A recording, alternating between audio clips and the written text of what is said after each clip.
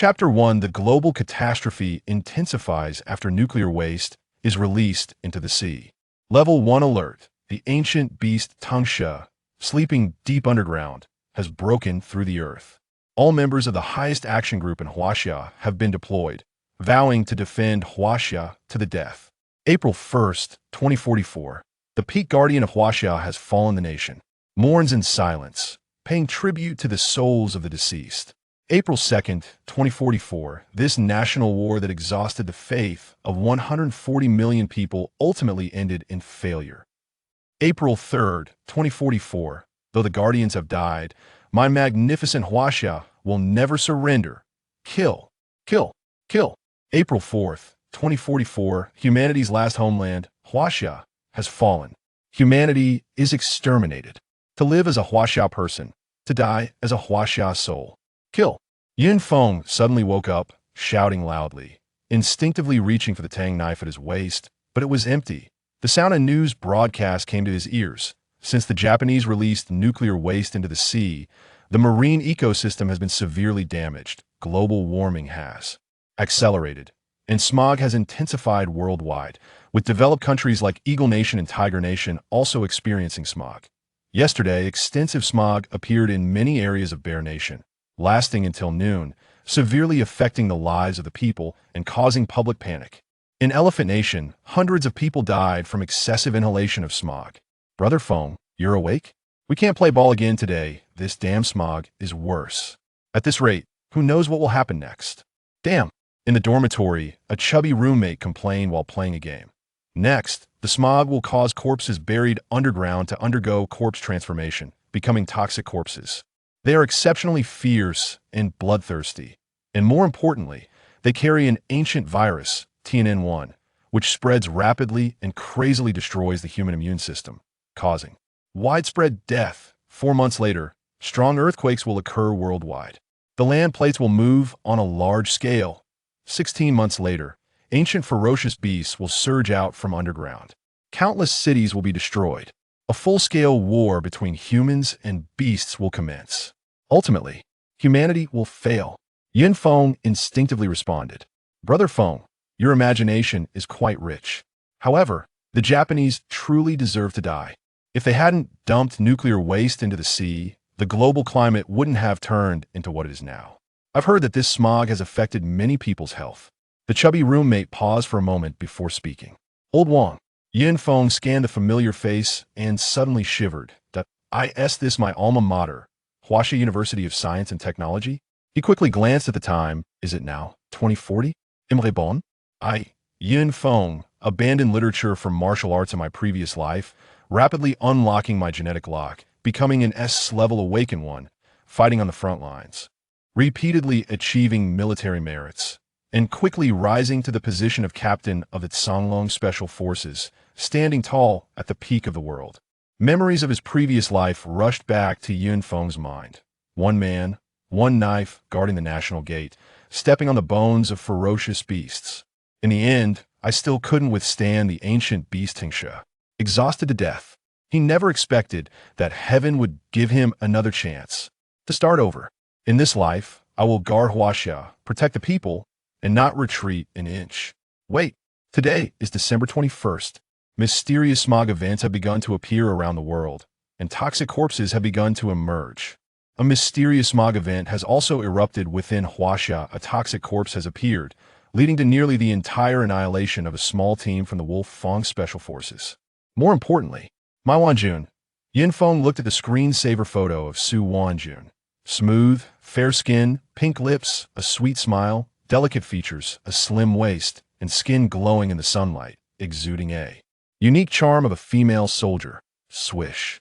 He abruptly stood up, his expression serious as he grabbed his roommate's car keys and dashed out. Old Wang, I'm taking your car. I have urgent business. Su Wanjun, his girlfriend, is also the captain of the Feng Special Forces. In his previous life, she was targeted by that damn toxic corpse. Not wanting to be humiliated, she detonated a high-explosive grenade and died on the spot. I must stop all of this from happening. Feng slammed the gas pedal, the sensation of acceleration hitting him instantly while forcing himself to stay calm, beginning to analyze and calculate the mysterious smog. Event occurred near Tawa Village at 10:30 a.m. Tawa Village is over 100 kilometers from the school. It's now 10 a.m. There are 40 minutes left. Boom, boom, boom. The roar of the engine suddenly erupted, attracting the attention of pedestrians on the street. Is this a domestic SUV? It's accelerating so fast. Is it 0 to 100 in 6 seconds? Feng's university was in the suburbs, with wide roads and few people, so there was no traffic jam. Along the way, he ran through dozens of red lights, overtaking hundreds of joint venture and imported cars, quickly catching the attention of the police who turned on their sirens, and began to chase point 160, 170. The speed continued to rise, and he was practically gambling with his life. The lives of the soldiers are more important. Faster, even faster. Feng forced a domestic SUV to yield a sense of speed and passion through the city. This special forces team is pursuing an international drug dealer from the Silver Triangle. In my previous life, they fought fiercely against the toxic corpses to protect the villagers of Tawa Village, suffering heavy casualties. They are national heroes, silently contributing, secretly guarding our safety. In this life, how can I let them perish? In Wanjun, she is a pillar of the nation, repeatedly achieving military merits, hailed as the king of soldiers and a legendary military figure of the past century. Her name is Gentle, but her combat power is astonishing, repeatedly turning crises into safety on small-scale battlefields. She is referred to as the Eastern Goddess of War by military forces around the world. She's also my beloved Feng. Wanjun, I cannot lose you. I cannot lose you. Boom. Thinking of this, he pressed the gas pedal to the floor, and the speed directly surpassed 200 km/h. Arrived. When Feng reached the vicinity of Tawa Village, the scene before him made his expression change. The area was shrouded in thick smog for miles, visibility completely obscured. Within 3 meters, they went in. Feng's expression became extremely serious. At the same time, amidst the thick smog, a group of soldiers in deep green combat uniforms were moving through. Captain, this is my last mission. After this, I can go home and hold my newborn daughter. She's already 3 months old, and I haven't held her once. A special forces soldier beside Su Wanjun, Zhou Wu, grinned and said, "Don't worry, I will ensure your safe return, so you can hold your daughter." Su Wanjun scanned the surroundings cautiously, responding, "This time the target is a major drug lord from the Silver Triangle, and his bodyguards are all international mercenaries. Don't be careless. Help. There's a monster." At that moment, faint cries for help came from not far away. Everyone else continued to pursue the drug dealer. "Old Joe, come with me to save the person. Quickly." Hearing this, Su Wanjun's pretty face changed, and she immediately moved toward the source of the sound with Zhou Wu. Whoosh, whoosh. At that moment, a white shadow hidden in the smog revealed blood-red eyes, fixating on Su Wanjun's delicate back, her slender waist swaying like willow branches, and her voluptuous hips, with a strong desire surging in its eyes. Then, Chapter 2, Save My Huaxia Soldiers. At the moment this white shadow was about to pounce on Su Wanjun. Beep, beep, beep, the sound of a car horn suddenly echoed through the haze. It was Feng. Hearing someone calling for help, he unhesitatingly pressed the horn and drove into the haze, simultaneously adjusting the sensitivity of the brakes to the highest setting. He did this to prevent hitting living people. Who's driving? Su Wanjun and Zhou Wu turned their heads sharply to look behind them. I could see that moment. The white figure had already vanished deep into the haze, disappearing without a trace. This damned haze will inevitably cause a surge in global traffic accidents and disrupt signals. It severely affects human production and life. It must be addressed. Zhou Wu spoke up. "First, save the person. Everything else can wait until this mission is over." Su Wanjun withdrew her gaze and continued on her way. Soon, they saw an old man who had fallen to the ground. Upon seeing Su Wanjun and Zhou Wu, the old man immediately shouted in terror, "Help! There's a monster!" "Monster?" Su Wanjun frowned slightly, feeling that something was off. She quickly took 3 steps to reach the old man and help him up, saying, "Don't worry, I'm a soldier. I'll safely take you away." Seeing Su Wanjun in her military uniform and hearing her steady and strong voice, the old man trembled, feeling reassured. He excitedly said, "The country has come to save me. I trust the country. I trust you. Let's go." Su Jun didn't dare to linger and immediately took the old man away. I could see that moment. A white figure suddenly sprang out of the haze, unexpectedly lunging at Su Jun with incredible speed. Who? Zhou Wu, responsible for keeping watch, saw the figure and immediately shouted a question. He didn't pull the trigger right away because he thought it was a person. Something's wrong. Why is it so fast? Captain, be careful. By the time he realized something was wrong, it was too late. He could only do his utmost to shield Su Jun thud. In the next moment, his arms were pierced through at the shoulder blades by two hands. You'd at that moment. Zhou Wu clearly saw the figure's appearance. Its face was extremely decayed, with disgusting worms crawling inside the skull, and it reeked of a strong smell of decay. Monster! He exclaimed in horror. Roar! The toxic corpse intended to incapacitate Su Jun's arms for easier subsequent violent acts, but it didn't expect to be blocked by the man in front of it. It immediately let out an angry roar, opened its gaping mouth, and its rotting flesh tore apart, reaching all the way to the ears. Then, it lunged for Zhou Wu's neck. Bang! At that moment, a gunshot rang out. Roar! Hit in the forehead, the toxic corpse immediately let out a painful howl, but did not die or retreat. Instead, it withdrew its hands, avoided the gun, and bit towards Zhou Wu from another angle. Not dead. Su Jun's expression changed, but there was no angle to shoot at the toxic corpse. Seeing Zhou Wu about to be bitten to death. Boom! However, in the next moment, an SUV suddenly sprang from the side, sharply changed direction, and crashed into the toxic corpse with great force. Bang! Roar! The toxic corpse was knocked away, letting out an even more chilling scream, which was terrifying. Seeing this scene, Su Jun was stunned, clearly not expecting Zhou Wu to be saved like this. Immediately, she quickly checked Zhou Wu's injuries, anxiously asking, Old Zhou, are you crazy? Why did you use your body to block the attack for me? Hee. Zhou Wu grinned, enduring the pain as he said, Captain, you are more useful alive than I am. You. Su Jun paused in her movements. At the same time, Yin Feng shook his slightly dizzy head, quickly rolled down the car window, and shouted, Jun, what are you waiting for? Chase. Its weakness is at the back of the head. Kill it. I'll take care of these two. Yin Feng, is that you? Seeing her boyfriend suddenly appear, Su Jun was taken aback. Quick, Chase. Yin Feng shouted again. Whoosh. Su Jun snapped back to reality and chased after it, disappearing into the thick haze in an instant. However, she did not find the toxic corpse.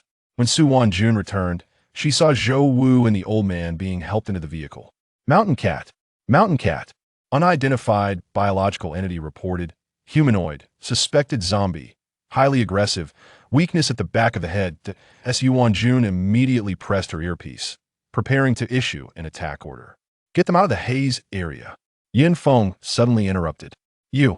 Su Jun frowned immediately, about to speak, but Yin Feng cut her off again. If the toxic corpse fights desperately, the soldiers will suffer heavy casualties. I trust my soldiers. Su Jun rebutted. You are betting the lives of the soldiers. And Yin Feng looked at his girlfriend's heroic demeanor, knowing her temperament, and quickly changed his tone, saying, if the toxic corpse doesn't fight desperately, it might hide underground or leave the haze area. Don't forget, there's Taohua village nearby. There are over 1,000 lives inside. They're just ordinary civilians. Hearing this, Su Jun fell silent.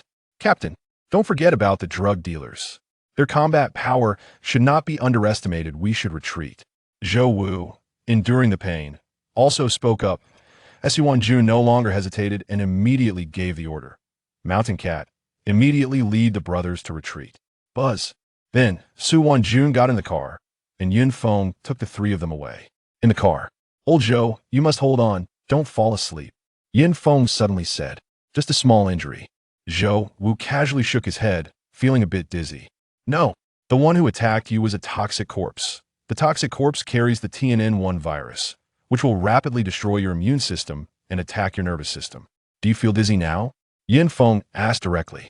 Yes. Zhou Wu frowned. Su Jun's face also tightened as she looked at Zhou Wu with concern. Next, your body will become extremely weak, your complexion pale, and you'll feel powerless. Then your body will stiffen, and your heart rate will drop. And finally, you may die, Yin Feng said. Hearing that Zhou Wu was in danger, Su Wanjun immediately asked, Yin Feng, how do you know all this? Also, how did you know we were here? I will explain it to you later. Right now, save old Zhou first. Yin Feng didn't have time to explain. Su Wanjun suppressed her doubts and asked, how do we save him? Shouldn't we take him to the hospital? No. The TNN1 virus spreads extremely quickly. If we take him to the hospital, it will rapidly spread and endanger the lives of ordinary civilians. Yin Feng shook his head and said, moreover, the hospital doesn't have the corresponding medication to treat old Zhou. What should we do? Su Wanjun's face turned anxious. Chapter 3. Desperate Moments. Blood Battle with a Poison Corpse. Poison Corpse. Yin Feng quickly drove the car out of the area shrouded in mysterious haze. Then suddenly spun the car around and stopped, coldly staring at the mysterious fog, saying, kill it. Then we will have the raw materials to solve the virus. Whoosh, whoosh. Immediately, several special forces soldiers walked out from the mysterious haze area. Wanjun, get ready to do 3 things now. Seeing this, Yin Feng issued orders without hesitation.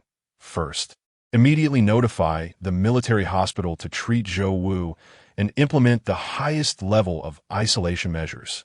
This virus can cause organ failure, and they must do their utmost to extend Zhou Wu's life.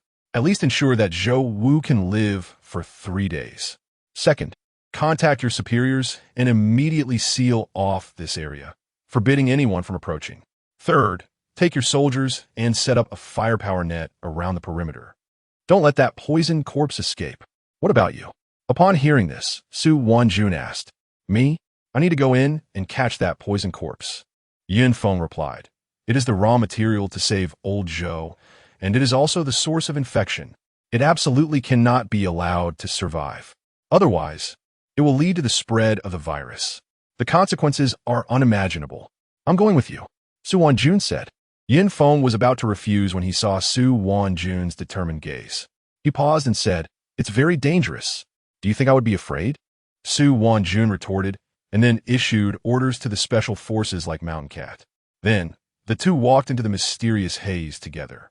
It was a male corpse, who must have been a lecher in life, now senseless but still retaining his lecherous nature. You need to be careful. It might attack you again. Yin Feng took a military dagger, casually playing with it in his hand with exceptional skill, while reminding, you are too beautiful. It can't help itself. At this moment, Su Wanjun was dressed in military uniform, her female soldier aura evident. Her figure was graceful and tall, with a firm chest, a slim waist like a willow, and a full, soft backside that seemed ready to burst from her clothing. Looking down, her long, straight, rounded legs were taut and powerful, exuding endless temptation. Definitely a top goddess. Really? Upon hearing this, Su Wanjun glanced at Yin Feng and then asked, just now it ambushed me.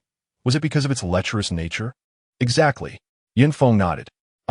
Just then, a scream came from deep within the mysterious haze. It must be that group of drug dealers. Let's go. Su Wanjun rushed forward, but Yin Feng couldn't keep up. After all, Yin Feng had yet to unlock his genetic lock and was merely an ordinary college student with poor physical fitness. Seeing this, Su Wanjun didn't dare to rush too fast, fearing that Yin Feng would be left behind. When they reached the source of the sound, there was only a corpse with its heart ripped out. It's a mercenary from the drug dealer. Su Wanjun's beautiful eyes narrowed, her expression serious. The poison corpse is using these people's flesh and blood to heal its injuries.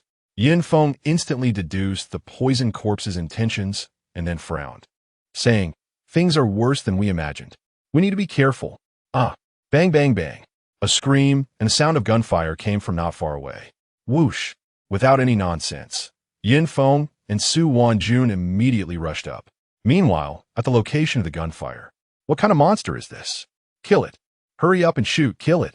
The drug dealer's face was filled with terror, and the 2 remaining mercenaries by his side were no longer their usual fierce selves. This strange monster was the first they had ever seen. Not only could it hide well in the haze, but it also seemed to have no weaknesses and was completely unafraid of bullets. How can we kill it? Retreat. Get out of this hellhole. Oh my God. I would rather be caught by the Chinese military than die in the mouth of this Easter monster. It's too terrifying.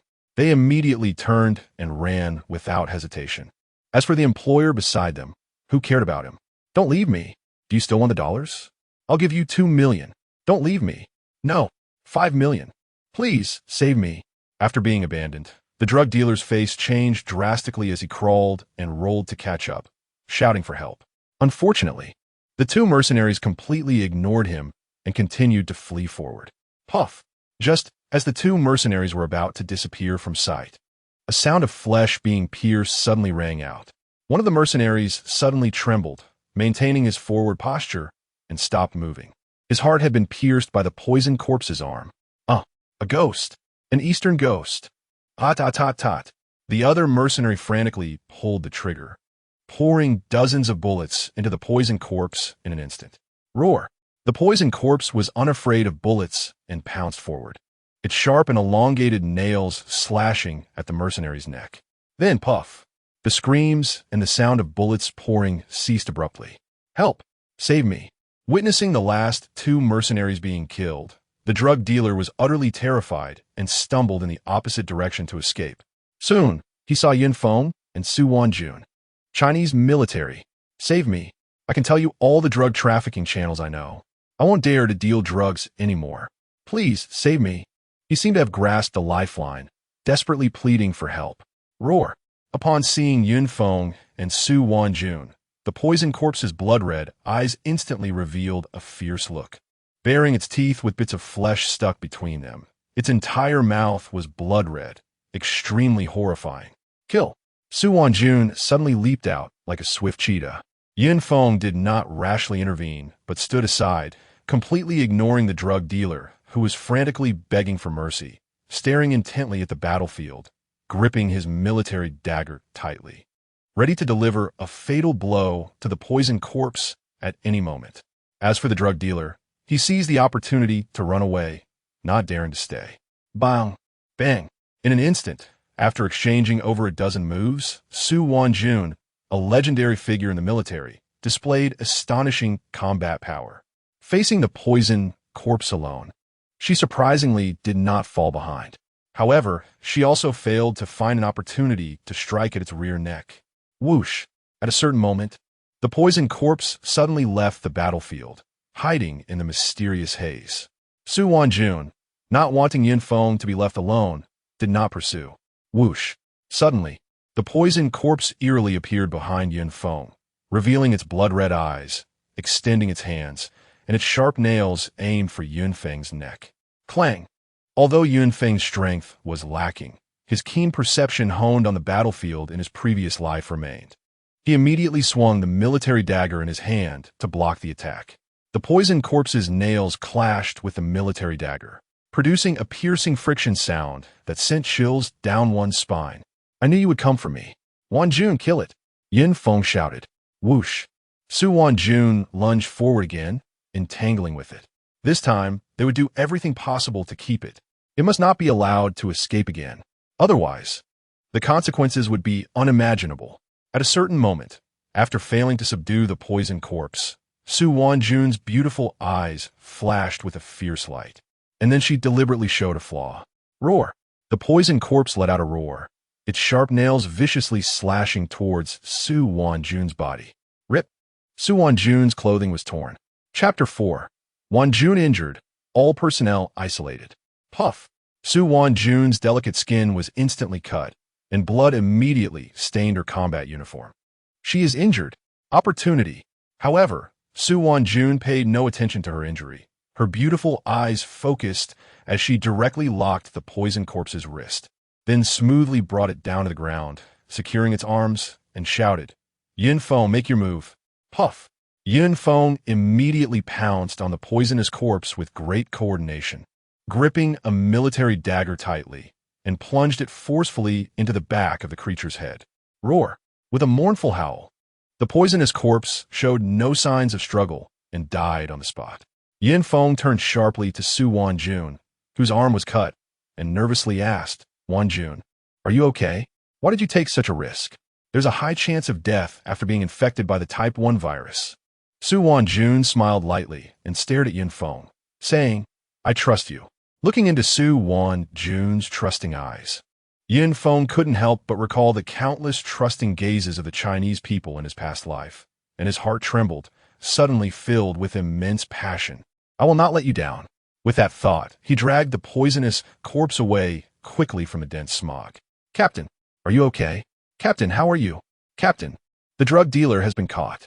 Seeing the black blood appearing at the wound on Su Wan Jun's arm, the group of Sanglong Special Forces soldiers anxiously inquired. Don't worry. With me here, she will be fine, Yin Feng replied. You?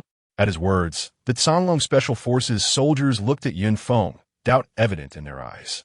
Just then, Su Wan Jun took the initiative to grab Yin Feng's hand. The soldier's eyes widened in disbelief, glancing between Su Wan Jun and Yin Feng, and then said, The captain likes pretty boys? The captain really likes handsome little boys. The captain has a boyfriend. I'm going to be heartbroken. Hearing the increasingly absurd comments from his teammates, Su Wan Jun's face turned serious as she glared at them and said, This poisonous corpse was killed by him. At her words, the soldiers' gazes toward Yin Feng changed instantly, losing some contempt and gaining more respect. In the military, the strong are always respected. Old Zhou's life was also saved by him. Su Wan Jun added, Salute. With a swift motion, the Sanglong Special Forces soldiers saluted Yin Feng in unison, expressing their gratitude. Thank you. Unexpectedly, Yin Feng suddenly stood straight, like a javelin, and returned an extremely standard military salute. This instantly caught everyone's attention. You are the steel great wall of the nation. You are the strong guarantee of peace. Without you, how can we sons of China stand tall? So, you must not have any accidents.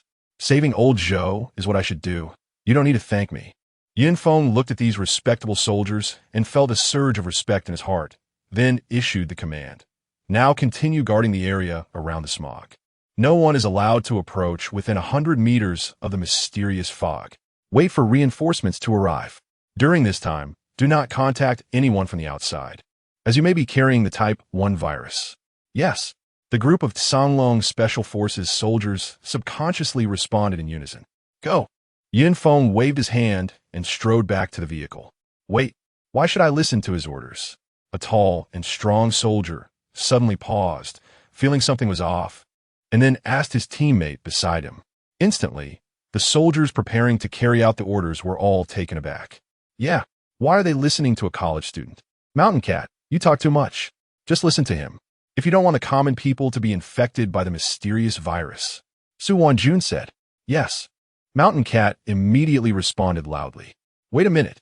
Just then, Yin Feng got out of the vehicle, holding a stack of medical masks. Distribute these. Make sure to take proper precautions. Yes. Mountain Cat took the masks and subconsciously followed Yin Feng's orders, turning to distribute them. Yin Feng didn't even look back. He trusted the soldier's execution ability, turned around, and got back into the vehicle, then looked at Zhou Wu and the old man wearing masks and asked, Why didn't you go out for some fresh air?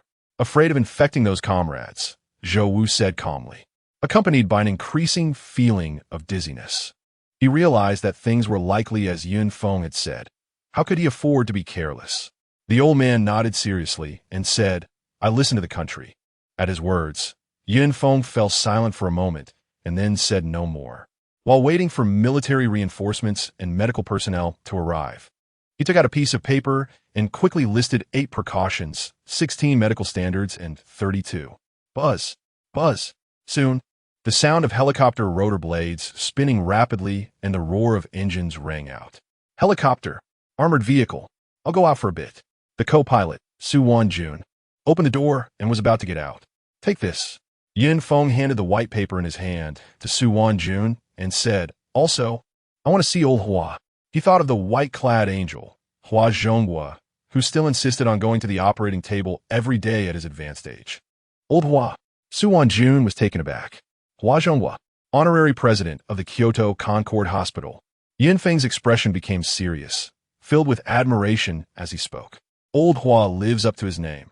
He is loyal to the country, not greedy for fame and fortune. Selfless, with unyielding integrity. This made Su Wan Jun furrow her brows, a hint of hesitation and difficulty flashing in her eyes. Wan Jun, you must have a way, Yin Feng said. Stirring intensely isu venunya. This virus spreads extremely easily and has a very high mortality rate.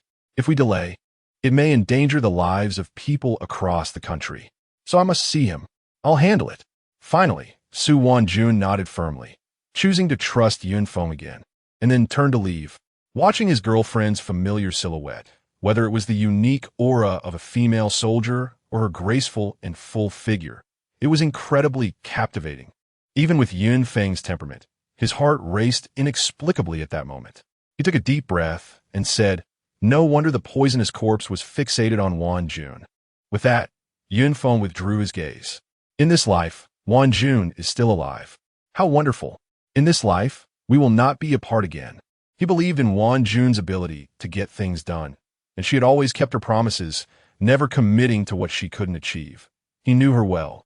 Finding a bottle of hand sanitizer from the armrest, he washed his hands, then took out a notebook and began to write vigorously.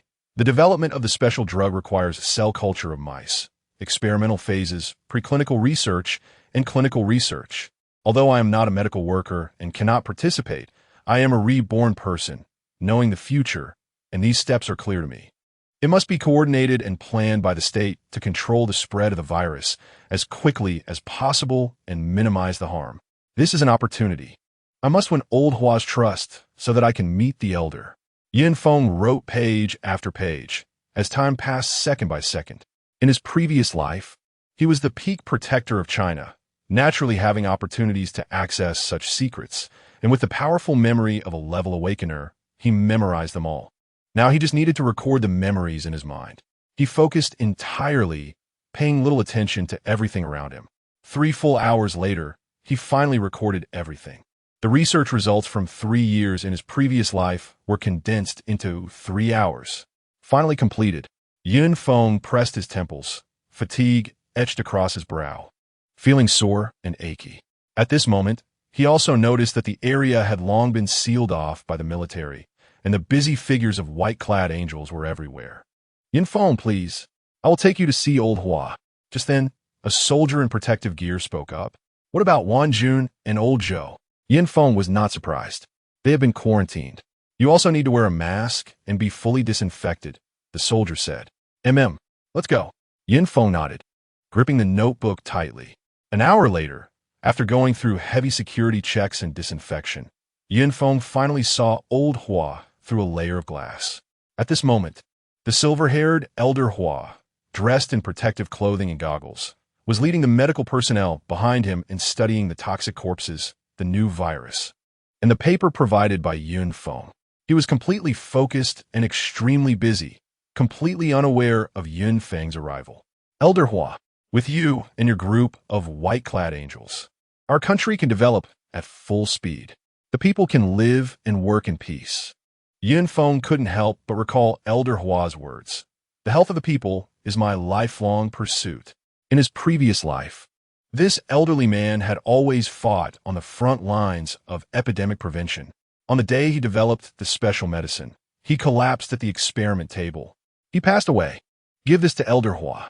Taking a deep breath, he handed the notebook to a soldier beside him.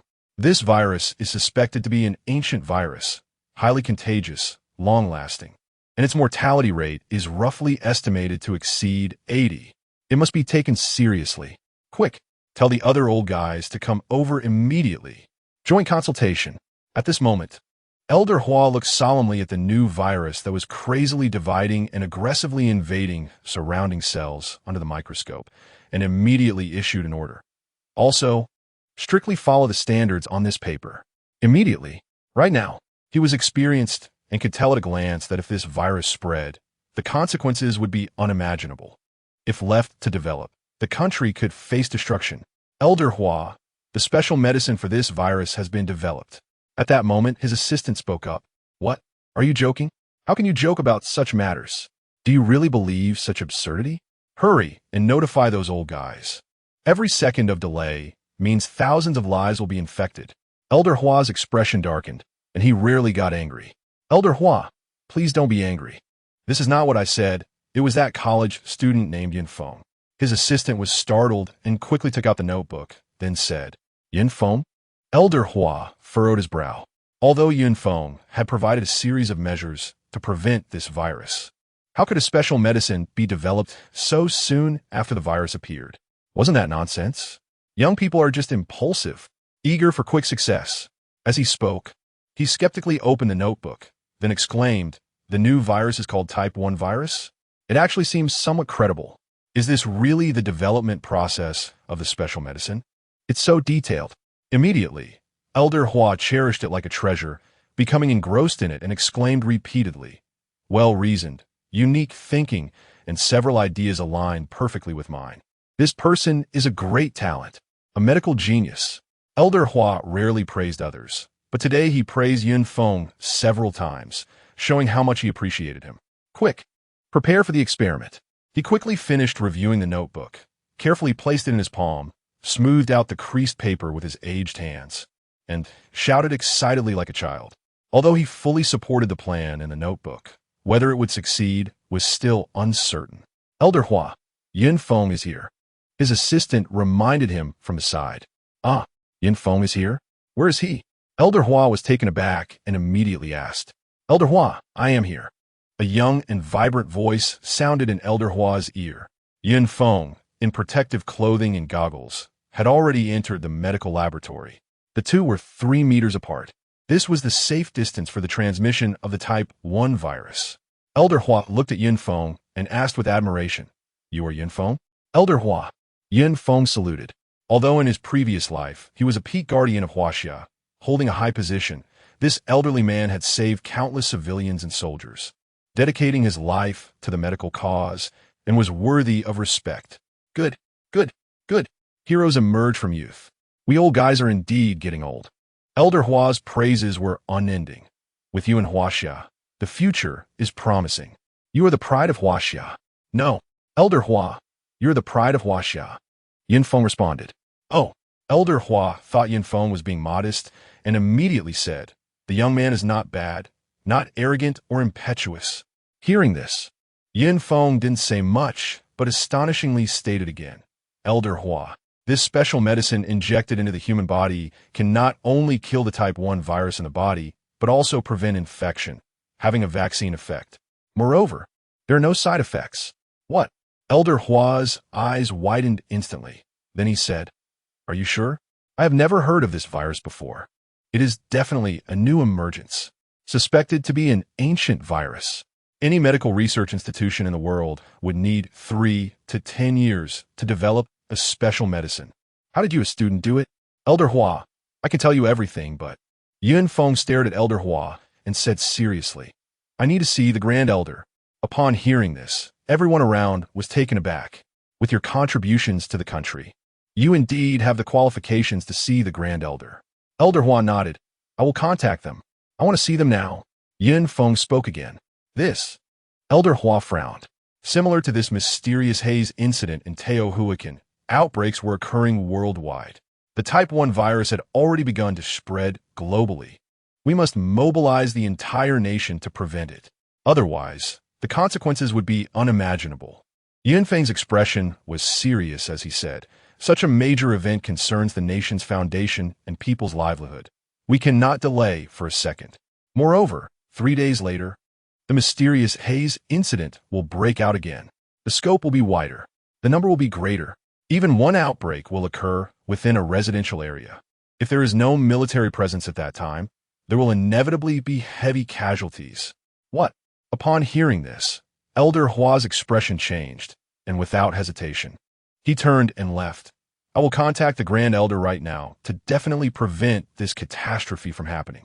Whether it is the impending epidemic or the mysterious haze incident, both are crucial matters related to the nation's foundation. We must be cautious." Watching Elder Hua's back, Yun Feng's expression was determined. The mysterious haze incident. The special medicine for treating the Type 1 virus. With these 2 powerful cards, the Grand Elder would definitely meet him. Half an hour later. "Let's go." Several special forces in protective clothing and goggles took the Grand Elder away. Soon, after layers of security checks and disinfection, Yun Feng and Elder Hua confirmed they were not carrying the virus before being brought into a room, separated by a thick layer of tempered glass. He saw a quaint and elegantly simple office, along with that familiar figure. Yin Feng, for safety reasons, we cannot communicate face-to-face with the Grand Elder. Please understand. Elder Hua explained. This room has been specially treated, and even with the thick glass, we can communicate normally with the Grand Elder. Yin Feng understood. He nodded, looked at that figure, his eyes getting warm, filled with reverence, instinctively tensing his body, standing straight, and giving a standard military salute. Grand Elder. In his previous life, it was this aged figure who resolutely stood with his one. For billion citizens, not retreating a step, vowing to defend Huaxia. In the final battle, he personally led millions of troops to fight against the ancient beast army, killing millions of beasts, the blood on his waist, swords still fresh. How could such a leader not command respect? Governing the country and ensuring peace, protecting the people. How could such a leader not inspire admiration? Today, there have been a total of 78 mysterious haze incidents reported worldwide. Toxic corpses have appeared. The virus is rampant. You have developed a special medicine. This is a great achievement. The Grand Elder returned the salute and spoke. On behalf of the people of Huaxia, I salute you. The old man did not show any contempt for Yin Feng because of his age. Instead, he offered him the courtesy befitting a national hero. The special medicine was not developed by me, Yin Feng stated honestly. Oh, the old man's gaze sharpened at his words. Hua Zhongwu frowned and asked without reservation. If it wasn't you, then who? Hua Lao. Yin Feng looked at Hua Lao with respect in his expression. It was you. Me? How could I not know? Hua Lao was taken aback, somewhat confused. If you give me 5 years, I could confidently develop a special medicine for the type 1 virus. No, you took 3 years. Yin Feng replied. On December 21st, 2043, you developed the special medicine. Unfortunately, the type 1 virus had already wreaked havoc, and even a third-generation mutant strain had appeared, inflicting heavy damage on humanity.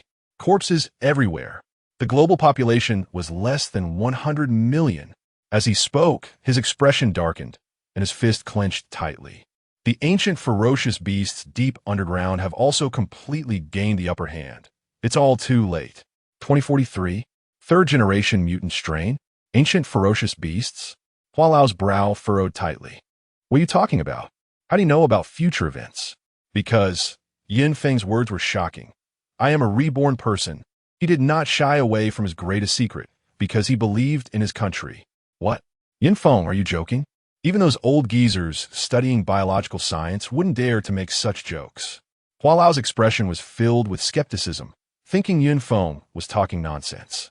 Your grades in school were good, but they have nothing to do with the medical field. At that moment, the old man glanced at the files that had just been delivered and suddenly spoke up. Your family has produced many capable individuals, but it's impossible to develop a special medicine so quickly. Yet you managed to do it. It's indeed unbelievable. However, the idea of rebirth is too absurd. How can you make us believe it? It's now 3:45 p.m. on December 21st. The next moment, Yin Feng glanced at the time and directly said, in 10 minutes, a robbery incident will occur on Shenfu Street in Dongling District, Linjiang City. In 25 minutes, a queue-jumping incident will happen in Sakura Country. In 38 minutes, a shooting incident will occur in the state of Jian in Eagle Country, resulting in 22 deaths and 3 injuries. In 51 minutes, a once-in-a-thousand-year severe haze will break out in Mengjia Country, causing several mysterious disappearances, with bloodstains and strange saliva appearing on the ground. Is that enough? Send someone to keep watch. The old man immediately issued the order. Elder, while this is happening, I want to personally verify the effect of the special medicine. Upon hearing this, Hua Lao immediately spoke up. The old man nodded. Hua Lao then excitedly took his leave. Seeing this, Yin Feng shook his head helplessly. This was Hua Lao, a lovable and respectable person. 10 minutes later, report to the elder of a robbery incident has occurred on Shenfu Street in Dongling District, Linjiang City. 25 minutes later, report to the elder, a queue-jumping incident has occurred in Sakura Country. When Hua Lao excitedly rushed into the room, he loudly said, it's effective. The infected white mice with the type 1 virus have shown signs of body stiffness and a rapid decrease in heart rate. After taking the special medicine, These conditions have significantly improved within 10 minutes. Upon hearing this, the old man's aged hand suddenly tightened into a fist, and he stood up abruptly, staring at Yin Feng and asking twice, "Are you really a reborn person? Let me ask you, what was the future of Huaxia in your last life?" The virus ravaged. Disasters occurred frequently. Ferocious beasts were everywhere. The country was on the verge of collapse. Yin Feng elaborated on the memories of his last life without reservation. Finally, he clenched his fist tightly and said painfully, Chapter 7 National Conference. In my last life, I was the peak guardian of Huaxia, entrusted by the elder to lead the highest action team to confront the ancient ferocious beast army.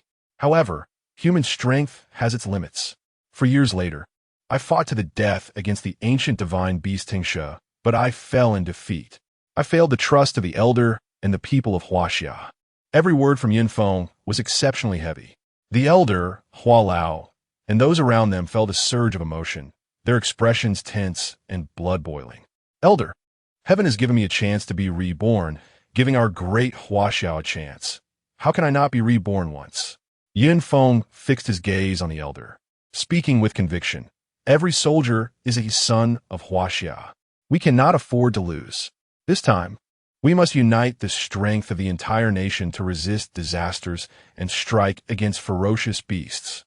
This time, I do not wish to see the people of Huaxia slaughtered by ferocious beasts, nor do I want to see family members fighting to the death over a piece of bread. Elder, time waits for no one. Upon hearing this, the elder was deeply moved, a terrifying majesty emanating from him as he fixed his gaze on Yin Feng, his eyes shimmering with wisdom. Yin Feng, you must have a plan, right? Yes. Yin Feng nodded and then recounted his plan. Half an hour later, relay the order.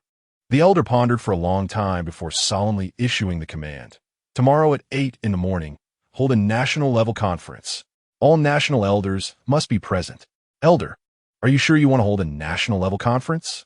Hua Lao beside him asked, his expression serious as he confirmed, since the founding of the country, a national-level conference has never been held. Do it immediately, the elder said without hesitation. Afterward, Yin Feng drove back to campus. Old Wang, your car keys. The car crashed. When Yin Feng returned to the dormitory, he was about to apologize when Old Wang, who was playing a game, directly stood up and interrupted him. Damn, Feng Ge, are you okay? I'm fine, your car. Yin Feng felt warmth in his heart. The cost of repairs for domestic cars is quite low. It wouldn't cost much. Plus, you know my family has situation. We're not short on that little bit of money. You can mess with this car as you like. Just treat me to a meal later. Old Wang waved his hand, nonchalantly shrugging it off, then took the car keys and went downstairs. Seeing this, Yin Feng smiled and didn't say much. Instead, he took out his computer, opened a domestic graphic software, and began to draw a specific blueprint. Old Wang's car had already been repaired by a skilled worker from a military factory, and that worker even did a simple modification, making the appearance more intimidating, which suited Old Wang's taste.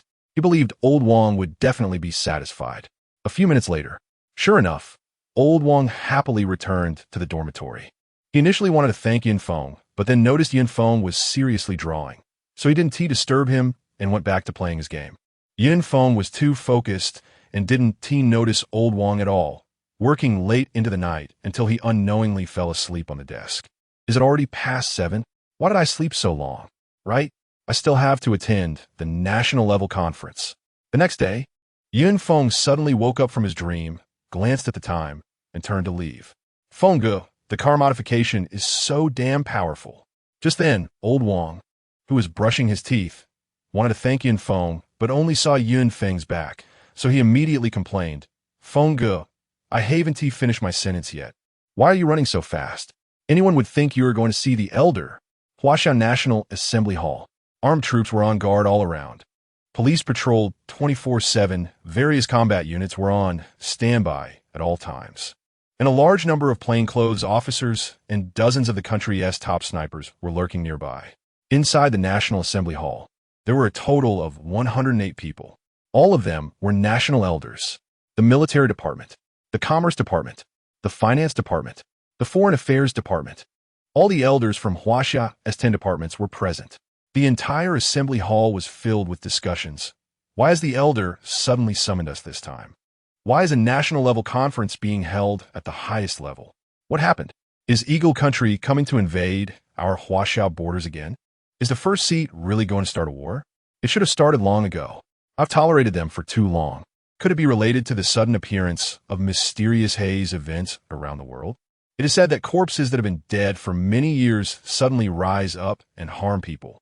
They are invulnerable. Their power is immense. Fortunately, I didn't arrive late. The moment I stepped into the Parliament Hall, Feng glanced at the time. It was exactly 8 o'clock in the morning.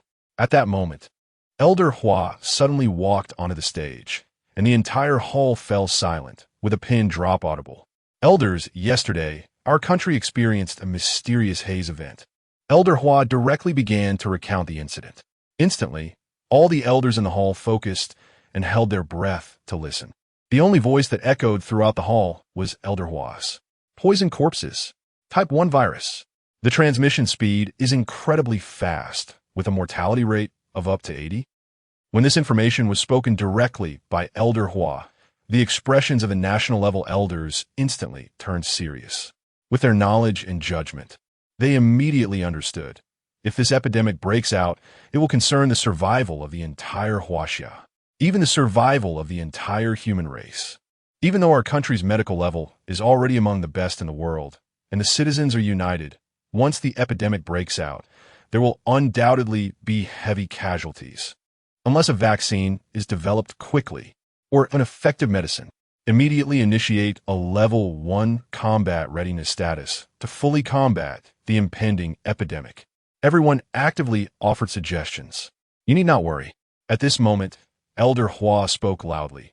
The special medicine for the type 1 virus has already been successfully developed. Wow! Upon hearing this, the entire Parliament Hall first fell silent, then erupted into a commotion. Elder Hua is indeed a remarkable patriot. With Elder Hua here, Huaxiao has nothing to fear. The one who developed the special medicine is not our Huazhong nation, but him, Feng. Elder Hua's words were shocking, looking towards Feng, who was sitting in the corner of the meeting room. How could this be possible? Elder Hua, this joke is not funny at all. This is the Parliament Hall. How can one speak carelessly in front of the first seat? The development of vaccines and special medicines cannot be achieved by one person. Do not deceive us who do not understand medicine. He is still a student, right? What qualifications does he have to do this? Besides, this is Huaxia's highest level meeting. How did a student get in here? How ridiculous. National level elders naturally did not believe it. This is absolutely true. The first seat personally confirmed it, but did not provide any explanation. The identity of the reborn is too sensitive and cannot be leaked. The national-level elders naturally would not doubt the first seat's words, and for a moment, they were in shock and confusion. Could it be that there are truly geniuses who are born with knowledge in this world?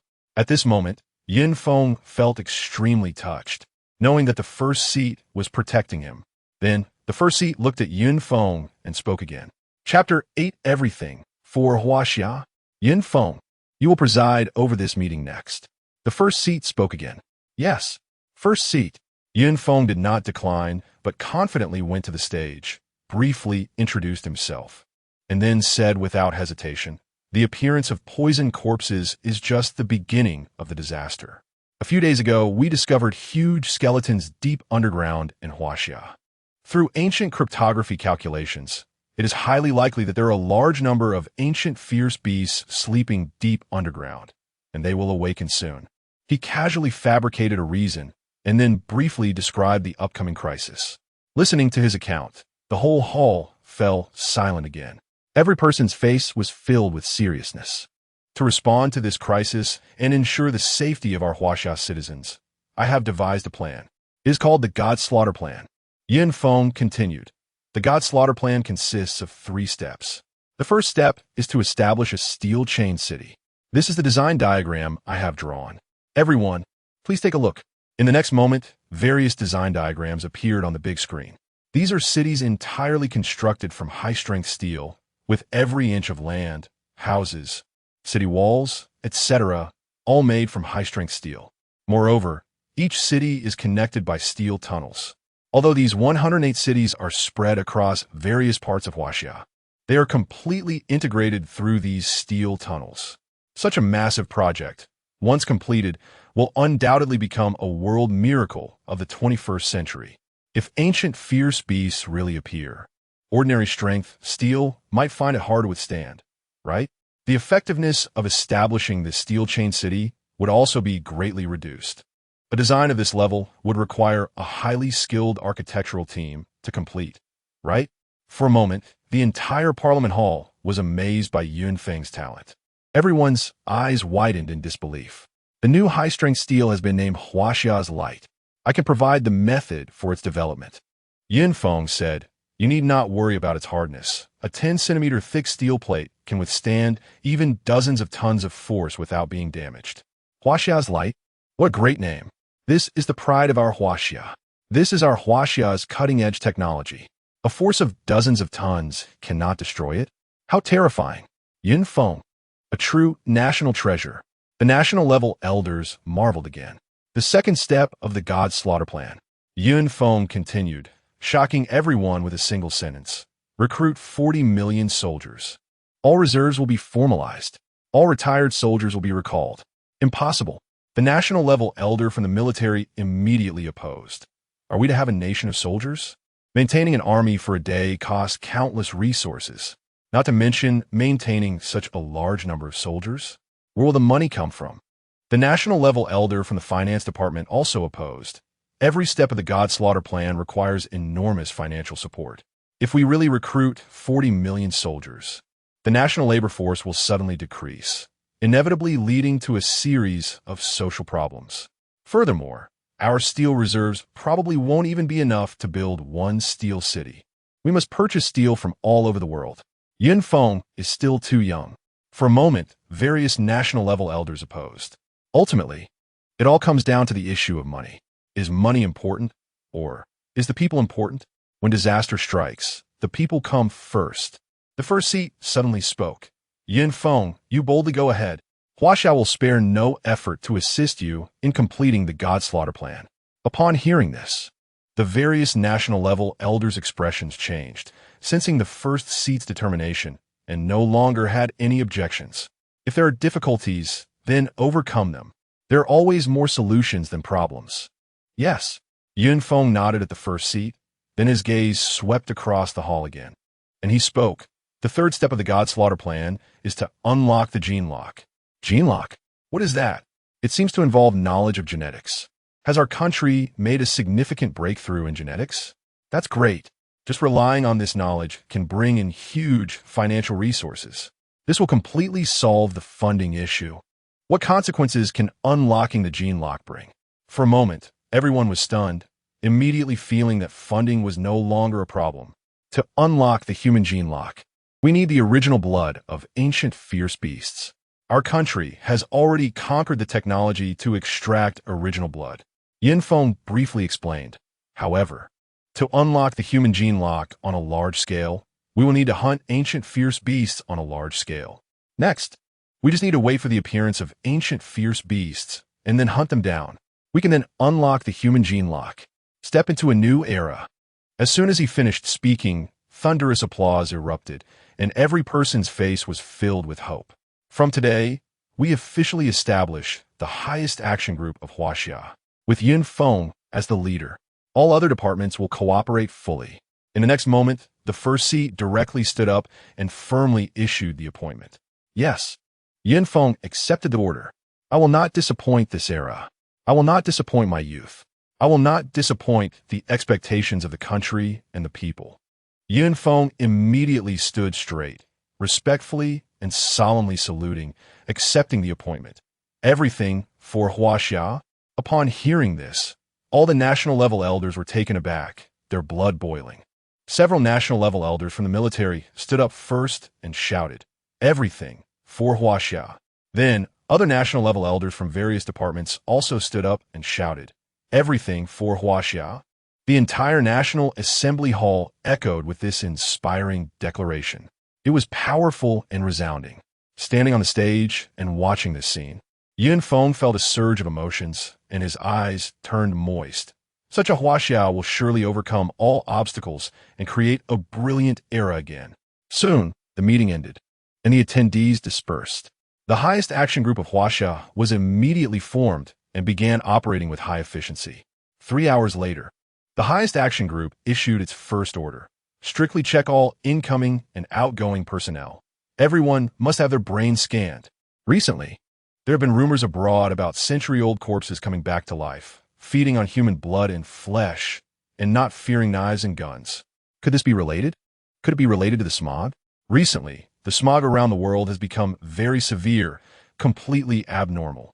What is really going on? What has happened? I should just stay at home, honestly.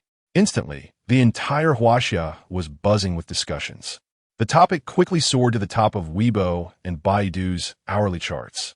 In no time, the whole world turned its eyes to huaxia. Then, foreigners mocked coldly. What kind of nonsense is this ancient Eastern country up to now? The East, where inferior races live, full of disasters. Even God wants to abandon them. I heard that their moon isn't as round as ours. Oh my God, how amazing! Chapter 9. Feng takes action. Worshipping foreigners. Meanwhile, half an hour after the order was issued, people on the streets and alleys of various provinces and cities, even in villages, strictly adhered to the epidemic prevention requirements, with banners set up at the village entrances and alleyways. Click, click. Old Wang was filming the situation on the streets and quickly sent it to the dormitory group, tagging everyone. Brothers, pick up your keyboards and start the battle. This footage was personally filmed by me. You must fiercely counter those foreign trolls. Beep beep. At this moment, Feng was strategizing and preparing for the 3 mysterious smog incidents that would occur in Huaxia in 2 days. Suddenly, he heard the notification sound from his phone and opened it. Huh. The citizens of our country are responding to the call, as always. After clicking to watch Old Wang's video, he nodded calmly. Soon, Feng finished arranging his tasks and found some free time to go online to see what was happening. Baidu's Hot Search Top 10. The highest action group was established with the power to mobilize all resources. This is Huaxia's execution power. The foreign moon isn't round, but our moon is even rounder. After a few minutes, Feng couldn't help but smile faintly and said, Freedom? Where in this world is there absolute freedom? Freedom without rules will only bring chaos. These foreigners always love to live in their own world, looking down from high position. It's truly laughable, pathetic. You will cry when the time comes. After saying this, he was too lazy to continue paying attention to the matter and instead looked at his assistant beside him, saying, Secretary Chun, arrange something immediately. I need to go. He was going to the location where the mysterious smog incidents would break out to investigate personally. Yes. Secretary Chun immediately drove to the airport. More than 2 hours later, at the international airport, the temperature measurement area at the exit became noisy. Why should I be forced to have my brain scanned? I am a citizen of the great eagle country. I came to your huaxia to discuss cooperation. A white man was pushing against the healthcare workers blocking his way, speaking fluent English, arrogantly shouting, Zhou Fan, if your huaxia has no freedom like this, then we don't need to cooperate. Hearing this, Zhou Fan, dressed in a well-fitted suit, was sweating profusely, smiling apologetically while looking at the healthcare worker beside him, saying, This doctor, I am the general manager of Dongxing Group. Here is my business card. I wonder if we can make an exception? As he spoke, he subtly tried to slip her some money. Sir, please cooperate with our work. The healthcare worker immediately frowned, pushing away Zhou Fan's bribe, and said, According to regulations, every foreigner entering Huaxia must be quarantined and have their brains scanned. No exceptions. Don't think of some crooked ways. You little girl, what are you talking about? What's crooked about it? Your name is Lin Yin, right? I will complain about you. Let you lose your job. Do you believe it? After being refused, Zhou Fan felt embarrassed, his face stern, and he began to shout, Please cooperate with our work. The healthcare worker, named Lin Yin, young and inexperienced, had never encountered such a scene, her eyes filled with tears, yet she still maintained a friendly attitude and insisted. She knew about Dongxing Group, which has several multinational companies, all of which are Fortune 500 companies. Ordinary people cannot afford to offend them. However, she had to be responsible for her work and for the citizens behind her. She absolutely could not compromise. At that moment, the white man from the Eagle country suddenly said in English, "What a backward country. I will never come again." "Mr. Peter, please wait a moment. With me here, you certainly won't have to have your brain scanned. I have already contacted the group president. He will be here soon." Zhou Fan quickly smiled apologetically. The white man, Peter, looked at the other incoming foreigners to Huaxia, who were cooperating obediently, and casually cursed. A bunch of weak East Asian sick men. Wow. In an instant, the citizens who had been choosing to endure around them exploded. "What did you say? Say it again if you dare. Calm down. Calm down." The surrounding guards finally arrived and stepped forward to block the impending conflict. "Your Huaxia's technology is backward, the machines are old, and the radiation is severe. Whoever gets scanned is a fool. If you willingly have your brain scanned, what else could you be but a weak East Asian sick man?" Peter looked at the guards protecting him with disdain in his eyes. He relied on the powerful Eagle country. The weak Huaxiao would not dare to let him suffer even a bit of harm. They had to protect him, and he could freely insult the Huaxiao people while being protected. He was already familiar with such things and was not afraid at all. "You are lying. Since the order was issued, all the machines in our hospital have been completely updated. We are using the latest generation of radiation-free machines," Lin Yinyan retorted. "Oh." Hearing this, Peter looked at Lin Yinyan, who was arguing with reason, and a smirk appeared on his face as he suddenly kicked out. In the chaos, no one noticed this scene. Bang! Ah! Lin Yinyan's small body was kicked, and tears immediately fell from the pain. More importantly, the immense force caused her to stumble and fall to the ground. The surrounding chaotic crowd was caught off guard and could not react in time, and it looked like a serious stampede incident was about to occur as they were about to step on Lin Yinyan. At this moment, Peter revealed a sinister smile and kicked out again. Whoosh! Just at this critical moment, Feng rushed over. Click! He kicked Peter on the side of the knee while pulling Lin Yinyan out of the crowd. Peter's right leg bent unnaturally, letting out a piercing scream as he fell to the ground. This scene instantly stunned the people around, and Zhou Fan's expression changed as he hurriedly approached to check. "Mr. Peter, are you okay?" Don't touch me. Don't you dare touch me. It hurts. It hurts." Peter rolled on the ground, shaking from the pain. Thank you. Thank you, cough cough."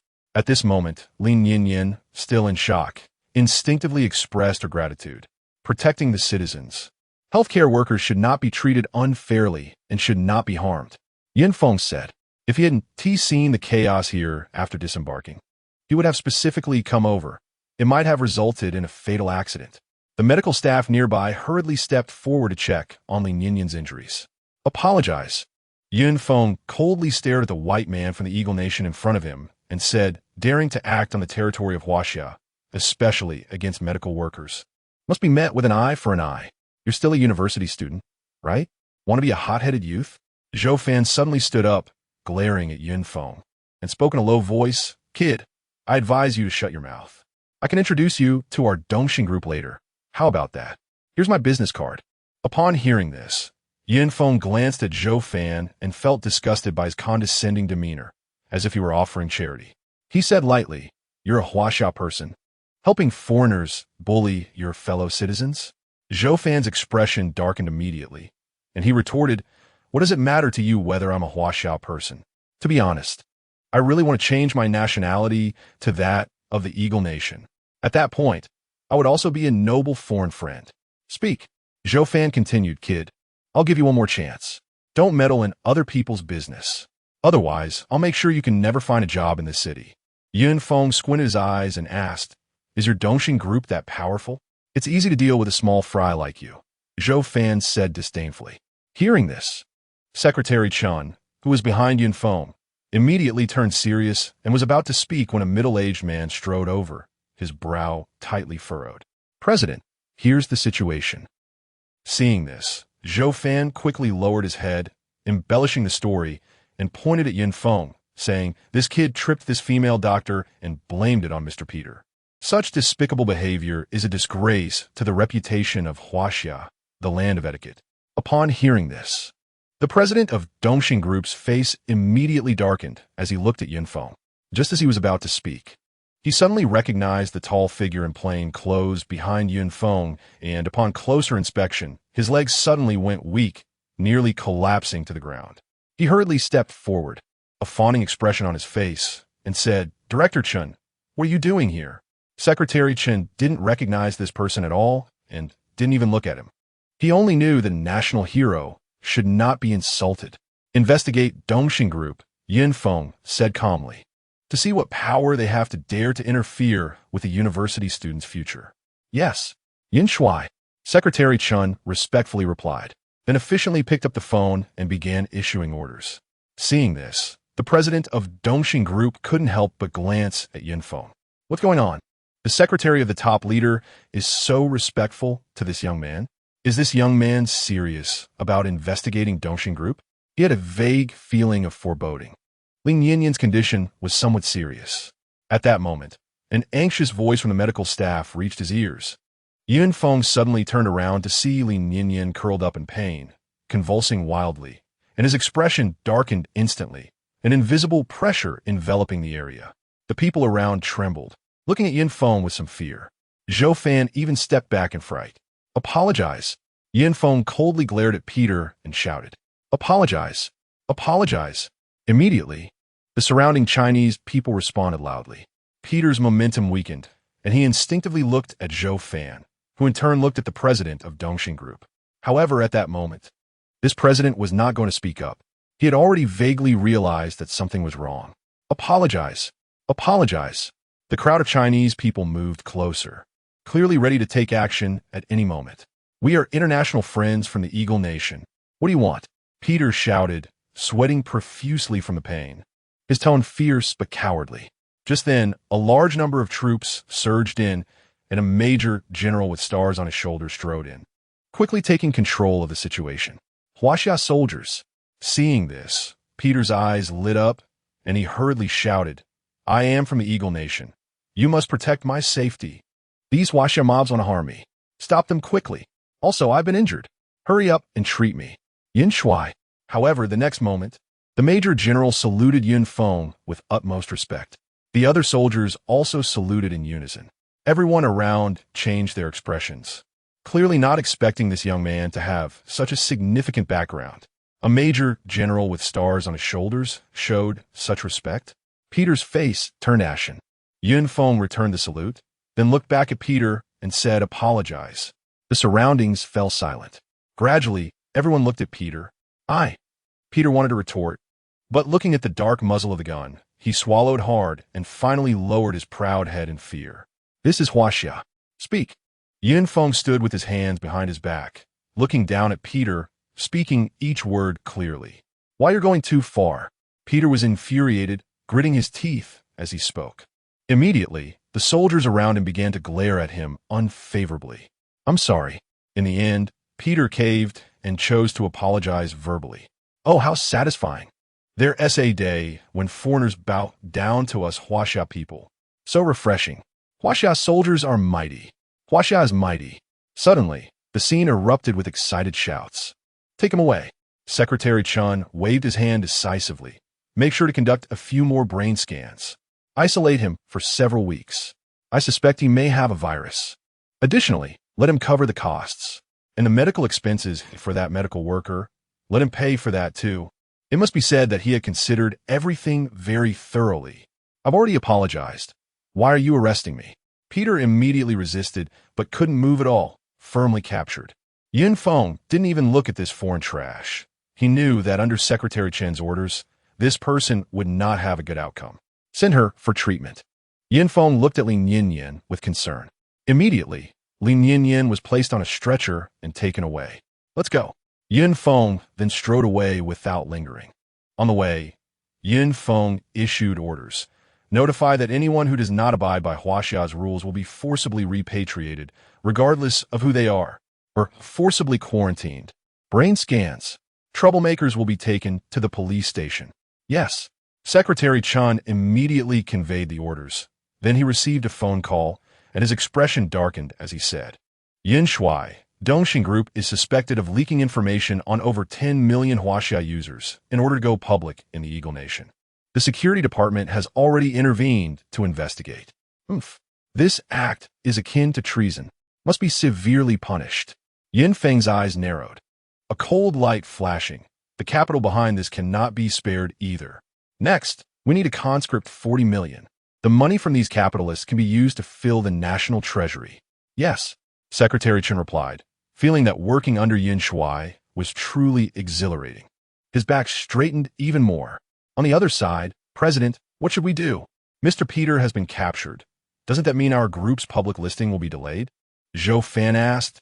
Shouldn't we find a way to rescue Mr. Peter? Can you use your brain? The military has been deployed. How can we rescue him? Are you going to rescue him? Zhou Fan immediately didn't dare to speak further. I feel that things are not that simple. The president of Dongxing Group felt increasingly uneasy. What should we do? Zhou Fan was at a loss. Return to the company first. The president of Dongxing Group's words had just fallen when suddenly the phone rang. The president of Dongxing Group was startled, picked up his phone, and quickly connected the call. Soon, his face turned extremely grim. Slap!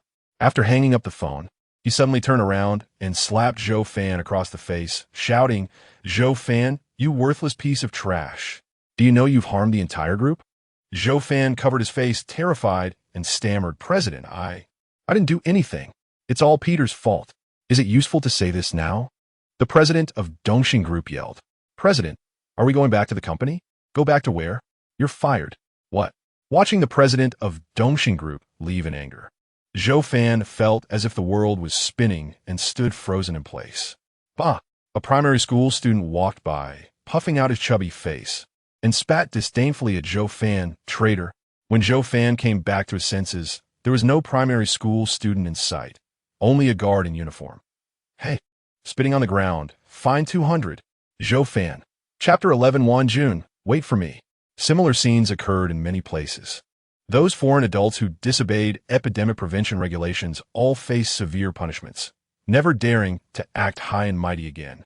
This time, China showed an extraordinarily strong stance. Suddenly, major forums were in uproar. Meanwhile, the massive machinery of the Chinese state was operating frantically. Various tasks were proceeding in an orderly manner. Medical equipment like brain machines, training for medical staff, and preparations for conscription across various locations. As for Yun Feng, his top priority was to respond to the imminent outbreak of 3 mysterious haze incidents. On December 24th, 2040, at a military camp in the Central War Zone. Bang! 3 special teams were conducting drills. Each team consisted of 5 members, forming a combat unit, with 1 person holding a shotgun and 4 engaged in close combat. The close combat specialists used only military knives and other cold weapons. The combat techniques were simple and clear, fast, accurate, fierce. All attacking targets had only one, the enemy's back of the head. Moments later, the drills concluded, and Yun Feng nodded in satisfaction. 3 points of requirements. First, strictly follow the plan I set. Second, ensure that there are no unauthorized personnel in the areas where the 3 mysterious haze incidents break out. As for the third requirement, he looked at the 3 special teams, standing with his hands clasped behind his back on a high platform, and said, You are the finest soldiers of China, and after these 3 days of special training, you should know how to deal with toxic corpses. Therefore, you must come back alive. Not a single one missing. Swish! Yun Feng saluted with a standard military salute and shouted, Wish you victory. Salute. Swish. The 3 special teams, nearly 200 people, saluted in unison. From any angle, they formed a straight line, flawless. Depart. Yun Feng immediately issued the order. Instantly, the 3 special teams rushed towards the areas shrouded in mysterious haze. Those areas had already been completely sealed off. Yin Shuai was at ease. These special soldiers were the best in China, fully aware of the weaknesses of toxic corpses, and had undergone special training targeting the back of the head, and they were all thoroughly familiar with the terrain. There would be no problem. Secretary Chen spoke up. If everything is executed according to plan, there won't be any issues. But who could have predicted any changes? Yun Feng said calmly, Until things are settled, we cannot relax. Inform the surrounding troops on alert for the 3 mysterious haze incidents not to be careless. Especially the toxic corpses, they must not be allowed to escape. Yes. Secretary Chen nodded solemnly and turned to leave. 2 hours later. It's here. Yun Feng stared intently at the monitors before him. where haze was beginning to appear in all three screens. According to his memories from the previous life, the haze would suddenly become extremely dense in just over an hour, and toxic corpses would begin to appear. The first mysterious haze outbreak was near a chemical plant. The second mysterious haze outbreak was near an old residential area. The third. Just as he was recalling, a voice suddenly sounded in his ear. Yin Shuai, Secretary Chen reported from the side. Just now, team leader Su Wanjun of the Songlong special team suddenly fainted. Her organs began to fail, and her condition worsened rapidly. They are currently in emergency rescue and urgently need a special medicine. What? Hearing this, Yin Feng abruptly turned around and stared at Secretary Chen, asking, didn't she inject the special medicine? What happened? In the past few days, he had been so busy that he didn't check on Wanjun after learning she was fine.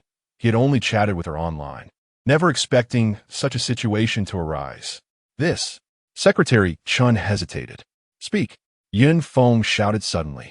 In the next instant, Secretary Chen felt an overwhelming pressure, making it hard for him to breathe, and hurriedly said, Team Leader Su did not inject the special medicine. Huh? How is that possible?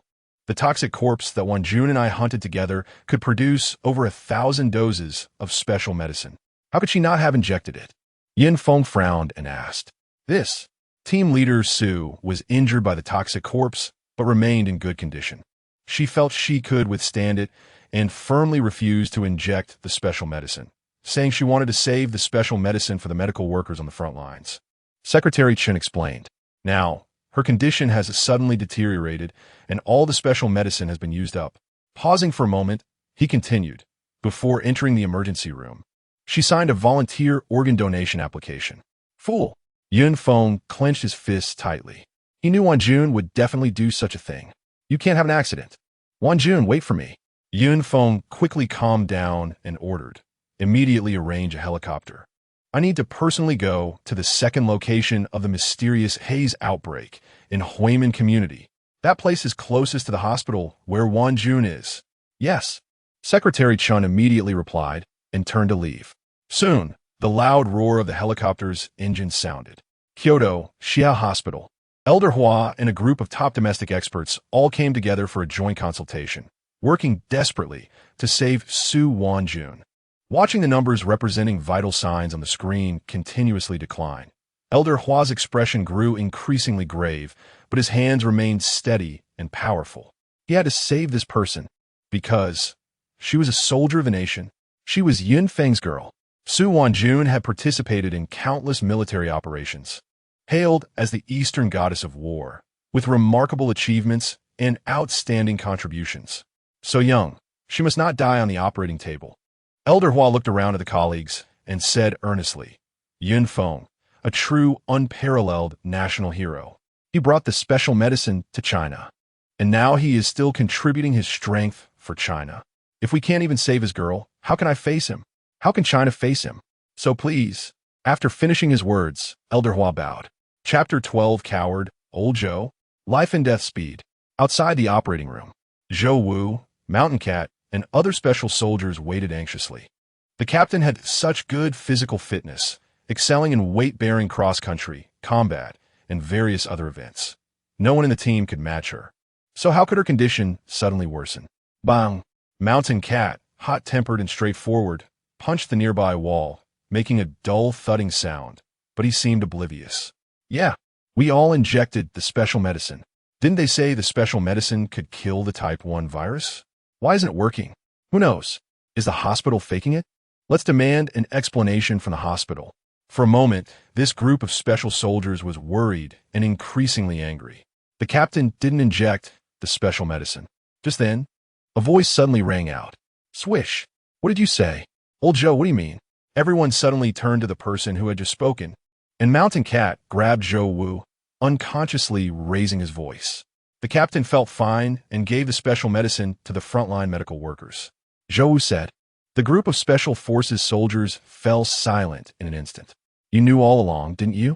Why didn't you stop the captain? If it comes to it, give my special medicine to the captain. The captain is injured and needs the special medicine to survive. I'm fine if anyone should donate the special medicine. It should be me. Mountain Cat suddenly grabbed Zhou Wu by the collar, furious. My captain won't let me tell you. Zhou Wu said. I can't go against the captain. Don't you know his temperament? Your Mountain Cat was about to explode with anger, pushed Zhou Wu away, and punched the wall beside him. The immense force causing the wall to tremble again, the tiles on the wall slightly loosening. At that moment, a Special Forces soldier rushed over and said, Mountain Cat, Old Zhou, there's another mysterious haze incident near Kyoto. There are toxic corpses in the mysterious haze. Toxic corpses are the raw material for the special medicine. If we capture the toxic corpses, we can save the captain. Mountain Cat's eyes lit up, and he rushed out. Brothers, let's go. Catch the toxic corpses. Save the captain. Mountain Cat, we're still in quarantine. Going out could infect ordinary citizens. Don't act recklessly. Moreover, without orders, we cannot act on our own. Old Zhou immediately stopped him. Are you afraid to go? Mountain Cat pushed Old Zhou away and shouted, Zhou Wu, you coward. I've misjudged you. If you're afraid, don't stand in my way. Otherwise, don't blame me for being rude. You Old Zhou was about to speak when suddenly a general with 3 golden stars on his shoulder strode over. What's all this noise about?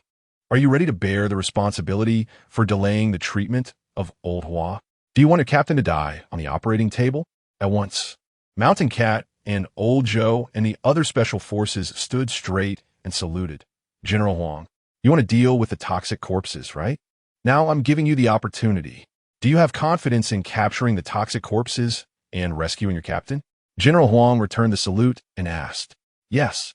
Hearing this, Mountain Cat and Old Zhou and the other special forces all looked pleased and replied in unison. Good. Depart immediately. Your equipment is on the helicopter. Buzz. Buzz. Soon, fully armed, Mountain Cat, Old Zhou, and the other special forces arrived at the Huimin community, lined up with knives, ready to strike like a pack of cheetahs. Buzz. Buzz. At that moment, another helicopter flew in. Whoosh. Whoosh. Then everyone saw a seemingly weak figure, who, without waiting for the helicopter to land, skillfully descended, moving extremely fast. Isn't that the captain's boyfriend? What's he doing here? His movements are quite standard and skilled. Looks like he is trained, but he lacks strength. Seeing this, Mountain Cat raised an eyebrow and said, Your first mission is to protect Commander Yun. The second mission is to hunt the toxic corpses. General Huang immediately instructed. Commander Yin? Mountain Cat was taken aback, muttering softly. I sent this kid, just a college student? You are soldiers personally appointed by Commander Yin. Don't embarrass the Songlong Special Operations Team. General Huang said. Yes. Mountain Cat and the others replied in unison. Depart. Yin Feng quickly approached, saluted, and issued orders directly. Before Mountain Cat and the others could react, Yin Feng dashed into the mysterious haze. Mountain Cat and the others were stunned for a moment, then hurried to follow. 2 things. First, during the battle, you must obey my commands. No dissent. Second, the weakness of the toxic corpses is at the back of the head. Their strength and speed far exceed that of ordinary people. Even your captain can only fight them to a standstill through combat skills. Yin Feng said while sprinting into the mysterious haze. Remember, you must resolve the toxic corpses as quickly as possible. The reason Yin Feng called Mountain Cat and Old Zhou and the others was for 2 reasons. First, they are currently the best special forces in China. Second, they have all been injected with the special medicine and are not afraid of infection. Moreover, they have encountered toxic corpses and have some combat experience, especially Old Zhou, who has fought against toxic corpses personally. Yes, Old Zhou replied loudly. Mountain Cat and the other special forces, however, looked skeptical and did not respond immediately. Anyone who disobeys orders, leave now. Yin Feng glanced at Mountain Cat and the others, his expression instantly cold and imposing. Yes. Mountain Cat and the special forces were suddenly taken aback, intimidated by Yun Feng's authority, and all replied. This time, the area covered by the mysterious haze reached over 1,800 square meters, surrounded by residential areas, with complex terrain and many houses. There are no ordinary citizens in the residential area, only our comrades, a total of 60 people. There will be 6 toxic corpses, one of which is a deceased human, and the remaining 5 are deceased pet dogs and cats. Yin Feng quickly explained the situation. The toxic corpses will appear in about 15 minutes. However, Chapter 13. Luring the toxic corpse dog 1. June can't wait that long. Yin Feng said, "We must find a way to lure them out." The toxic corpses haven't appeared yet. How do you know? Mountain Cat retorted. Yin Feng suddenly looked at Mountain Cat and said, "Mountain Cat, if you have any more unnecessary words, I will have you discharged early. Then, how will you explain it to your grandfather?" You Mountain Cat's pupils dilated in disbelief and asked, "How do you know about my grandfather?" Then, seeing Yin Feng's narrowed eyes, he immediately shut his mouth, not daring to say another word. Yin Feng was once the captain of the Songlong team, and he understood Mountain Cat very well. Mountain Cat's grandfather was a soldier who participated in border wars, 80 years old, with a deep love for the country, holding a high position in the family. Mountain Cat has been afraid of his grandfather since he was a child. Take this. Immediately, Yin Feng took out a small bag of dog food from his pocket, threw it to Mountain Cat, and commanded, "Scatter it on the ground in a straight line leading to the corridor." According to his memories from the previous life, one of the toxic corpses in this mysterious haze incident really liked to eat dog food. He planned to use this point to lure it out from underground. This is... Mountain Cat was about to ask why, but suddenly thought of something and hurriedly tore open the packaging, doing as Yin Feng commanded. "Old, go tell the other special forces ambushed here that we will lure a toxic corpse out in the East Unit of Building 1 in Huimin Community, and let them act according to the original plan. Don't worry about us. For your safety, you will follow them and do not return alone." Yin Feng looked at one of the special forces and ordered. Yes, the special forces soldier codenamed Old turned and left. "Old Zhou, you take the other two and ambush in the corridor. Act on my command." Yin Feng then looked at Zhou Wu and commanded. Yes, yes. Zhou Wu turned and led the other two into the corridor. 2 minutes later, everything was set up. According to the time, there were still 13 minutes before the first toxic corpse would appear. I wonder if this method can lure the toxic corpse out early? Yin Feng tightly gripped the three-edged military dagger in his hand, his body tense, ready to act at any moment. Time passed second by second. Mountain Cat beside Yin Feng became a bit anxious, because every second that passed meant more danger for the captain. On the contrary, Yin Feng remained exceptionally calm and composed. He suppressed his inner worries entirely, knowing that his current concerns were useless. He had done everything he could, and it was better to focus on doing the next things well. They're coming. At a certain moment, a faint chewing sound came from nearby. Yin Feng's pupils suddenly contracted, his body half-crouched, and his legs slightly bent. Seeing this, the bobcat immediately entered a state of combat. Creak, creak. The chewing sound grew closer, and Yin Feng focused intently on the last few pieces of dog food in front of him. That was at the corner of the hallway, the blind spot of a zombie dog. As long as the zombie dog turned the corner to eat those few pieces of dog food, it would be the moment for Yin Feng to issue the attack order. Creak, creak. The chewing sound continued to approach. The nerves of Yin Feng and the others were also becoming increasingly tense. Thud! A massive shadow finally appeared before Yin Feng, the bobcat, and Lao Zhou. It was a large dog, severely decayed, with bones clearly visible. Its bones were black, and its teeth, also black, were dense, sharp, and glimmered with a chilling light, making one shudder. Inside its jaw, a mass of maggots wriggled, further inducing nausea. Attack! The two sides exchanged glances, and Yin Feng was the first to issue the attack command. Boom! A special forces soldier holding a shotgun abruptly pulled the trigger. The immense impact caused the zombie dog to be blasted away before it could react. Whoosh! Whoosh! Then, Lao Zhou and another special forces soldier leaped forward like cheetahs, their military knives swinging down fiercely. Clang! Clang! Just as the zombie dog landed, it was struck with 2 blows, producing clear sounds of metal colliding.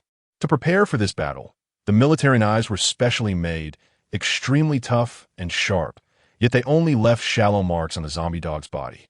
Roar!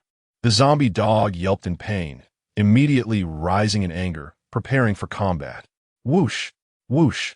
Yin Feng and the bobcat had already closed in. Clang! The military knife in the bobcat's hand was heavy. His strength was his greatest asset. He struck the zombie dog's back, causing it to stumble and crash back to the ground. The area that was struck was torn open, revealing wriggling black worms within, and the spine was somewhat deformed, leaving deep indentations. Whoosh! Yunfeng's attack followed closely, not missing the opportunity created by the bobcat. Roar! Hearing the zombie dog's wretched screams, Yunfeng remained extremely calm, his grip on the triangular military dagger steady. Seeing this, the bobcat couldn't help but raise an eyebrow. Clearly, he hadn't expected this seemingly weak college student to be so outstanding, with mental fortitude that was no less than his own, which surprised him greatly. Clang! Then, to his further surprise, Yunfeng struck true. He pierced the zombie dog's occipital region. Incredibly precise. My strength isn't enough. I can't kill it. At that moment, Yunfeng's pupils contracted. The triangular dagger was lodged in the zombie dog's occipital bone, unable to penetrate further or be pulled out. Roar! The zombie dog, under the threat of excruciating pain and death, suddenly unleashed a tremendous force, struggling violently to escape, then lunged forward. At this moment, Yunfeng did not let go. Gripping the triangular dagger tightly, the zombie was right before him. The hope of saving Wanjun was right in front of him. He would not let this opportunity slip away. Whoosh! Then, he was actually dragged out by the zombie dog. Be careful. No one had expected this scene. And the expressions of the bobcat, Lao Zhou, and the other Special Forces soldiers changed dramatically. They could see that Yunfeng had rich combat experience and strong psychological resilience. But his physical capabilities were too weak. Even though the zombie dog was heavily injured, battling it alone would be extremely perilous for Yunfeng if anything happened to him. Remembering General Huang's instructions, they dared not hesitate and rushed out fiercely. Whoosh! Whoosh! At this moment, Yunfeng was unaware of the reactions of the bobcat and Lao Zhou. He only knew that this move was extremely risky, and any negligence could threaten his life. Gripping the triangular dagger tightly, he exerted all his strength to stab deeper. If he could go deeper, he could kill this zombie dog. However, just then, the zombie dog suddenly. Chapter 14. Extreme solo kill roar. With each step the zombie dog took, it dragged Yunfeng along, and coupled with Yunfeng's exertion, the triangular dagger in the zombie dog's occiput shook violently, piercing deeper, causing it more pain and bringing it closer to death. Therefore, it leaped up suddenly, slamming its back against a large tree. It aimed to crush Yunfeng. Opportunity. Yunfeng's pupils contracted. He was unconcerned about his own safety and keenly realized this was an opportunity to completely kill the zombie dog. He exerted all his strength, aligning the palm of his hand against the tip of the triangular dagger's handle, then straightened his arm. Bang! When his body violently collided with the tree, the massive recoil was transmitted through his shoulder to his arm, then to his palm area, ultimately acting on the triangular dagger. Thud! In the next moment, the sharp triangular dagger instantly penetrated the zombie dog's occiput. Roar! With a roar, the zombie dog's body trembled violently, its internal strength retreating like the tide. Dead. Conversely, Yunfeng, under the immense impact, sustained serious injuries to his shoulder and palm, rendering his entire right arm unable to exert force, hanging limply at his side. Bang! Then, he fell heavily to the ground, quickly getting up, disregarding his injuries, grabbing the zombie dog's corpse, and sprinting toward the area shrouded in mysterious fog. However, the previous battle had drained most of his strength, and his speed was now severely limited. I'm coming. Lao Zhou was the first to reach Yunfeng's side, extending his hand for the zombie dog's body, looking at Yunfeng with deep respect and admiration, solemnly promising, "Don't worry, I will get the zombie dog's body to the hospital immediately. Say the captain." Yunfeng knew his condition and did not overexert himself, simply nodding in agreement. Then looking at the two other Special Forces soldiers who arrived afterward, saying, "You two follow Lao Zhou. Ensure that no other zombie dogs take the corpse along the way." Yes, yes. The other two Special Forces soldiers immediately nodded emphatically. Let's go. Lao Zhou turned and left without hesitation, dragging the zombie dog's body as if it were nothing. At the same time, he looked back at the bobcat, commanding, "Bobcat, protect him." Rest assured, the bobcat nodded seriously.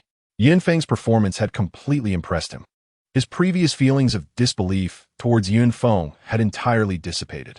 Whoosh, whoosh. Soon, Lao Zhou, along with the other two Special Forces soldiers, escorted the zombie dog's body away, with Yun Feng and the bobcat following closely.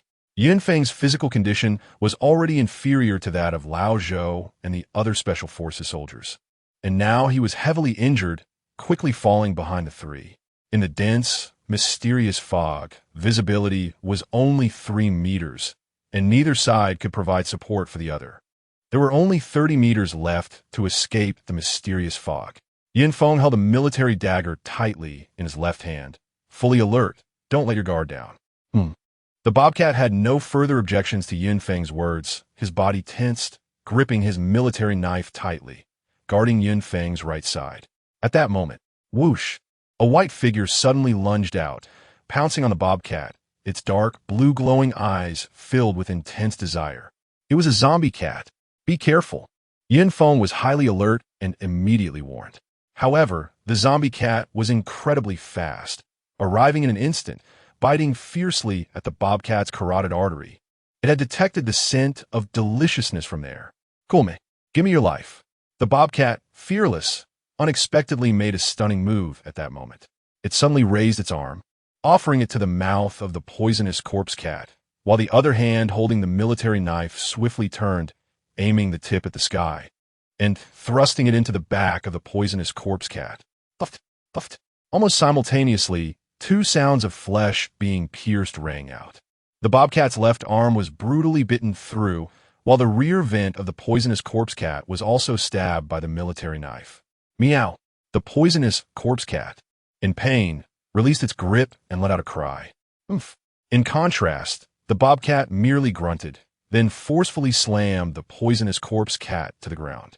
It's worth mentioning that the handle of the military knife was aimed at the ground. Puffed, puffed. At the same time, the poisonous corpse cat flailed its limbs wildly, its sharp claws instantly leaving 8 bloody gashes on the bobcat, deep enough to see bone. Puffed. Immediately after, the knife handle touched the ground, and then the sharp blade was completely buried into the body of the poisonous corpse cat, with the tip protruding from its back of the head. Meow. The poisonous corpse cat let out another tragic scream and died on the spot. Dead. My nickname is Bobcat. Can't I kill you, a domesticated cat? Huh. The bobcat's momentum was overwhelming, like a god of war, as it pounded its chest and shouted, "Come on, bring it on. Does it hurt?" Yun Feng, seeing that the bobcat was not in life-threatening danger, secretly breathed a sigh of relief. Then his gaze fell on the wound on the bobcat's chest, and he asked, "Hiss." The bobcat's momentum weakened immediately, and it cried out in pain, "It hurts." Seeing this, Yun Feng was quite helpless, too lazy to pay attention to the bobcat, and quickly turned to leave. With poisonous corpses appearing one after another, their continued stay in the mysterious fog was too dangerous. "I'm injured. How can you bear to leave me behind? Just now I was protecting you." Although the bobcat was cheeky, its actions were not slow at all, closely following Yun Feng, fully alert and ready for battle. Roar, bang, kill. Suddenly, sounds of shotguns, the cries of poisonous corpses, and the shouts of soldiers came from behind them. The battle was on again. Whoosh! When Yun Feng and the bobcat left the area shrouded in mysterious fog, numerous gun barrels were suddenly aimed at them, even a large number of arrows. Obviously, the military had thought of many ways to deal with the poisonous corpses. Many cold weapons were all utilized. When they saw it was Yun Feng and the bobcat, the guns and arrows finally moved away. Buzz! Yun Feng and the bobcat then saw that the helicopter had taken off. Da-da-da. Medical personnel in protective suits approached, beginning to treat Yun Feng and the bobcat. "Captain Yun." General Huang immediately stepped forward and saluted respectfully. "General Huang." Yun Feng instinctively tried to salute with his right hand, but couldn't lift it at all, so he chose to salute with his left hand and said, "Arrange the helicopter immediately. I need to go to the hospital. Medical work will be done on the helicopter." "Yes." General Huang nodded, gave a nod to the bobcat, and then turned to arrange for the helicopter. The bobcat beside him was completely confused. This little boyfriend of the captain seems to be extraordinary. Chapter 15, I Can't Live Without You. You, on the helicopter. The bobcat looked at Yin Feng and couldn't help but ask, Yin Feng, what exactly is your identity?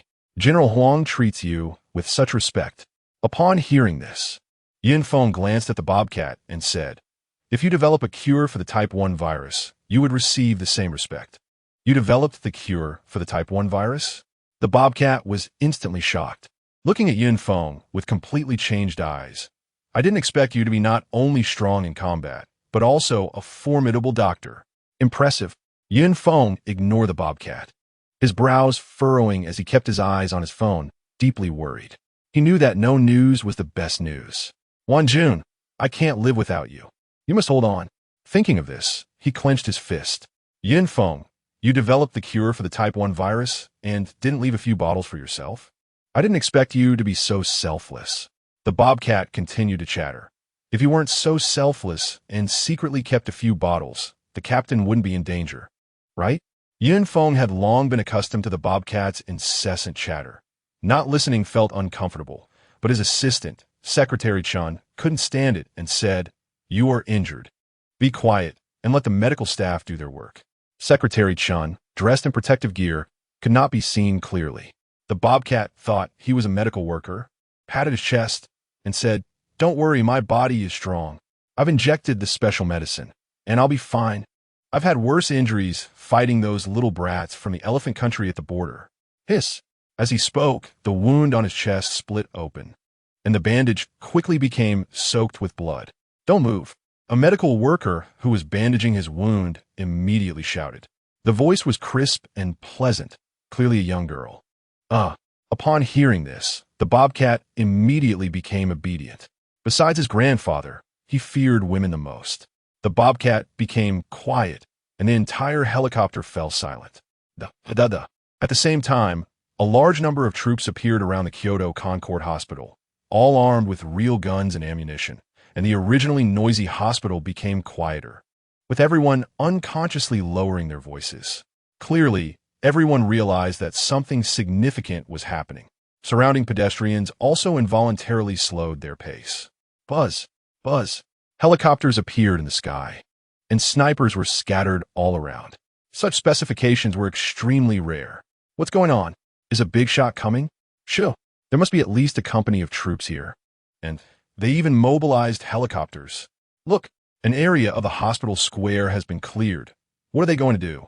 Surrounding medical staff and patients were curious yet anxious, whispering to each other, hurry, move faster, take precautions. Meanwhile, the military and the hospital cooperated to quickly establish a closed passage from the small square area of the hospital to the inside, while a large number of medical personnel began disinfection procedures. At the other end of the passage was a room filled with machines, where dozens of pharmaceutical workers in protective suits stood ready, prepared to manufacture the cure for the type 1 virus, just waiting for the raw materials to arrive. Buzz, buzz. Soon, the sound of a large helicopter rotor turning was heard, and a helicopter quickly approached and landed on the hospital square, its door precisely facing the closed passage. Boom! Boom! Then, the medical personnel who had been prepared all around held spray bottles and sprayed a large amount of disinfectant spray onto the helicopter. Click! The door opened. And old Joe, holding the poisonous corpse, jumped out like lightning. Get out of the way. Quick! This is a poisonous corpse, the raw material for making the special medicine. A few minutes later, buzz, buzz. The helicopter carrying Yin Feng and the bobcat also arrived, and after going through the same disinfection steps, quickly entered the hospital through the closed passage. At the same time, a large number of medical personnel began disinfecting the hospital and its surroundings. We can't let saving lives lead to the spread of the virus, threatening the safety of ordinary citizens. Fortunately, the production of the type 1 virus cure and the treatment of Su Wanjun were in a separate building, independently set apart. The virus disinfection work would not affect ordinary citizens seeking medical treatment and would not easily lead to the spread of the virus. How is it? Yun Feng quickly arrived at the emergency room door, suppressing the worry deep within, and asked, they're still in rescue. No news has come out yet. The special forces who arrived early immediately replied, Yin Shuai, no news is the best news. Looking at Yin Feng's pale profile, Secretary Chun said, You have done everything you needed to do. Yin Feng, don't worry. The captain will definitely be fine. The lynx said. She is a military legend of our Huaxia, known as the Eastern Goddess of War. How could she be easily defeated? Yin Feng stood silently, appearing exceptionally calm, but the tightly clenched hand beneath his military uniform revealed the emotions deep within him. For a moment, the surroundings fell silent, and the atmosphere gradually became tense. The raw materials for the special medicine were in hand, but they still needed to wait for the medicine to be completed. The special medicine is here. Suddenly, a figure appeared. It was old Zhou. He was skilled in speed, had no injuries, and had been guarding the door of the special medicine manufacturing room. As soon as the medicine was completed, he rushed over. Soon, the special medicine was sent into the emergency room. Seeing this, the expressions of the crowd relaxed. No matter what, it was a good thing that the special medicine was sent in before any news came from the emergency room. Bang! After more than 10 minutes, the door of the emergency room was pushed open, and a young doctor appeared in front of everyone, saying, "The patient's condition is stabilizing and has escaped life-threatening danger. You can rest assured." Phew! Upon hearing this, everyone breathed a sigh of relief. Great! I told you the captain could pull through. Bang! As he spoke, the lynx slammed his fist against the wall beside him, exactly where he had hit it twice before, and then crack. The tiles on the wall shattered and fell, breaking into pieces. Everyone, then, they involuntarily took a step back, keeping a distance from the lynx. The young doctor immediately glared at the lynx with a dark expression. The lynx awkwardly scratched his head and said, "I didn't expect your hospital's tiles to be so fragile. Are you cutting corners? What did you say?" Upon hearing this, the young doctor was even more furious. Yin Shuai. At this moment, Secretary Chun, who was nearby, suddenly spoke up nervously. Chapter 16. Unlocking the gene lock early? What is wrong? Yin Feng immediately turned around and asked. Secretary Chen's voice was urgent, clearly indicating that something had happened. An unexpected incident occurred in the first area shrouded in mysterious haze. Secretary Chun immediately said, "Oh." Yin Feng's eyes narrowed. Then he asked, "What happened?" "Originally, our special forces were strictly following your plan, Yin Shuai, and completely suppressing the toxic corpses after they appeared. As a result, a second batch of toxic corpses suddenly surged from the ground, and due to being caught off guard, dozens of soldiers were severely injured. The situation is critical." Secretary Chun quickly reported the situation. "Let's go." Upon hearing this, Yin Feng said without hesitation, taking a deep look at the emergency room door before turning to leave. As the commander of the mysterious haze incident, he would never allow any soldier to die in the mysterious haze or fall victim to those damn toxic corpses. "Should we go provide support?" The lynx volunteered. "No need. You all stay here and inform me immediately if there is any news from Wanjun." After Yin Feng finished speaking, he had already left. Secretary Chun followed closely behind. Virum, Virum. Soon, the sound of a helicopter was heard. Why does Yin Feng feel so mysterious? The lynx looked through the window at the helicopter flying away from the hospital, scratching his head in confusion. Everyone calls him Yin Shuai. Isn't his name Yin Feng? What did he change his name? His identity is not simple. Upon hearing this, old Zhou nodded and said, "Not only does General Huang respect him greatly, but he can also participate in and even control the mysterious haze incident. Just the contribution of developing the Type 1 virus special medicine is obviously not enough." And that Secretary Chun beside him, although wearing protective gear, still feels somewhat familiar. The lynx, feeling a headache, directly said, "Next time I see him, I'll just ask him. Guessing is really tiring. By the way, the boy the captain likes is not a pretty boy. He can actually kill that toxic corpse dog by himself. Impressive. Yeah, even a shotgun couldn't kill that toxic corpse dog. Yet he managed to kill it. The speed and strength of the toxic corpse dog are so strong that even the captain would not be a match, right? If the captain is with him, will he be bullied?" While the lynx and others were discussing, Yin Feng had already solemnly activated the emergency plan. In order to perfectly respond to the mysterious haze incident, Yin Feng had formulated several plans. I also know very little about the specific situation of the first mysterious haze incident. I only know the location, not the specific number of toxic corpses, so I developed an emergency plan. I just didn't expect there to be so many toxic corpses in the mysterious haze. On the helicopter, Feng listened to the various reports and couldn't help but squint his eyes slightly, thinking of more solutions. Shui, Secretary Chun asked worriedly. According to the news, the number of toxic corpses is at least 100, more than our soldiers. Can they handle it? I believe in them. Feng said firmly. The country believes in them. Upon hearing this, Secretary Chun gritted his teeth and nodded vigorously. Meanwhile, Feng began to ponder whether to change the course of history and unlock the gene lock early. If the gene lock is unlocked, the strength of these special forces will skyrocket. And how could they be threatened by these toxic corpses? According to my memories from the previous life, it was not until 4 months later when the tectonic plates began to move on a large scale. An ancient fierce beast began to emerge from the ground that humanity unlocked the gene lock and entered an era of universal evolution. The gene lock can be unlocked by anyone, but the talents after unlocking differ. However, unlocking the gene lock early might lead to a series of butterfly effects. Many events I remember might change. Moreover, unlocking the gene lock requires purifying the original blood from the blood of ancient fierce beasts, which is a complex matter. He needed to think this through carefully. Meanwhile, in the first area shrouded in mysterious haze, dozens of corpses were already lying on the ground, all of which were toxic corpses.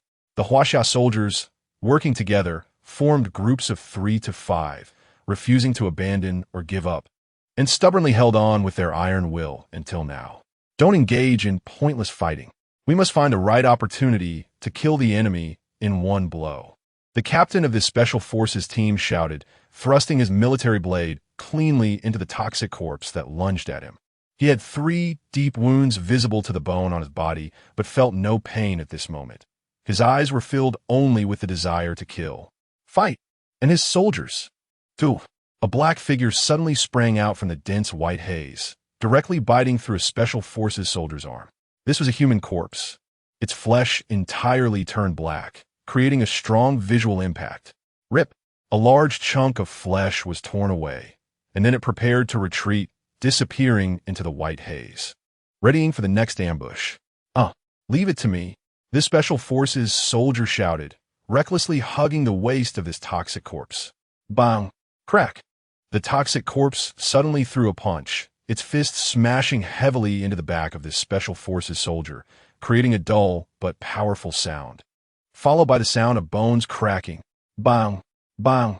The toxic corpse kept throwing punch after punch. This special forces soldier felt his internal organs churning, a sweet taste rising in his throat as a mouthful of blood gushed out, yet his arms held tightly around the waist of the toxic corpse, refusing to let go. Roar! In the next moment, the poisoned corpse seemed to be provoked, roaring as it launched a punch aimed at the back of the special soldier's head. If it hit the skull, the soldier would undoubtedly die. Meanwhile, the soldier's 2 comrades were entangled with 2 other poisoned corpses, completely unable to provide assistance. Damn it! Daring to attack my soldier. Suddenly, a loud shout erupted, and a sharp military blade plunged fiercely into the back of the poisoned corpse's head. With a roar, the poisoned corpse's body trembled violently. Its fist halted just 3 inches from the back of the special soldier's head, unable to advance, before it collapsed to the ground. The captain of the special operations team quickly withdrew the military blade, causing the poisoned corpse's head to tilt back, spewing a large amount of saliva and flesh into the air. Old pal, how are you holding up? The captain rushed to the fallen special soldier and asked. Don't worry, I won't die. The soldier named Old Pal shook his head, a large amount of blood pouring from his mouth. Yet he still managed to say, You need to hurry and help my comrades. Don't worry about me. Just then, another poisoned corpse suddenly sprang out from a mist, charging straight at the captain of the special operations team. Chapter 17. The brothers are all back. Whoosh. Roar. The suddenly emerging poisoned corpse shot towards the captain like a sharp arrow. Watch out! Old Pal's face changed, unleashing his potential as he swiftly flicked his wrist. A flash of silver appeared. Then whoosh! The sharp flying knife pierced into the poisoned corpse's eye socket, exploding the eyeball and burying itself deep within.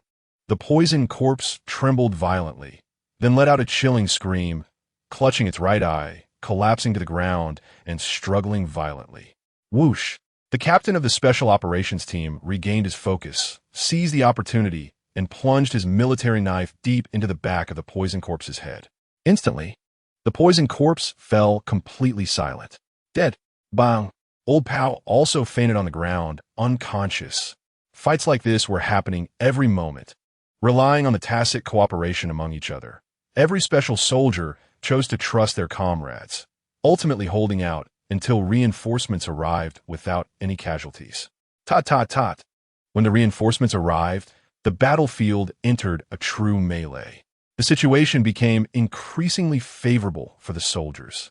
Buzz, buzz, buzz. When Feng arrived at this mysterious misty area, the battlefield was nearing its end. There were no more mobile forces available around the mysterious mist.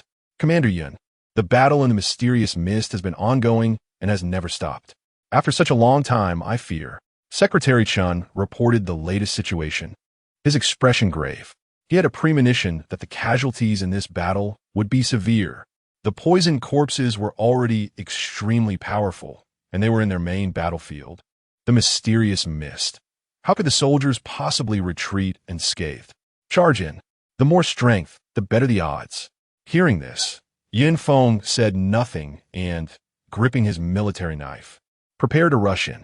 His right arm was injured, so he would wield the knife with his left hand, as long as there was still breath in him. He had to fight on the front lines, fighting alongside the soldiers of Huaxia. Commander Yun, you're injured, you can't go in. Moreover, the battlefield is extremely complex. If anything happens to you, how do I explain it to the chairman? How do I explain it to the future of Huaxia? For the first time, Secretary Chun disobeyed military orders, blocking Yun Feng's path and shouting, Commander Yun, you stay here, and I will lead the men in. As he spoke, he looked at the soldiers responsible for preventing the poisoned corpses from escaping the mysterious mist and roared, Who will protect Commander Yun? Secretary Chun, you protect Commander Yun. I will go. I will go. In an instant, the surrounding soldiers all stood up. If it weren't for the orders keeping them stationed around and forbidding them from rushing into the mysterious mist, they would have already lost their patience. Watching their comrades and enemies fight to the death while being unable to help was too frustrating. Just then, a furious roar erupted from the mysterious mist, and the entire area fell into a dead silence. Is it over? Secretary Chen stared intently at the mysterious mist. All units on alert. Feng quickly issued the command. Swish! The surrounding soldiers immediately went on high alert, their expressions tense. Top! Top! In the next moment, footsteps were heard. At first, they were somewhat chaotic and faint. As time passed, the footsteps gradually grew louder and more organized. Top, top, top. At a certain moment, numerous figures emerged from the mysterious mist. Squinting, they were indeed the soldiers of Huaxia. They supported each other, with the less injured soldiers carrying their more severely wounded comrades, not abandoning, not giving up, step by step walking down from the battlefield. Their injuries were severe, leaving a trail of blood behind, yet they persisted. Moreover, they did not forget their mission, dragging out all the poisoned corpses' bodies. Salute. The captain of the Special Operations Team, carrying Old Pao, walked to the front of the line and shouted. Swish! All the soldiers behind him saluted. Their figures stood tall like pines. Commander Yun, this battle lasted 2 hours and 15 minutes, killing a total of 108 poison corpses. The mission was perfectly completed. The captain of the Special Operations Team held his head high and reported the results. Our Wolf 2 Special Operations Team has a total of 285 members. Not one missing. All accounted for. I brought all my brothers back. Swish! Seeing this scene, Feng felt a surge of pride and immediately returned a military salute. This is Huaxia's soldiers. Victory belongs only to the strong. Swish! Behind him, Secretary Chun and the other soldiers also saluted. December 24th, 2040. After more than 2 hours, the second mysterious mist incident ended, with 3 outbreaks occurring within Huaxia, covering an area of over 30,000 square kilometers. There were no casualties among the Huaxia military. A total of 195 poisoned corpses were killed. The mission was perfectly completed. Full extermination of the area covered by the mysterious mist. The injured were immediately sent to the hospital. The bodies of the 195 poisoned corpses were swiftly processed to manufacture special antidotes. Feng then issued 3 commands. Meanwhile abroad, mysterious mist incidents also erupted. In the Eagle Country, California, a mysterious mist incident broke out here. Because the area covered by the mysterious mist was a farm with sparse population, there were initially no casualties. However, who would have thought that the farm owner was a murderer, having killed dozens of children and buried them in his farm? His methods were brutal and skilled, everything unnoticed. Even the Eagle Country police had no leads. At this moment, roar, these bodies all turned into poisoned corpses, becoming monsters that devoured people. After lingering in the mysterious mist for over 10 minutes, they sprang out, following the scent of humans, and pounced on the farm owner's courtyard. In less than 3 minutes, the farm owner and his family were completely devoured. Whoosh, whoosh. Then these poisoned corpses scattered in all directions, some disappearing into bustling cities, others vanishing into the mountains. In the Cherry Blossom Country, at a famous restaurant, at this moment, a grand feast was taking place, but lying on the dining table was a young woman. This feast, considered extremely upscale, was attended by local celebrities. Hey, haha, this is delicious with a body scent. Laughter filled with lewdness occasionally echoed through the restaurant. At a certain moment, the surroundings were covered in a mysterious haze. Laughter turned into shouts of anger. What is going on? Baka. My Sakura country has always paid attention to environmental issues, dumping all trash into other countries or the sea. How could such a ghostly weather of haze appear? Shouldn't this happen in Huaxia or Xianghua? Roar. Help. Soon, screams arose. The casualties were heavy. The first to notice the anomaly was not the police of Sakura country, but the underground forces. Chapter 18. The draft order issued, Yun Shui. Latest news. 4 outbreaks occurred within the borders of Eagle Country. 3 outbreaks occurred in Xianghua. 5 outbreaks occurred in North Bear Country. Secretary Chun quickly informed Yun Feng of the first-hand news. Among them, Eagle Country and North Bear Country reacted swiftly, killing the majority of the toxic corpses. But some still escaped, entering cities and forests. Currently, the military of Eagle Country and North Bear Country is fully engaged in extermination. Within Xianghua, due to high population density, a large number of toxic corpses emerge from mysterious haze, and the military is unable to control it, with large numbers of toxic corpses breaking through military encirclements, slaughtering civilians indiscriminately. After listening to Secretary Chen's report, Yun Feng showed no hesitation and directly issued orders. Relay.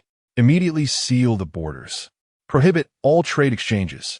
At the same time, increase troop deployment at the borders. Increase the troops in the Western Wilderness Military District by 300,000. Increase the troops in the Northern Wilderness Military District by 200,000. Increase the troops in the Southern Wilderness Military District by 300,000. We will not allow toxic corpses to infiltrate our Huaxia. We will not allow foreigners to enter Huaxia.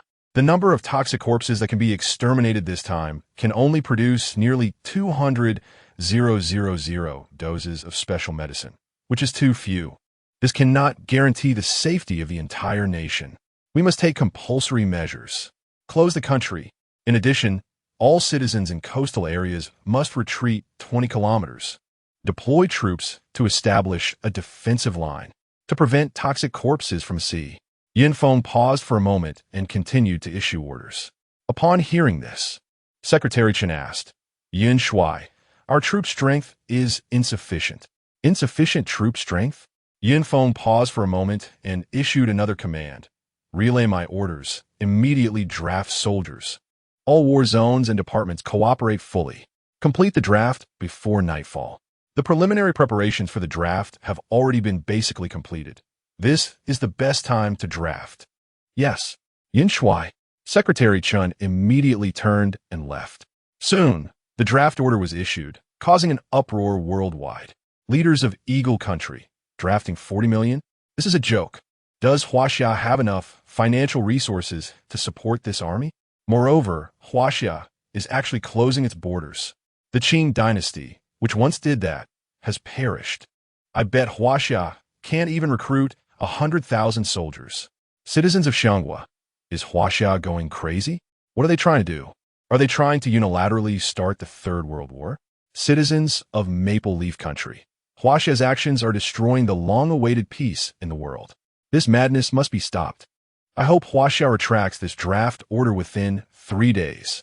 Citizens of North Bear Country, keep a close eye on the latest developments. Citizens of Northern City, the mainland can't even afford tea eggs. How can it support so many troops? Ridiculous. This is simply a foolish act. In an instant, the world's attention turned to Huaxia. Meanwhile, within Huaxia, the draft order also shocked the people. Xiaoming, he has always had a dream, to become a soldier, to protect the home and the country. For this, he trains every day, watches various military information every day. Yet because of his height, he has never passed the draft test. Hey, Xiaoming, you are already 24. You should grow up. Before 23, you said you would suddenly grow taller. And there was still a chance to join the army, but now, you're no longer young. You can't live in a dream forever. You still don't have a proper job. What will you do in the future? Mom is getting old. She wants to hold a grandchild. Listening to his mother's voice on the phone, Xiaoming fell silent. Looking at the gun molds, maps, and various magazines in the room, he became even more silent. Regretting joining the army for 3 years, regretting not joining the army for a lifetime. Remembering what he once said, his eyes gradually became moist. Do I really have to agree to Aunt Leah's pursuit? Just then, the military channel on the TV suddenly changed, and a general with 3 golden stars appeared. An urgent notification is now being broadcasted. Huaxiao officially issues a draft order, now drafting 40 million, 35 million male soldiers, 5 million female soldiers. All healthy people aged 18 to 40 can enlist, with no other restrictions. Until filled, all reserves will be converted to active duty. All retired soldiers will be recalled. Immediately, the voice came out. Swish! Xiaoming suddenly turned his head, staring intently at the black font on the TV screen. His whole person petrified. Xiaoming, think about it carefully. His mother's voice continued on the phone, and Xiaoming suddenly woke up, then excitedly shouted, Mom, I can enlist. I can enlist. Mom, I'll talk to you later. I'm going to sign up. If I'm late, there will be no chance. Whoosh. Saying this, Xiaoming rushed out of the room. Having trained his body all along, he finally put it to use. He was the first to run to the enlistment point. I want to enlist. In the public restroom of a male dormitory at a technical university. Slap, slap, slap. Suddenly, a hurried sound echoed in one of the toilets. The boys in the adjacent stalls suddenly paused their actions, and then, at the same time, an evil thought arose. So exhilarating, so thrilling. Immediately, a deep and hearty voice came from the middle stall. The boys in the adjacent stalls were stunned. So high profile? But why is there only one man's voice? Drafting 40 million. What is the country trying to do? Are they going to war? Against Eagle Country? Or against the Nam Country? Or Xianghua? I want to enlist. To expand the territory of our Huaxia. Then, the toilet door was violently pushed open, and a figure rushed out. The boys in the adjacent stalls were stunned again, their pants still down, and it turned out to be this. Wait, drafting 40 million? Going to war with Eagle Country? Whoosh. The 2 boys quickly pulled up their pants and ran out. At this moment, many people were already pouring out of the corridor, racing downstairs. By the time they arrived at the enlistment point, it was a sea of people all crowded in the security room of a luxurious villa. Sanbai, you will have 500 deducted from your salary this month. The security team leader glanced at the well-dressed, burly man in front of him, then took out 5 red bills from the 2,500 yuan salary in front of him. No way. Sun Bei firmly pressed the security team leader's hand and said, Why? I don't seem to have made a mistake, right? His sister needs money for school, and his mother needs money for medical treatment. This 2,500 yuan is the family's entire income and absolutely cannot be lost. Humph. The beautiful woman from villa number 3, Sue, looks at you with a strange expression. I'm jealous, so I want to deduct 500 from you. What's wrong? Don't you accept it? The security team leader tugged at his collar. disdainfully saying, "Is it just because you served 2 years in the army? What use is that? I have connections, I have money, you have to accept it. Lose this job. Let us see how you support your sister's education and your mother's medical treatment." Chapter 19. In times of war, summon back. Upon hearing this, Sun Bei clenched his fists, gritting his teeth, but dared not act rashly. Spit. He spat a thick phlegm on the ground, and the security team leader raised an eyebrow, saying, "Clean it up, and I can give you this 500. How about it? A good deal, right?" Crack. Sun Bei's fist made a cracking sound due to excessive force. "How about sending your sister to my room, and I'll take care of her?" The security captain laughed heartily, his eyes filled with a strong lewdness. At that moment, the radio nearby suddenly broadcasted the conscription order from General Huang. Inside the security room, the atmosphere instantly became eerie. The security captain opened his mouth, maintaining the posture of just having laughed, but couldn't he make a sound, looking at Sun Bei with a hint of fear in his eyes. "Bang! Daring to have ideas about my sister. I'll kill you." The next moment, Sun Bei could no longer hold back and directly pinned the security captain to the ground. The captain's open mouth made intimate contact with the thick phlegm from just moments ago. Whoosh! Immediately, Sun Bei grabbed the money and turned to leave. "You The security captain vomited crazily, looking at the other security guards and cursing. "What are you looking at? Get over here and help me up. Otherwise, do you believe I will fire you? Go to hell. I don't want to keep licking your waist anymore. I'm going to join the army." Bang! One of the security guards suddenly kicked out, and the security captain once again ended up in a dog-eat-dog position. Then this guard rushed out, shouting, "Hey, Brother Bei, are you going to enlist?" Sun Bei paused, looked in the direction of the capital, and said firmly, "If the country goes to war, I will return when called." "Brothers, our Huaxia is conducting large-scale conscription. I'm sure this means war is coming. To protect our homes and our country, it's time. Brothers, I want to enlist. Anyone joining me?" In the dormitory group chat where Feng was, his roommate, Old Wang, became active again. "Brother Fo, what do you think?" Roommate Zhao Shan, Old Wang. "I'm on the train right now. I can't enlist. Can you ask if I can sign up for someone else?" Roommate Huang Xiao Shui, Old Wang. "My girlfriend has already dragged me to go. She wants to be a female soldier. I'm at the conscription site now, and it's packed. Hurry up and come. Soon." Huang Xiao Shui sent a photo. In the photo, the conscription site had already formed long queues that seemed endless. Whoosh! Old Wang didn't even have time to reply to Huang Xiao Shui and grabbed his phone to rush out. Feng saw the chat records in the group and couldn't help but smile, replying, "Don't forget to bring your ID card." His roommates were all very patriotic, and their values were quite correct. This was also the reason they got along so harmoniously. Roommate Huang Xiao Shui, "Brother Feng, aren't you going?" Feng, "I'm not going." Roommate Huang Xiao Shui, "That's too bad. I was hoping our 4 brothers from the dorm could enlist together and fight side by side. Gotta go, it's my turn." Roommate Zhao Shan, Old Wang, "Don't forget to ask if I can sign up for someone else." Roommate Huang Xiao Shui, "Don't call me Old Huang. My family's old dog is called Old Huang. Call me Handsome Guy." Watching his roommates playfully banter, Feng smiled and stopped looking at the group chat, continuing with his own matters. Special announcement. Conscription has ended. 40 million new soldiers have been fully recruited. 4 hours later, the country issued a new announcement. Then, the whole world seemed to fall silent for a moment. After that, discussions erupted all over the world. Within Huaxia, "Sai, what to do now? I just got off work and didn't have time to rush to the conscription site. I stood in line for 3 hours, and when it was my turn, I was told it was full. Boo-hoo, how unlucky can I be? I was still thinking of considering it for 2 days, and it's already full? Incredible. This is the speed of Huaxia. I signed up, that's great. Huh." Every region was completely buzzing. In the dormitory group where Feng was, "Old Wang, did you know? I put in a huge effort to successfully enlist. The military brother just entered my name into the system, and the announcement was made." "Huh. Huang Xiao Shui, I signed up too. Let the big brother and Brother Feng be envious." Zhao Shan, "Don't forget there's a physical exam and political review. I'll draw a circle to curse you down. Signed up?" Feng raised an eyebrow.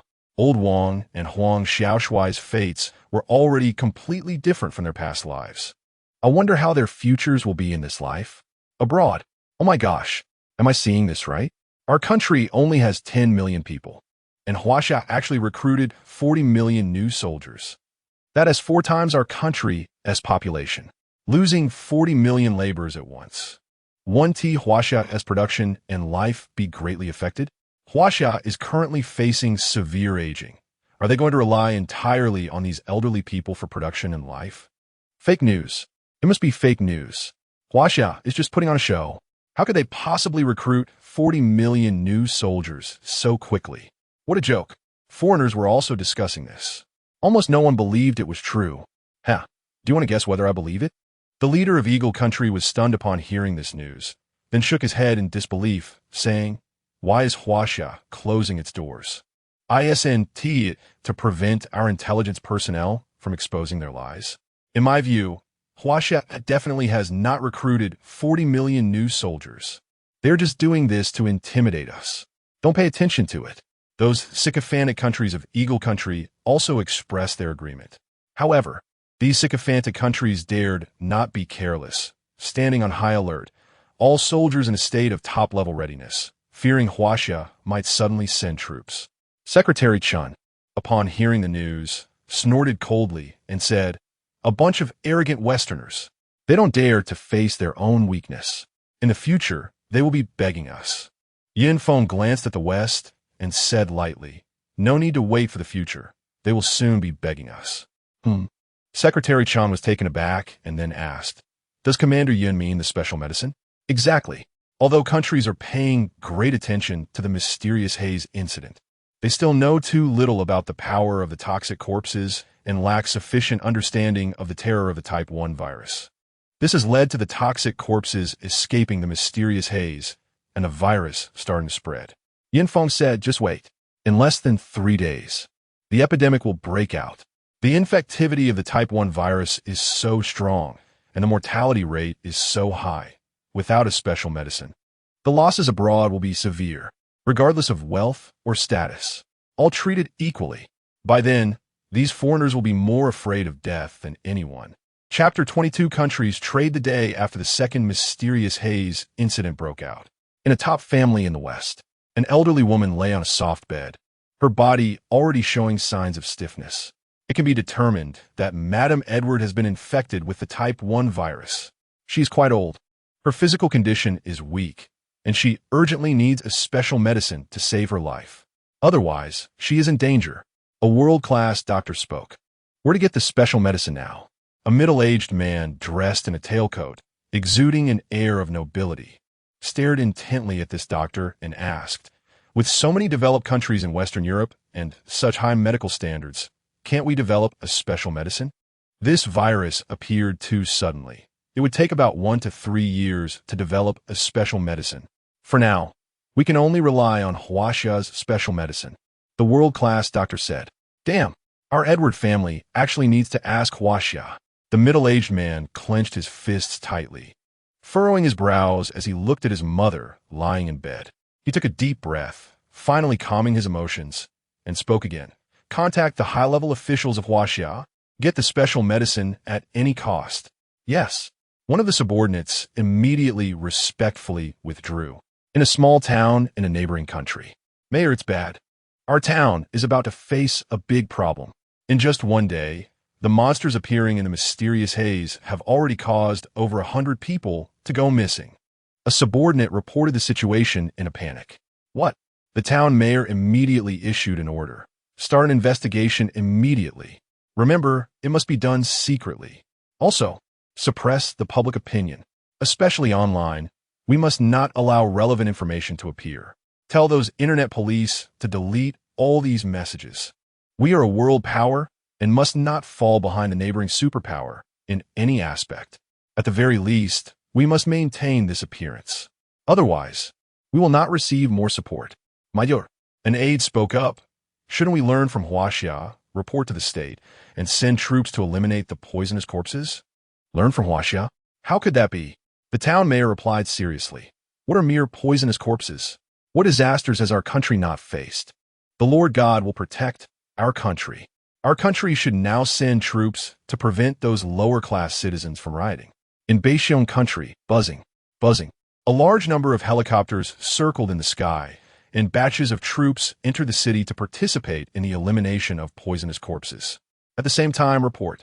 Most of the soldiers involved in the mysterious haze incident were recently reported by intelligence personnel.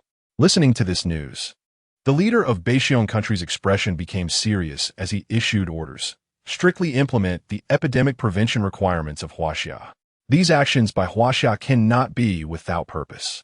There must be a reason.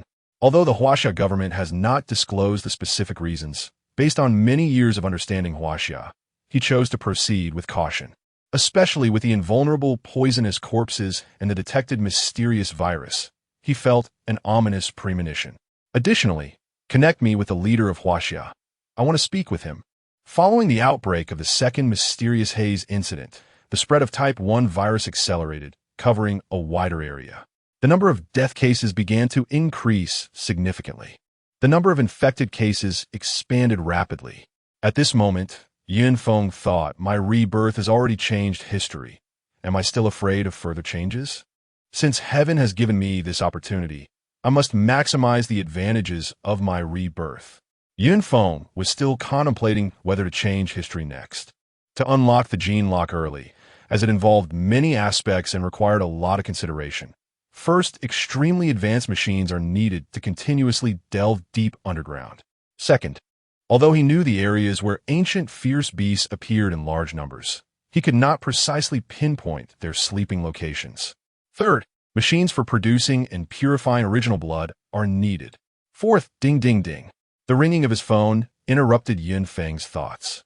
When he thinks, he sets his phone to do not disturb mode, allowing only saved numbers to call through. So at this moment, the only callers could be his parents, sisters, Secretary Chun, and the leader. He picked up the phone and saw the caller ID. Feng's brow furrowed, realizing something might have happened, and directly answered, Leader, I'm Feng. The leader of Beixiong country asked again what was happening and whether to inform. The voice of the leader came from the other end of the line. Hearing this, Feng fell silent for a moment. In his previous life, countries were too preoccupied with their own issues to support each other. In the end, Beixiong country made the astonishing decision first to abandon its territory and relocate the entire country to Huaxia to fight side by side, together resisting the invasion of the ancient fierce beast army. At the same time, they deployed large numbers of atomic and hydrogen bombs in their homeland, inflicting great damage on the ancient fierce beasts. This move led other countries to follow suit, thus uniting humanity's overall combat power and extending their resistance time. In this life, should I lend a hand? Hearing the silence from the other end of the phone, the leader patiently waited, knowing Feng was contemplating. Leader, soon. Feng made a decision.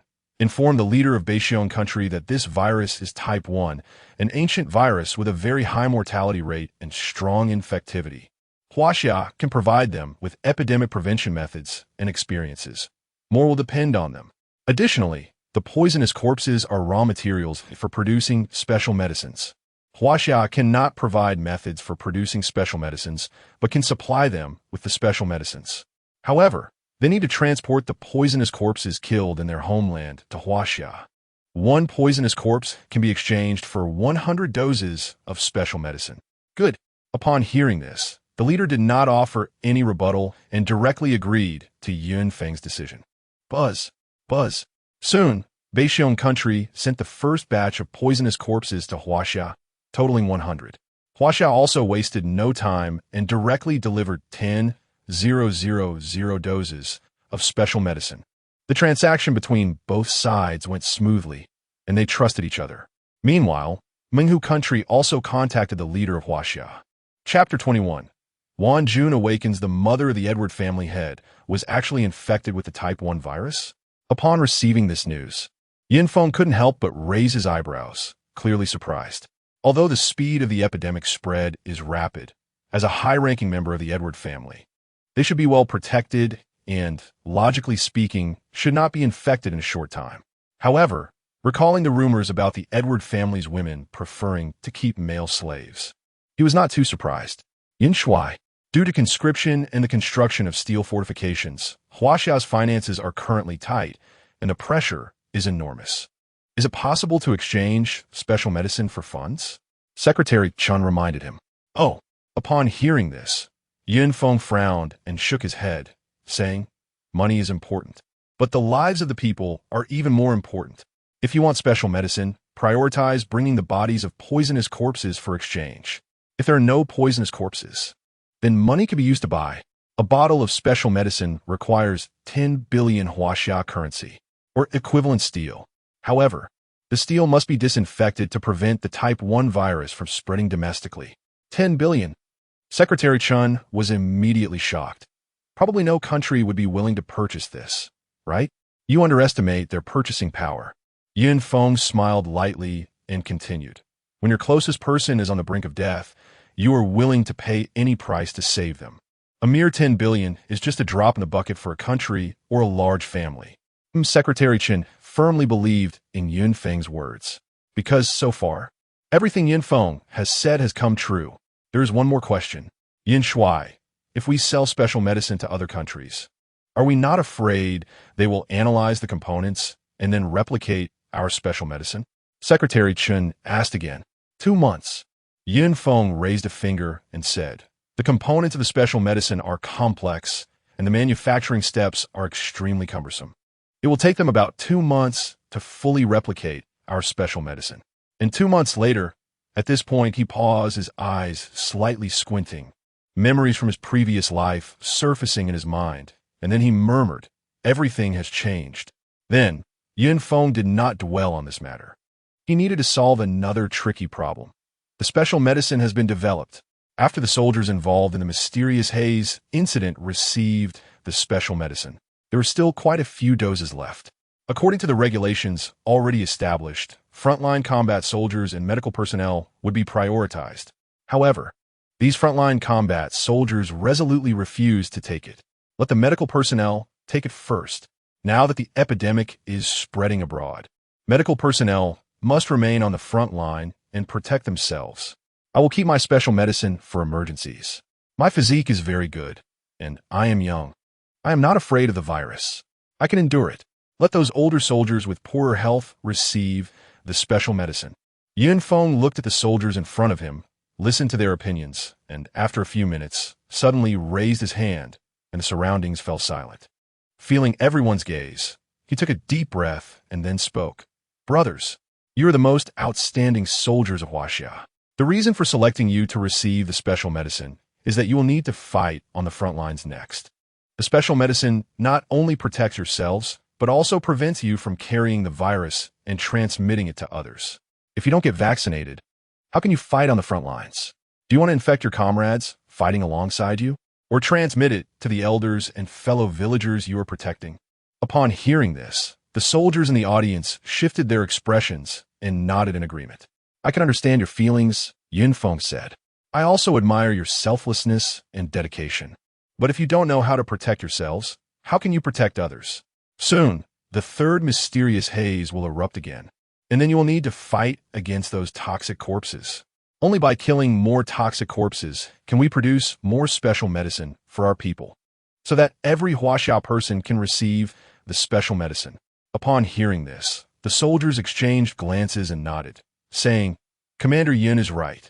Commander Yun, we old roughnecks didn't think it through. Now we understand. We need to get vaccinated. We will listen to Commander Yun. They were finally persuaded. Immediately, Yun Feng saluted and turned to leave.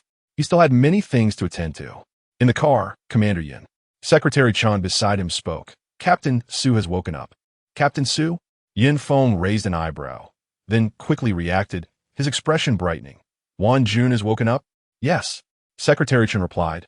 The doctors, including Old Hua, have held a joint consultation, and with the special medicine provided by Commander Yun, Captain Su has finally regained consciousness. However, she is still very weak. Should Commander Yun go see Captain Su? Let us go. Yun Feng agreed without hesitation. Secretary Chun immediately turned the car around, while Yun Feng opened his computer and held a video conference with the members of the highest action team. There are only half a month left before the third mysterious haze incident erupts. There will be a total of 10 mysterious haze incidents occurring in our Huaxia mainland. One of the mysterious haze incidents will erupt in the province. 2 mysterious haze incidents will also occur in our maritime waters. As the global epidemic situation rapidly deteriorates, even with increased prevention efforts, the safety of our citizens will still be threatened. The best solution is for everyone to receive the special medicine. In the meeting, Feng said firmly, "Therefore, we must capture all the toxic corpses involved in the third mysterious haze incident. The Navy is on high alert, ready to follow Commander Yun's orders at any time. The Air Force is on standby. The Army is on standby." Several generals responded in unison. Feng nodded and continued, "The Navy is under great pressure. The number of toxic fish corpses appearing in the mysterious haze incident at sea may be substantial. And due to the depth of the seawater, the toxic fish have a large activity space, making it very difficult to hunt them down. Additionally, we need to prevent toxic fish from escaping the mysterious haze and swimming to other areas of the sea." Chapter 22. Bad luck for 8 generations. Time passed second by second, and traffic was still congested in Kyoto, as usual. When the car was about to reach the hospital, the meeting was also coming to an end. Feng said, "The plan for the third mysterious haze incident will be like this for now. All generals will execute it immediately. There must be no mistakes. In addition, the third step of the slaughter plan is advanced. Turn passive into active. Immediately form an exploration team. Dig deep underground from the areas I marked. We need to dig at least 100,000 meters.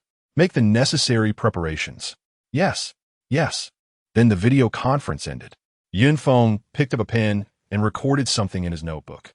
Looking at Commander Yun from the central rearview mirror, Secretary Chun felt a surge of admiration. In order to ensure the safety of the soldiers and to produce special medicine as much as possible so that every citizen can receive it, Commander Yun is truly exhausting himself, busy to the point of not being able to rest. With Commander Yun in Huaxia, what natural disasters are there to fear? With Commander Yun in Huaxia, we will surely stand at the pinnacle of the world. At this moment, bang! Secretary Chun drove the car into the entrance of the underground parking lot, and while going downhill, suddenly, a fast-moving car crashed into the rear of their vehicle. The car that Feng was riding in was not a military vehicle, but an ordinary SUV. However, although it appeared ordinary, it was a specially made vehicle for Feng by the military. Bulletproof glass. The entire car is covered with the latest technology, thermal-formed steel, with a coverage rate of 100. There was no cutting corners. Therefore, the accident resulted in a dented front. But Feng's vehicle was completely unharmed. How do you drive? Why are you slowing down? Do you know how much this car costs? Can you afford to pay for it? A middle-aged woman, wearing white gloves, got out of the car, her voice sharp, adorned with gold and silver jewelry. Especially heavy makeup that highlighted her nouveau riche nature. "This is my new car. Compensate me. Compensate me for a new car. And for mental distress. Plus, for wasting my time and affecting my mood. The total comes to 1 million Huaxia coins." This middle-aged woman acted arrogantly, not even glancing at Secretary Chun. "Ma'am, you should slow down when entering the parking lot. This is common sense. Moreover, the rear-end collision is entirely the responsibility of the car behind. You must know that, right?" Secretary Chun frowned, patiently explaining. "Nonsense." The middle-aged woman was immediately unhappy and shouted, "What's going on?"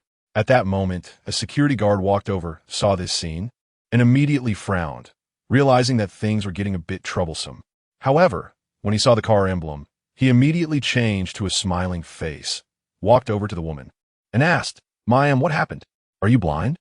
"He was driving too slowly and crashed into my car," the middle-aged woman said. Upon hearing this, the security guard's lips twitched. A grown man driving slowly, like a woman. If you can't drive well, don't drive. Do you know my time is valuable? The middle-aged woman continued to be unreasonable, pointing her finger at Secretary Chun. Call the police. Although the car's soundproofing was excellent, it couldn't block the middle-aged woman's sharp voice. Feng was too lazy to waste words with such an unreasonable person and directly said, "Yes." Secretary Chun picked up his phone to call 110. Upon seeing this, the middle-aged woman panicked, clearly realizing she was in the wrong, and directly took out 1,000 Huaxia coins from her wallet and threw them on the ground, saying, "What's there to report? Don't you just want money?" I can compensate you. What bad luck I've had for 8 generations. Seeing the middle-aged woman back down so quickly, the security guard secretly breathed a sigh of relief, knowing that today's matter would end soon. He hurriedly picked up the 1,000 huaxia coins and handed them to Secretary Chun, saying, "All right, don't call the police. Just take the money and leave. What is your attitude?" Secretary Chun frowned and pushed away the 1,000 huaxia coins, saying, "I don't want this money. Let her apologize." "What? Do you think the money is too little? Your broken domestic car isn't worth much, is it?" The next moment, the security guard impatiently said, "Enough. Hurry up and go in. Don't delay my work." Upon hearing this, Secretary Chun glared at the security guard and said, "What do you mean? What do you mean?" The security guard was evidently more arrogant than expected, irritably tugging at his mask, disdainfully saying, "Your car hasn't even lost paint. 1,000 huaxia coins is more than enough to fix it. Hurry up and go in. There are many cars waiting to get in outside. Don't delay my work." "Who is your leader?" Secretary Chin clearly didn't expect to encounter 2 unreasonable people today, saying, "I want to see if your hospital is reasonable or not. Do you think you're someone special? My leader is not someone you can just meet." The security guard impatiently said, driving a lousy domestic car, "I suspect you're just here to take advantage of our hospital's parking space and not to seek treatment." Secretary Chun was immediately furious. "Mom, let us hurry up and go." Just then, the car window rolled down, revealing a young and handsome face who said, "I still need to see her. If I'm late, I'll probably fall behind the other guys, especially her useless boyfriend. I can't let him get ahead of me." "Okay, Mom will take care of it." The middle-aged woman quickly nodded in agreement and then looked at Secretary Chun, saying, "Aren't you just after money? What is your account number? I'll transfer you 10,000 right now. Is that enough? I don't want money. You must apologize," Secretary Chun said firmly. "Otherwise, I'll call the police." As he spoke, he prepared to dial 110 again. The middle-aged woman was immediately enraged and wanted to curse, but her son impatiently said, "Mom, just apologize and don't delay my business." "All right, Mom will apologize right now." Taking a deep breath, the middle-aged woman glanced at Secretary Chun and then said perfunctorily, "Is that enough now?" "Oomph." After saying that, she didn't wait for Secretary Chun to say anything else and directly got into the car, grumbling, "The poorer people are, the more they care about face." Virum. In the next moment, she reversed and stepped on the gas, speeding into the garage beside Secretary Chun. Not only maintaining her speed, but actually going faster. Secretary Chun was about to say something when bang. Chapter 23. I don't want to strive anymore. Bang. Another crash sound echoed. The middle-aged woman crashed her car again. She couldn't brake in time while turning and collided head-on with a car that was exiting the garage. This time, the entire front of her car was crumpled in. "Damn, this stupid woman." The security guard beside Secretary Chin immediately cursed but didn't rush forward. Instead, he assessed the other car that was hit to see what kind of car it was so he could decide how to handle the situation. Secretary Chun quickly moved forward and saw both cars had deployed their airbags, with the middle-aged woman wailing continuously. He quickly opened the car door to rescue her while also turning off both vehicles. "Hey, old Hua, there has been a serious car accident in the entrance to your hospital." Meanwhile, Yin Feng also got out of the car and quickly made a phone call. "Who told you to meddle in this? This is my job, not yours. You all should leave." At the same time, the security guard pushed Secretary Chen aside and asked the owner of the other car, "Ma'am, are you all right?" Although he didn't see the logo of the car, he could tell it was a sports car. He instantly judged. The sports car owner must be wealthier than that middle-aged woman. "Don't worry, I'll notify the hospital, and a doctor will be here shortly." The security guard continued. After being pushed aside, Secretary Chun's face turned extremely pale. Just as he was about to say something, Yin Feng patted his shoulder and shook his head, indicating that it was unnecessary to argue with such people. At that moment, the middle-aged woman's son staggered to his feet, glanced at his mother reproachfully, and asked, "If you can't even drive, why buy a car? I'm really fed up. Tian Long, it's all Mom's fault. She's useless. You go ahead. I'll be there soon."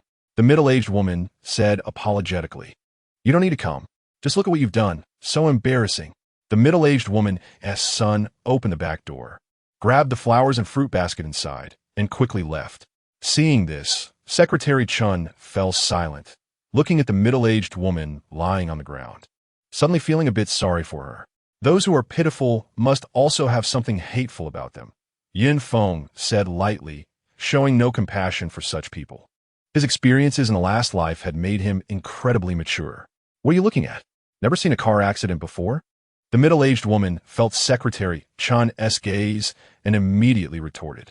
Secretary Chun replied, "Indeed, it's not worth feeling sorry for." Tap, tap, tap. Soon, Old Hua arrived with a group of doctors. Old Hua, here, the situation. Seeing this, the security guard's eyes lit up. He knew very well Old Hua's status and hurriedly approached. Just as he was about to say something, Old Hua passed by him and came to Yin Feng, asking, "Yin Xiao, are you okay?" Yin Feng shook his head and said, but at this point, he looked at Secretary Chun and said, "Secretary Chun, show Old Hua the footage from the dashcam later. Let him decide how to handle it." "Yes." Secretary Chun immediately nodded. "What happened here?" Old Hua frowned, instantly realizing that the situation was likely complicated. Upon hearing this, the nearby security guard's expression changed, and he hurriedly said, "Old Hua, I know the situation well. There's no need to check the dashcam. This lady didn't follow traffic rules and didn't slow down while entering. You're talking nonsense. That is not what you said earlier." The middle-aged woman immediately became unhappy, glaring at the security guard with resentment and yelling angrily, "Let us go." Yin Feng didn't want to argue with these people, turned around and got back into the car, with Old Hua following closely behind. Then Secretary Chun drove away. Shortly after, the middle-aged woman and the sports car owner were sent to the hospital, leaving the security guard alone at the scene, feeling anxious and panicked.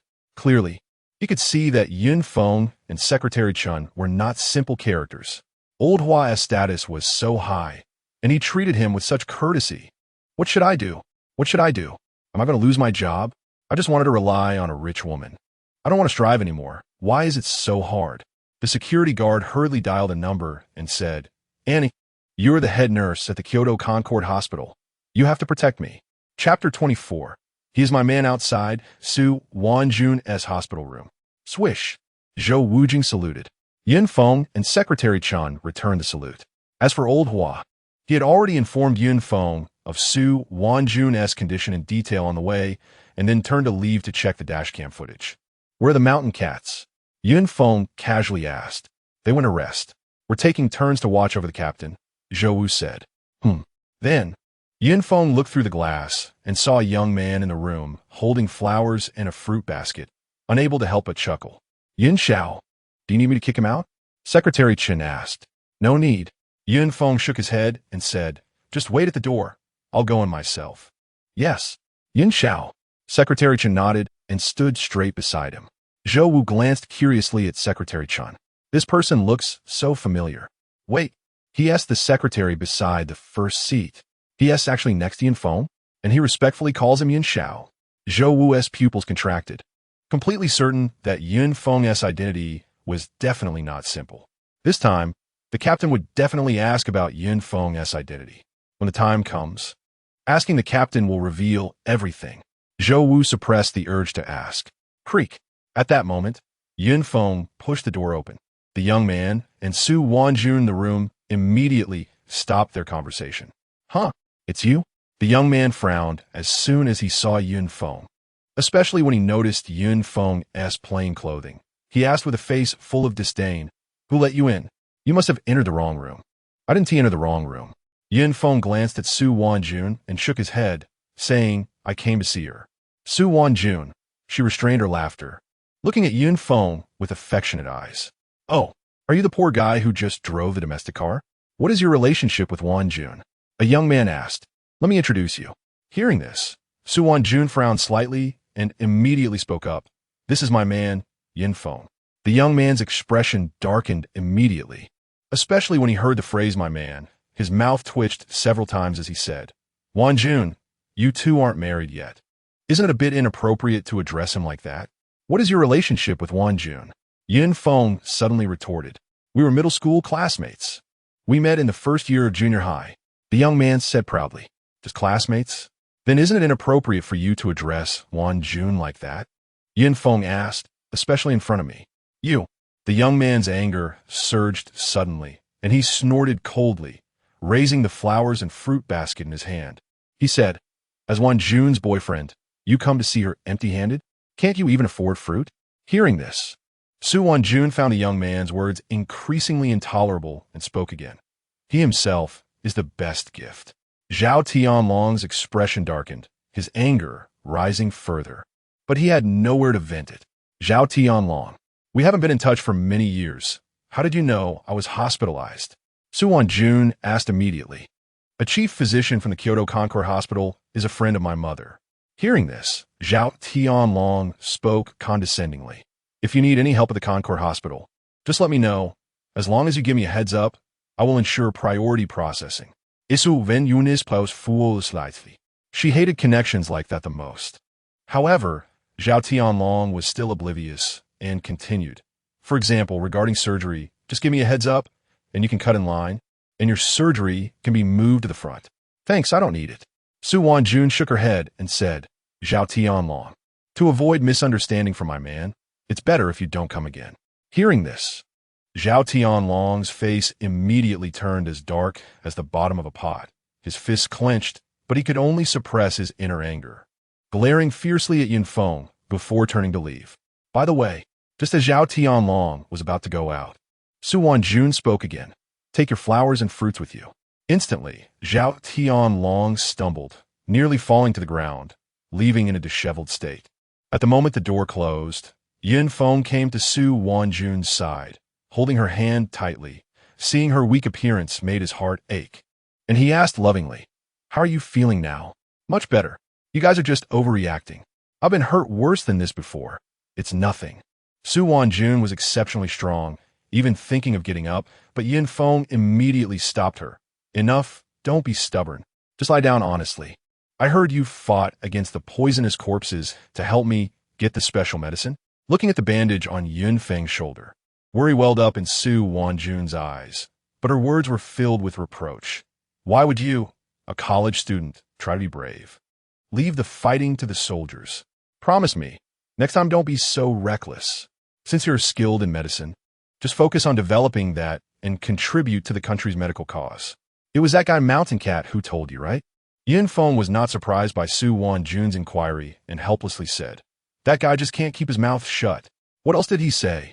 How is your combat ability so strong? Su Wan Jun stared intently into Yin Feng's eyes and asked, since childhood, you've always resisted exercising and have often been made to cry by me. How could you single-handedly hunt poisonous corpses?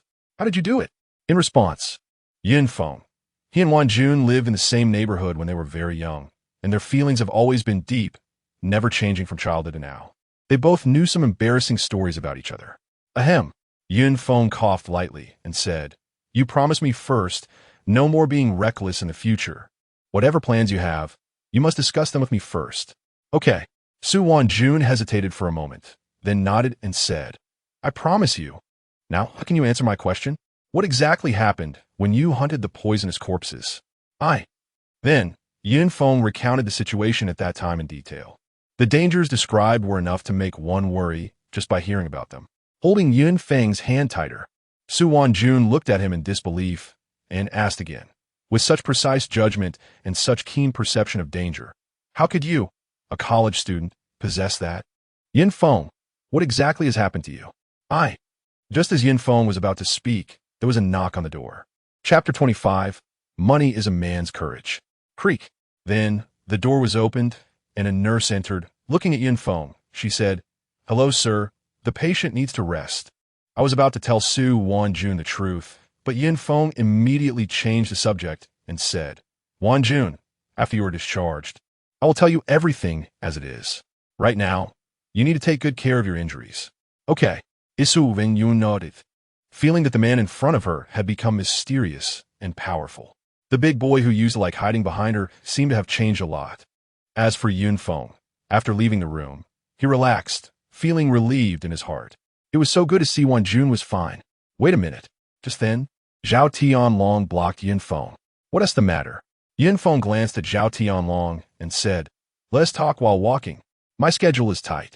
You, a college student, can't be busier than the first seat, right? Zhao Tianlong looked skeptical, showing no intention of moving aside. Please step aside. However, Secretary Chun was not so polite, directly pushing Zhao Tianlong aside with a strong arm. Yin Feng then strode forward. You. Seeing this, Zhao Tianlong became furious. His face flushed, and he jogged to catch up, speaking beside Yin Feng. Yin Feng, you have no capabilities. Your parents are just ordinary working people. You can't give one June happiness. Give up now. I want to make it too difficult for you. Don't blame me for not warning you. Hearing this, Secretary Chun couldn't help but glance at Zhao Tianlong with a strange expression. He thought, where does this guy get his confidence to speak to Yin Feng like that? Got it. Yin Feng nodded, glancing at the time. He couldn't help but quicken his pace. He had another meeting coming up. Huh? Seeing Yin Feng's calm reaction, Zhao Tianlong was momentarily stunned. What does it mean? Why so calm? Huffing and puffing. After a few more steps, his stamina was running out, and his speed slowed down. Then he was left behind by Yin Feng and Secretary Chun. Did Yin Feng not take my words to heart at all? Or did he not take me seriously? Damn!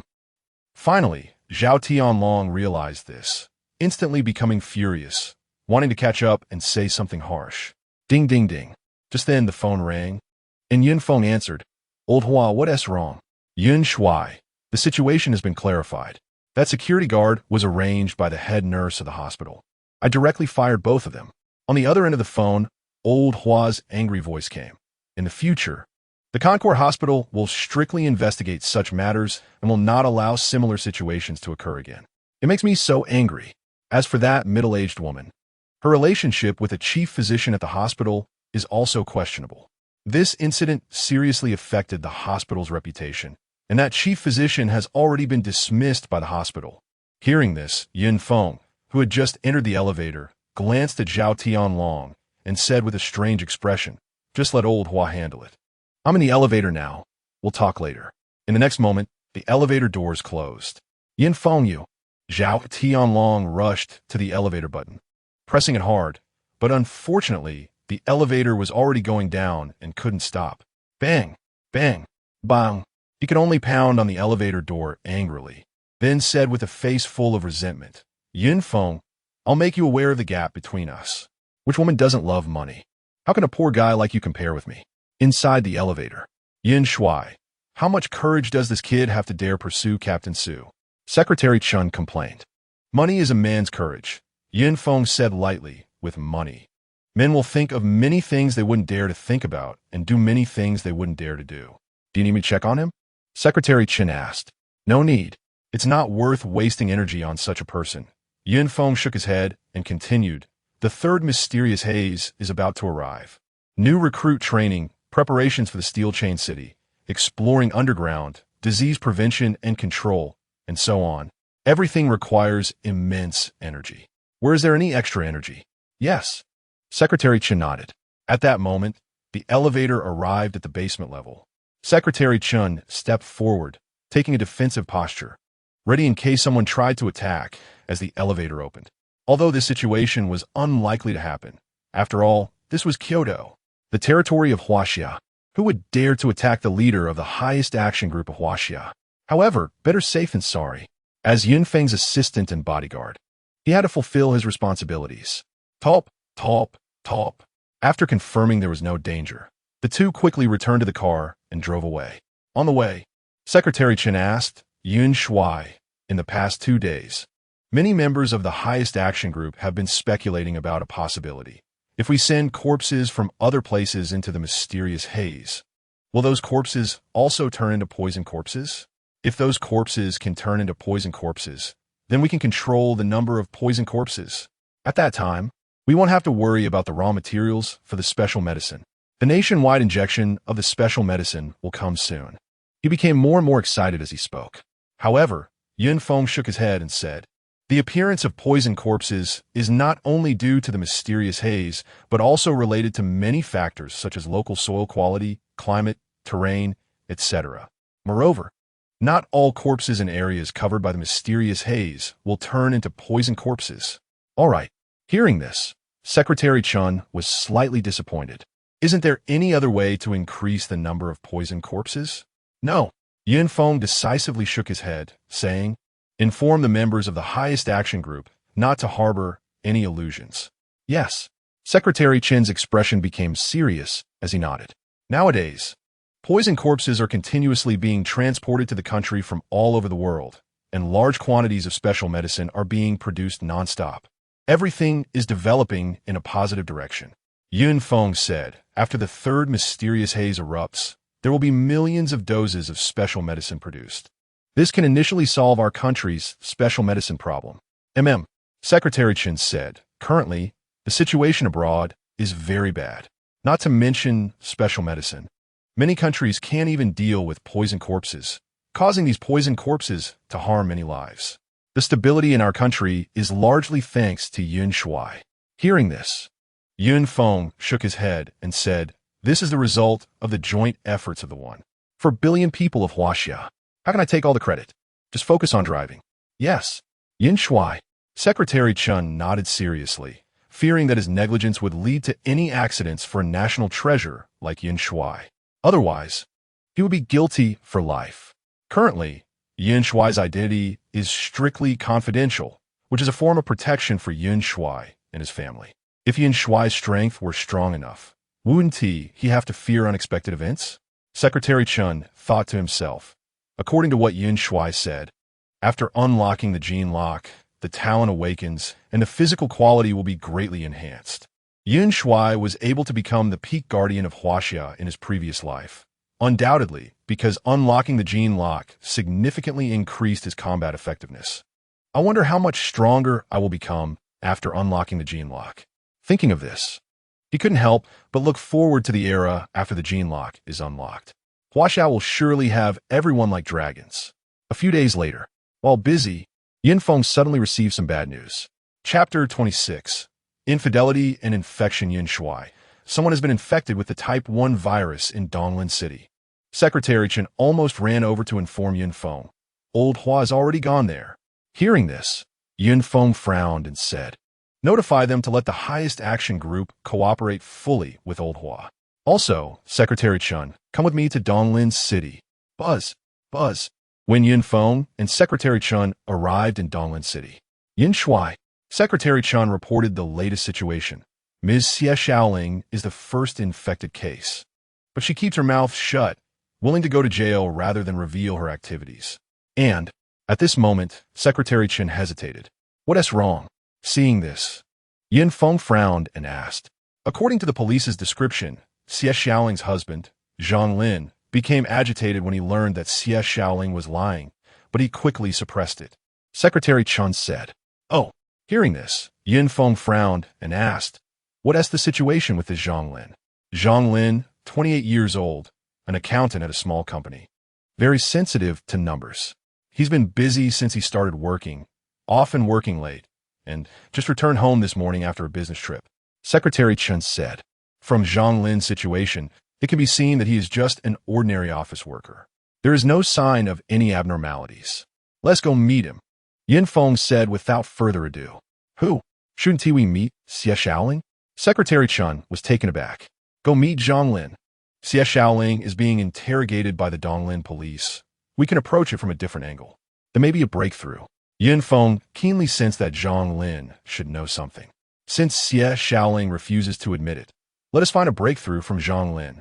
Not everyone keeps their mouth shut. Buzz. The military vehicle turned around and headed straight for the hospital.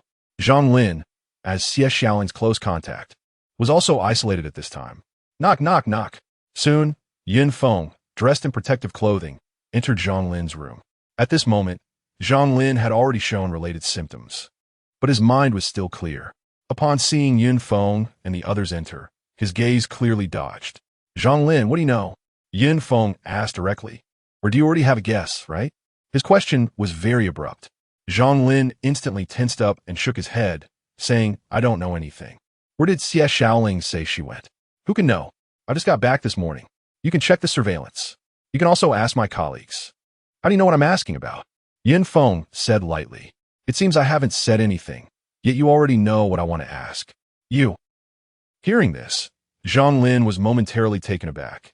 then forced himself to calm down, saying, "Besides this, what else can you ask? You don't need to try to get me to talk. I've said everything I know.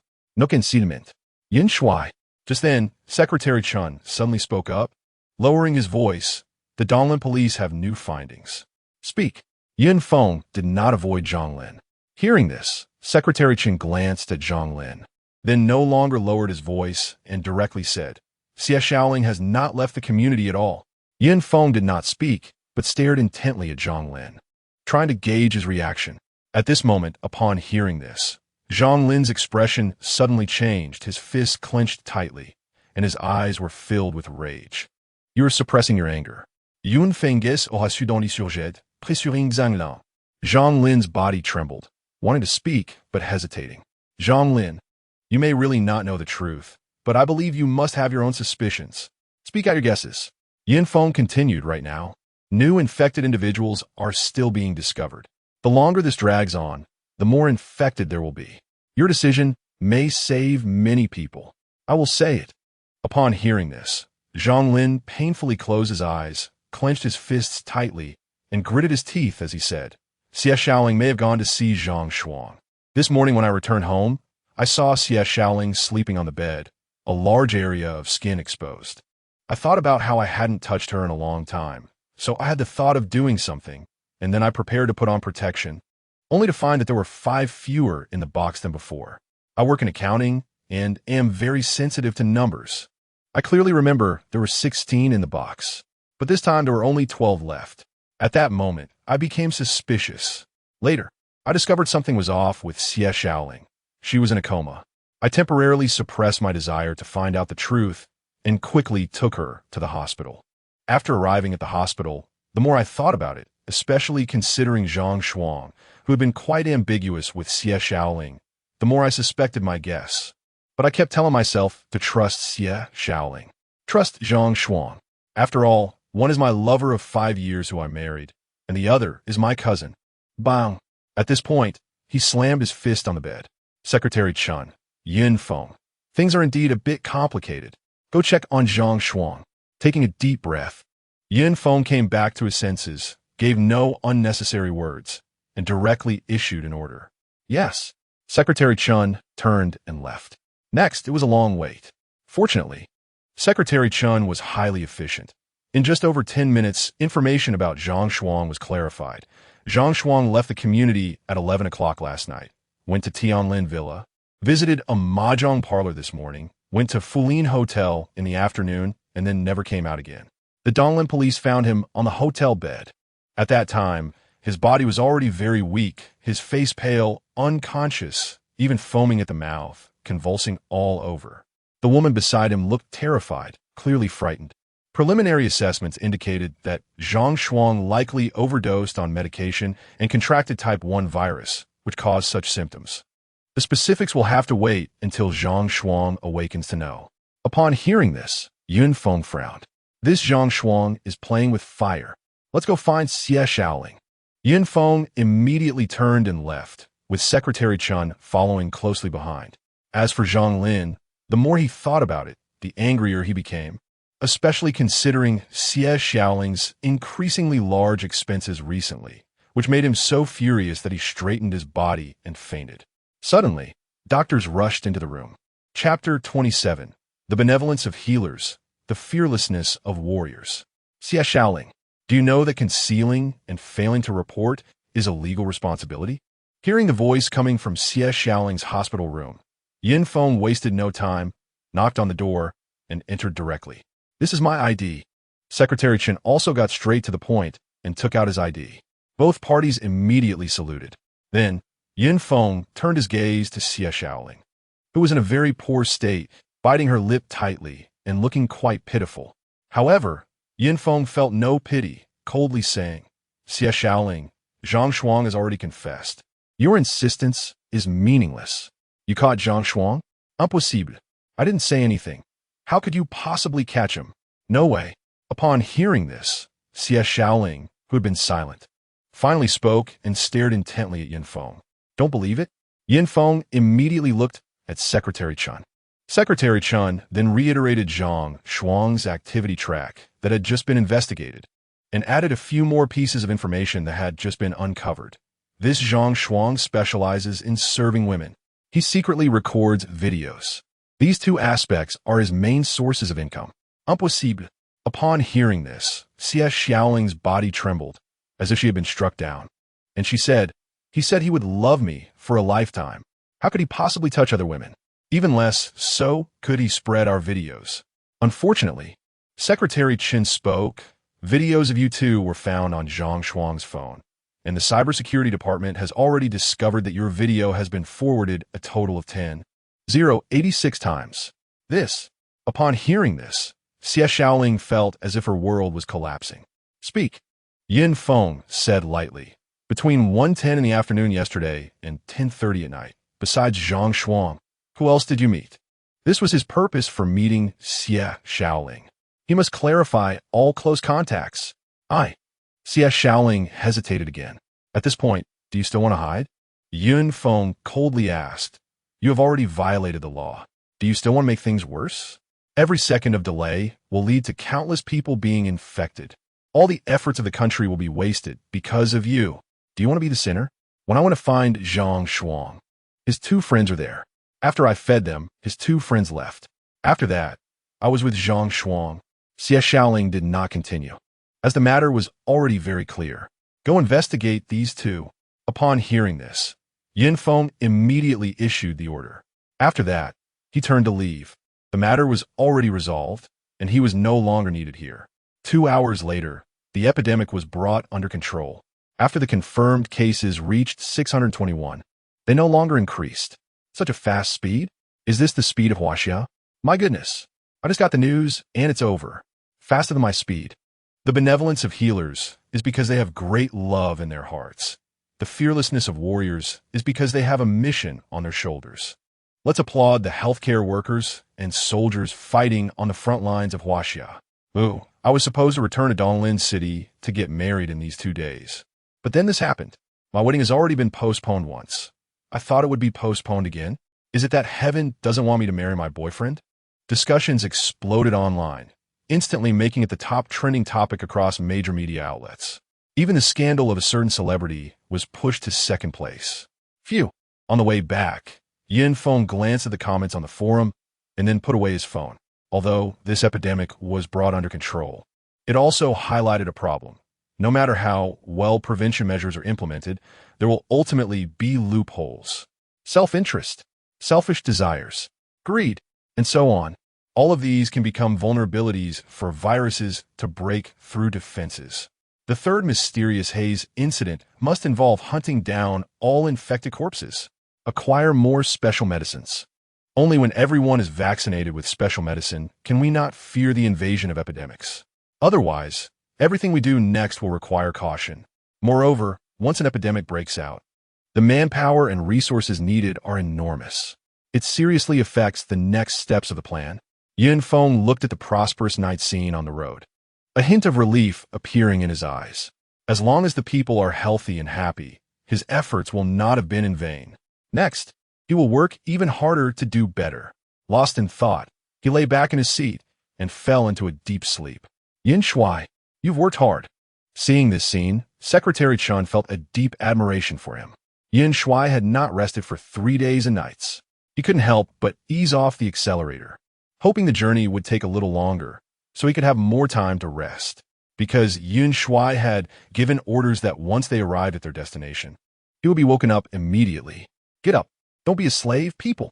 Just as the vehicle arrived at its destination, Secretary Chun was hesitating whether to wake Yin Shuai when Yin Feng's phone rang. It's her.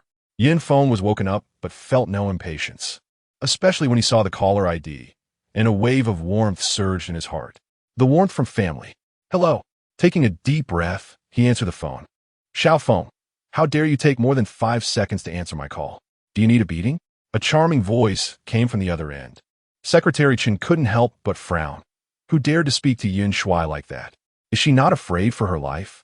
Yin Feng smiled and casually replied, Yin Chidua, long time no see. Xiao Feng, have you grown some wings?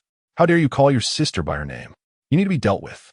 The youthful and slightly spoiled voice of Yin Chidua came through.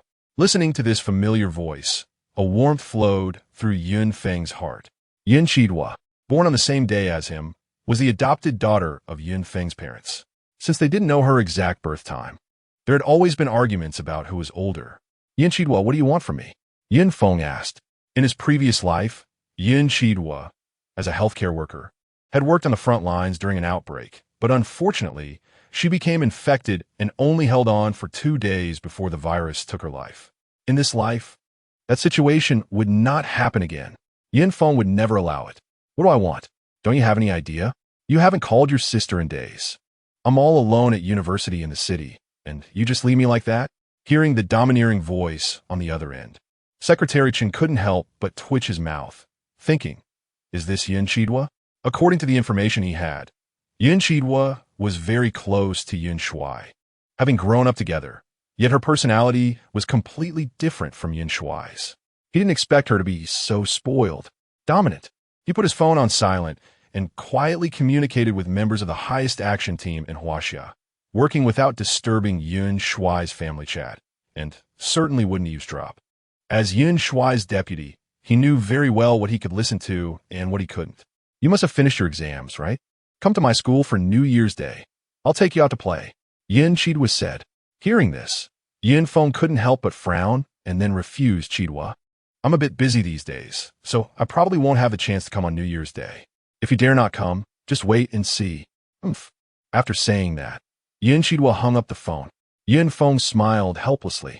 No wonder she's your sister, Yin Chidhua. But no matter how much you throw a tantrum, it won't work. I have national affairs to prioritize. He then put away his phone and got out of the car, preparing to attend a meeting. Half an hour later, after the meeting ended, Yin Feng took out his phone and turned off silent mode. Get up. Don't be a servant, people. Then, the phone rang again. Huh, old Yin? Yin Feng was taken aback. What is going on today? Family calls one after another. Yun Feng's Fatir, had not been infected by the virus in his previous life, but was devoured by an ancient beast while trying to protect himself.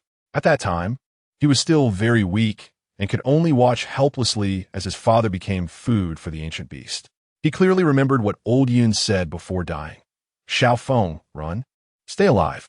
You must live. That scene was something he would never forget. It became his motivation to become stronger later.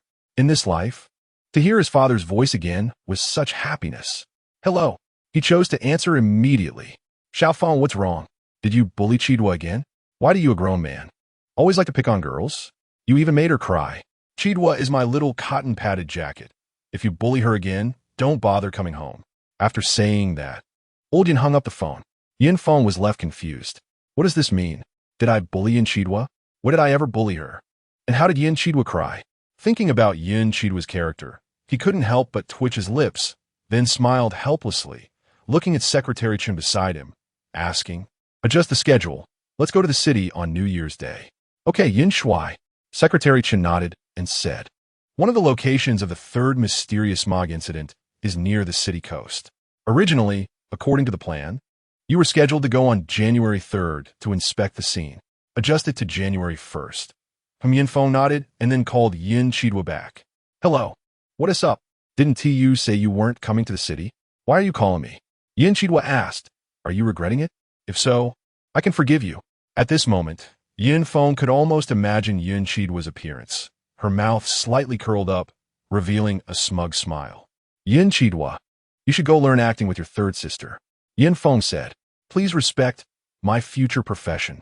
I am a medical student, a future angel in white, not an actress. Yin Chidhua corrected him. If you bully me again, I might cry. If I cry, I could do anything. Yin Feng's lips twitched again. Then he said, I will come on New Year's Day. Sure enough. Xiao Feng, you love your sister. Sister didn't love you for nothing. Yin Chidhua instantly beamed with joy. Yin Feng smiled helplessly, hung up the phone, rubbed his temples, and said, looks like I have to hurry up and deal with things today and tomorrow. Otherwise, I want to have time to accompany Yin Chidhua. As for going home, that can wait until after I finish this round. I really have no time right now. Meanwhile, in a girls' dormitory at a medical college, a girl was reclining on her bed, casually wearing a white coat that showed off her long, straight legs, her figure full and making the coat bulge. With a beauty score of around 95, she put down her phone, suddenly jumped off the bed, and shouted, "Yay! Xiao Feng is coming to spend New Year's Day with me." One of her roommates was in a daze when she suddenly saw two long legs swaying in front of her and couldn't help but feel envious. "I wonder which man will be lucky enough to have those legs." "Yin Chidwa, can you please put on some proper clothes? Why does the white coat look so tempting on you?" "Yin Yin, are you still thinking about that military brother who heroically saved the beauty at the airport?" Yin Chidwa said, "Stop dreaming. Who told you not to get his contact information back then? My brother is coming soon, so you better seize the opportunity. But he seems to have a girlfriend, a female soldier, so your chances are slim.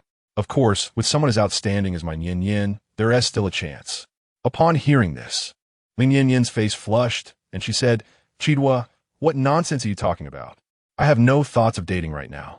I'm focused on my internship, fighting against the sudden outbreak. Did you not see the outbreak in Donglin City just now? This type 1 virus is really powerful. Stop changing the subject." Yin Chidwa said, "I think you're just thinking about men." "Chidwa, you dare slander me?" Lin Yin Yin immediately blushed and pounced on Yin Chidwa. Soon, the two girls started rolling and playfully fighting on the bed, while a boy from the opposite dormitory accidentally saw this scene and suddenly wished he could be the sheet under them.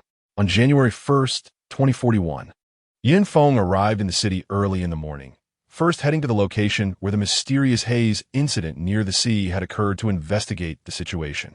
Chapter 29. A scripted hero saving the beauty, huh? Yin Chidwa is at the hotel by the river. Just as Yin Feng finished his task, he saw a message from Yin Chidwa and couldn't help but frown. "Yin Shuai, what's wrong?" Secretary Chen immediately asked. "Our country has already sealed off the coastline to prevent poisonous dead fish and infected dead fish from harming ordinary citizens," Yin Feng said.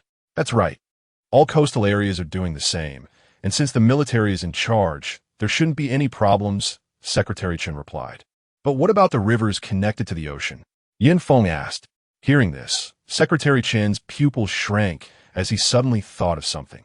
"So, the rivers might also contain type 1 virus." "Exactly." Yin Feng nodded and said, "However, the ocean is vast, and the number of viruses is limited. Moreover, the ocean is downstream from the rivers, so it won't affect humans in the short term. According to my memories from the previous life, it wasn't until 2 months later that infections and attacks by dead fish occurred around the rivers. However, just to be safe, we need to strengthen the precautions in this area," he said. "Understood." Yin Shuai, Secretary Chen nodded and immediately picked up his phone to make arrangements. Buzz. Soon, both Yin Feng and Secretary Chen changed into casual clothes and drove into the city. "In my previous life, I didn't accompany Yin Chidwa for New Year's because I was busy preparing for exams, so she spent the new year in school. In this life, I've changed the course of history. What kind of butterfly effect will this produce?" Looking at the hotel getting closer, Yin Feng felt a bit expectant. What he looked forward to the most was meeting Yin Chidwa again after a lifetime apart. "Welcome." Upon entering the hotel, Yin Feng quickly found a table where Yin Chidwa was sitting. Just then, Secretary Chen looked at Yin Feng and said, "Yin Shuai, I will be around you. If you need anything, just gesture or message me." You should find a place to eat something," Yin Feng instructed. "Yes." Secretary Chen nodded and left. "Huh. 3 sets of utensils? Is there someone else besides Yin Chidwa?" As Yin Feng approached, he noticed this detail and couldn't help but raise an eyebrow. "Is it a roommate?" At that moment, a burly man with tattoos on his shoulders suddenly sat down in the seat opposite Yin Chidwa, unabashedly eyeing her with desire. Could the other person be him? Yin Feng frowned. Immediately, he noticed Yin Chidwa showing a look of disgust, instinctively leaning back, and he understood in his heart. He had grown up with Yin Chidwa and knew her habits well. When she leaned back, it meant that the man in front of her made her extremely uncomfortable, especially since Yin Chidwa had also shown a look of disgust. "Beautiful lady, let's eat together? It's on me. Order whatever you like." The tattooed man seemed oblivious to Yin Chidwa's rejection and became even more audacious. Yin Feng immediately prepared to step forward, but suddenly his ears perked up, as if he heard something, and he stopped. "Please leave." At the same time, Yin Chidwa frowned beautifully, trying to drive away the tattooed man, while quickly typing on her phone. Ding! Yin Feng's phone rang. Opening it, he saw a message from Yin Chidwa. "Yin Feng, if you don't come soon, your sister is going to be taken away by other men." Yin Feng couldn't help but chuckle and calmly typed a reply. Don't worry, someone will heroically save the beauty. Yin Chidwa sent a question mark, not understanding Yin Feng's meaning. Just then, a young man in a suit walked over. Brother, the lady doesn't want to sit with you. Didn't you hear? He was quite handsome and had an outstanding demeanor, clearly coming from a wealthy background. What the hell are you? The tattooed man retorted rudely, even cursing. This is my business card. The young man in the suit remained unperturbed and handed over a business card. What's with the show? I want to see who you are. The tattooed man impatiently snatched the business card, but the next moment he suddenly stood up, his expression changing as he glanced at the young man in the suit with some fear. So, the Hua Xiao, my apologies. With that, the tattooed man, who had just been so arrogant, was scared away, looking dejected and extremely embarrassed. Li Minshua, Senior, it's you. Yin Chidwa recognized the young man in the suit immediately. What are you doing here? Everything had happened too quickly, and she still hadn't fully processed it, especially not understanding what Yin Feng's last message meant. This hotel is run by my family.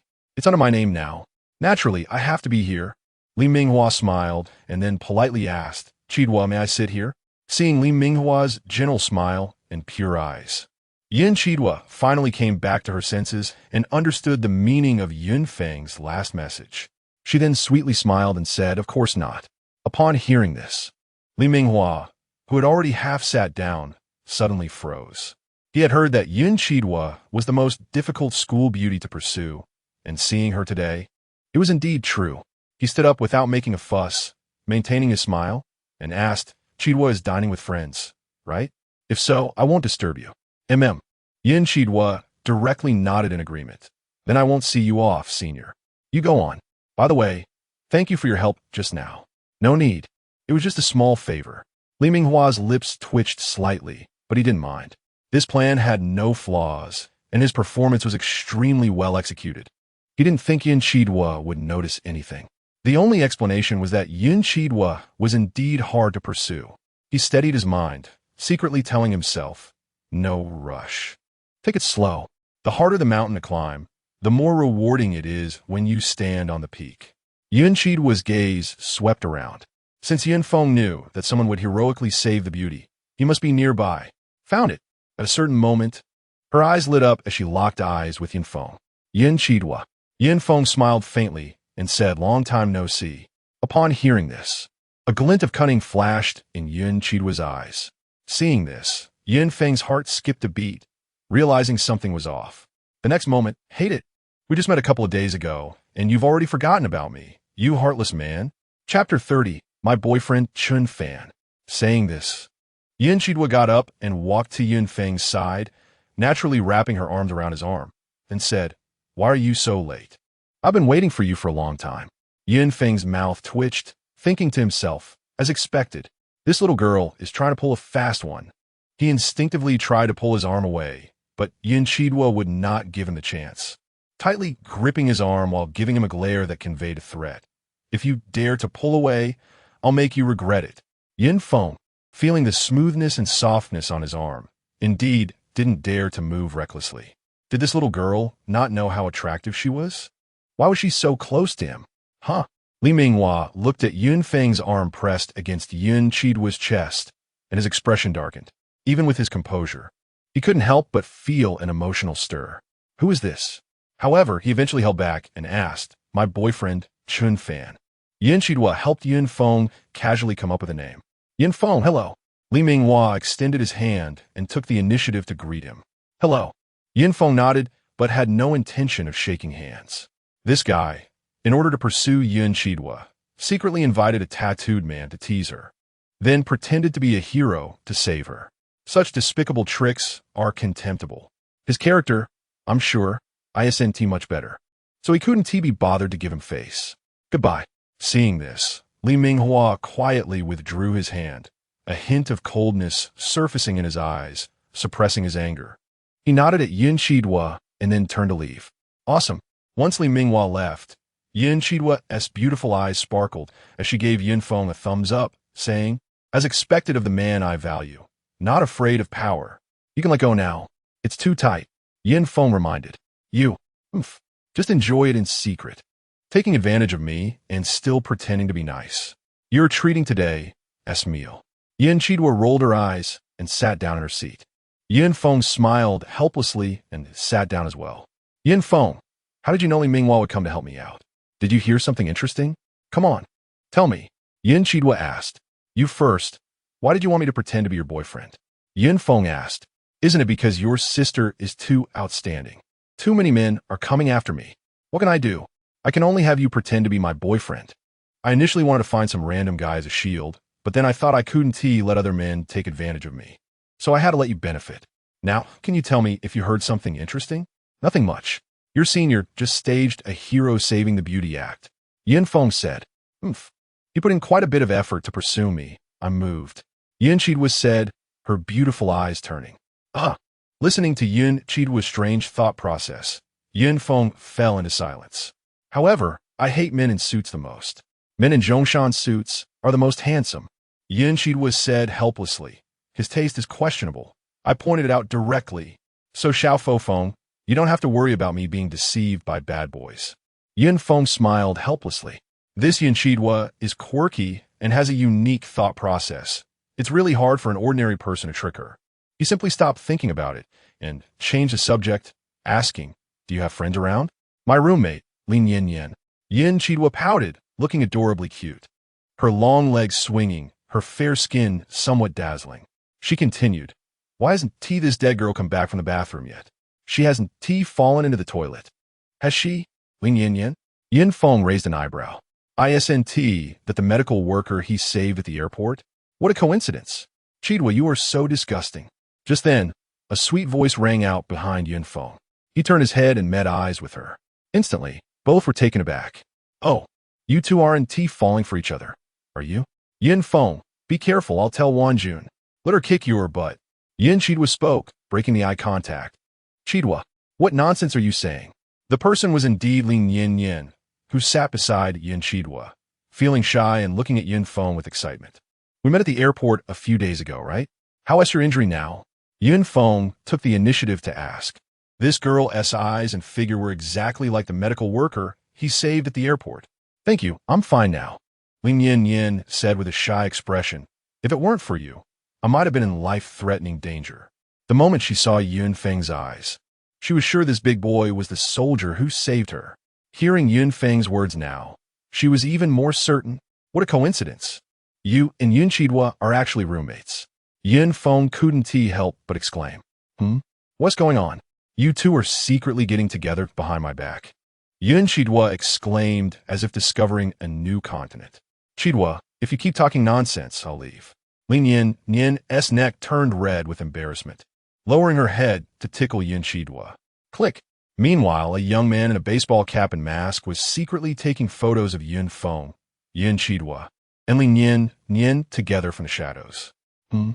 Secretary Chun was always on alert for any threats to Yin Feng, and then noticed this sneaky person was actually taking pictures. He narrowed his eyes and picked up his phone. Buzz, buzz. Immediately, Yin Feng's phone vibrated twice. He opened it to check. Someone is taking pictures? He didn't look around randomly, but sent a message to Secretary Chun. Don't startle the snake. Find out who this person is, and then tell me. Secretary Chun. Understood, young Master Yin. More than half an hour later, after Yin Feng, Yin Chidwa, and Lin Yin Yin finished eating, they were about to leave. By the way, Yin Feng, Yin Chidwa asked curiously. Yin Yin said you're a general, and many soldiers listen to you. Is that true? When did you join the army without telling your family? I'm not a general. You guys read too many novels, right? Becoming a general in Huaxia is not that easy. Yin Feng explained, I just contributed a little to the country by developing a special drug for the type 1 virus. Those soldiers respect me. That's all. You developed the special drug for the type 1 virus? How is that possible? Yin Chidwa's eyes widened. When did you learn medicine? When she initially heard about a general around 20 years old, she was also filled with disbelief. But now she believed Yin Feng's words even more. You've heard of Old Hua, right? I worked with Old Hua on this. It's mainly his credit. Yin Feng didn't take credit for himself. Wow, Old Hua. You know Old Hua? He my idol. Lin Yin Yin immediately exclaimed excitedly. You actually know Old Hua? Xiao Feng, it's been 3 days since we last met. I find it hard to see through you. Yin Chidwa looked at Yin Feng up and down, somewhat unbelieving. Seeing this, Yin Feng smiled and said, if you don't believe me, I'll introduce Old Hua to you later. Really? That would be great. Lin Yin's excited face turned red. Yin Chidwa crossed her arms and looked at Yin Feng with disbelief, as if saying, you just keep making things up? Let us see how long you can keep it up. I don't believe it. Just then, Yin Feng's gaze fell on a fish tank, and his brow furrowed slightly. Chapter 31. Siamese fighting fish. The tank only had one fish, which looked somewhat strange, and its species was unidentifiable. Its eyes were red, and its mouth opened occasionally, revealing sharp, fine teeth that gleamed ominously. It was unsettling, but that wasn't the most critical part. The key was that it seemed to sense someone approaching and was banging wildly against the tank. Bang! Bang! Its force was so great that the tank kept shaking. This fish is so fierce. Yin Chidwa noticed this scene and was also drawn to it, frowning as she spoke. Lin Yin instinctively said, this must be a new species. It has great research value. If we dissect this, at this point, Yin Chidwa tugged at her, interrupting, Yin, you said there's so many bacteria in the food during dinner, and now you're talking about dissection. How are you going to find a boyfriend in the future? Upon hearing this, Lin Yin glanced at Yin Feng, her pretty face turning red again, and she murmured softly, oh, I understand. At this moment, Yin Feng felt that the fish was a bit strange. Suddenly, he thought of something, and his eyes narrowed. Chen Fan, are you interested in the fish? Just then, a voice rang out. Everyone turned to look, and it was Li Minghua. He continued, there are many precious fish upstairs. Do you want to go see them together? No, Yin Chidwa was about to refuse, but Yin Feng suddenly interrupted her, saying sure. Upon hearing this, everyone was taken aback. They clearly did not expect Yin Feng to agree. Please. Li Minghua immediately smiled. He then took the lead, heading to the top floor of the hotel. Yin Chidwa tugged at Yin Feng's shirt corner and whispered, Yin Feng, what are you doing? Didn't you say you would accompany us shopping? Why are you going to play with fish again? She did not want to have any dealings with someone like Li Minghua. Don't you think this fish is strange? Yin Feng asked. It is indeed very strange. I just saw fish bones at the bottom of the fish tank. The fish in the tank also appeared to be a faint red color. Could it be that the strange fish ate all its companions in the tank? Lin Yin's eyes sparkled with inexplicable excitement and curiosity. Seeing this, Yin Feng couldn't help but glance at Lin Yin. This girl was a bit strange. Yin Chidwa's beautiful eyes widened. Looking back, she indeed found the situation in the fish tank, as Lin Yin had just described, realizing that things were indeed a bit odd. Young Master Hua. Along the way, everyone was very respectful towards Li Minghua. Soon, they arrived at the top floor. Unlike other floors, this top floor was exceptionally luxurious, with tiles, tables, chairs, and paintings on the walls exuding an air of grandeur. The carpet beneath their feet was made from the fur of unknown animals, soft and slippery, as if stepping on the skin of a young girl. Inside, there were fish tanks all around, filled with various types of fish. A dozen or so wealthy and successful people were enjoying the view and chatting, looking quite content. Please come in. Li Minghua revealed a confident smile and said, the people who come here to appreciate are all wealthy. The fish here are the most precious in the world. Any one of them is worth hundreds of thousands.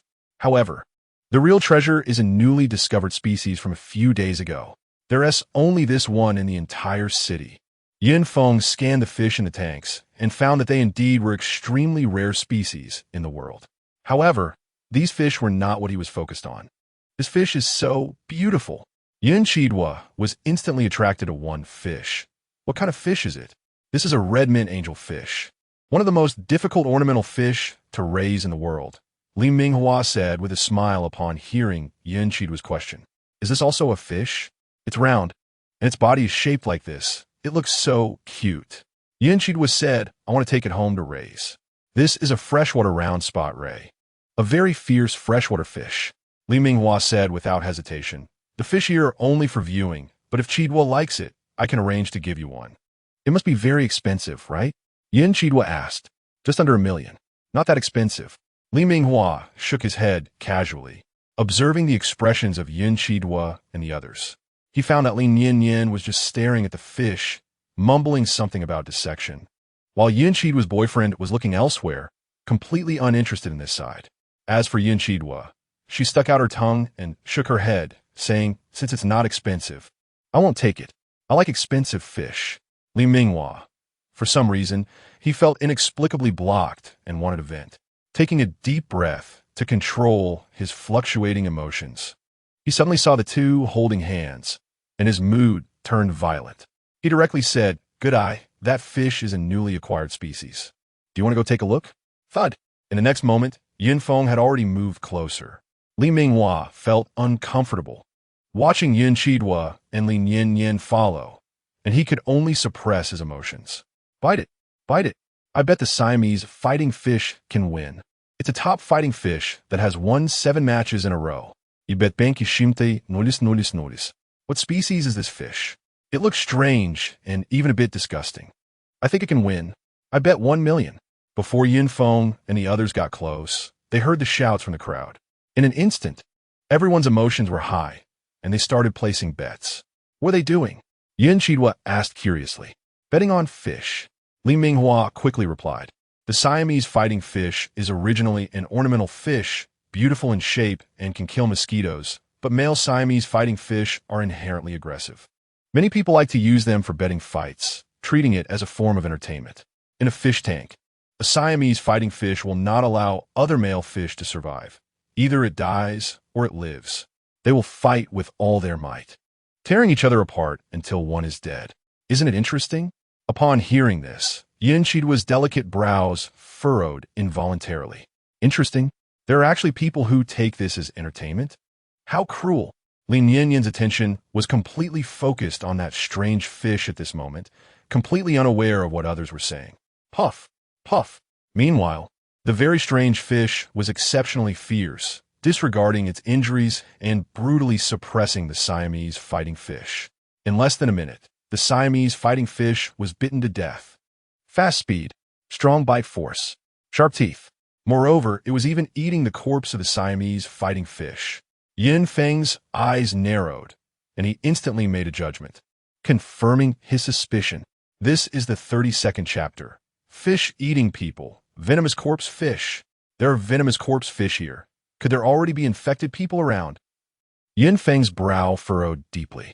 The country is desperately trying to prevent venomous corpse fish from reaching the inland, yet there are people here actively bringing venomous corpse fish inland. For personal gain, disregarding national orders. They must be severely punished. Huh. In the next moment, his pupils shrank sharply, because he saw a nearby waitress with a pale face and a wan expression. Venomous corpse fish have appeared. Suspected case of type 1 virus infection.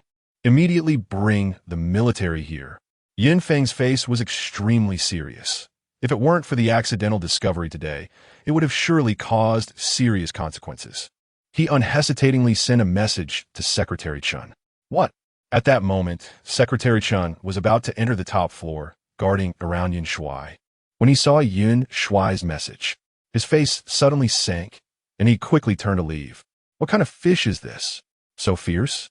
My Siamese fighting fish is a 100-win general, yet it was completely defeated just like that. This fish is still eating fish. Young Master Hua, how much is this fish for sale? I offer 5 million. At the same time, this scene caused the surrounding people to erupt. Li Minghua was surrounded in the middle, while Yin Feng, Yin Chidua, and Li Yin were completely pushed aside. Xiao Feng, what kind of fish is that? Yin Chidua asked softly. Look at its eyes. It can't be thinking of eating people, right? It indeed eats people, Yin Feng replied. What? Upon hearing this, Yin Chidua was startled, thinking Yin Feng was joking. It doesn't eat people.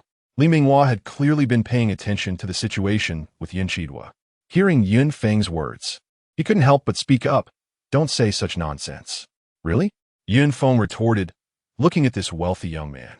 The other party clearly did not realize the danger posed by that fish, and was still trying to show off for a woman. If you don't understand, then don't speak carelessly. Li Minghua was already filled with anger and finally found the opportunity to say directly, a fish can eat a person. Is that a joke? Haha. Who is this kid? Why does he look so unfamiliar? A guy who knows nothing. He shouldn't be let in again. It's embarrassing. He has no common sense at all. If a fish bites you, can't you dodge? How could it eat you? What a joke. I see he's trying to show off in front of women. Really full of lies, embarrassing. Other young people around chimed in. Upon hearing this, Li Minghua raised the corners of his mouth slightly. Their words sounded very pleasant to him, which was also his intention. Let's go. Although Yin Qidua also thought that the idea of fish eating people sounded ridiculous, she wouldn't let these guys bully Yin Feng.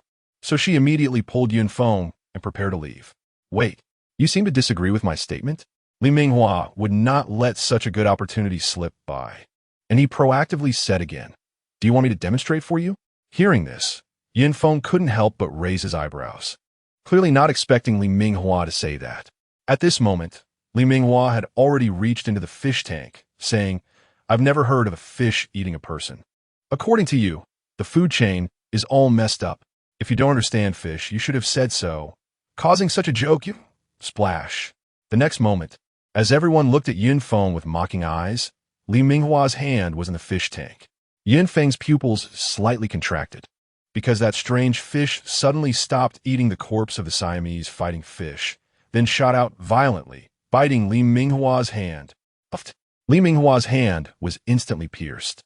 It was as if a bag of blood had been broken, and a large amount of fresh blood sprayed out, quickly dyeing the entire fish tank red. Ah! Li Minghua let out a shrill scream. He instinctively pulled his hand back. However, that strange fish still bit down hard on Li Minghua's hand, not letting go. Help! Help! Li Minghua frantically swung his right hand, a lot of blood splattering onto the faces of those around him. But the strange fish refused to let go. Instead, the more he swung, the larger the wound was torn, and the pain became more intense. The people around who had mocked Yin Feng were all pale with fear, retreating in panic. Many were splattered with blood. Yin Feng had long anticipated this, reacting quickly, directly pulling Yin Qidua and Li Yin behind a fat man, perfectly avoiding the blood that Li Minghua was flinging. What happened? What happened? This fish actually bites people? Everyone was horrified. However, what surprised everyone even more was that the strange fish bit off a large chunk of flesh from Li Minghua's hand and dropped it to the ground. Then everyone saw the strange fish propping up its fins, chewed a few times, and swallowed all of Li Minghua's flesh. It's eating human flesh. Instantly, everyone's scalps went numb, and their body hair stood on end. This is not a fish. This is a monster. Li Minghua's two bodyguards finally came to their senses and immediately shielded Li Minghua behind them. Yin Feng narrowed his eyes, staring at the strange fish. His other hand had already reached for the military dagger at his waist. This was a military dagger specially made for hunting poisonous corpses, a technique only available in Huaxia. He was not worried about this poisonous fish attacking. Yin Qidua tightly grasped Yin Feng's hand, clearly a bit nervous and scared. Meanwhile, Lin Yin was staring intently at the poisonous fish, her eyes flashing with a morbid light. This was an excellent research material, extremely valuable. We can't miss this. Quickly, take a picture. This fish is actually eating human flesh. If I post this, I will definitely go viral. This fish is so fierce, it's worth a fortune. Amidst the panic, a few people discovered a potential business opportunity and pressed forward instead. Oh no! Seeing this, Yin Feng's pupil shrank. These few people were in danger. Due to the distance and angle, he currently did not have the strength to kill the poisonous fish. Whoosh! The next moment, the poisonous fish suddenly lunged, pouncing towards the young woman with the phone, opening its bloody mouth to bite at her white neck. It had caught the delicious scent from her body. This was a delicacy. Who would have thought this fish could jump so high after leaving the water? Who would have thought this fish would actually attack humans? Caught off guard, the young woman couldn't dodge in time, only managing to put her phone in front of her as a shield. Crack! Instantly, the thin-as-a-wing's phone was bitten through. The young woman barely escaped with her life, instinctively flinging the phone away, shouting, "My limited edition phone that I just bought." Bang! The poisonous fish landed again, this time very close to Yin Qidua, then suddenly adjusted its body, its crimson eyes fixed on Yin Qidua. Whoosh! The next moment, it lunged again. Xiao Feng, be careful. Yin Qidua instinctively wanted to protect Yin Feng behind her. However, Chapter 33, stepping on 3 boats die. Yin Feng's speed was faster. Taking a sudden step forward, and the military dagger in his hand flew out. Puffed. Then, it accurately plunged into the mouth of the poisonous fish. The sharp blade easily pierced through the poisonous fish. Just as the moment passed, before anyone could see what happened, bang. Bang! The poisonous fish crashed to the ground, bouncing a couple of times before completely going still. However, even though the poisonous fish was no longer moving, no one dared to approach. For a moment, the surroundings fell silent, with only Li Minghua still letting out shrill screams. Dead? What is this thing? It can really eat people? Everyone looked at Yun Feng with lingering fear, wanting an answer. Poisonous fish. A poisonous fish carrying the type 1 virus. Yun Feng said flatly, "Everyone here should not leave, because you all might be infected, especially those who have come into contact with the poisonous fish." Wow. As soon as these words were spoken, there was an uproar. Type 1 virus infected? Is this true? Many people showed expressions of fear, unsure of what to do.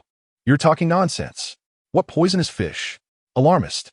Li Minghua's face was pale, but still didn't forget to refute Yun Feng. The power of hormones is indeed strong. Exactly. Kid, how can you be sure this is a poisonous fish? Many people came to their senses, looking at Yun Feng with doubtful expressions. Bang! Just then, before Yun Feng could speak, the pale-faced, listless waitress beside him suddenly collapsed to the ground. Someone fainted. Run. Instantly. The scene erupted into chaos as everyone rushed towards the exit, trying to escape. In the confusion, a fat woman stepped directly on Li Minghua's hand. The familiar scream rang out again.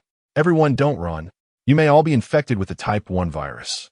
If you run out and come into contact with the outside world, it's easy to infect others. At this moment, Yin Chidwa suddenly spoke up, displaying the qualities expected of a healthcare worker. She even intended to rush up and block the exit, but was stopped by Yin Feng. Yin Feng, let me go. They can't leave here. This place should be sealed off immediately. Just as Yin Chidwa opened her mouth. Bang, bang, bang. Everyone, don't move. A large number of soldiers in protective suits finally arrived and quickly surrounded the area. The scene was quickly brought under control. Half an hour later, Yin Shuai, are you okay? In the car, Secretary Chun looked at Yun Feng with concern and asked, I'm Fine. Remember to disinfect my military dagger and return it to me. Yin Feng had already been disinfected and changed into a new set of clothes. As for the others on the top floor, they were all sent to the hospital for brain scans. For isolation, the entire hotel was sealed off. Everyone dining in the hotel was also taken away. Yes, Yin Shuai. Secretary Chen nodded. By the way, then he thought of something and said, Yin Shuai, the man who secretly filmed you in the hotel is Zhao Tianlong's person. Oh, upon hearing this, Yin Feng couldn't help but raise an eyebrow. Zhao Tianlong, isn't he the man who visited Wan Jun in the hospital? It seems he hasn't given up yet. Yin Feng didn't take it seriously. Yin Shuai, should we destroy the photos he took? Secretary Chen asked. No need. Yin Feng shook his head, picked up his phone, saw a message from Yin Chidwa, and immediately started chatting with her. Yin Chidwa, Xiaofeng, where are you? Yin Feng gone. I'm on my way to Kyoto. Yin Chidwa, you've left? Why'd they let you go? You didn't escape by yourself, did you? You carry the type 1 virus. How can you just run around? I will report you for the greater good. Yin Feng, didn't I tell you that I developed the type 1 virus antidote with Old Hua? I was the first to inject the antidote, don't worry. I won't infect anyone else. Yin Chidwa, do you really know Old Hua? Were you involved in the development of the type 1 virus antidote? Yin Feng, that's right. Yin Chidwa, I got it. You participated as a volunteer. You voluntarily injected the first dose of the antidote for Old Hua to study and improve the antidote. I didn't expect you to be so great. Yin Feng, Yin Chidwa, did I guess it right? Haha, seeing the laughing emoji sent by Yin Chidwa. Yin Feng smiled and didn't reply. Volunteer? This silly girl has such a wild imagination. He didn't tell Yin Chidwa the truth because he didn't want to disrupt their peaceful life, that's all. Having experienced the cruelty and chaos of his previous life, what he most wanted to experience in this life was the peaceful life of an ordinary person. On the other side, buzz. Su Wanjun's phone vibrated twice, and when she picked it up, it was a message from Zhao Tianlong. She couldn't help but frown slightly and instinctively thought to ignore it. Then she thought for a moment and murmured, better delete it. Then she opened the chat history. Then, she saw the pictures sent by Zhao Tianlong. The first picture showed a very beautiful girl hugging Yun Feng's arm, her chest slightly deformed from the pressure. The second picture showed Yun Feng making eye contact with another beautiful girl. The third picture showed the three of them laughing and having a good time, very harmonious. The last picture showed Yun Feng helping the first girl with food. Xiao Feng went to meet Chidua. Su Wanjun immediately recognized Yun Chidua and smiled, saying, "This girl is getting prettier and prettier." Then, her gaze fell on Ling Yin, and she naturally looked away. She began to edit a message to send to Zhao Tianlong. At that moment, Zhao Tianlong was staring at the chat window with Su Wanjun, sneering and saying, "Yin Feng, you actually want to have your cake and eat it too. You're stepping on 3 boats. I'll make you fall straight into the water. Damn, why can a poor loser like you have 3 women at the same time? Are these women blind?" He was filled with jealousy. It's so unfair. What makes him better than Yin Feng? Why are the women around Yin Feng so beautiful, so capable, and so charismatic, while the women around him are all plain? Damn it, I'm not convinced. Zhao Tianlong looked at the deformed chest in the first picture, swallowing hard, his eyes turning green. Whoosh! At that moment, a message from Su Wanjun appeared in the chat box. "Thank you. I believe in Yin Feng. We shouldn't contact each other anymore."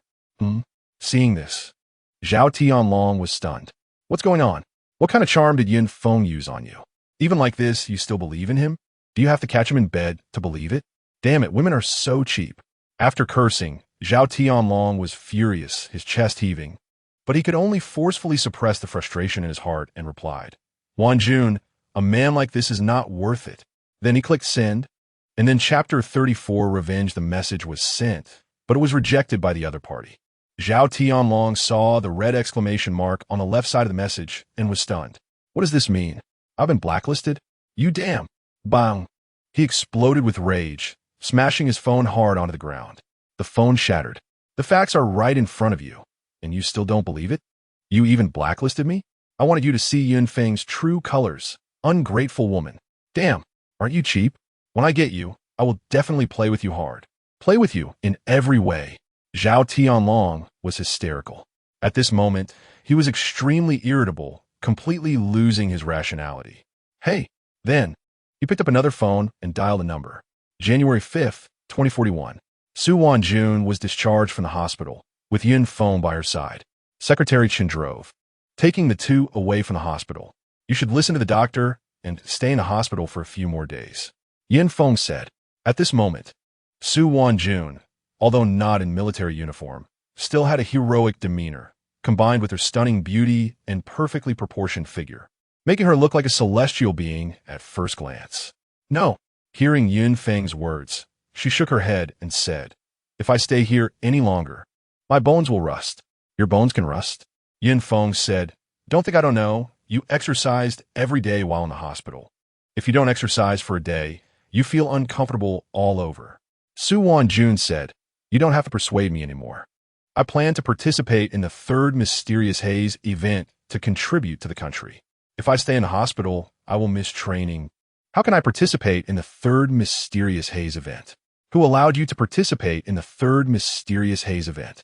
Upon hearing this, Yin Feng couldn't help but frown and ask, "I am the team leader of the Canglong Special Forces, the Hua Xia female war god. Who among the special soldiers you selected can compete with me in individual combat? I am a most suitable candidate to go into battle in the Mysterious Haze, without exception." Su Wanjun was extremely confident in her abilities and said directly, "Moreover, I have already injected the antidote. There's no need to worry about infection. What are you still concerned about?" Hearing Su Wanjun's words, Yin Feng helplessly shook his head and said, "All right, as long as you can pass the selection test, you can participate in the Mysterious Haze event." He knew Su Wanjun's character too well. When faced with such a dangerous situation as the Mysterious Haze event, she would absolutely not back down, only charge to the front lines. Selection test? Su Wanjun was taken aback. All soldiers participating in the Mysterious Haze event must pass Yun Shuai's test, Secretary Chan said. Otherwise, the spot can only be given to others. It's very fair. Su Wanjun nodded and said, "Did the Lynx and Old Joe not embarrass me?" "Rest assured, Captain Su. Lynx and all passed the test." Secretary Chen nodded. Hmm. Su Wanjun nodded. Then her gaze fell on Yin Feng as she asked, Yin Feng, they all call you Yin Shuai. What's going on? And about your matters. Can you tell me now? Sure. Yin Feng nodded, just about to speak. Yin Shuai, there's a car following us. Secretary Chun suddenly spoke up. What should we do? Oh. Hearing this, both Yin Feng and Su Wanjun frowned. Go to a deserted place. Let's see what he wants to do. Yin Feng said coldly. Understood. Secretary Chun nodded. At the same time, the special guards secretly protecting Yin Feng quickly made a phone call. At that moment, be careful. Secretary Chun suddenly shouted. Boom. During the high-speed drive, a car suddenly crossed the double solid line and crashed into them. Boom. Immediately after, another car from behind came barreling in without slowing down. A car accident. Damn. A chain collision. The sudden car crash seemed like an accident, causing the nearby pedestrians to scream in fear. This broken domestic car is fine? My two imported cars are completely wrecked? A burly man wearing sunglasses on one side of the street saw that the car Yin Feng was in had no deformation, while the two cars he arranged were completely crushed in the front. The two subordinates in the car were also in a state of uncertainty. Super brother, should we take action? A thin, sharp-faced subordinate asked. Of course. The target is fine. We definitely need to take action. Go. Super brother slapped the thin-faced subordinate on the head and then directly gave the order. Whoosh. Whoosh. Immediately, dozens of figures sprang out from various corners, rushing towards Yin Feng's vehicle and violently smashing the car windows. More than a dozen adults wielding steel rods swung with all their might. And with the added momentum of their charge, what kind of power was this? And the result? The car windows only had little white dots. Not even crack appeared. The more than 10 adults were dumbfounded. Smash it. I don't believe this. The thin-faced man shouted. This piece of junk can withstand our steel rods. He shouted, putting all his strength into swinging the steel rod. Then boom. Hiss. The thin-faced man couldn't help but twitch his mouth, taking a sharp breath. He had swung too hard, and the powerful rebound made his hands numb. Inside the car, the airbags deployed in time, and the seat belts tightened. All three were unharmed. Yin Shuai, should we wait for backup or start fighting? Secretary Chen asked. Wait for backup? Yin Feng squinted his eyes and said coldly, do we need backup to deal with these small fries? Just then, Chapter 35. Start the video, fight in a group. Get up, those who don't want to be slaves. Yin Feng picked up his phone, not immediately connecting, but instead looked at Su Wanjun beside him and asked, Wanjun, can you handle it? Don't worry.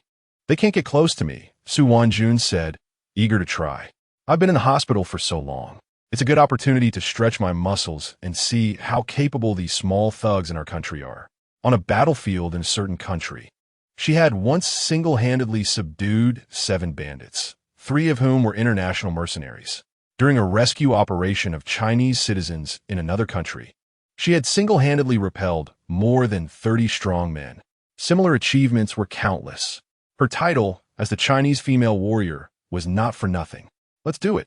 Upon hearing this, Yin Feng nodded and directly issued the command without further ado. Boom! Boom! Immediately, Secretary Chun and Su Wanjun opened the car doors simultaneously, instantly using the 2 doors to knock 4 people away. Then, the 2 sprang out like cheetahs, swiftly kicking over 2 people while simultaneously closing the car doors. They instinctively chose to protect Yin Feng. What's going on? They're so strong. Seeing this scene, Super Brother was slightly taken aback, clearly not expecting such a situation, and was startled. I want to see how strong you really are. He snorted coldly and picked up his phone. Hey, Hao Yi. Inside the car, hey. Yin Feng also connected to Yin Chidua's call. Yin Feng, has Su Wanjun been discharged? Tell her I'm in quarantine and can't visit her for now. Yin Chidua said. Okay, Yin Feng replied. It sounds chaotic over there. Why are there men's screams? What are you doing? Didn't you go to pick up Su Wanjun? Yin Chidua asked with a strange tone. Your girlfriend is discharged, but you're with men. You're not having issues with your orientation, are you? Yin Feng, what kind of magical thought process is this? He glanced at the small thugs continuously falling down, realizing that the battlefield was basically settled. I want to video call you. Yin Chidua exclaimed excitedly. Yin Feng. Before he could say anything, Yin Chidua directly hung up the call and started the video. Quick, point the camera around. I don't want to see you. At the moment the video call connected, all the small thugs around had already fallen. Secretary Chun and Su Wanjun were too quick in dealing with the enemies. Yin Feng could only smile helplessly, complying, and through the video feed. He saw a large number of figures rushing in from a distance, immediately furrowing his brow. So many people have come? That's quite a show of force. It seems I need to tidy things up a bit. In the next moment, worried that Secretary Chun and Su Wanjun might encounter problems, he casually placed his phone in the car with the camera facing outside, then directly got out of the car and closed the door. Hey, what's going on? Are you fighting in a group? How exciting. Hey, Yin Feng, why didn't you take your phone out? What kind of broken car is this? The soundproofing is so extreme. Yin Chidwa was initially excited, then started to yell, fighting is wrong. Yin Feng, I'll have the police uncle catch you. Unfortunately, Yin Feng couldn't hear anything.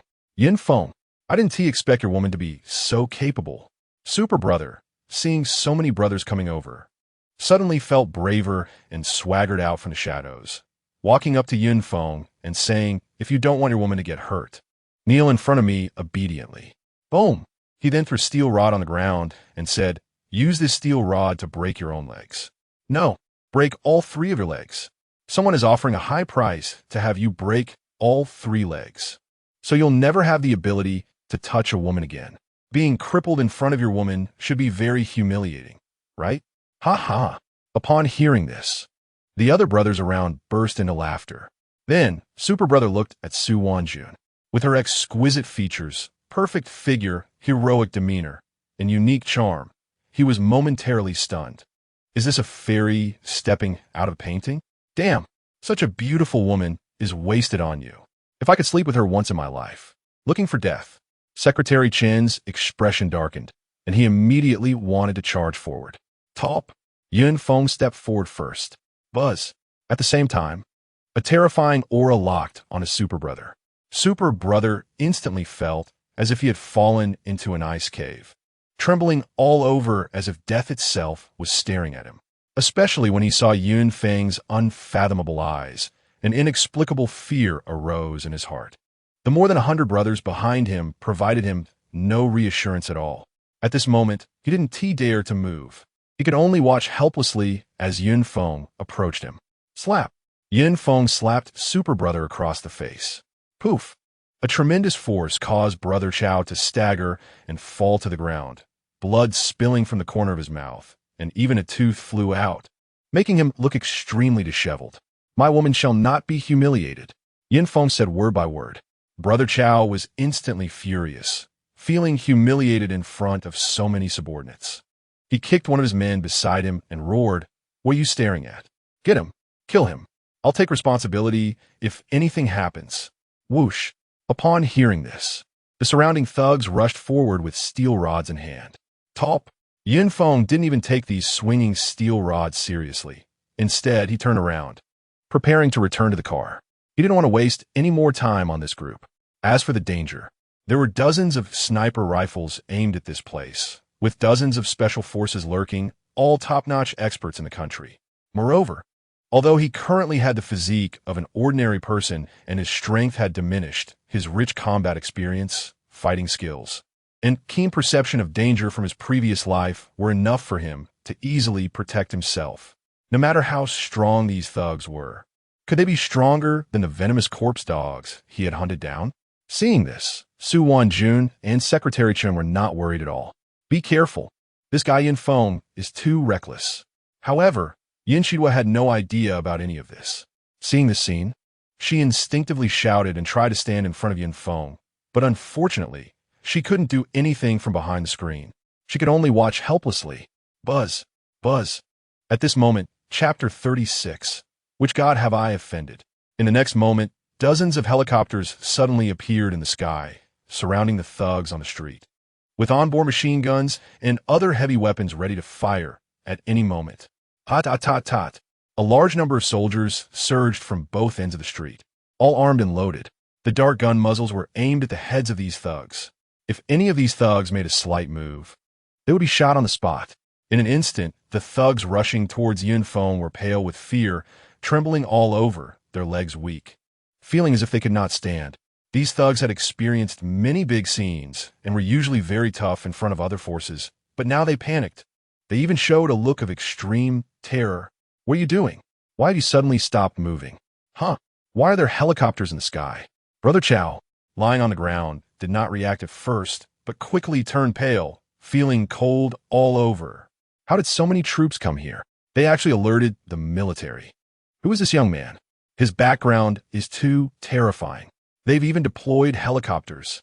My goodness, no one would believe it if I told them. The scattered pedestrians on the street were deeply shocked. Swish!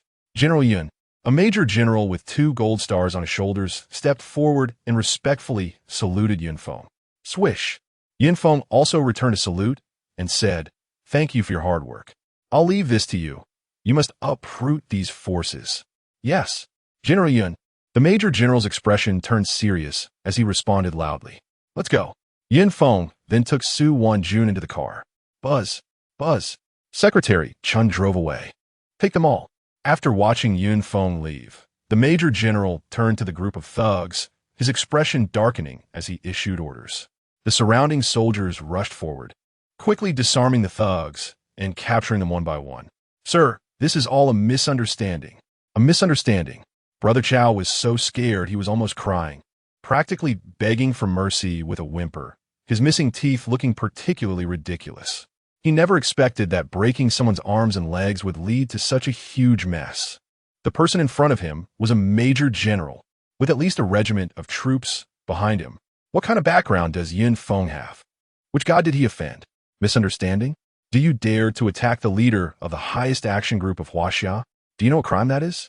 You call this a misunderstanding? The major general with 2 gold stars suddenly looked at Brother Chow and coldly questioned him. Leader of the highest action group. Brother Chow froze, directly collapsing to the ground in fright, then suddenly began to curse loudly. Damn, Zhao Xiaocui. That fat woman has doomed me. Doomed me.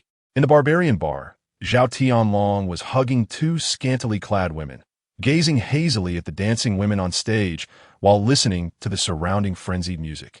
Gradually, the dancing woman on stage turned into Su Wanjun, who then crazily posed in front of him and walked over, exuding a fragrant allure that captivated the heart. Beautiful. So beautiful. Su Wanjun, after today, your boyfriend won't be able to satisfy you anymore. From now on, I'll be the one to satisfy you. Huh. Saying this, Zhao Tianlong directly took a pill, feeling the changes in his body, his eyes turning bloodshot as he pulled the 2 women into a private room. Soon, delightful sounds emerged from the room. Bang, bang. At this moment, the bar's front door was suddenly broken open and hundreds of soldiers surged in, swiftly taking control of the entire bar. The people around screamed in fright. Soon, the music stopped and everyone crouched down, covering their heads. After a few minutes, Zhao Tianlong was dragged out, hastily wrapped in a piece of clothing that barely covered his private parts, while his buttocks were exposed. Under the influence of the drugs, he was in a daze, shouting, "Let go of me. I still want to battle with Su Wanjun for 300 rounds. Who are you? Let me go. Do you know who I am? Do you know who my mother is? Be careful, or I'll have someone kill you." The people in the bar all jumped in shock. Although this young master, Zhao, usually appeared arrogant and overbearing, he wasn't stupid. Why was he acting so foolishly at this moment? How dare he curse like that? Buzz, buzz. In the car, Secretary Chun quickly received news and said, "General Yun, we have clarified the motives of that group of thugs." "What's going on?" Yin Feng asked curiously. "It's..." Secretary Chun glanced at Su Wanjun through the rearview mirror, but did not continue. "Is it related to me?" Su Wanjun keenly caught this point and asked. Secretary Chun paused. "Speak," Yin Feng ordered. "Yes." Secretary Chun no longer hesitated and directly said, "It was Zhao Tianlong's mother who hired this group of thugs." Zhao Tianlong. Upon hearing this, Su Wanjun frowned and said, "Why does this person keep haunting me? I've already blacklisted him, and he still won't give up." Also, Secretary Chun continued, "Zhao Tianlong is on drugs." After coming down from his high, he realized his situation and completely denied any involvement. It was his mother who took the initiative to find people from the underworld. This person has little ability, but is very good at shirking responsibility. Su Wanjun snorted coldly, a trace of disdain flashing in her eyes. He has no sense of responsibility and is unfilial. I look down on such men the most. What did Zhao Tianlong's mother say? Yin Feng asked. She also completely denied any involvement, saying it was her own decision and that it had nothing to do with her son. Secretary Chen frowned and said, "This matter is somewhat difficult to handle. Because many things were handled by his mother, he indeed did not directly participate. Such a person cannot be clean." Yin Feng said lightly, "Investigate this matter thoroughly. No one can be overlooked." "Yes, General Yun." Secretary Chen nodded in agreement. "What about that group of thugs?" Yin Feng asked. "They are members of the Tiger Club." Taking this opportunity, the entire Tiger Club was uprooted and all involved personnel and other criminals were thrown into prison, said Secretary Chen. Yin Feng nodded. Soon they arrived at the military camp. Su Wanjun got out of the car, and Yin Feng bid her farewell. On his way back to the office of the Supreme Action Group of Huaxia, Secretary Chen quickly spoke up. "Commander Yin, 2 pieces of news. First, Su Wanjun has passed all tests and will participate in the 3rd mysterious haze incident." As expected, Yin Feng had anticipated this, and with a helpless smile, he said, "Wanjun is still so impatient." Second, Zhao Tianlong has been found to be related to a rape and murder case from 3 years ago and has been officially arrested. A death sentence awaits him. Secretary Chen showed a hint of satisfaction. Such scum does not deserve to live. Yin Feng nodded. He had never regarded Zhao Tianlong as a threat. The 2 sides were simply not from the same world. Buzz. Then, a message from Yin Chidwa came in. "Yin Feng, what is Su Wanjun's current military rank?" "Yin Feng, what's wrong?" "Yin Chidwa, so many soldiers have been dispatched to protect her. She must be quite impressive, right?" Yin Feng. Chapter 37, The Lovesick Man Before the Grave, January 7th, 2041. Commander Yin, the Dongxing Group case has concluded. After a thorough investigation, it was confirmed that the Dongxing Group leaked information of over 10 million Huaxia users in order to go public in Eagle Nation.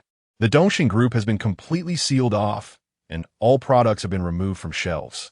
According to Commander Yun's request, the capital behind the Dongxing Group has not been spared. A forced execution of 500 billion Huaxia coins has been carried out. All funds have been deposited into the national treasury. Secretary Chen reported the latest news to Yin Feng. Yin Feng asked, "What was the domestic reaction?" Such acts of treason were naturally rejected and despised by the citizens. Although this punishment was already extremely severe, amounting to 500 billion Huaxia coins, the citizens still felt it was insufficient. Secretary Chen said, "Many people are relieved they did not use the Dongxing Group. Otherwise, their information would have been sold abroad and studied by foreigners." Hearing this, Yin Feng nodded. This reaction is very normal. This is the spirit of the Huaxia people, unconditionally trusting the country's actions. The national leadership is also doing its utmost to protect the rights of ordinary citizens and create benefits for them, forming a positive cycle. This is destined for Huaxia to develop at an extremely terrifying speed. This is also the reason why Huaxia could persist until the end in the previous life. Has the arrangement for the 3rd mysterious haze incident been completed? Yin Feng asked. All completed. The soldiers participating in the 3rd mysterious haze incident have also reduced their training volume to conserve energy for tomorrow's battle.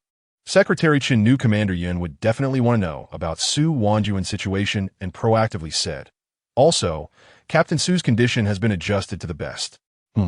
Yin Feng nodded and continued to ask, "Have we confirmed that no one has been left behind in the areas where the mysterious haze incidents will break out?" Upon hearing this, Secretary Chen paused for a moment and then said, "Commander Yin, according to your instructions, the area covered by the mysterious haze incident in the province is a graveyard overgrown with weeds. A man named Zhang Ziliang refuses to leave his wife's grave. He's been kneeling for days and won't leave no matter what." "Oh, what's going on?" Yin Feng frowned, his tone becoming severe as he asked, "The mysterious haze incident is about to break out tomorrow. Why hasn't he been made to leave? The toxic corpses are fierce, and fighting in the mysterious haze is our main battlefield. How can our soldiers have the energy to protect him?" Secretary Chen immediately nodded in response. "Commander Yin, rest assured, I have urged the relevant departments to enlighten and persuade him. It will not affect tomorrow's plan. You keep a close eye on this matter. Feng instructed. Yes, Commander Yun. Secretary Chen nodded in agreement. Then, Feng inquired about other matters. January 8th, 2041. Only 4 hours left. Feng glanced at the time and looked at the surveillance screen. There are many locations for this mysterious haze incident, as many as 13 occurrences. The mysterious haze incident in the province will be handled solely by the province, while Feng only provides the locations and times of the outbreaks. The other 12 incidents will be dealt with by the Huaxia military. This time, there was no pre-war mobilization. All combat units had already conducted rehearsals and were stationed at the outbreak locations, waiting for the mysterious haze incident to occur. The mental state of the combat units was good. Everything was proceeding in an orderly manner. He kept nodding when suddenly his gaze fell on a corner of the big screen and his brow furrowed. Secretary Chun, what is the situation here? Commander Yun.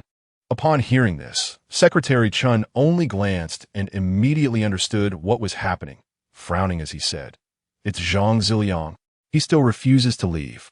He even has a pair of scissors pointed at his neck, not allowing anyone to approach, insisting on kneeling at his wife's grave.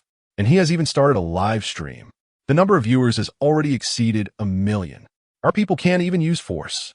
If this leaks through the live streaming platform, it could cause public panic. So, panic?" Feng paused for a moment and then squinted his eyes slightly, saying, "This is a perfect opportunity to inform the public about the mysterious haze incident." Secretary Chan was taken aback for a moment, then asked, "Commander Yun, isn't it a bit too early for that now? It might disrupt social stability. The common people are not as weak as you think." Feng recalled the public's reaction in his previous life and shook his head, saying, "Whether the common people panic or not depends on whether the country can provide them with a sense of security.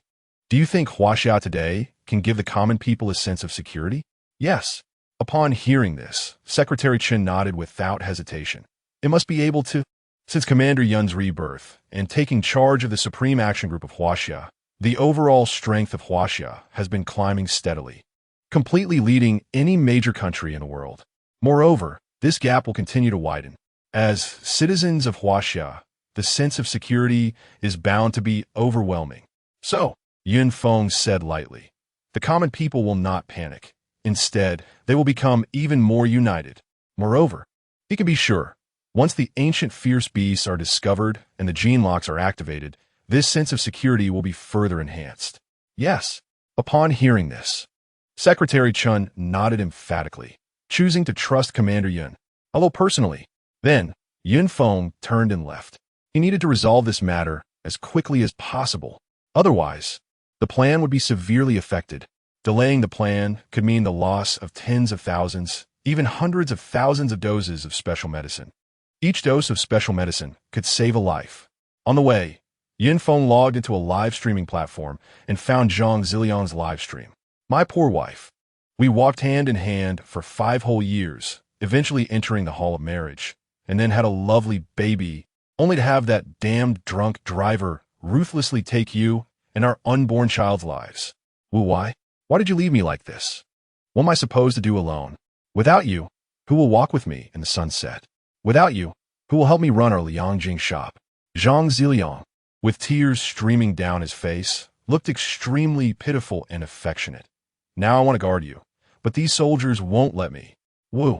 Upon hearing this, Feng's brow furrowed slightly, and he notified the Special Operations Group to check 2 things. When did the Liangjing shop open? When did Zhang Ziliang's wife, Zhao Jingjing, pass away? The Liangjing shop opened 2 days ago. Zhao Jingjing died in a car accident half a month ago. Watching Zhang Ziliang in the live broadcast room sincerely portray the image of a lovesick man, he occasionally mentions the Liangjing shop, which leads Feng to have a vague suspicion. Chapter 38. The third mysterious haze incident erupts Shui. We're here. Soon, Feng and Secretary Chun arrived at the scene. There was still an hour before the mysterious haze incident would erupt. Feng glanced at the time and immediately got out of the car. Seeing this, Secretary Chen quickly contacted the live broadcast platform where Zhang Ziliang was located. requesting to protect the information of Yun Shui, who was about to appear on camera. No outsiders were allowed to recognize Yun Shui. Yes, the live broadcast platform immediately agreed and initiated technical measures. Yun Shui, Yun Shui, the surrounding soldiers saluted. Thank you for your hard work. Yin Feng returned the salute and then nodded, asking, what is the situation now? They still refused to leave.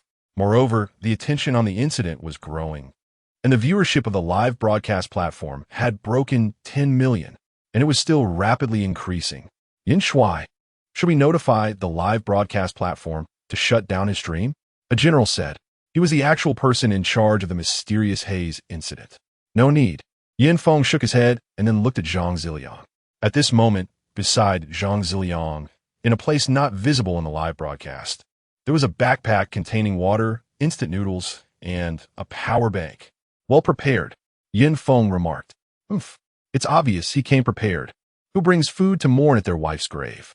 Secretary Chen snorted and said, I really don't know what he is doing. The commotion here clearly caught Zhang Ziliang's attention. He turned around and frowned. Who is this young man? Why do all these soldiers and officers respect him so much? Is he the son or grandson of some big shot? Just then, Yin Feng strode over, and as he was about to speak, Zhang Ziliang interrupted him, saying, Are you the leader? No need to say useless official words. What needs to be said, your subordinates must have already told you. You do your things, and I want to disturb you. I also hope you want to disturb me. I just want to quietly accompany my wife for a few days. Once I've finished, I will naturally leave and shut down the live stream. At this moment, his expression was exceptionally resolute, even when facing so many soldiers. In a live broadcast room, comments had already filled the entire screen. A man who loves his wife so much is truly touching. When will I meet such a man? I would definitely marry him without hesitation. I guess the person upstairs is a man.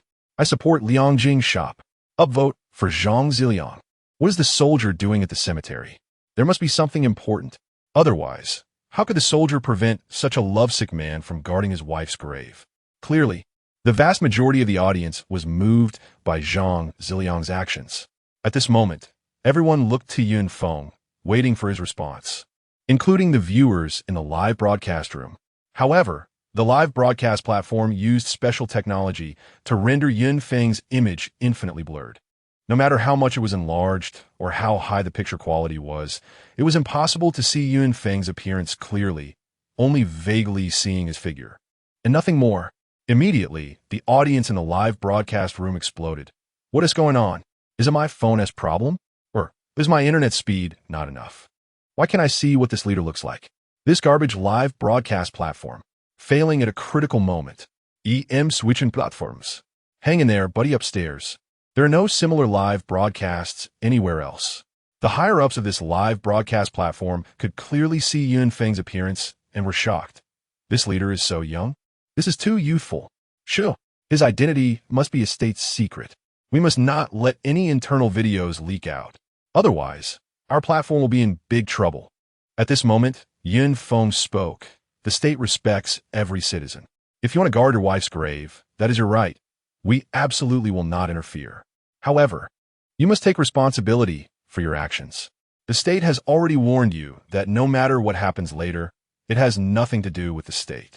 Upon hearing this, no one expected Yin Feng to say such a thing. Does this mean he doesn't care? Everyone just do their own thing. Yin Feng immediately issued orders and then turned to leave. Yes, the surrounding soldiers quickly regained their senses, responding and preparing for their respective tasks. Seeing this, Zhang Ziliang, who had originally prepared many rebuttals for Yin Feng, suddenly fell silent, unsure of what to say. The other party was not playing by the rules. No matter what, the current number of viewers in the live broadcast room was already close to 20 million, and he was just one step away from going viral. The shop was about to sell out. He had to seize this opportunity, continue the live stream, boost his fame to the highest level. And only then would he have a chance to become the #1 on the platform and make a huge profit. Zhang Ziliang thought to himself. A few days ago, he keenly captured the timing for this burst of popularity and quickly seized it, establishing himself as the image of a lovesick man while also creating the Liang Jing shop. It proved that he had made the right bet. Now he just needed to keep going. Yin Shui. Meanwhile, Secretary Chun approached Yun Feng and asked, if we let Zhang Ziliang kneel at the grave, once the mysterious haze incident erupts, it could easily lead to trouble. He could be in danger. Don't worry, Yin Feng said lightly. He won't be in trouble. In his previous life, he vividly remembered the details of the mysterious haze incident. Based on his memory and recent observations, the new grave where Zhang Ziliang was located was at the edge of the area covered by the mysterious haze. Even if the haze erupted, under his meticulous arrangements, Zhang Ziliang's life would not be threatened. Upon hearing this, Secretary Chen nodded and said no more. Since Yin Shui had said so, there would definitely be no problem. Time passed second by second. Yin Feng also opened his computer to continue monitoring the situation of the mysterious haze in various regions, especially paying more attention to the situation at sea. It's foggy. The once clear sky was suddenly shrouded in haze. Swish! All the soldiers were ready for battle. The troops outside the haze had all loaded their guns. Archers were drawing their bows, and heavy sniper rifles were focused on every corner at the edge of the haze. Yun Feng's attention was also drawn. The mysterious haze had thickened, the coverage area had expanded, and the duration had lengthened. It was exactly the same as in his previous life. The difference was that in this life, you monsters were the prey. We Huaxia are the hunters. Kneeling at the grave, Zhang Ziliang suddenly felt his vision obstructed, and the signal in the live broadcast room became intermittent, the picture starting to blur. Why did he suddenly feel a chill? Zhang Ziliang swallowed hard, pursed his lips, and tightened his grip on his phone, then noticed that the signal in the live broadcast room was getting worse, which immediately captured his attention. After all, for him, the live broadcast was the big deal. This live stream could not be messed up. Damn it, why is there no signal? The 10 network is too unreliable now. Is it my phone's problem? Zhang Ziliang hesitated for a moment, then stood up, holding his phone high, trying to find a signal. The next moment, the signal was restored again. In the live broadcast room, where is the host? The signal is too poor. I thought the super admin came and shut down the stream. Why has it suddenly gotten foggy? Is the host going to be okay, surrounded by graves? I just arrived. Is this a live broadcast from the underworld? Zhang Ziliang glanced at the bullet screen, and his mouth couldn't help but twitch. He then noticed that the surrounding haze was becoming thicker. He could no longer see the soldiers around him. Instantly, his sense of security vanished. Then the live broadcast room completely lost signal. It must be the soldiers doing. The purpose was to make me leave. The more they do this, the less I can leave. Zhang Ziliang thought to himself, choosing to kneel in place again. Since I have to establish a persona, I must take it seriously. There could be no carelessness whatsoever. If I miss this opportunity, I will never be able to rise in this life. If I can't rise, without a large sum of money, how can I enjoy wealth and luxury? How can I support young models? How can I buy luxury cars? For the happiness of the future, what does enduring this moment of difficulty count for? I don't know how long it has been.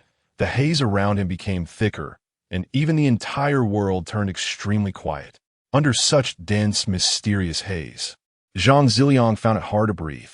He was somewhat impressed with himself. He was so capable of enduring. If such a patient person can't succeed, who can? Be careful. There's movement. Bang. Suddenly, fierce fighting sounds came from the central area of the mysterious haze, instantly breaking the original silence. Damn. Zhang Ziliang's pupil shrank, and then he stared intently at the central area of the mysterious haze, his heart racing. Because he heard inhuman roars. He heard gunfire. The sounds of hacking. Could it be that a war was happening? His heart raced. Although his body was ready to escape at any moment, his mind was still holding on. Thud, thud, thud. At that moment, he heard a strange sound. It was as if something was being knocked or cut. As for the source of the sound, it seemed to be in front, or perhaps underground. He looked forward and down. Wasn't this his wife's grave? Looking at the familiar face on the tombstone, for some reason, he suddenly felt a chill all over, goosebumps rising, especially the kind face and eyes of his wife, which at this moment looked somewhat ferocious. Filled with blame, blaming him for consuming his deceased wife. I had no choice. He began to speak, uncontrollably explaining. I have to live. The compensation for you and the child. I used to buy a house in the city. I have no money on hand. What can I do? What can I do? You and the child must understand me, right? The next moment, the voice disappeared. Hearing this, Zhang Ziliang's eyes brightened. Is it effective? Wait, is it a good thing or a bad thing that it's effective? His expression changed. Puff. Immediately after, he saw his wife's grave suddenly move. To be precise, the soil on his wife's grave had loosened. Instantly, he tensed up, staring fixedly at the soil on his wife's grave. A chill rose from the soles of his feet. His entire back soaked with cold sweat, yet he was unaware. This. The next moment, he watched as a hand, extremely decayed, reached out. The white finger bones clearly visible, his jaw trembling madly, large amounts of yellow liquid flowing down his pants. Then, his wife began to crawl out of the grave, revealing a face that had completely rotted away, resurrected from the dead. Roar. The moment his wife opened her mouth, a large number of maggots surged out. This scene completely shattered Zhang Ziliang's worldview, breaking through his psychological defenses, causing him to scream, and an endless power surged from deep within. Whoosh! He turned and fled without hesitation, moving at high speed. Escape! Soldiers! There are soldiers outside the haze. He needs to throw himself into the arms of the soldiers. Prepare! At the same time, Feng, after hearing the scream, immediately spoke up. Subsequently, the surrounding soldiers aimed their guns, arrows, spears, knives, and other weapons at the direction of the sound. Help! There's zombies! Save me! Help me! The next moment, Zhang Ziliang burst out from the mysterious haze, appearing in front of everyone, hysterical. Thud!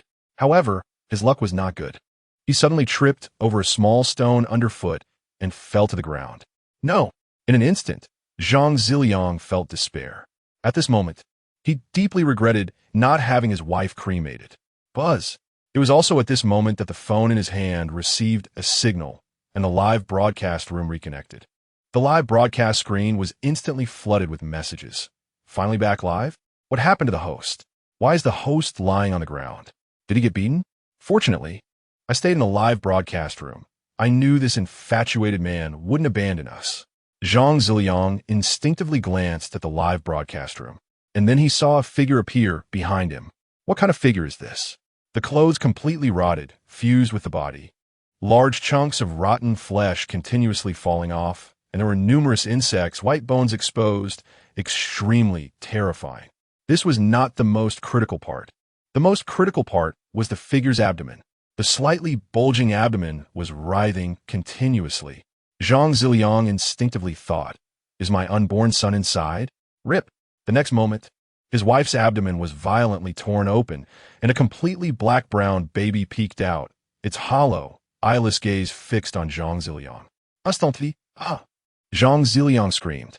The screen in the live broadcast room was instantly devoid of bullet comments. Clean.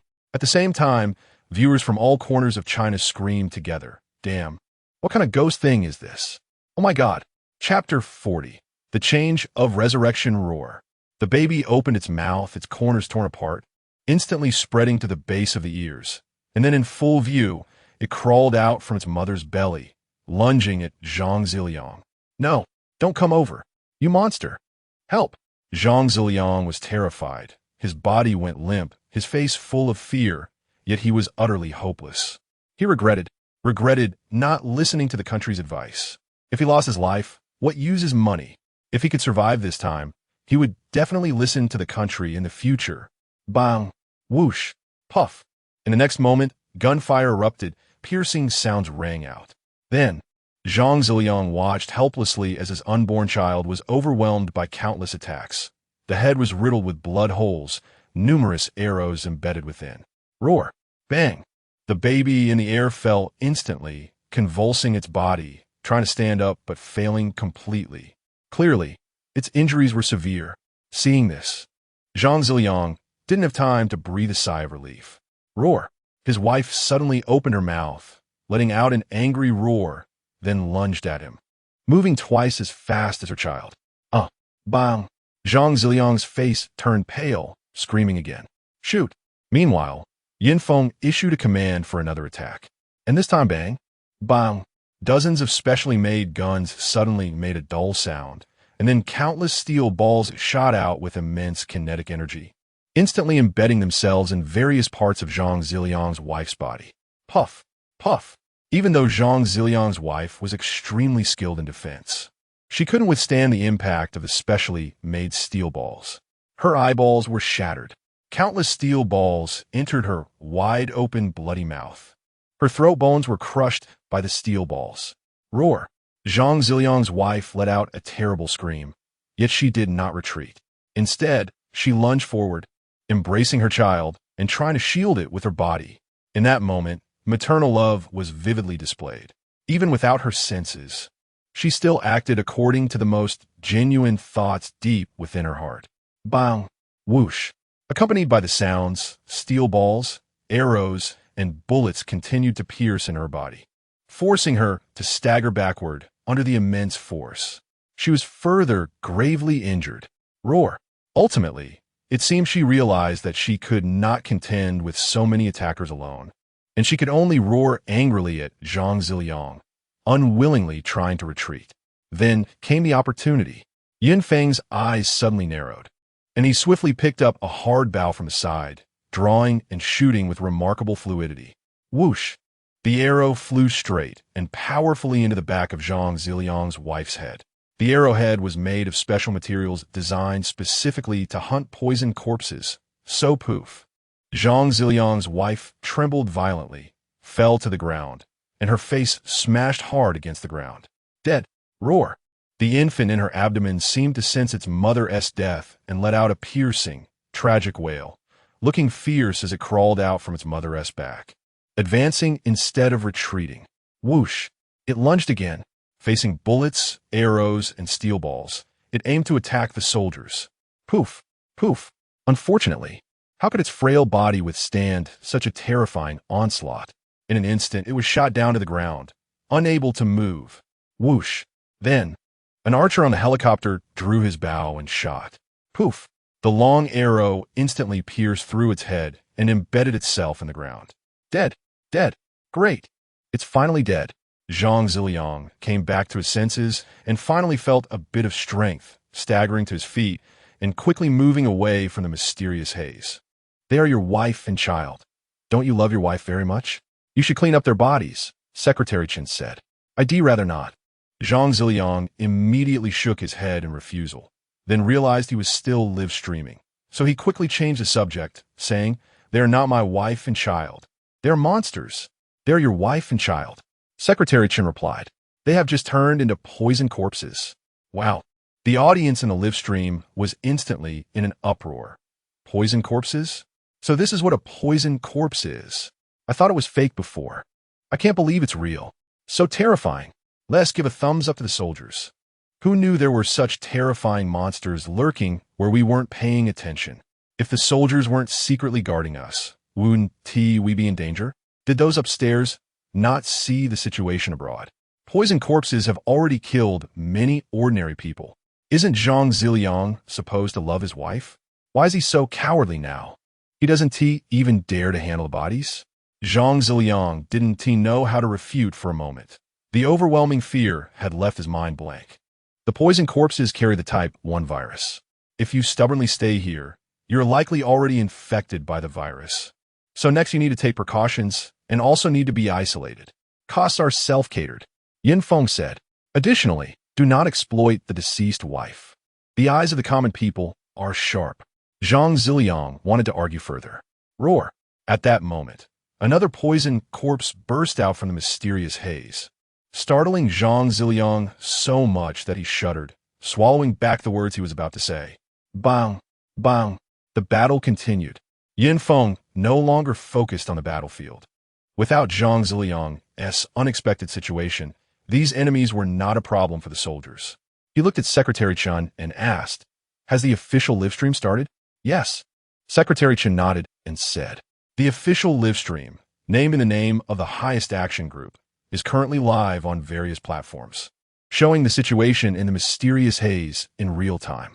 All major platforms are pushing it to the homepage, firmly cooperating with our work. Currently, the total number of viewers in the live stream has surpassed 30 million. Yin Feng nodded. After this live broadcast, along with official personnel answering questions in the live stream, This mysterious haze incident will undoubtedly cause a huge reaction. Huaxia is the first to dare to make this public, because everything is within a controllable range. By letting the public be aware of such events in advance, many of the country's decisions can also be better implemented. This was Yun Feng's plan.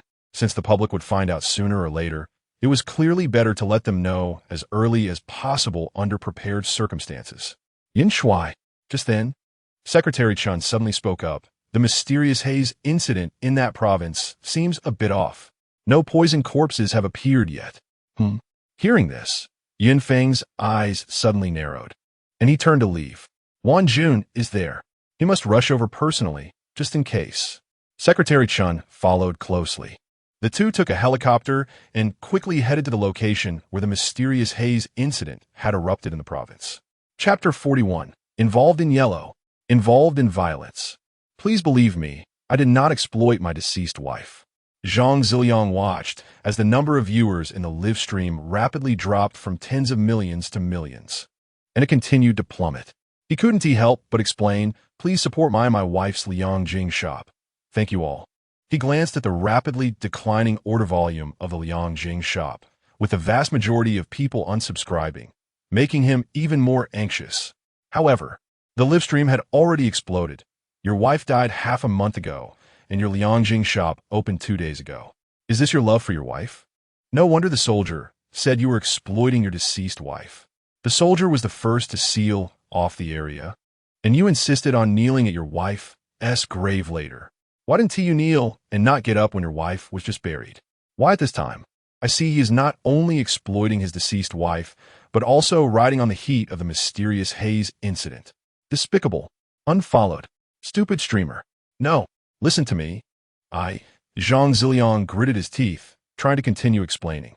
Suddenly, the live stream was banned. The reason given was, involved in Yellow. Involved in violence. What the hell? Where's the involvement in Yellow? Where's the involvement in violence? Damn. Bang. The next moment, his anger was completely released as he smashed his phone to the ground. The screen shattered. Along with it, his dream of getting rich shattered. Buzz. Buzz. On the other side, Yun Feng and Secretary Chun quickly arrived at the site of the mysterious haze incident in the province. At this moment, the interior of the mysterious haze was extremely quiet. Not a single sound was heard, giving a very eerie feeling. Yin Shuai. This is a small mountain village with over 100 households. Secretary Chun quickly introduced the situation here. Yun Feng's brows furrowed tighter and tighter. Based on his memories from the previous life, he only knew that a mysterious haze incident occurred here, but he had no idea what the specific situation was. However, there could not be a mysterious haze incident without poison corpses appearing. Yin Feng said with great certainty, there must be a problem. Could it be that the poison corpses sense danger and dare not appear? Or is it that there are too few poison corpses, so their actions are very cautious? Yin Shuai, what should we do next? Continue to drag it out like this? Secretary Chen asked. Other mysterious haze incidents are already in full swing, and even one has basically ended the battle.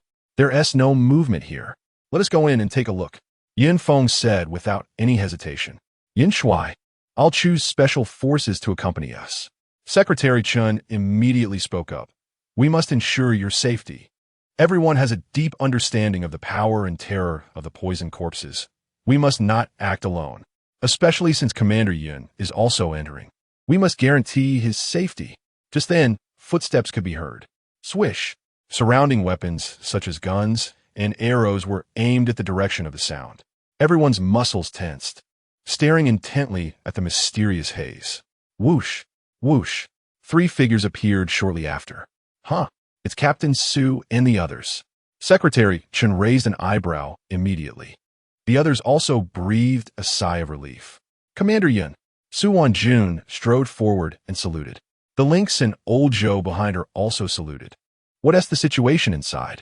Yin Feng returned the salute and then asked. There's nothing unusual.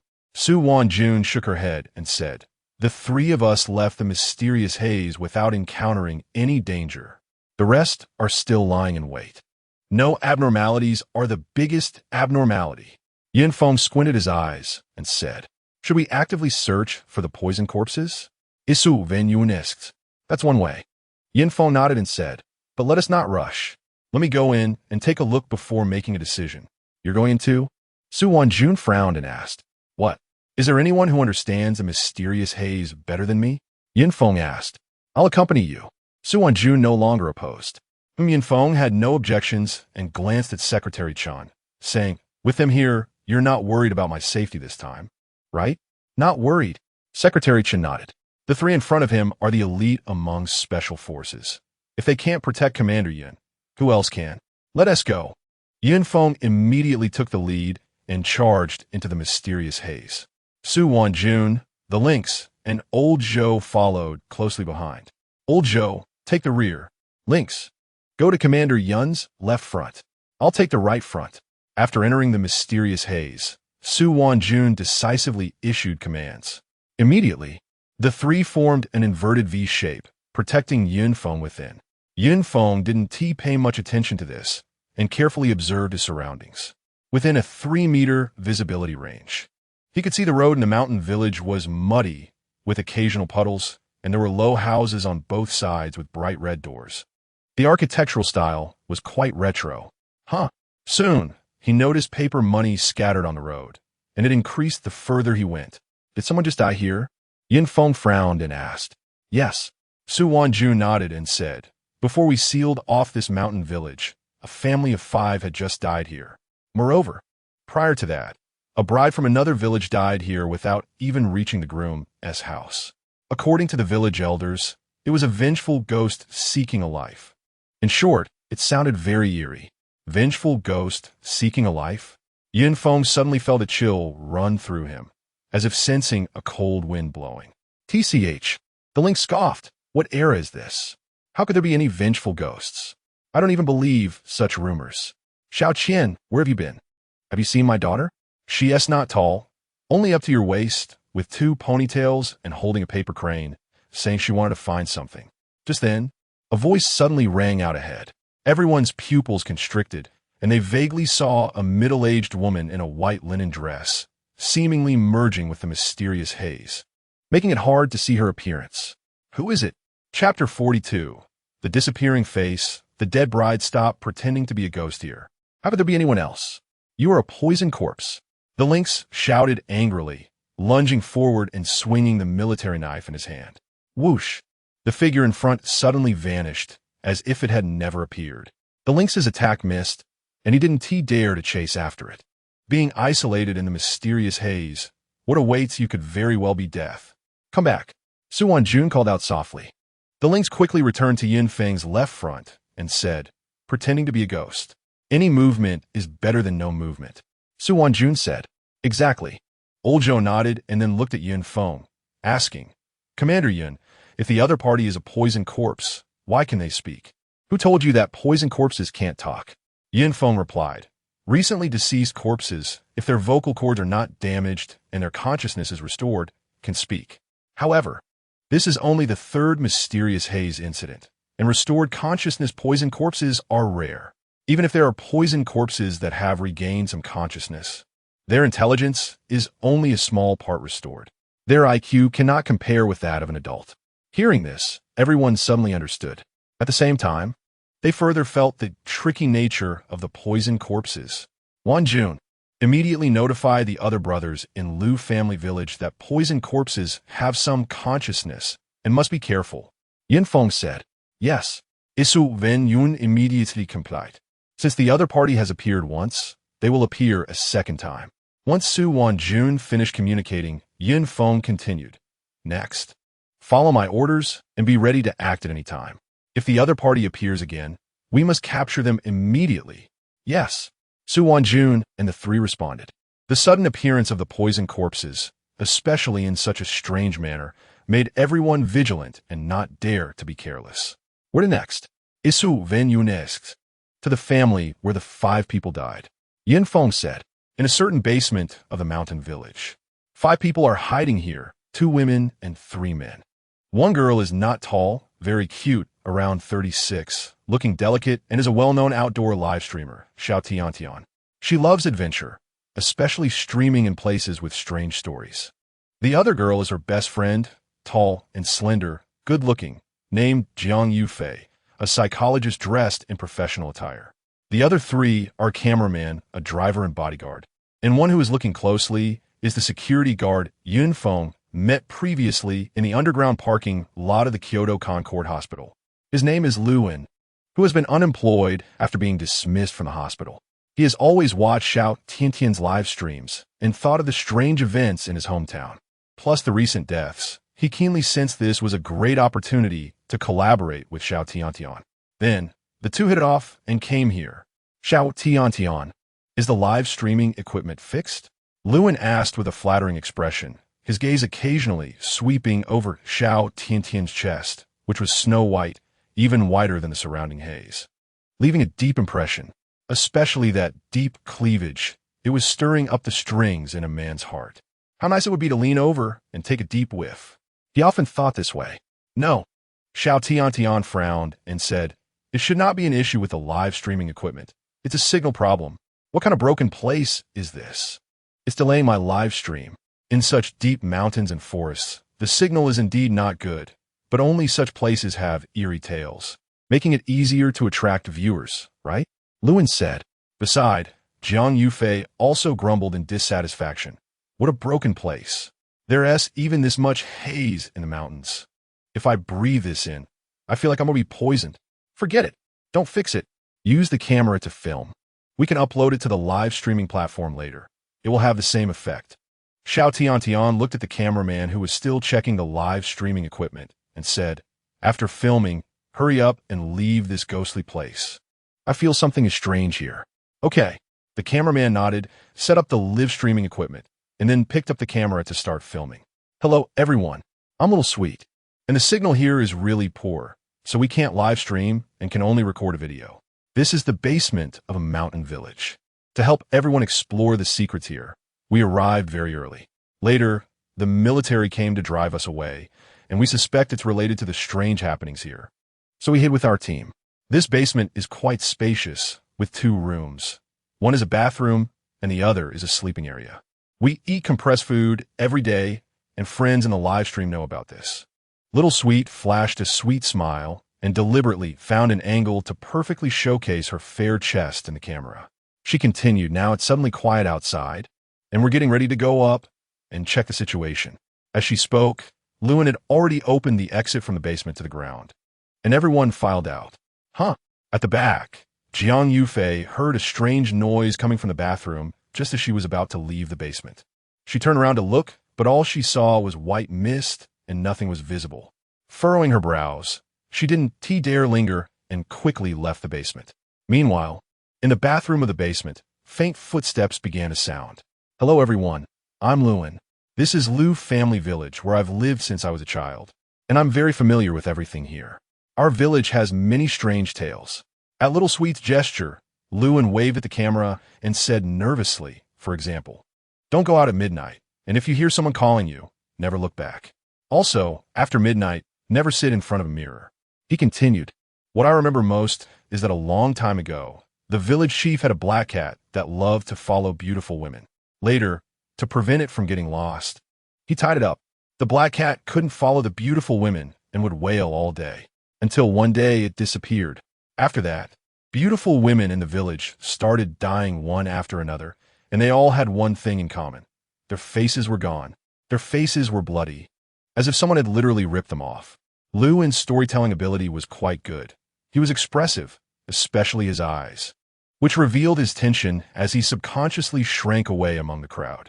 Seeing this, Little Sweet and the others showed disdain. It was hard not to look down on a big man who was scared by such unfounded stories. Luin smiled awkwardly but didn't explain anything. Although he didn't believe these baseless rumors, for some reason, recalling these stories made him feel a little uneasy deep inside. It was said that a family of 5 that had died recently were all beautiful women, and their faces had also disappeared. There was also a bride who died suddenly in her wedding sedan, and her beautiful face was also bloody and mysteriously missing. When Little Sweet pointed the camera at herself, she also showed a look of nervousness and said, next, we're going to explore this village. No, we should say, explore the missing faces. Just then, the cameraman noticed through the camera that behind Little Sweet, A figure in white clothing with disheveled hair appeared. He thought he was seeing things, rubbed his eyes, and looked again. Chapter 43. Where is my face? Skeleton, poison, corpse. There was no one in white. No one was there. An illusion? The cameraman felt he must be hallucinating, so he didn't pay much attention and continued focusing on filming Little Sweet, listening to her talk nonsense. The pay for this job was high. He didn't want to lose it. Let us go. To the yard where the family of 5 died. Lewin took a deep breath, feeling inexplicably anxious, and didn't dare show it, fearing ridicule. Instead, he encouraged himself and chose to push open the yard gate. He then saw a short girl in a floral cotton jacket with 2 pigtails sitting in front of the door, facing away from him. Oh my! The next moment, Lewin jumped in shock, stumbling backward and crashing into Little Sweet's ample chest. He didn't have time to feel the softness and smoothness of her back. His heart raced wildly. What are you doing? Little Sweet pushed Lewin away in disgust. If she didn't need Lewin, she wouldn't be standing with this poor guy. Little sister, what are you doing here? Little Sweet noticed the little girl and asked. The others were also puzzled, feeling something was off. Was this place sealed off by the military? They had been hiding in the basement for a long time and didn't dare make too much noise to avoid being driven away by the military. What was this little girl doing here? Hearing this, the little girl slowly stood up, still facing away from everyone, and said, I'm looking for something. Did you see my face, sister? Face? Little Sweet froze for a moment, then scoffed. Little sister, who are you trying to scare? Your sister isn't easily frightened. Jiang Yufei, standing nearby, thought of the strange tale Lu and had mentioned, her pupils slightly constricting. When she looked back at the little girl, she felt as if she was being stared at by 2 eyes. Moreover, she keenly noticed that the little girl's body was quite stiff, her exposed skin was grayish-brown, and there was dirt and little bugs in her hair. Her clothes were also somewhat rotten and very old-fashioned, as if she had just crawled out from underground. Her throat felt dry, but she still struggled to suppress her inner fear. She couldn't believe the rumors, especially with 3 men and a close friend beside her. What was there to be afraid of? Besides, it was still broad daylight, just a bit hazy. Sister, you're so pretty. Can I borrow your face? The little girl spoke again. Before Little Sweet could respond, the girl suddenly left without any warning, and quite hurriedly, as if she was afraid of something. Everyone was stunned. How strange. Immediately, Little Sweet looked disdainfully at Lewin and said, Lewin, do people in your village always play this trick? Specifically to scare those who are timid? Lewin swallowed hard, feeling even more fearful but not daring to show it. He forced a smile and said, I don't know whose kid this is. No manners at all, talking to others while still facing away from us. At this point, his expression suddenly changed. The others also felt a jolt in their hearts. Yes, this little girl seemed to have been facing away from them the whole time. All right, stop scaring yourselves here. Let's hurry up and go.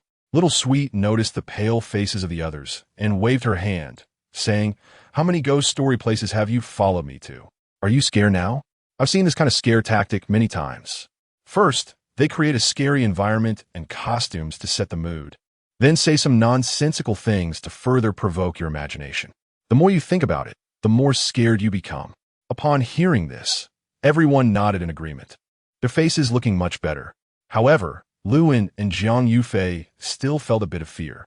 Jiang Yufei always felt something was following her from behind, glancing back occasionally but seeing nothing. This only made her feel more uneasy. Lewin, lead the way. Little Sweet became even more disdainful of the timid Lewin. What woman would look at such a cowardly and poor man? Oh, okay. All right. Lewin took a deep breath and walked forward again. The direction he was leading was exactly where that little girl had just left. On the other side. Did you hear that sound just now? Feng asked. Did we? Su Wanjun and the others shook their heads. This damned, mysterious haze not only obstructed their vision, but also severely weakened sounds. The lynx complained, under normal circumstances. You could hear something from about 50 meters away, but in this mysterious haze, you have to be within 10 meters to hear it. That's another inconvenience of this mysterious haze. However, this had no effect on the poisoned corpses. How far are we from that family? Feng asked. That family is at the east end of the village. We still need to walk for a while, Old Joe replied. Just as Feng nodded, his footsteps suddenly halted. The others tensed up, ready for battle. They heard synchronized footsteps approaching. Clop, clop, clop. As time passed, the footsteps grew clearer. At least 4 people. Su Wanjun made a sharp judgment. Although the footsteps were uniform, she could still discern the exact number through subtle differences. Maybe it's not humans, Yin Feng said. In the next moment, 2 white figures came into view. They were 2 skeletons, their flesh rotting severely, with their internal organs mixed together and indistinguishable. They were carrying something, heads bowed, stepping forward, seemingly unaware of Yin Feng and the others. What were they carrying? The lynx tightened his grip on the military knife, eyes narrowed. Prepare to charge at any moment. Look, it's a bridal sedan. As they got closer, the sedan they were shouldering came into view. In that instant, everyone felt a chill run down their spines, their scalps tingling. They thought of the bride who had died earlier. They're playing tricks. Yin Feng immediately commanded, attack. Yes. In the next moment, Su Wanjun gripped her specially designed firearm with one hand and pulled the trigger fiercely.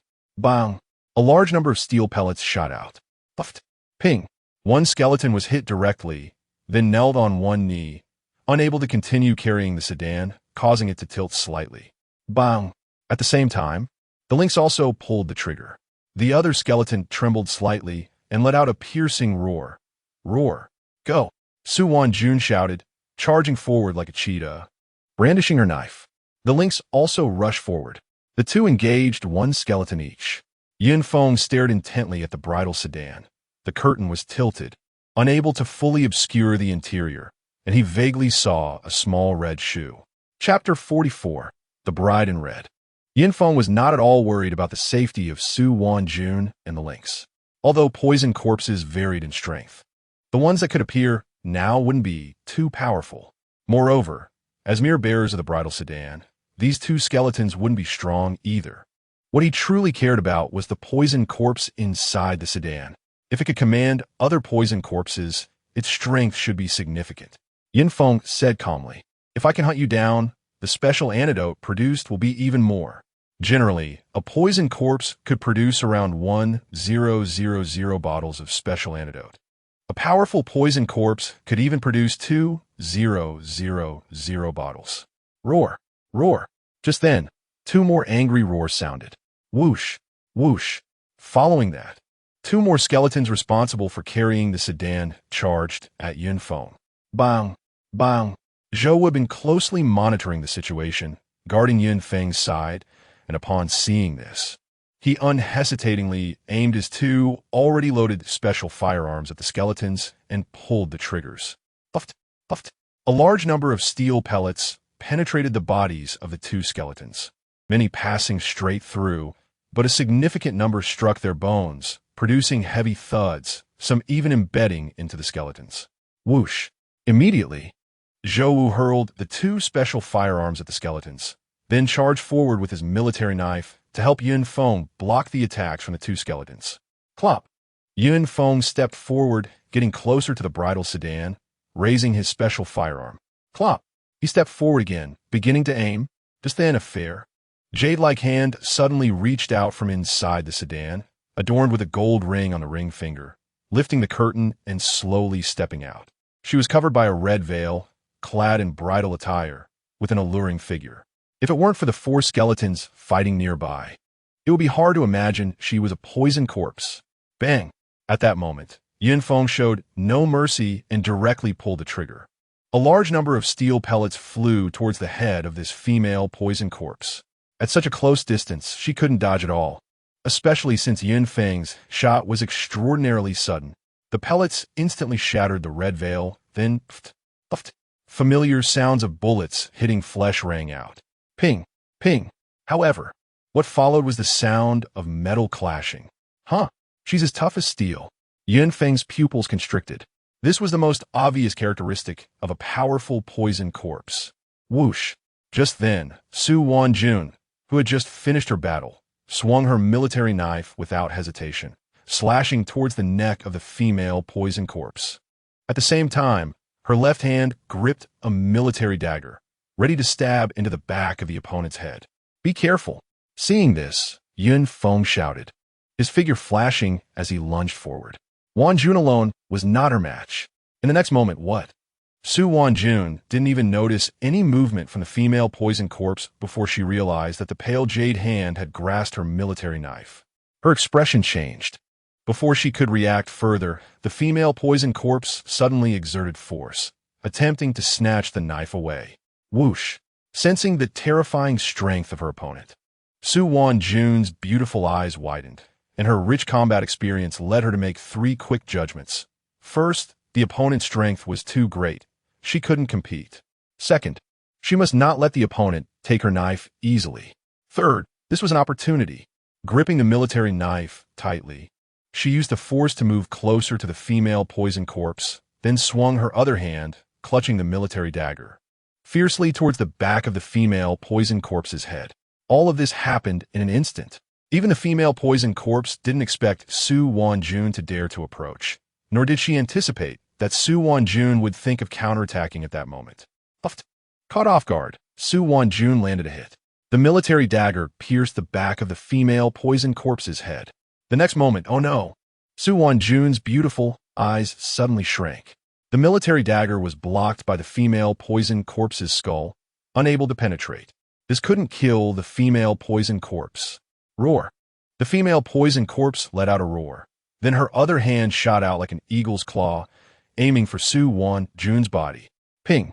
At that moment, Feng, who had anticipated this outcome, swiftly used his special firearm to block the female poison corpse's deadly claw, while simultaneously kicking out fiercely. Bang! Although his strength wasn't enough, he kicked the upper body of the female poison corpse, causing her to sway and unable to harm Su Wanjun in time. Whoosh! Seizing the opportunity, Su Wanjun abruptly released her grip on the military knife, retreating to a safe distance. Bang! On the other side, Feng also used the momentum to retreat, creating distance. Roar! The female poison corpse, having failed to strike, instead suffered injuries consecutively, letting out an angry roar and directly lunging at Feng. Be careful! The lynx, who had finally finished his battle, charged forward first to help Feng share the pressure. Su Wanjun also took action again, teaming up with the lynx to launch a new round of attacks. Bang! Bang! The two joined forces, beginning to grapple with the female poison corpse. Su Wanjun and the lynx both possess strong individual combat abilities, and their cooperation is extremely tacit.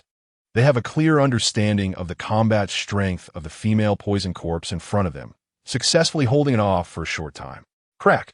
Feng then chambered another steel ball, aimed at one of the skeletons that was fighting with old Zhou, and pulled the trigger. Bang! At this moment, Feng was behind the skeleton, and this shot hit the back of its head directly. Then, boom! The skeleton shook violently and fell straight to the ground dead. Old Zhou finished the fight quickly. Feng immediately commanded. Yes! Old Zhou's eyes narrowed, and he disregarded the attack from the skeleton in front of him, choosing to exchange injury for injury. Puffed! Puffed! His right chest was instantly slashed open, leaving 5 bloody marks. But the military dagger in his hand successfully pierced into the back of the skeleton's head. Whoosh! Immediately, old Zhou lunged forward, unhesitatingly joining Su Wanjun and the lynx in the battle. The three worked together to finally suppress the female poison corpse fiercely. Feng did not rush in recklessly. He had a clear understanding of his current strength, and the three of them had a good synergy. His involvement would only complicate things. However, not rushing in did not mean he wouldn't participate. He discarded the specialized firearm in his hand and unholstered a small, powerful crossbow from his waist. This was a close combat weapon specifically designed for melee situations. The battlefield was very suitable for it. He loaded a bolt into the crossbow, his finger resting on the trigger, and slowly moved around the battlefield. At a certain moment, Chapter 45, Intimate Contact, a pair of eyes. Lynx. Old Zhou, don't let her move quickly. Su Wanjun noticed Feng's actions and immediately narrowed her beautiful eyes, quickly issuing commands. Although this poison corpse was surrounded by the three of them with very little space to move, its speed was fast, and small movements are not something Feng could shoot at. They had to create conditions for it. Yes, hearing this, the lynx had already gotten fired up. Just in this short time, He had 5 bloody wounds on him, yet he still couldn't take down the enemy. His explosive temper led him to make a move. He lunged straight in, tightly hugging the enemy. This was his first intimate contact with a woman. But when the red veil fell off, revealing a bloodied, mangled face embedded with countless steel balls, emitting a rotting stench, the lynx felt an urge to vomit. Wasn't she supposed to be a beautiful bride? Why did it turn out like this? Roar. There was no time to think. As the female corpse suddenly let out a furious roar, reacting violently, her hands transforming into claws, trying to push the lynx away. She would not allow a man to hold her. Whoosh, whoosh. How could old Zhou and Su Wanjun give her the chance? They immediately flashed their figures, one on the left and one on the right, directly restraining the female corpse, leaving her completely unable to move. However, roar. The female poisoned corpse suddenly opened her bloody maw, viciously biting towards the lynx's neck. The lynx was half a head taller than the female poisoned corpse, and her mouth was aimed directly at his neck. The situation became extremely critical. Clang! Just then, Yin Feng pulled the trigger, and the crossbow in his hand erupted with a powerful buzzing sound. Whoosh! Immediately, a bolt shot out, instantly embedding itself into the back of the female poison corpse's head. Ding! Puffed! The sound of metal clashing rang out again, but this bolt, made from a special material and propelled by the immense force of the crossbow, penetrated the back of the female poison corpse's head directly. The sharp tip of the bolt protruded from her forehead, glinting coldly, just half a finger's distance from the lynx's Adam's apple. The lynx didn't even dare to swallow, afraid that when his Adam's apple moved, the sharp tip of the bolt would slice through. Phew! Seeing this, Su Wanjun let out a slight sigh of relief. This female poison corpse was too powerful. It took the 4 of them working together to kill it. At that moment, Su Wanjun's earpiece suddenly crackled with an urgent voice. Captain Su, a streamer named Xiao Tian, and her team of 4 are suspected to be in a basement in Lejiakan. Her audience saw her live stream cut off, worried, and decided to call the police. What? Hearing this, Su Wanjun's expression changed. What happened? Yin Feng asked. The lynx and old Zhou also focused, wondering what was going on. They didn't even have time to bandage their wounds as they looked at their captain. Su Wanjun quickly informed everyone of the situation. Isn't this ridiculous? The lynx shouted angrily. Is this female streamer risking her life for popularity? Yin Feng, this is our oversight. Su Wanjun looked at Yin Feng. Taking responsibility, I didn't expect there to be a basement and 5 people hiding there. Now is not the time to assign blame. Yin Feng furrowed his brows tightly. This change was completely unexpected and instantly disrupted his plans. Immediately notify the outside world, quickly investigate this matter, and provide the exact location. Otherwise, relying solely on us to search will waste too much time. Yes. Su Wanjun immediately pressed her earpiece and communicated with the outside. Yin Feng, Zhou Wu beside him asked, could the sound you heard earlier have been caused by that group of people? Are you saying they came out of the basement? Yin Feng asked. Since she is a female streamer, she needs the heat. They can't possibly stay in the basement forever. Zhou Wu immediately analyzed. What is the heat in this village? Are you saying it's the family of 5 that just died? Yin Feng's eyes narrowed suddenly. Exactly. Their faces were all cut off, and the killer has not been caught yet. The outside world has been paying attention to this matter. They likely came for it. Zhou Wu said. Let's go. Speed up. Yin Feng immediately commanded. Before the outside world pinpointed the exact location of the basement, Zhou Wu's analysis was the most likely scenario. Whoosh, whoosh. The 4 quickly left the spot, striding forward, while Yin Feng and the others were fighting the female poison corpse and the other 4 skeletons. Lu and Xiao Tian and Jiang Yufei finally arrived at their destination. The courtyard where the family of 5 had all died. The entrance was filled with flower wreaths. The gate was open, and the courtyard was decorated with white silk and scattered with paper money. Due to the mysterious haze, they couldn't see the situation inside the morning hall clearly. What noise? Did you hear anything? Lewin was highly tense at this moment, vaguely hearing some noise. Is someone shooting? It's probably the soldiers training again, Xiao Tian said. Haven't we been hearing gunfire in the basement for days? Don't worry about that. Let's hurry inside. Immediately, Everyone entered the courtyard. Lewin, who was leading the way, trembled violently, and his pace slowed down more and more. He vaguely felt that there was something unclean in the morning hall, and his unease grew stronger. "Hurry up," Xiao Tiantian urged. "If the soldiers come, they'll definitely drive us away. We need to hurry." However, Lewin was unwilling to lift his foot. "Stop dragging your feet like a girl." A bodyguard pushed Lewin aside and walked ahead, scolding. "Coward, just wasting time." Saying this, he strode forward, pulling out a baton from his pocket, providing a great sense of security. "Lewin, if you're scared, just stay here." Xiao Tiantian looked at Lewin with disdain, but didn't say anything harsh. Following her bodyguard into the morning hall, the cameraman and Jiang Yufei followed closely behind. Lewin licked his dry lips, but didn't dare to follow. He remained in place, feeling equally unsafe, vigilantly watching his surroundings, and his unease showed no signs of diminishing. It felt as if a pair of eyes were watching him. He had this inexplicable feeling, but didn't dare to turn around, fearing something might jump out from behind him. Suddenly, there was a creaking sound. It was as if something had stepped on a branch on the ground, making a cracking noise. Lewin's pupils shrank sharply, and he slowly turned around. Chapter 46. The eerie funeral hall inside the funeral hall. After Xiao Tiantian and the others entered, the first thing they saw was a row of coffins filling the hall. The thick haze seemed even denser here. They could only see for coffins. Where was the fifth coffin? Wasn't there supposed to be 5? Xiao Tiantian asked. Jiang Yufei and the others shook their heads. Then their gazes turned to the 5 black and white photos displayed in the hall. In the next moment, Jiang Yufei's beautiful eyes slightly narrowed, fixating on one of the black and white photos, her face, resembling that of a baby, showing signs of terror, her delicate body trembling violently, even her soft chest showing significant movement. "Yufei, what's wrong?" Xiao Tiantian noticed her friend's expression and asked curiously, then followed her gaze. "Huh?" Immediately, everyone's attention was drawn to the little girl in the middle of the photos. Why was she facing away from the camera? And why did she seem so familiar? Xiao Tiantian furrowed her brows, feeling as if she had seen this girl somewhere before. She was short, with 2 pigtails, holding a paper crane, etc. Wasn't this the little girl they had just seen?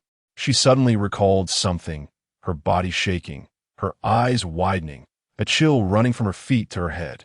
The others also changed their expressions drastically, adrenaline spiking. Just then, a scream suddenly echoed from the courtyard outside the funeral hall. The voice was filled with fear, extremely piercing, as if encountering something terrifying. Then, the sound abruptly stopped. Crack! A faint sound of bones cracking echoed in the thick haze. It was Lewin. Everyone was so scared they instinctively took a step back and swallowed hard. Xiao Tiantian shouted, "Lewin, what the hell are you doing? What's going on?" However, there was no response from outside the hall. The fear in everyone's eyes intensified. Xiao Tiantian looked at the others and asked, "Should we go see what happened to Lewin? What are you afraid of?" The bodyguard swung his baton a couple of times and shouted, dispelling his own fear. "What era is this? What dirty things could there be? Those ghosts in movies are all just people in disguise.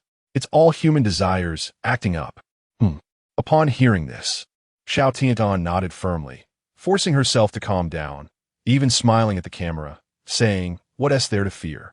There are soldiers in the village." Just then, the cameraman's pupils widened again. He seemed to see a figure in white clothing with long hair appearing behind Xiao Tiantian.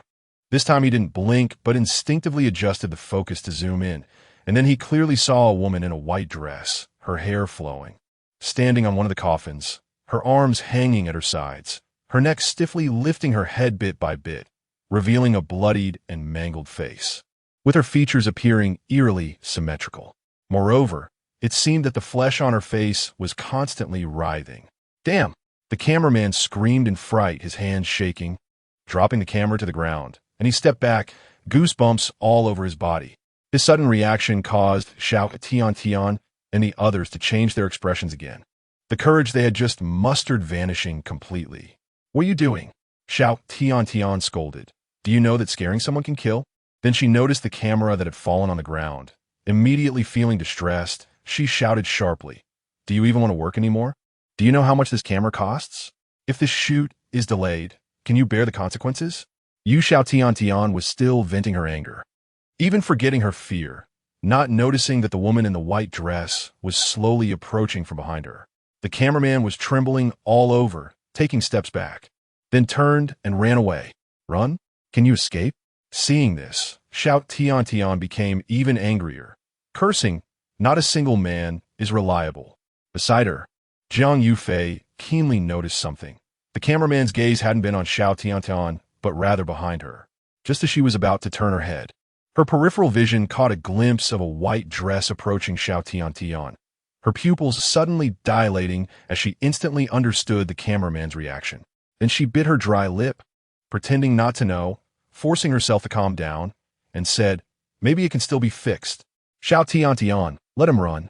I'll help you with the filming." Saying this, she stepped forward to pick up the camera from the ground.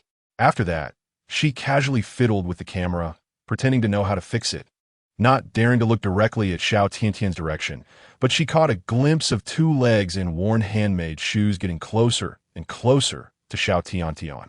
Taking a deep breath, Jiang Yufei knew she couldn't delay any longer, so she casually found an excuse, saying, "It seems like it can't be fixed.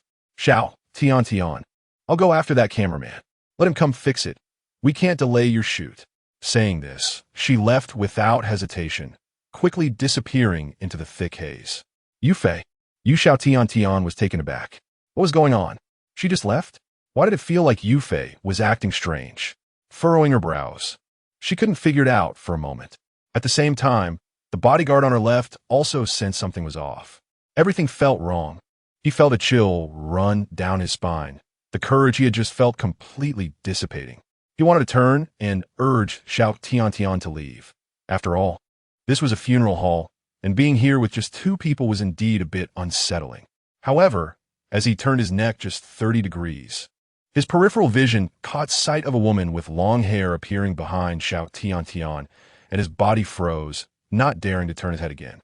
It seemed he had seen somewhere that if you discovered something unclean behind someone else, you must pretend not to see it and quietly leave. That way, the unclean thing wouldn't attack you, and you could save your life. He instantly understood why Jiang Yufei and the cameraman had bolted. He stiffly turned his neck back, swallowing hard, and casually found an excuse to leave. Xiaotian, wait for me here, I need to pee. Pee? You just as Xiaotian was about to say something, the bodyguard strode away without a hint of hesitation. However, before leaving, he still stole a glance at Xiaotian's impressive and fair chest, secretly thinking, what a pity. Chapter 47. Dollface, I wonder why did everyone leave? Xiaotian wasn't naive. The bizarre behavior of everyone made her realize something was wrong, and she said, "Isn't this too unreliable? Leaving me alone in the funeral hall." She then felt an itch on her neck and instinctively wanted to scratch it. But suddenly her hand froze. Top, top, top. Just then, footsteps sounded at the entrance of the funeral hall, and a figure appeared in her line of sight. In the next moment, Little Sweet's beautiful eyes slightly narrowed. Even though she didn't believe in ghosts and gods, and even though she was quite bold, at this moment her heart trembled, her scalp tingled. The little girl with two ponytails, holding a paper crane, appeared again, and this time she was walking backwards. "You, Little Sweet, can I have that beautiful sister's face?" The little girl suddenly spoke. Little Sweet was taken aback. What did that mean? Who was she talking to? At that moment, her already quickening heartbeat accelerated again. The unknown fear was the most terrifying. Meanwhile, behind her, the woman in the white dress instantly disappeared. "Beautiful sister, your doll face is just perfect for me.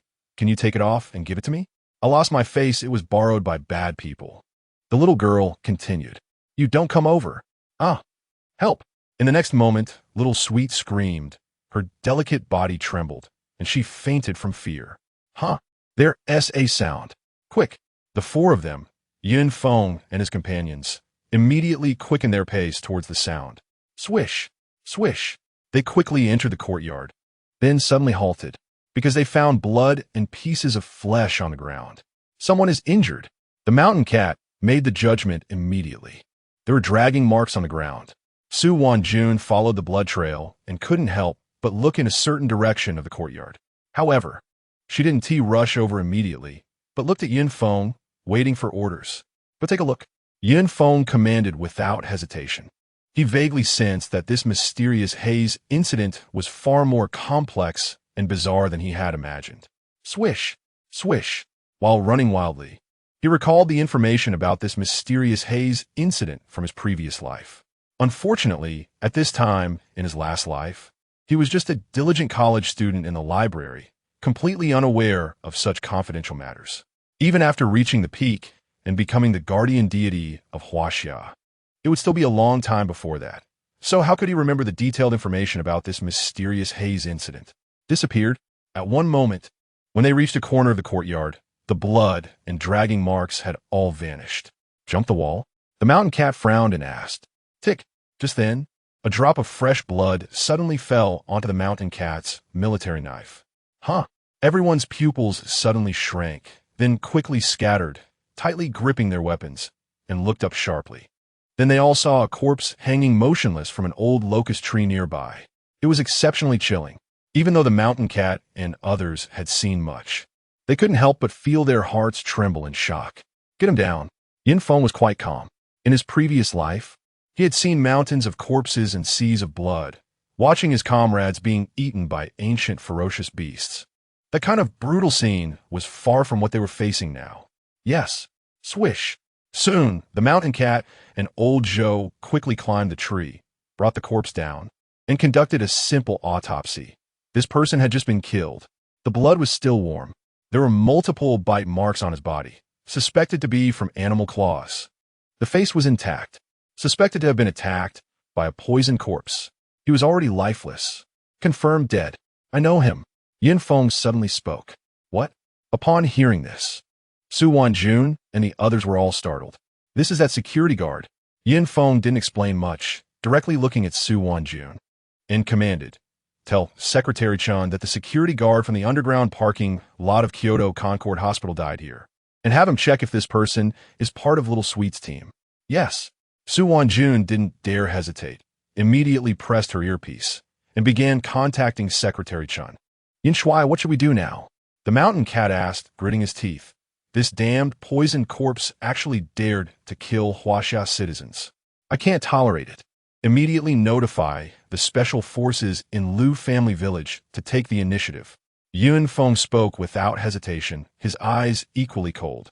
Even though Little Sweet and her people are courting death, they are still Huaxia citizens. How could these poisoned corpses kill them? Yes.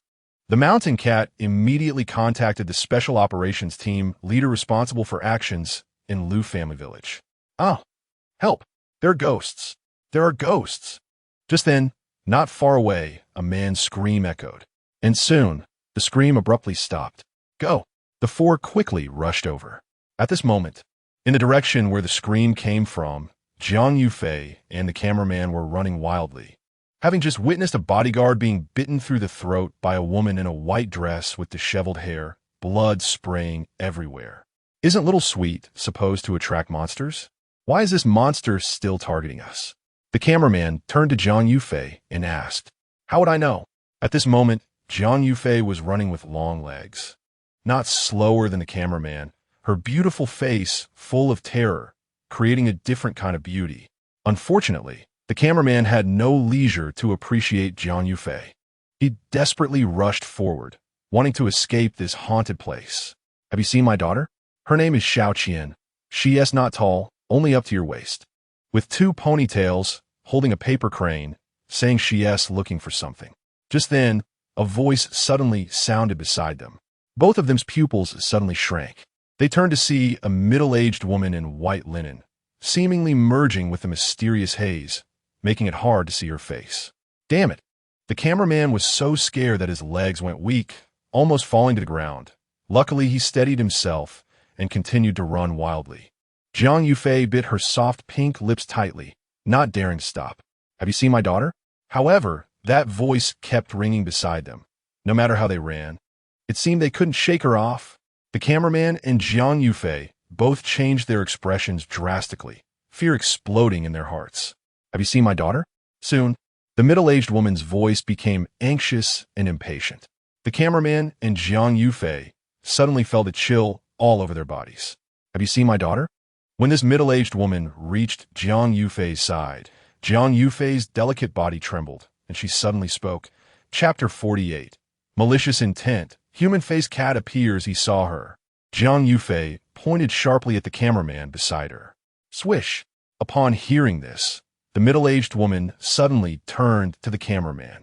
In an instant, the cameraman felt as though he had fallen into an ice cave.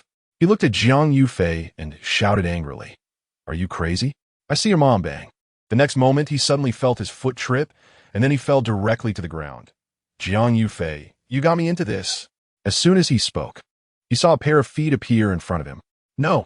Endless despair surged in the cameraman's heart. Swish, swish. Meanwhile, Jiang Yufei was running wildly, not daring to stay. She just hoped that the cameraman could delay for a little longer. And once that middle-aged woman discovered that she had been deceived, she would definitely come after her. So I must take this time to find a way out. Jiang Yufei, being a psychologist, maintained her reasoning even under extreme fear and quickly analyzed. Bang! Kill! Bang! At that moment, battles erupted in other parts of the village as well. A large number of poisoned corpses appeared, beginning to clash with the special forces in the village. Huh? Gunfire, right? Military brother. This is my only chance to survive. The next moment, she rushed wildly towards the direction of the dense gunfire. Dada! Two long legs moved frantically in the haze. Closer, even closer. As long as I see the military brother, they will definitely save me. They will definitely save me. Jiang Yufei's speed increased, and under the immense will to survive, her potential erupted completely. Bang! At one moment, a wall appeared in front of her, and with only 3 meters of distance, she couldn't stop in time, crashing into it and stumbling to the ground. Then she hurriedly got up, only to find that she had sprained her ankle. Her beautiful face changed instantly. No, I must survive. She struggled to get up and rushed again towards the direction of the dense sounds. 1 minute, 2 minutes. However, she still couldn't get closer to the source of the sounds. This damn village. Why does the architecture resemble a labyrinth so much? For a moment, she felt like a headless fly, unable to find the way. No, woo-woo, even her extremely strong mental quality brought her to the brink of collapse. Tears silently flowing from the corners of her eyes. Found it. I found the way. After another 2 minutes, she finally found the path, and her eyes brightened. Then, have you seen my daughter? A familiar yet terrifying voice rang in her ears. No. Endless despair surged in Jiang Yufei's heart, and she frantically shouted towards the direction of the soldier. Help. Pucci. Suddenly, her delicate body trembled as she slowly lowered her head. Then, she saw a hand emerging from her chest, randomly grabbing at her breast. I remember. Little Qian is looking for her face. Your face is so pretty. If I give it to little Qian, she will definitely be very happy, right? Then she won't look for her own face anymore. The voice rang out again, and the content revealed in the words made Jiang Yufei even more terrified, her previously blurry consciousness becoming clearer. Immediately, the middle-aged woman withdrew her arm, and Jiang Yufei stumbled and fell to the ground. She finally saw the face of the middle-aged woman. In an instant, her pupils dilated, fear exploding in her heart. The moment she opened her mouth to speak, a large amount of blood surged out. Gush. She watched helplessly as the middle-aged woman reached for her face, feeling the skin around her face being easily scratched by the other's nails. Jiang Yufei couldn't even feel the pain. Her consciousness began to blur further. The cut skin bled profusely, instantly staining the ground red. Whoosh! At that moment, a figure darted in, moving as fast as lightning. Doof! Just as the middle-aged woman was about to reach out to tear off the already cut face in front of her, she suddenly felt a tremendous force hit her on the back of her head. Crack!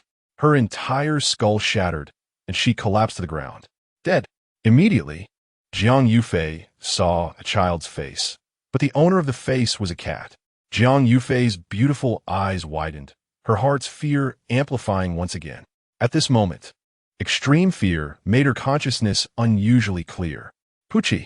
She watched as the cat, with a human face, extended its tongue and licked her face. Then her face was brutally torn off. Ho-ho! A wave of intense pain surged. Jiang Yufei desperately tried to stop it, wanted to scream, but couldn't move at all. not even able to make a sound. Whoosh! At that moment, a sound of something cutting through the air suddenly rang out. Phew! The center of the cat's forehead was struck by a crossbow bolt. Meow! Whoosh! In the next moment, it vanished into the haze. Although it stumbled, it was still very fast. Whoosh!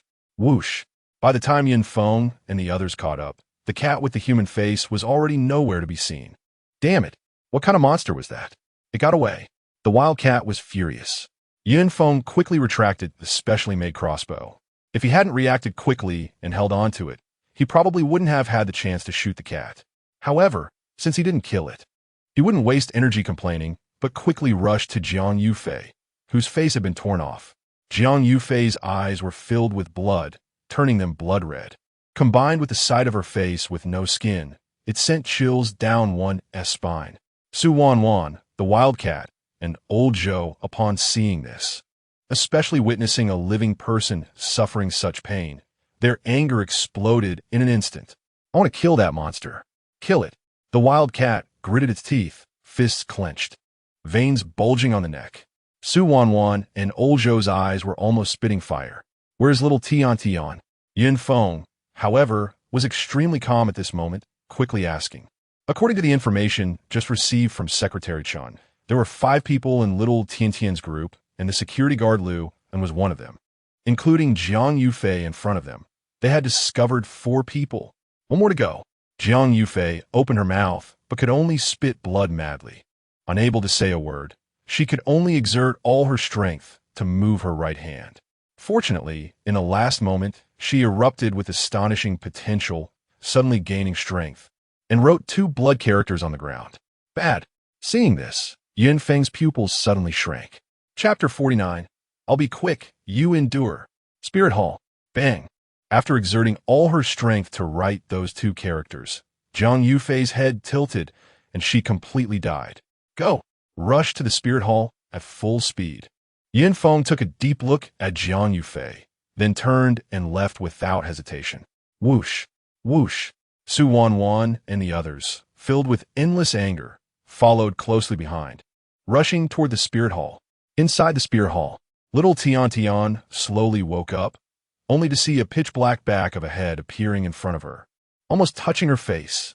Little Tian was so scared that she wanted to scream, but her mouth was tightly blocked, and she could only make muffled sounds. Her pupils dilated, instinctively trying to struggle, but she found her body tightly bound. Unable to move, she was filled with despair, immense regret, intense hatred, despair in her current situation, regret for coming here and staying, hatred towards Jiang Yufei and the others for abandoning her one by one. Beautiful sister, you're awake? Then we can start the face swap. The little girl in the floral cotton-padded jacket pulled her back head a little, holding a surgical knife and tweezers that she didn't know where she got them from, muttering to herself. The bad person before used them to take my face away. I will definitely not let that person go. He didn't even spare his own cat. He even collects cat faces. What a pervert. There was an undeniable anger in her words. Little Tian had no time to listen to this. She looked at the girl in the floral cotton-padded jacket with pleading eyes. Beautiful sister, it will hurt a lot next, just endure it. The little girl in the floral cotton-padded jacket then turned her attention back to little Tian and said, I will finish quickly. Little Tian cried in terror and despair, her delicate body trembling with fear. She loved beauty the most. How could she endure having her face taken away? At that moment, she wanted to bite her tongue and commit suicide, but when her teeth touched her fragrant tongue, the heart-wrenching pain made her stop. She didn't have the courage to commit suicide. Then, she saw the girl's arm bending at an extremely strange angle behind her back. The surgical knife precisely arriving at her cheek, the cold blade touching her skin, sending a chilling sensation through her. Woo! She broke down and cried. Her psychological defenses completely shattered. Poochie, although little Sweet looked pitiful, the little girl showed no mercy. With a forceful twist of her wrist, the scalpel easily pierced her delicate skin, and blood immediately flowed out. What a nice smell, the little girl said, pausing her actions for a moment. Then suppressing her desire to eat, she continued cutting. Little Sweet let out a shrill scream in intense pain. although her mouth was blocked. The sound was still loud and came off as extremely eerie. However, no one came to save her. The left side of her face was quickly cut. Just as the little girl was about to continue cutting, Little Sweet suddenly saw a face appear outside the window. Upon closer inspection, wasn't that Jiang Yufei? Help! Help! Instantly, Little Sweet screamed and struggled with all her might. This was her only hope. Bang! The next moment, she saw Jiang Yufei looking anxious, frowning. And then she suddenly charged towards the glass, using her face to crash into the glass. Crack! Then, the glass shattered in response. Little Sweet was stunned. The little girl's actions also paused, and then she suddenly thrust the scalpel into Little Sweet's shin, her whole body tensed up, staring at Jiang Yufei as if facing a great enemy. Little Sweet was in so much pain she almost fainted, but she still managed to keep her wits about her in this situation. Then she suddenly trembled, and her 36 breasts shook violently, dazzlingly white. Her best friend Jiang Yufei was actually a cat? In an instant, her pupils dilated, feeling her worldview had been overturned again. Meow! Jiang Yufei suddenly let out a cat's cry, then leaped forward, pouncing fiercely at the little girl. Roar!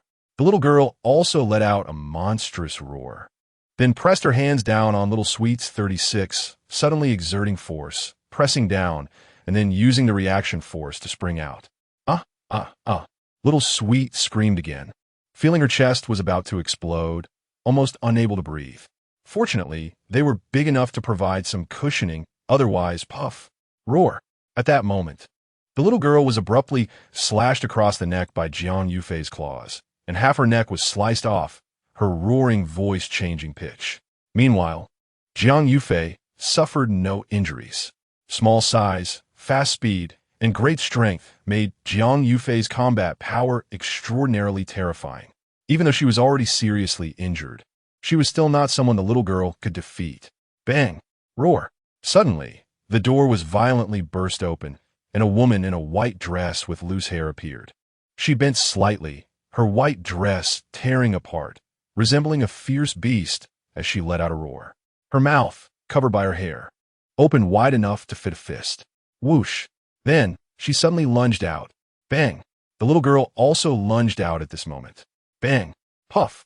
In the 2-on-1 situation, the situation changed instantly. Little Sweet couldn't see the actions of both sides fighting. With the heart-wrenching pain on her face, her consciousness began to blur. But she didn't completely faint, because she knew that such a large commotion would definitely attract the attention of the soldier. At that time, she might just be saved. Concerning her life, she unleashed her ultimate potential, enduring this inhuman pain. Puff! Soon, another sound of flesh being pierced rang out. Then, the other half of the little girl's neck was also severed, her entire head rolling onto the ground. Coincidentally, Little Sweet locked eyes with the little girl's head. Little Sweet's heart tightened suddenly, once again struck by extreme terror. Because the little girl's face was now a bloody mess, where was there any face? Suddenly, she somewhat understood why the little girl had to cut off her face. Rolling. At this moment, the little girl's head rolled over and continued to attack Jiang Yufei with its sharp teeth. Her body fell heavily to the ground, no longer moving. Puff! At this time, Jiang Yufei was also injured, with several noticeable wounds appearing on her cat body. The woman in the white dress was in tatters, her figure exposed. But she didn't care at all and continued to pounce forward. Roar! Meow! Bang! The two sides tangled together again. And the little girl, having lost her body, had her combat power drastically reduced, putting her and the woman in the white dress at a disadvantage. At one moment, bang! The woman in the white dress was violently knocked away by Jiang Yufei, crashing out the window into the courtyard. Roar! Just as the woman in the white dress stood up and prepared to attack again, suddenly a whooshing sound broke through the air. Chapter 50. The battle ends. Abundant gains. Puff. A crossbow bolt shot into the back of the woman in the white dress's head, piercing through her forehead. Dead. The woman in the white dress trembled violently, then collapsed to the ground. Up. Don't let any escape. Yin Feng's voice rang out. Whoosh. Whoosh. Hearing this, Su Wanjun and the Lynx, who were charging ahead, immediately accelerated and were the first to rush into the room. Bang! Meow! When Yin Feng and Old Zhou also rushed into the room, Su Wanjun and the lynx were already engaged in combat with the face cat.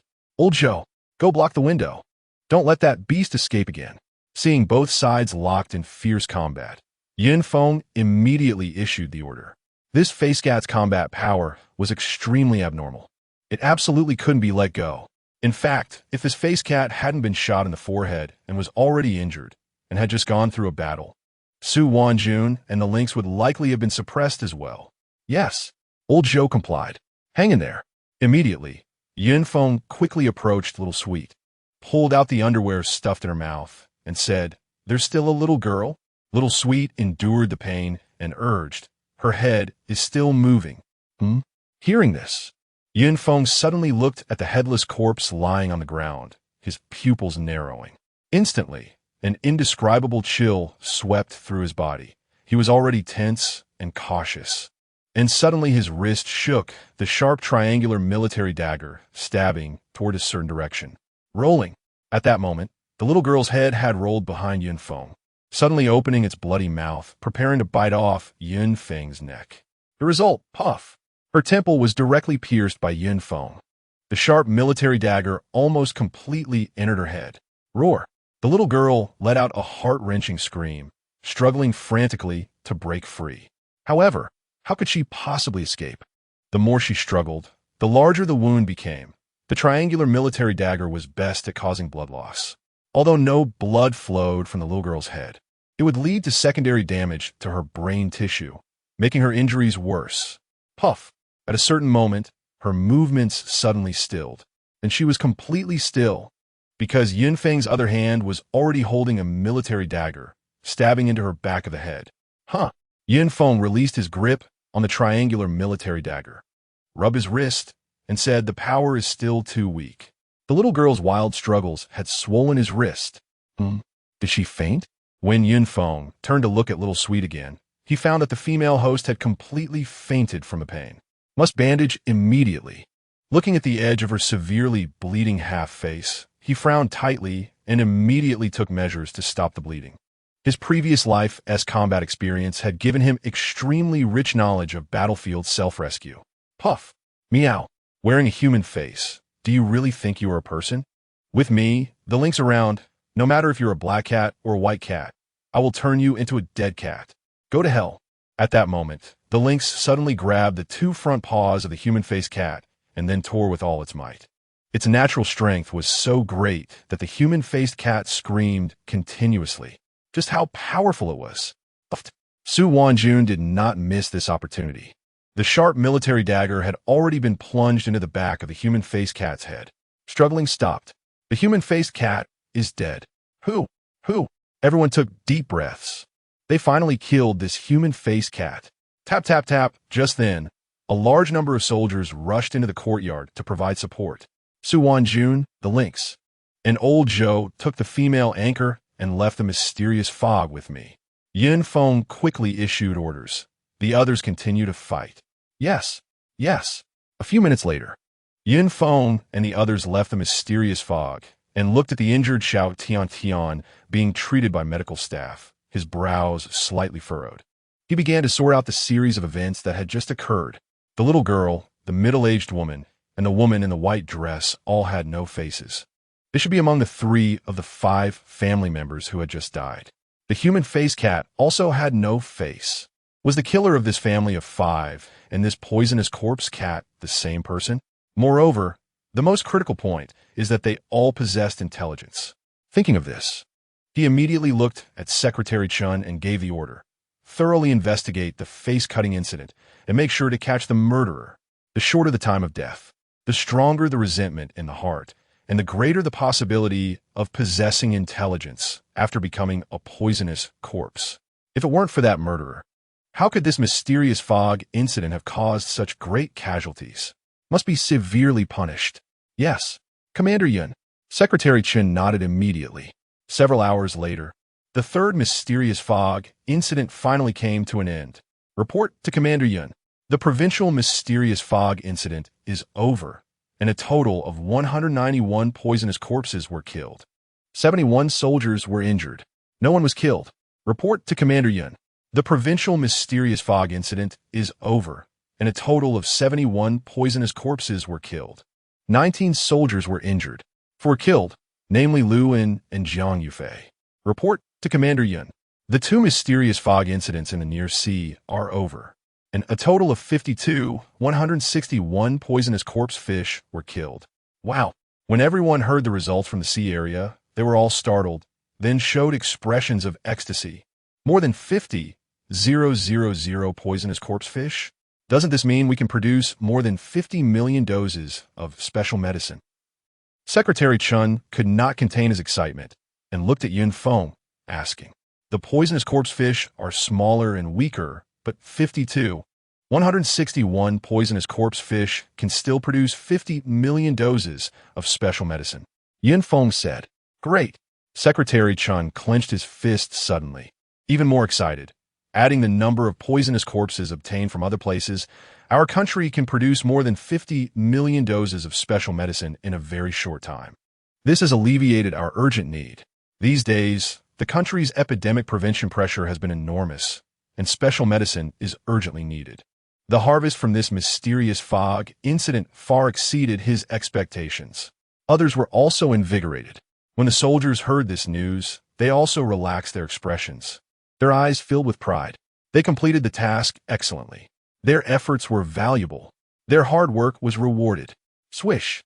Yun Feng immediately saluted the soldiers who participated in this mysterious fog incident and the members of the Huaxia Special Operations Group, saying, "On behalf of myself, I express my highest respect to you. With you in Huaxia is a blessing for Huaxia." Swish! Upon hearing this, the soldiers also returned the salute, standing straight and shouting in unison, "Everything for Huaxia." Chapter 51 Conspiracy Theories on the Way Back to Kyoto. Report. Commander Yun, the Northern Bear Nation has delivered 10,000 poisonous corpses, Secretary Chen reported. It seems that the Northern Bear Nation has sent almost all the poisonous corpses captured from this mysterious fog incident. The Northern Bear Nation is currently severely troubled by the epidemic, with the death toll exceeding 4 digits. They have to take it seriously. Yun Feng was not surprised. As for the number of 10,000 poisonous corpses, he was also not surprised. The Northern Bear Nation is vast and rich in resources, and it is adjacent to the Arctic Ocean, so the mysterious fog incidents that occur, there are far more than in Huaxia, and the number of poisonous corpses will naturally not be small, especially the mysterious fog incidents that occur over the Arctic Ocean. The number of poisonous corpses must be very high. 10,000 poisonous corpses can be exchanged for 1 million doses of special medicine, which can effectively alleviate the spread of the epidemic in the Northern Bear Nation, Yun Feng said, ensuring the normal operation of the Northern Bear Nation. Secretary Chen showed a happy expression and nodded. And we can get 9 million doses of special medicine. Additionally, with other countries continuously sending poisonous corpses, the total amount of special medicine from this mysterious fog incident is expected to exceed 70 million doses. Although 70 million doses of special medicine are still too few compared to the 1 billion population, it can completely help Huaxia cope with the current epidemic. Subsequently, countries around the world began to transport large quantities of poisonous corpses to Huaxia in exchange for special medicine, which also increased the number of poisonous corpses in Huaxia. Pass the order. Manufacture special medicine at the fastest speed. Immediately after, Yun Feng issued the command. First, distribute the special medicine to soldiers and medical workers. Then, keep some in reserve, and the rest will be distributed to teachers, pregnant women, the elderly, and children. Yes. Secretary Chun recorded Yun Feng's orders one by one and then conveyed them. At the same time, he increasingly admired Commander Yun. Even at this moment, having received so much special medicine, Commander Yun did not keep a few doses for his parents and relatives. Everything for Huaxia, Commander Yun has done it. He secretly took Commander Yun as his role model. Meanwhile, a statement appeared on a foreign forum. Huaxia knew in advance the location and time of the mysterious fog appearance. What does this indicate? It indicates that Huaxia has long known the time and place of the mysterious fog outbreak. How did Huaxia know this? I hope Huaxia will make this method public. Help countries and people around the world get rid of the harm of poisonous corpses. I have reason to suspect that this mysterious fog is manufactured by Huaxia. Otherwise, why could Huaxia produce special medicine in advance? Why the sudden conscription? Why know in advance the location and time of the mysterious fog appearance? This is Huaxia's conspiracy.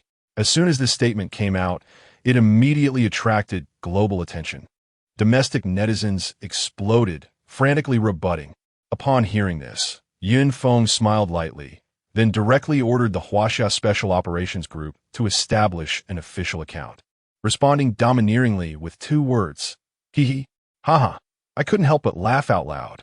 So refreshing. These 2 words express our feelings. The motherland is mighty. Huaxia's language is profound and extensive. These 2 words reveal too much meaning. Instantly, the frustration in the hearts of the people was completely relieved. Especially seeing the frantic expressions of those foreign netizens, everyone felt even more relaxed. It was simply delightful. After Yunfeng's response, he couldn't be bothered to deal with those foreign trolls anymore. This conspiracy theory simply doesn't hold water, seemingly logical, but actually lacking any evidence. It's all just talk. His energy at this moment was entirely focused on the current work. As for the citizens, they also couldn't be bothered to argue with the foreign trolls, uniformly replying with 2 words, hee hee. This made the foreign trolls furious, even causing some to smash their keyboards. Some even directly smashed their computers. Because facing these 2 words, they were exceptionally furious.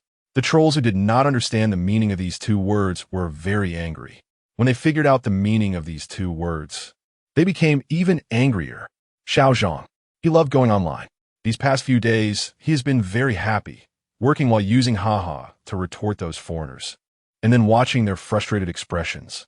As a single noble, he doesn't think there's anything more enjoyable in the world than this.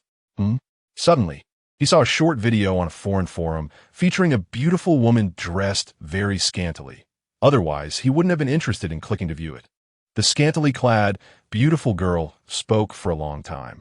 Xiao Zhang didn't understand anything, but he could see through the video that there were bodies lying in front of a hospital, and pedestrians suddenly fell to the ground while walking, never to get up again. In the end, the scantily clad, beautiful girl cried out loudly. Upon seeing this video, Xiao Zhang suddenly fell silent, and his originally unhealthy thoughts completely vanished, replaced by shock. It turned out that foreign countries were like hell. He realized how happy he was. He downloaded the video and shared it on a social media platform, adding 2 sentences. Where is there such a peaceful time? It's just that someone is carrying the weight for us. Born in China. How fortunate. Chapter 52. Born in China. How fortunate. Soon, his friends saw it and shared it as well, adding the same 2 sentences. Where is there such a peaceful time? It's just that someone is carrying the weight for us. Born in China. How fortunate. Within just an hour, born in China. How fortunate. Quickly shot to the top of the trending search list. Where is there such a peaceful time? It's just that someone is carrying the weight for us. Reached 2nd place on the trending list. Xiao Zhang's post was shared millions of times. At this moment, the highest action group in China announced the beginning of small-scale injections of the special medicine, targeting groups such as teachers, pregnant women, the elderly, and children. Moreover, the special medicine was injected for free. Wow! Instantly, the whole country rejoiced. The world was astonished. 1 dose of the special medicine cost 10 billion Chinese yuan, and it was priceless. Some countries had already inflated the price of the special medicine to 100 billion Chinese yuan per dose. It was simply unaffordable for ordinary people. Oh my God, China is so rich. They're actually giving out the special medicine for free? So envious. Mom, I want to go to China. Foreign netizens cried out in envy. In the Eagle Nation, the leader said, "We have made a major breakthrough in the special medicine. The special medicine we have replicated can achieve 1/10 of the effect of the Chinese special medicine." The latest news reached the leader's ears. "Oh, sell it immediately. Sell it at a high price." The leader of the Eagle Nation's eyes lit up, a smile he couldn't conceal spreading across his face. And he immediately said without hesitation, "As expected of my Eagle Nation, how long has it been? We have already achieved this step. Oh my God." But at that moment, One of his subordinates had to interrupt the leader's self-indulgence and said, "Leader, China has already started giving out the special medicine for free to their citizens." What? Fuck. Fuck. Fuck. Hearing this, the leader of the Eagle Nation was instantly furious. What is China doing? Isn't this delaying his chance to make money? Leader, please calm down. You have diabetes, cerebral thrombosis, myocardial infarction, and AIDS. You must take care of your health. One subordinate said with concern, still selling at a high price. China is only giving free injections to their citizens, and it's a small-scale injection of the special medicine. This doesn't affect our sales of the special medicine. The demand for special medicine worldwide is huge. We must seize this opportunity. Make a big profit. Isn't China's special medicine 10 billion Chinese yuan per dose? Let's sell it for 20 billion Chinese yuan. Promote that our special medicine is more effective. At the same time, let those keyboard warriors discredit China's special medicine with all their might. Create momentum. The leader of the Eagle Nation immediately made the decision. In business, I am a professional. Hearing this, the subordinate's expression froze. The effectiveness is only 1/10 of the Chinese special medicine, but the price is double that of the Chinese special medicine. Is this really okay? Isn't this too greedy? Treating people all over the world as fools? Moreover, the leader even used Chinese yuan to measure the value of the special medicine. Yes, he didn't want to say anything more, fearing that the leader would be unhappy, and turned to leave. Soon, major forums around the world became lively. The Eagle Nation was being endlessly praised while China's special medicine was being crazily discredited. Subsequently, the number of orders for the Eagle Nation's special medicine surged. Meanwhile, the number of orders for China's special medicine plummeted. Feng learned of this and calmly said, "First, the Eagle Nation cannot possibly manufacture the special medicine so quickly. It is even less likely that it will be better than ours. They are deceiving the people of the world. Soon, they will face great trouble. Of course, to make money, they have lost all shame. So how could they be afraid of trouble? Second, fewer orders are not necessarily a bad thing. It allows more special medicine to be reserved for the common people. Anyway, our country's financial issues have been greatly alleviated." 3 days later, China remained as calm and peaceful as ever. After witnessing the mysterious smog incident and those toxic corpses, many people began to exercise spontaneously. At the same time, China's Ministry of Environmental Protection was also vigorously rectifying major factories, further improving China's environmental issues. Across China, injections of the special medicine began. Everything was proceeding smoothly and efficiently. The number of orders for the Eagle Nation sharply decreased. Because the replicated special medicine was extremely ineffective and even had strong side effects. This is an objective fact. Although the Eagle Nation kept explaining, it was still useless. Is it a problem with my constitution? Our family took out all our assets to buy the Eagle Nation special medicine, but it had no effect. And I now feel like I'm dying. I should have bought China's special medicine. Safe. Extremely effective. Damn Eagle Nation. A bunch of fraudsters. A bunch of blood-sucking capitalists. The public opinion on major forums began to lean overwhelmingly against the Eagle Nation. Furthermore, due to the outbreak of the third mysterious smog incident, more toxic corpses emerged, and the death toll in various countries soared. Taking the Eagle Nation as an example, the death toll over these 3 days was 444, 4,444, 44,444, an incredibly coincidental and ironic occurrence. Please open the borders, China. We want to enter China. I want to breathe the fresh air of China. I am willing to pay 100 million to convert to Chinese nationality, to become a citizen of China. Wealthy individuals and commoners from various countries were desperately trying to enter China to breathe the virus-free, fresh air, because every minute spent in their own country increased the risk. However, China had already closed its borders. It was impossible to reopen them in a short time. China must prioritize the safety of its citizens. Zhao something. He was a criminal who embezzled hundreds of billions and then transferred his assets abroad. He even kept a mistress abroad. After the incident, he decisively abandoned his wife and daughter and fled to the Eagle Nation. Initially, under the protection of the Eagle Nation, he was living happily, and his mistress even gave birth to a son for him. But then the epidemic broke out.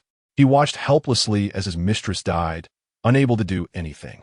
As for his son, he was also infected and was on the brink of death.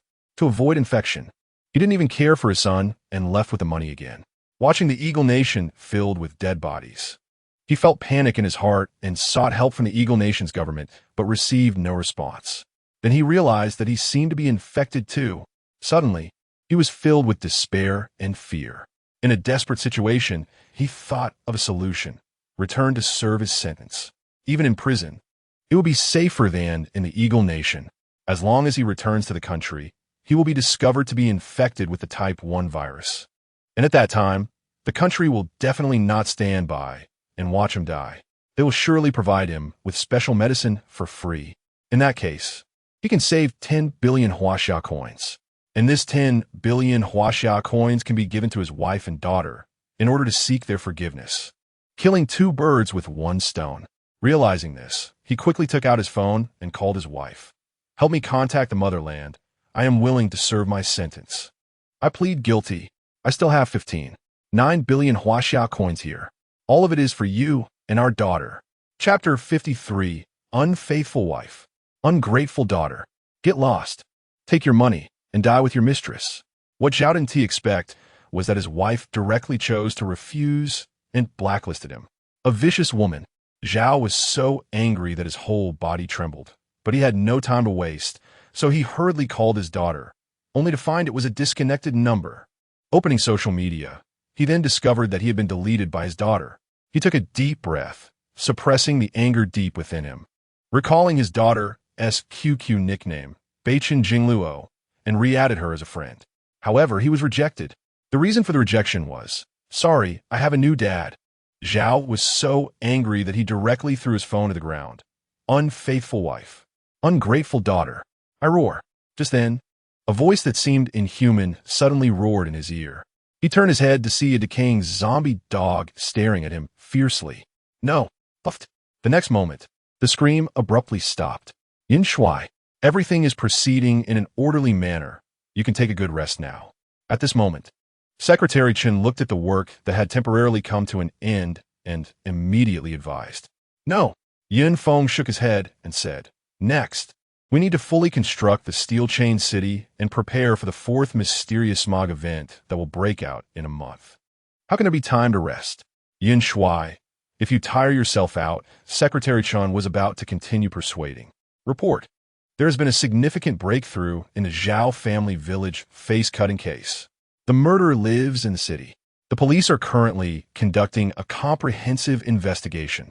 A special operations team member came to report. "Oh, let us go. Go to the city." Yin Feng acted decisively. Secretary Chen shook his head helplessly, looking worriedly at Yin Shuai's slender yet upright figure, and quickly followed. On the way, as expected, Yin Feng fell asleep again. Upon seeing this, Secretary Chen hoped that nothing would disturb Yin Shuai's rest. However, sometimes the more you think this way, the more trouble comes knocking. Beep, beep, beep. On the way to the city, they passed through a county town, only to find the road blocked by a dense crowd, and the surroundings were quite noisy, with car horns heard everywhere. Secretary Chen frowned and instinctively looked at the central rearview mirror. Sure enough, Yin Shuai woke up. "What's going on?" Yin Feng asked. "I don't know." Secretary Chen shook his head and said, "It seems something has happened. This is a hospital. Could it be a medical disturbance?"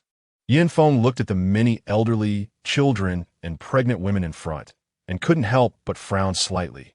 If an accident happened here, the consequences would be unimaginable. Just then, someone suddenly couldn't help but shout loudly. "Didn't the country say that we elderly, children, and pregnant women should get the special medicine first? We got up early to queue and have been waiting for more than 5 hours, feeling hungry, tired, and cold." Suddenly, dozens of people cut in line. Why? Immediately, voices of agreement rang out around. Exactly. Why? These people are young and strong. Why can they cut in line? Why do they get to inject the special medicine? Hearing this, a young man in front of the line, who was quite irritable, arrogantly shouted, "Shut up. I'm the nephew of the director of the Hualian Flower Factory. The Hualian Flower Factory contributes half of the county's resources.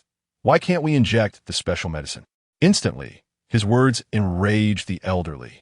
who shielded the pregnant women and children behind them and shouted, "We want to report you. Report all you want." The young man scoffed. "In our county? How could you possibly succeed in reporting? Are you kidding? Ha! Let us go. Let's go take a look." The more Yun Feng listened, the tighter his brows furrowed, and he got out of the car directly. Secretary Chun hurriedly turned off the engine and followed. "Villagers, what is going on?" Yun Feng proactively asked an elderly person. "Isn't it obvious?" The relatives of the director of the Hualien flower factory disregarded the national policy and used backdoor methods. The elder shook his head and sighed. "Reporting is useless. In our county, the Hualien flower factory has a lot of power."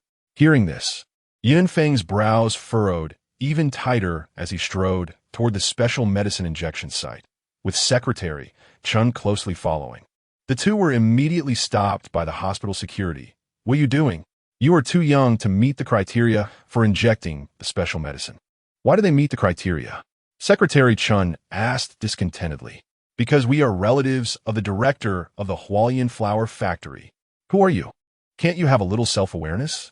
Meanwhile, the nephew of the director of the Hualien flower factory sneered and asked in a low voice, "Are you very angry?"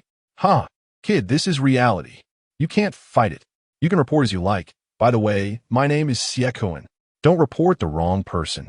Hearing this, Secretary Chen's expression darkened, and he shouted, "Do you really think you can cover the sky with one hand?" "Oomph."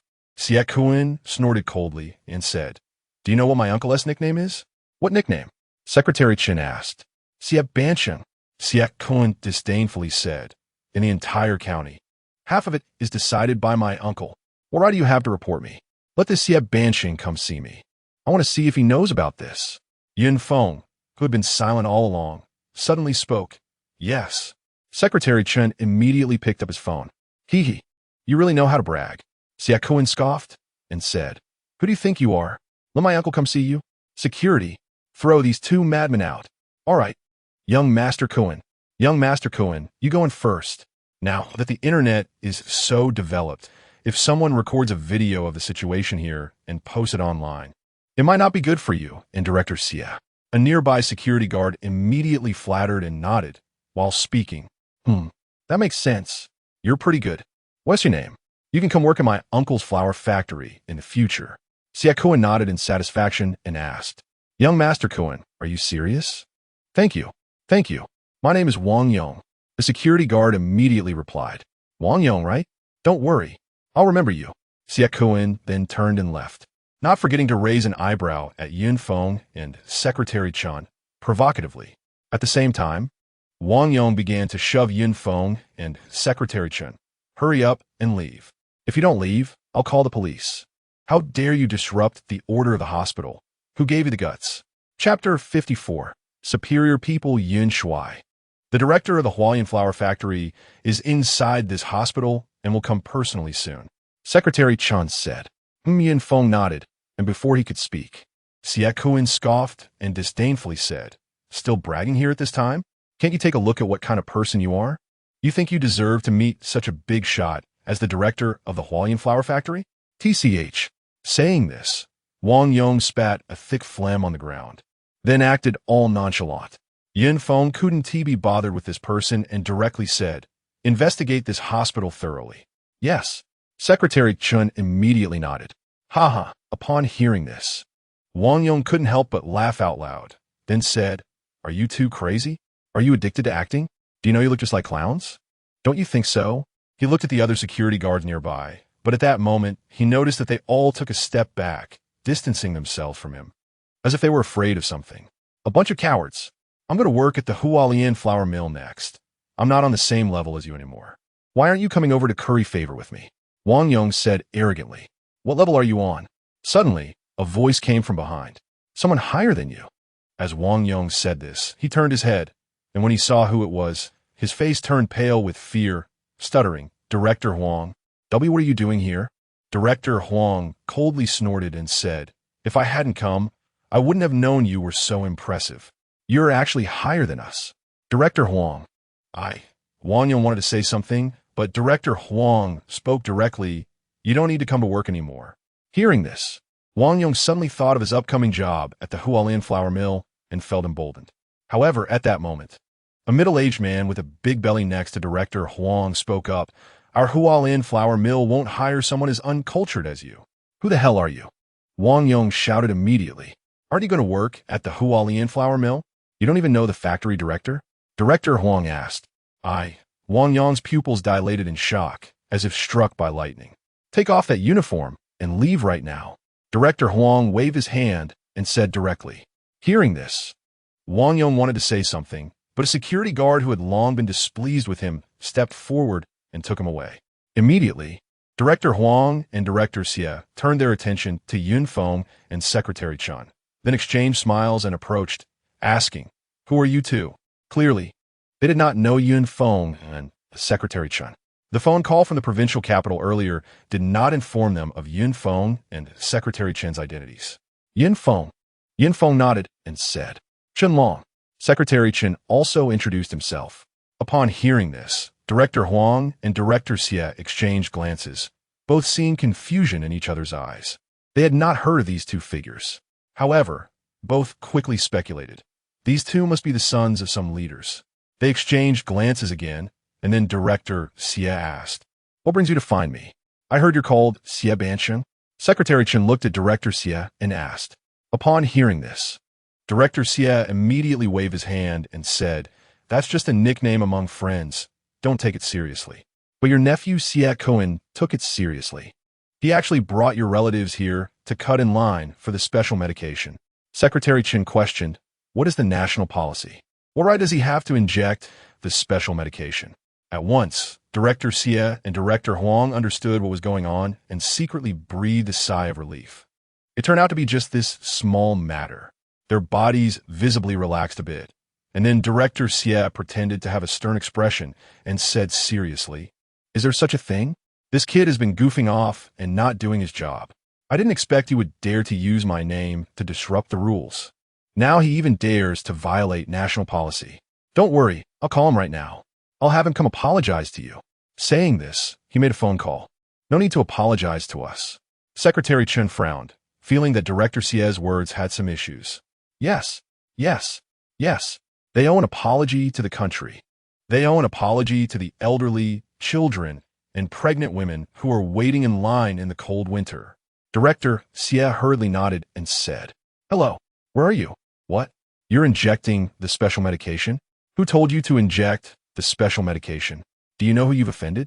Hurry up and come over. And your relatives too. At this moment, after the call was connected, he questioned in a stern tone.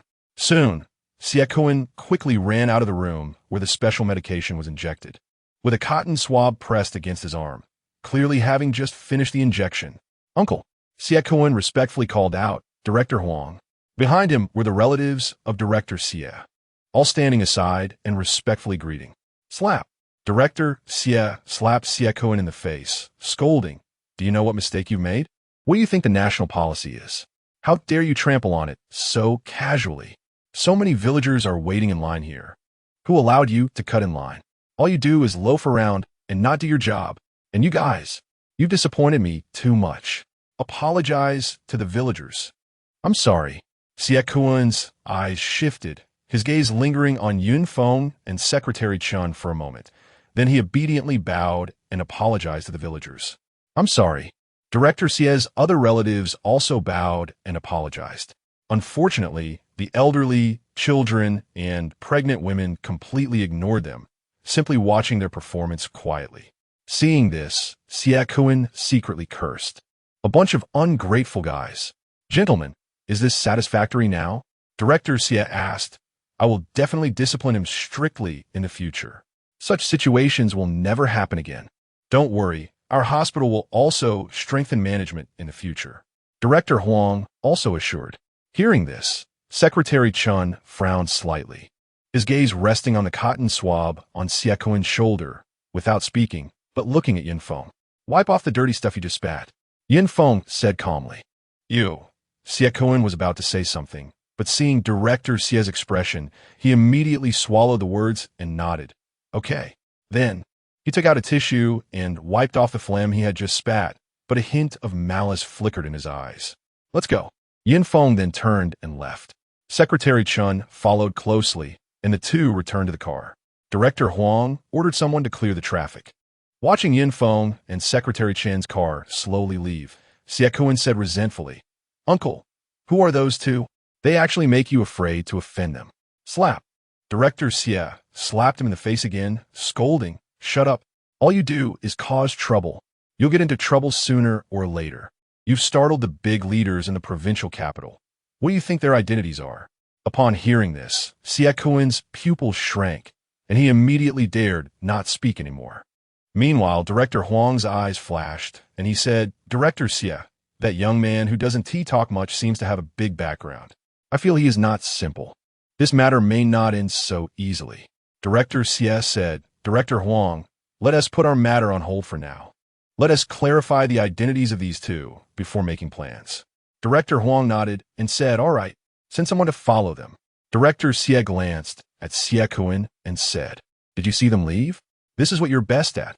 If you don't do it well, just stay home and be honest." Hee. Xie Kun immediately smirked, a hint of malice flashing his eyes. "Don't worry, uncle. Just watch me." Chapter 55, Crush Your Heads. Yin Shuai, this matter feels a bit strange today. In the car, Secretary Chen said, "Are we just going to let Xie Kun go?" "Don't worry." Yin Feng said, "If we want to let him off." "He won't let us off." What do you mean?"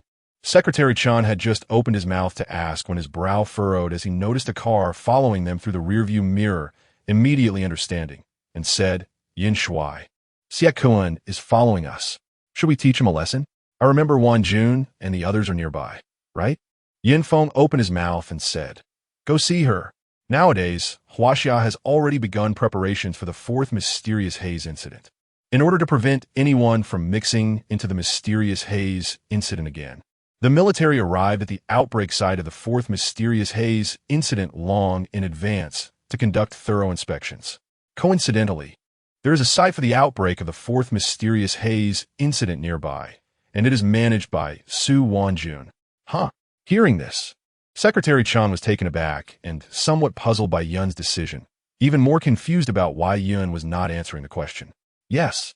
However, seeing that Yun had no intention of explaining, he did not ask further and directly drove to Su Wanjun's location. What are these two planning? They are heading not towards the national highway or provincial road, but to the suburbs. Xie Kun, sitting in the passenger seat, frowned at this scene. "Brother Kun, who cares? These two guys dare to offend you on our territory. They're just asking for death. Soon, Brother Kun will be in the car, while we brothers will go down and deal with them." A green-haired youth behind immediately said, "Green-haired. If this matter is handled well, I will let you have fun with Xiao Chui, and it will definitely be explosive." Xie Kun nodded, glancing at the green hair on the youth's head, and then said, "As long as the girlfriend is replaced quickly, there is no possibility of being cuckolded. You are just too devoted." The green-haired youth had dyed his hair green after being betrayed by his girlfriend, always reminding himself of this humiliation. This kind of courage and determination made Xie Kun value him quite a bit. Suddenly, the gangsters in the car all burst into laughter. More than half an hour later, Secretary Chun parked the car in front of a remote forest, and Yun Feng and Secretary Chun got out of the car. "Stopped. They actually stopped here. Brother Kun, I know this place well." The green-haired youth sneered and said, "I used to come here with my ex-girlfriend to have fun." "Oh, green-haired. I didn't expect your descendants to occupy this place." Xie Kun joked. Everyone was first stunned, then burst into laughter again. The green-haired youth laughed nonchalantly and then said, "After I deal with them, I can bring Xiao Chui here to play next time. Go." Saying this, he pushed open the car door, brandishing a machete, and strode down. Whoosh, whoosh.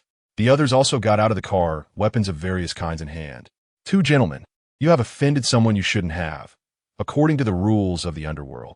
The green-haired youth and others quickly approached Yun Feng and Secretary Chun, speaking arrogantly. But the next moment, he suddenly saw dozens of pitch-black gun muzzles exposed in the woods, all aimed at him. Instantly, his pupils contracted, filled with fear. "According to the rules of the underworld, what should we do?" Secretary Chin smiled and asked back. "It should be thud." "Sir, I was wrong." The green-haired youth directly knelt on the ground, throwing down the machete in his hand, and said, "It was all Xie Kun's order for me to do this. I am just a small character, Please spare me. Seeing this, the surrounding little gangsters were all stunned. What's going on? Da-da. Just then, hundreds of special forces suddenly appeared around, surrounding all these people. This thud. The next moment, this group of little gangsters also knelt down without hesitation, trembling in fear. At this moment, how could they not understand who they had provoked? A big shot. A super big shot. Yun, Su-Wan-Jun, Mountain Cat, and Old Zhou all stepped forward to salute. Yin-Fo nodded and said, "You've worked hard. What happened to them?" Su-Wan-Jun asked. "Just a group of little gangsters wanting to take revenge on us." Secretary Chun then briefly recounted the situation. "Dare to attack Yin-Fo. They really are bold." Mountain Cat glared fiercely at the green-haired youth and shouted, "Do you believe I will crush your head?" Thud. Hearing this, the green-haired youth was so scared that he fainted. The others trembled all over, not daring to make a sound. Cowards. Mountain Cat scratched his head, clearly not expecting the guy with green hair to be so timid. Yin-Fo then looked at Old Zhou and said, "Old, help me ask some questions. Who does you want to pry open?" Old Zhou stepped forward to ask. Just then, Siekuin started the vehicle, trying to escape. "It's him," Yin-Fo said indifferently. "Within 3 hours, I will make him spill everything he knows." Old Zhou's mouth curved into a dangerous arc as he strode towards Siekuin. Seeing Old Zhou's expression, even Mountain Cat couldn't help but shiver, feeling a bit chilly, and cautiously said, "Old has been holding back for so long, with nowhere to vent. This time, the one being interrogated is going to be unlucky. Let's go." Once Yin-Fo finished giving orders, he no longer cared and instead said, "Let's check on your progress." Old Zhou's interrogation methods are extremely effective. Under his hands, no enemy can withstand 3 days, after which they will spill everything they know. This was also one of Yin Feng's purposes for coming here, to extract the unknown secrets of Director Xie from Siekuin's mouth. There is no doubt that Director Xie's hands are not clean, and that Director Huang is likely to have problems as well. Since Siekuin has come to the door, how could he let it go? 30 minutes later, this is the plan. How to execute it specifically, you can arrange it according to the actual situation of the battle. Yin-Fo formulated a simple battle plan based on his experience. "Yes." Isu Ven Yu nodded. "Yin-Fo, Siekuin has said everything." Just then, Old Zhou came over and reported. "So soon? What about the promised 3 hours?" Everyone was taken aback. His bones are too soft. As soon as I started, he spilled everything he knew. The reason it took 30 minutes is that he has done so many bad things, and he talked for over 20 minutes. Old Zhou revealed a simple smile. Everyone suddenly felt a chill. Focus on the key points. Yin-Fo understood Old Zhou very well and was not surprised by this. "Yes."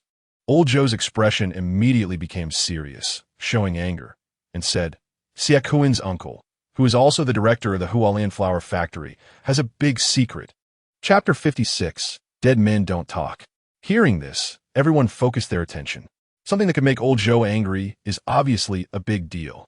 He bribed Director Huang and privately hoarded special medicines. Then, through his channels, he sold them abroad, making a huge profit. Old Zhou's words were shocking. "What?" Hearing this, Mountain Cat immediately roared in anger, his fists cracking from the excessive force. The others were also furious. "He should be executed," Su-Wan-Jun directly said.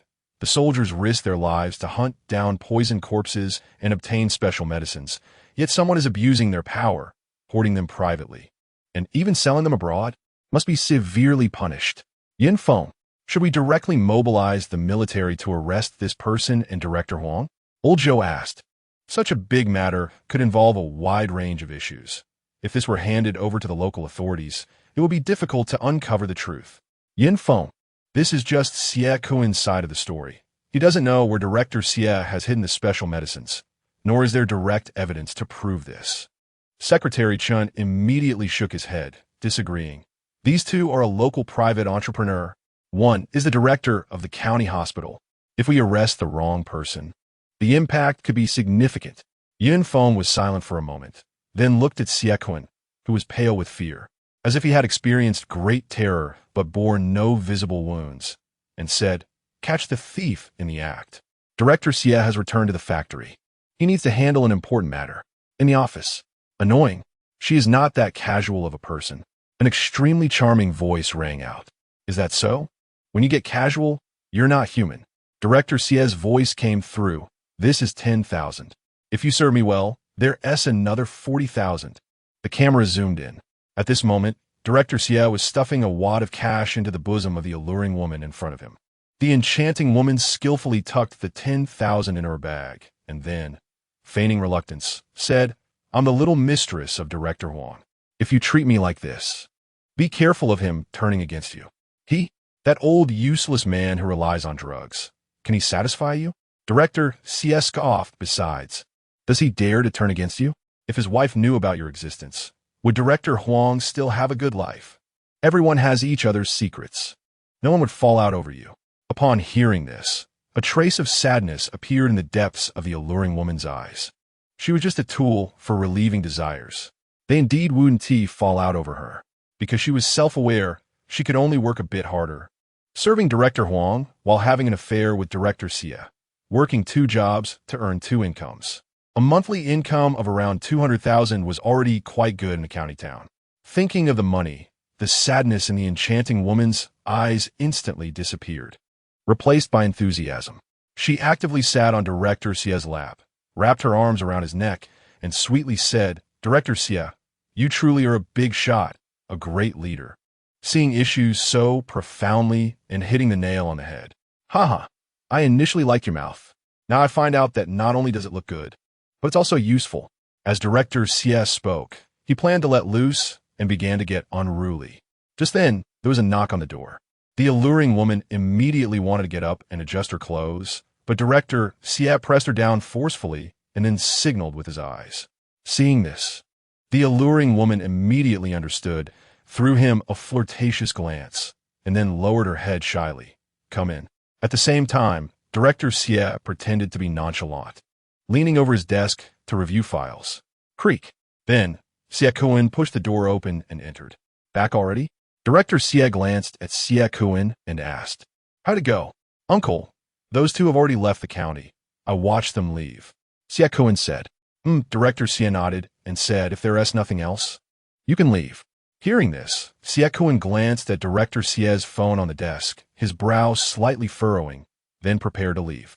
According to their agreement, Feng was supposed to apply pressure on Director Huang through the provincial city, and, at this time, Director Huang should have called. Ding ding ding. Just then, Director Xia's phone rang. Director Huang? Seeing the caller ID, he glanced at the enchanting woman under the desk, then subtly raised the corner of his mouth, and answered the phone. Hello? What? Upon hearing this, Director Xia's expression changed drastically, and he instinctively wanted to stand up. But then, hissing, he suddenly felt a pain and couldn't help but gasp. Uncle, what's wrong? Xia Kuan was startled. What is happening? His gaze involuntarily turned to the area under the desk. It seemed there was some commotion there. What is wrong, Lao Xia? Director Huang on the other end of the line also asked. Nothing. Director Xia furrowed his brow, then took out 40,000 from his drawer and threw it at the alluring woman, signaling her to leave. The alluring woman got up, wiped her mouth, picked up the money, and left on her own. Xia Kuan was completely bewildered. This is getting a bit extravagant. More importantly, isn't this woman Director Huang as little mistress? In an instant, he thought of a lot. Just then, Director Xia waved his hand, signaling Xia Kuan to leave quickly. Xia Kuan came back to his senses and hurriedly left. Once the alluring woman and Xia Kuan left, Director Xia spoke without much restraint. It seems those 2 guys are not simple. They actually got the investigation team involved. I don't have much product left here. Only 3 portions. If you need, I can send it back to the hospital, and you can personally dilute it to make 10 portions. Immediately inject it into those elderly, pregnant women, and children to prevent the investigation team from seeing and discovering issues. Still, let us meet at the old place. Then, Director Xia hung up the phone, pulled up his pants, and strode away. Follow him. In a car outside the Hualien flower factory, Feng watched Director Xia's car leave and immediately spoke. Yes. Secretary Chen nodded and drove after him. Half an hour later, Director Xia, with a briefcase in hand, strode into a restaurant, then found a private room to wait for Director Huang. Soon, Director Huang also arrived, clutching a briefcase identical to Director Xia's. Just as the 2 exchanged briefcases, bang, Secretary Chen kicked the door open and coldly said, "You two, hoarding and trading special effect drugs? What a bold move. Come with me to the police station for a trip." Yin Feng then appeared. Seeing this, both Director Xie and Director Huang instantly understood what was happening, their expressions changing drastically. However, the next moment, Director Xie suddenly turned fierce and said grimly, "You want my life on my turf? In that case, don't blame me for making things absolute. Dead men don't speak." Chapter 57. Collecting Obsession. Murdered dead men can indeed speak. Yin Feng said, "I just met a couple of days ago." "Humph." Upon hearing this, Director Huang coldly snorted and then said, "Yin Feng, you must have seen the poisoned corpses in the official live broadcast, right? Were you scared to the point your legs went weak?" Secretary Chen, did Director Huang just say that Yin Feng was scared to the point his legs went weak? This made him look somewhat strange. Meanwhile, Yin Feng merely smiled faintly, neither arguing nor explaining. "You might not know, but most poisoned corpses cannot speak. Moreover, not every corpse will turn into a poisoned corpse. Your corpse may not even have that qualification." Furthermore, Director Huang adjusted his glasses and then said, "After you die, we will cremate your body, ensuring you won't become a poisoned corpse." Preposterous. Yin Feng cannot be insulted. Upon hearing this, Secretary Chen's expression immediately darkened, and he suddenly sprang forward. Bang! Director Huang clearly didn't expect the opponent to act so suddenly. Caught off guard, he was directly kicked to the ground. "Ah!" Director Huang screamed continuously, hunching over like a boiled shrimp. He was old and frail. How could he withstand Secretary Chen's kick? At this moment, he was in so much pain he couldn't even speak clearly. "Director Xie, if something happens to them, I will be responsible." "Hello." Director Xie had already dialed a number and immediately said, "Xie Kuan, bring your trusted men over. You want to take revenge on Yin Feng and Chenlong, right? Now Uncle is giving you a chance. Get them." "Uncle." On the other end of the phone, Xie Kuan said, "I'm at the police station right now. I can't come." "At the police station? What are you doing at the police station?" Director Xie frowned. Hearing this, Secretary Chen found it amusing and couldn't help but retort. "Director Xie, don't you find it strange?" "Strange about what?" Director Xie vaguely felt something was off. "Why didn't we stop you from making that phone call?" Secretary Chen asked. Upon hearing this, Director Xie's face darkened as he clearly realized this point. An ominous premonition surged in his heart. "Uncle, I've already reported everything about you. The police are recording statements." Just then, Xie Kuan's voice rang out again. "You!" Director Xie trembled all over, his phone dropping to the ground, instantly losing his previous fierceness. Da. In the next moment, Director Zhao of the police station personally led a team to swiftly arrest Director Xie and Dean Huang. Hoarding special medicines and conducting underground transactions without authorization is a serious crime. He ordered a heavy punishment. Yin Feng coldly looked at the two and commanded, "Rest assured, Yin Xiao, we will enforce the law impartially and provide you, the country, and the people with a satisfactory answer." Director Zhao respectfully saluted and assured. Immediately, Yin Feng returned the salute and then turned to leave. With the matter resolved, there was no need for him to stay any longer. Who exactly is Director Zhao? Dean Huang, recovering from the shock, asked while staring at Yin Feng's back. Director Zhao's eyes revealed genuine admiration and respect as he spoke. The leader of the highest action group in Huaxia, a true unparalleled national hero. An hero who saves the people from peril. What? Upon hearing this, Dean Huang and Director Xie's pupils contracted in horror. It's him, that mysterious man. At once, both of them completely lost their will to resist, willingly lowering their heads and saying, "We plead guilty." Especially Dean Huang, who felt even more ashamed thinking about how he had just been explaining knowledge about poisonous corpses to Yin Feng. Yin Xiao, these two arrogant and overbearing individuals will definitely receive the punishment they deserve. Secretary Chen, seeing Yin Xiao's serious expression, immediately spoke. The lightest sentence would be life imprisonment. The heaviest would be the death penalty. Just two pests. Yin Feng said lightly, "I haven't taken it to heart." Is Yin Xiao worried that similar situations might occur in other regions? Secretary Chen asked. Exactly. Yun Feng nodded. Before encountering such matters, I could never believe they would happen. However, now that they have, we must take them seriously. We absolutely cannot let any decision of the country be compromised. Otherwise, how can we benefit the people? Yes. Rest assured, Yin Xiao, after this incident, the highest action group will definitely supervise this matter strictly. Secretary Chen said. Also, Yin Feng's eyes narrowed as he spoke. The special medicine is developed according to a special ratio. Diluting it without authorization will greatly reduce its effectiveness. And we must not allow such situations to happen. Once discovered, those responsible will be severely punished according to the crime of endangering public safety. Yes. Secretary Chen's expression became serious as he nodded again. Yin Feng nodded, no longer considering the matter. The issues he instructed would be prioritized and executed perfectly by the country, so he was not worried and did not need to expend further mental energy on this. Changing the topic, he asked, "What is the situation with the female streamer, Xiao Tiantian now? She has been greatly stimulated mentally, behaving somewhat abnormally, sometimes acting crazily, while at other times she seems like a normal person." Secretary Chen replied. Yin Feng nodded. Normal people who experience such a great shock will certainly suffer significant mental trauma. How is the case progressing now? He asked again. After further screening, there are 6 suspects in total. However, the communities where these 6 suspects live have tens of thousands of residents, making it very difficult to narrow down the search. Secretary Chen quickly replied. That little girl wearing the floral cotton jacket once told Xiao Tiantian that the murderer even spared his own pet cat, collecting its face, which indicates he is a man with a collecting obsession. By the way, the murderer previously used tweezers and a scalpel to cut off the victim's face. Tweezers? Scalpel? Yin Feng frowned slightly. There are countless perverted individuals in this world, and those with a collecting obsession like this are particularly terrifying. Collecting human faces is indeed a perverted hobby, Secretary Chen said angrily. Taking away someone else's face to satisfy one's own desires, and this perverted guy even kills. He's a perverted murderer.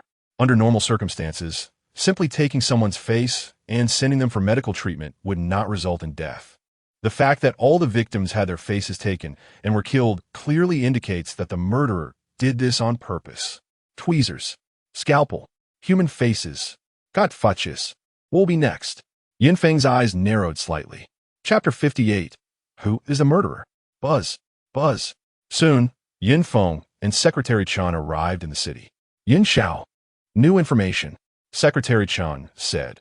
According to big data screening, there are currently 6 suspects. As he spoke, he began to review the files of these 6 individuals. First, Zhao Shuang, 28 years old, lawyer, has been to Lu family village. Second, Lu Hongshan, a pork vendor, 41 years old, from Lu family village. Third, Zhang Zhe, engaged in medical beauty work, 36 years old, has been to Lu family village. Quickly, he read through the basic information of these 6 individuals. Then said, all 6 have been monitored, and currently, no abnormalities have been discovered. They have all been to Lu family village or are originally from there. And they're all adult men, physically capable of doing such things. Is it possible that the murderer is a woman? Yin Feng suddenly asked. This. Secretary Chen frowned and asked. Yin Xiao, that's unlikely, right? Why is it unlikely? Yin Feng seemed to have some impression of this case from his past life. After all, such a significant incident had long spread online. However, the murderer had never been caught in his previous life. This indicates that the murderer is extremely skilled at disguise. Very cunning. The police have also fallen into fixed thinking. First, collecting obsessions are not exclusive to men. Women can have them too. We cannot rule out the possibility that the murderer is performing face-swapping operations. Based on the information he gathered, Yin Feng quickly made deductions. What kind of woman wants to swap faces? What kind of woman has recently undergone facial surgery? Second, all of the victims were beautiful women. According to the autopsy, these women had not suffered any harm. Only their faces were cut off. The murderer showed no reaction to beautiful women of all ages and types, leaving only 2 possibilities. Either he is incapable or has no interest. Third, the cat. The cat face of the poisoned corpse was also cut off. The police did not know about this, but the little girl in the floral cotton jacket does, which proves something. Upon hearing this, Secretary Chun instinctively asked, "What does it prove?" "This is a pet cat. Moreover, the murderer had this cat with him during the crime," Yin Feng said. "In other words, this cat must have also been to Lu family village." Secretary Chen's pupils contracted, then quickly recalled and said, "Yin Xiao, the information from those people just now shows that none of them own a cat. They haven't even purchased cat food. Moreover, they certainly did not bring a cat into Lu family village." "So," Yin Feng said, "these 6 individuals are not the murderers at all. Continuing to monitor them will not reveal the truth." What should we do?" Secretary Chun felt overwhelmed, realizing that the case was more complicated than he had imagined. "Give me the information of all the people who have been to Lu family village. I want all of it. The more detailed, the better," Yin Feng commanded. "Also, re-interview the people from Lu family village about what happened on the day of the incident and before it. No detail is too small to overlook." "Yes." Secretary Chun immediately went to make arrangements. Yin Feng continued to investigate information about Lu family village. This area belongs to the city and is a well-known local tourist spot, providing accommodation and only accepting locals, which could help narrow down the range of the murderer's activities. He said lightly, "But the city is still too large. The population base is also very large." An hour later, "Yin Xiao, based on the thoughts you provided, we have locked the suspects onto Wang Lu, Li Ximin, and Bai Shui." Secretary Chun quickly informed about the basic situations of the 3 women. Wang Lu, a mortuary cosmetologist, 38 years old, unmarried, unconventional, likes to collect things. Previously had a cat, but for some reason no longer keeps one. Now has a dog at home. Li Ximin, a bar hostess, 29 years old, unmarried, from Li family village, which is not far from Lu family village, still has a cat at home, and she has 2 younger brothers, Bai Shui, a medical aesthetics doctor, 31 years old, recently divorced, does not keep a cat at home. Listening to Secretary Chen's introduction, Yin Feng looked at the photos of the 3 women, remaining silent. Among the 3, Li Ximin had the least suspicion. After Secretary Chen finished introducing the basic situations of the 3 women, Yin Feng immediately spoke up. "Why?" Secretary Chen asked curiously. He originally thought Li Ximin had a significant possibility, as her job required her to have a good appearance, making the likelihood of her changing faces quite high. She has a motive to commit the crime. Moreover, her hometown is very close to Lu family village, so she is relatively familiar with the situation there. Because her family is poor, they need to support 2 younger brothers in school. Yin Feng replied, "And the poisonous cat from Lu family village is a valuable breed. Li Ximin can't afford to keep it. Besides, how would a bar hostess dare to change the victim's face? Isn't she afraid of being recognized?" Hearing this, Secretary Chen nodded. As for Wang Lu and Bai Shui, Yin Feng's gaze quickly focused on Bai Shui's photo and said, "She is the most suspicious." Bai Shui? Secretary Chen was momentarily stunned. In her view, Bai Shui had the least suspicion. Wang Lu was the most suspicious. This time, Yin Feng did not offer any explanation, stood up, and said, "Let's go. We can't simply judge based on the information on paper. We need to observe these 3 women in person." "Yes." Yin Xiao. Secretary Chen nodded. Subsequently, the 2 first went to Li Ximin's place. At work. She almost lived at her workplace every day, working hard to earn money, while her parents constantly urged her to earn more. After Li Ximin received her salary, her parents would always be the first to call for money. Then, the 2 went to Wang Lu's place. At work, going home, walking the dog. Extremely reclusive, she never communicated with anyone, and even when neighbors greeted her, she ignored them. Moreover, she often mumbled things that were hard to understand, went to bed very late, and no one knew what she was doing. She loved beauty, dressed very fashionably, and her makeup was exquisite, changing every day. Finally, the 2 went to Bai Shui's place. At work, shopping, going home, everything was normal.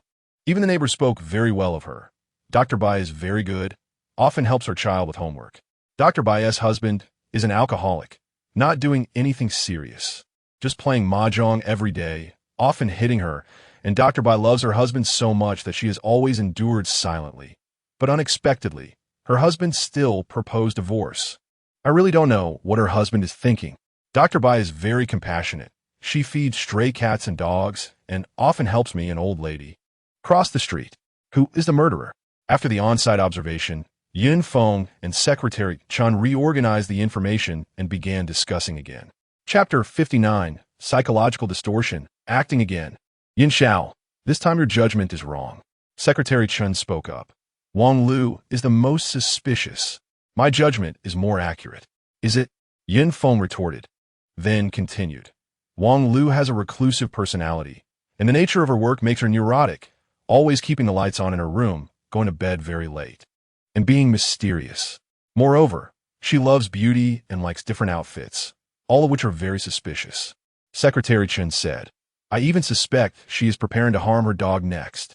The previous cat mysteriously disappeared, most likely because of her. Look at this information. Yin Feng handed a piece of paper to Secretary Chen, which contained some basic information about Wang Lu. Secretary Chen immediately noticed the information he had previously overlooked. She is actually playing this online game, and she logs in after midnight, playing until 4:30 in the morning. No wonder she sleeps so late and keeps the lights on. Her previous cat was kept for many years, and it was already old and weak, while the poisonous cat seen in Lu family village looks young and strong. Could it be that her cat died of old age? But she loves beauty and changes her outfits every day. How do you explain that? Hearing this, Yin Feng calmly said, due to the special nature of her work, Wang Lu cannot sleep at night. I have checked that she has taken sleeping pills and other sleep aids multiple times. Furthermore, she searched online for ghost stories at 4:44 in the morning. Ultimately, she had to adjust her schedule and play games at night. Fortunately, she starts work at 11 in the morning, so she can still sleep for about 6 hours each day, which is sufficient sleep. As for her love for beauty and changing outfits, there is a taboo in their line of work. After contacting a corpse, they have bad luck, and they must shower when they get home and throw away their clothes. So she changes her clothes every day. As for makeup, what girl doesn't love beauty? Changing her makeup every day can also change her mood. Secretary Chun was left speechless. At the same time, he muttered to himself, isn't it troublesome for women to put on so much makeup? Changing their makeup every day. However, he looked at Bai Shui not far away and still couldn't understand why he asked. Why is Bai Shui the most suspicious? The neighbors all speak highly of her. Her actions are also normal. At this moment, Bai Shui was smiling, looking very kind and gentle, making people unconsciously feel good about her. Hearing this, Yun Feng narrowed his eyes slightly and said, did you notice when she holds the child, her hand unconsciously touches the side of the child's face, which is the area where the face was cut? Who touches a child's face there? Hearing this, Secretary Chun suddenly felt a chill run down his spine. Looking at the little girl being held by Bai Shui, goosebumps suddenly rose, and he said, this little girl is just over a year old, just starting to talk, right? Bai Shui can't be that cruel. Can she? Do you think a murderer who has killed several people is capable of such cruelty? Yin Feng retorted. Secretary Chun was momentarily at a loss for words. Maybe it's a professional habit? Yin Feng did not refute, continuing. Bai Shui loves her husband very much. Originally, it was a happy family. However, she cannot give birth, and the family relationship began to break down. 6 months ago, her husband won tens of millions in gambling. His mentality broke down, directly abandoning the ongoing novel, and started to degenerate, looking for pretty young girls everywhere. Bai Shui is of average looks and getting older. How can she compete with those young girls with tight skin? So, in the end, her husband divorced her. But that doesn't prove anything, right? Secretary Chen still couldn't believe it. The cat Bai Shui previously kept is about the same age as the poisonous cat we saw in Lu family village. It was bought by her husband for her a few years ago for her birthday. Yin Feng continued. This. Secretary Chun was momentarily speechless, unsure how to argue back. This is the address of Bai Shui's hometown.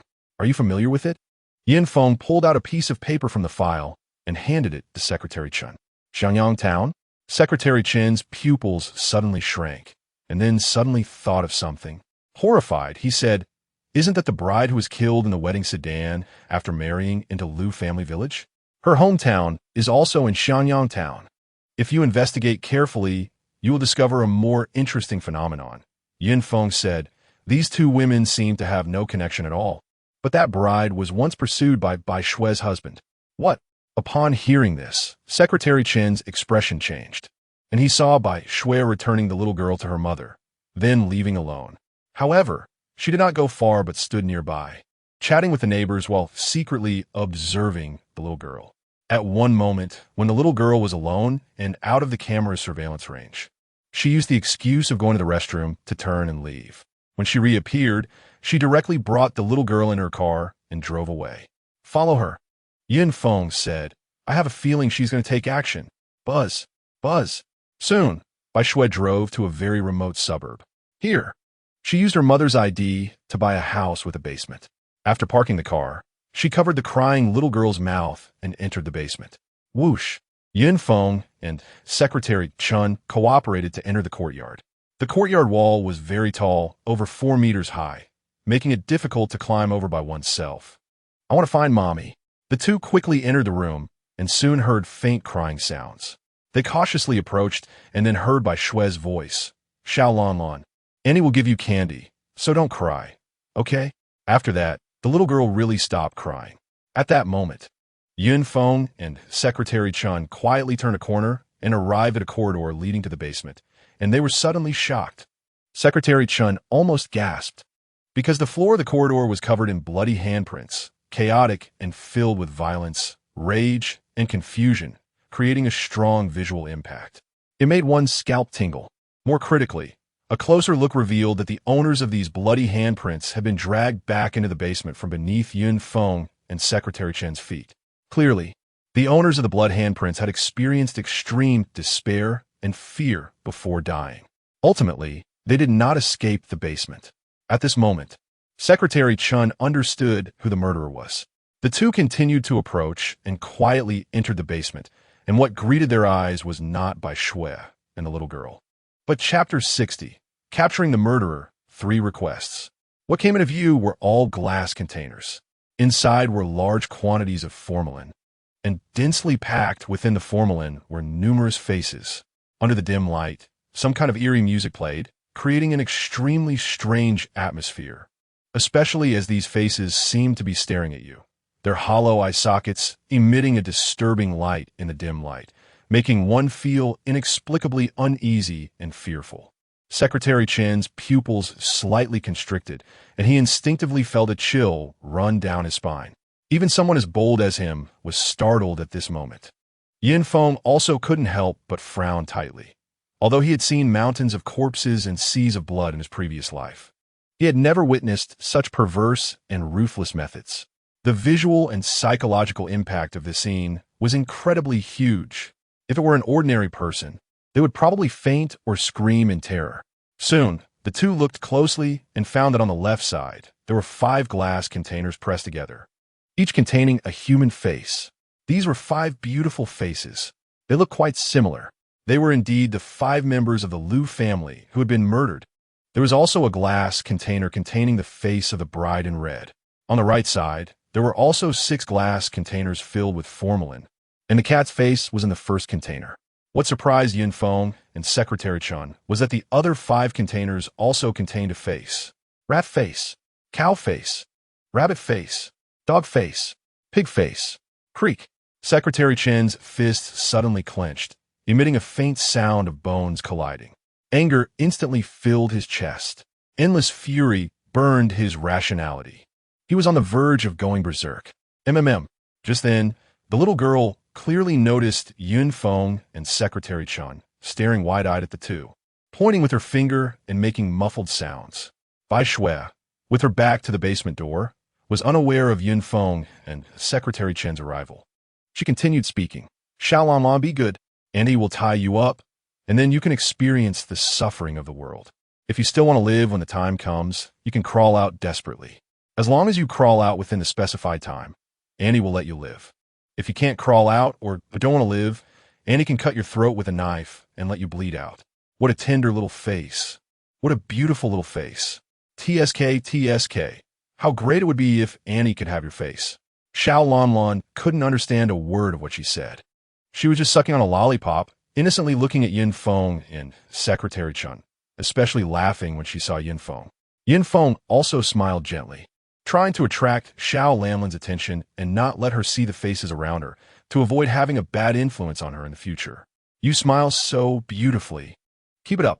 Then Auntie can preserve your smile forever. As she spoke, Bai Shui had already put on a white coat, took a syringe filled with anesthetic from the side, and fiercely stabbed it into Xiao Lanlan's arm. Whoosh! Unable to control himself any longer, Secretary Chun charged forward, grabbing Bai Shui's wrist and thrusting the needle into her right chest. Bai Shui screamed in shock and pain.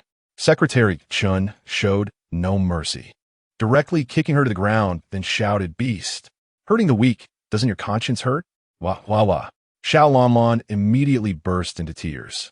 Yin Feng approached to untie her while saying, "Secretary Chun, keep it down. You're scaring the child." The moment he picked up Xiao Lanlan, she stopped crying, seeming to have a natural affinity for Yin Feng. "Yes, Yin Shui." Secretary Chun hurriedly nodded. "Conscience? I lost it since that man betrayed me.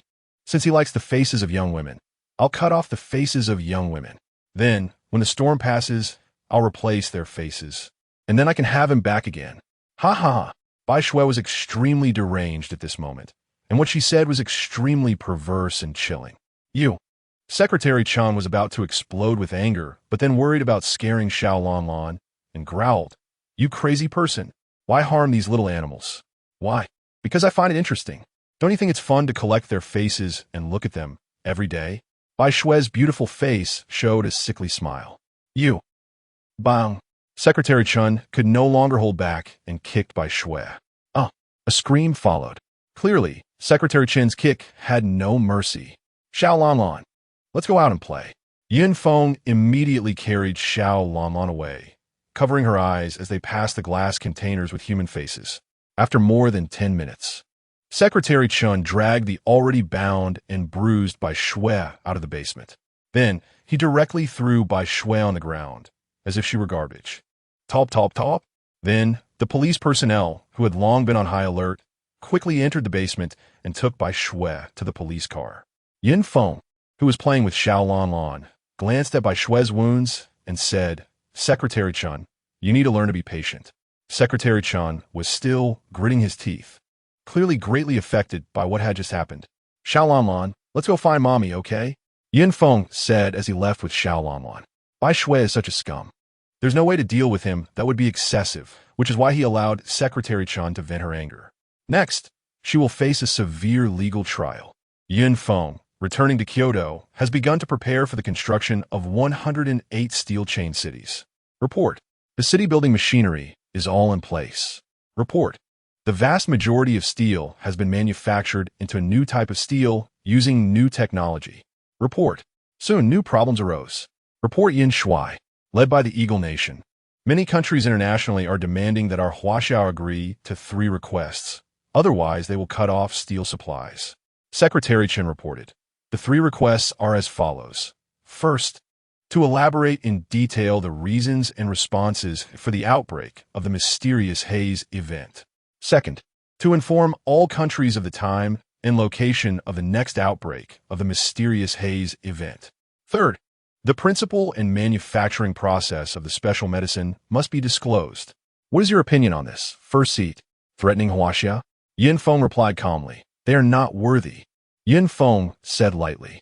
He will not agree to any of these 3 requests. Secretary Chun was not surprised by Yin Shui's strong stance. However, he said with concern, Yin Shui, according to the engineering department's budget, to complete the construction of 108 steel chain cities requires a large amount of steel, and we are still short. If we stop purchasing steel, it is likely that these 108 steel chain cities will not be completed. No. Upon hearing this, Yin Feng said lightly, who said it can't be completed. Send the order.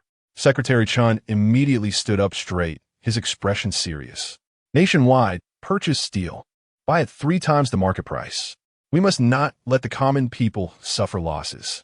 Yin Feng commanded. Yes. Secretary Chun responded immediately. He clearly did not expect Yin Shui to issue such an order.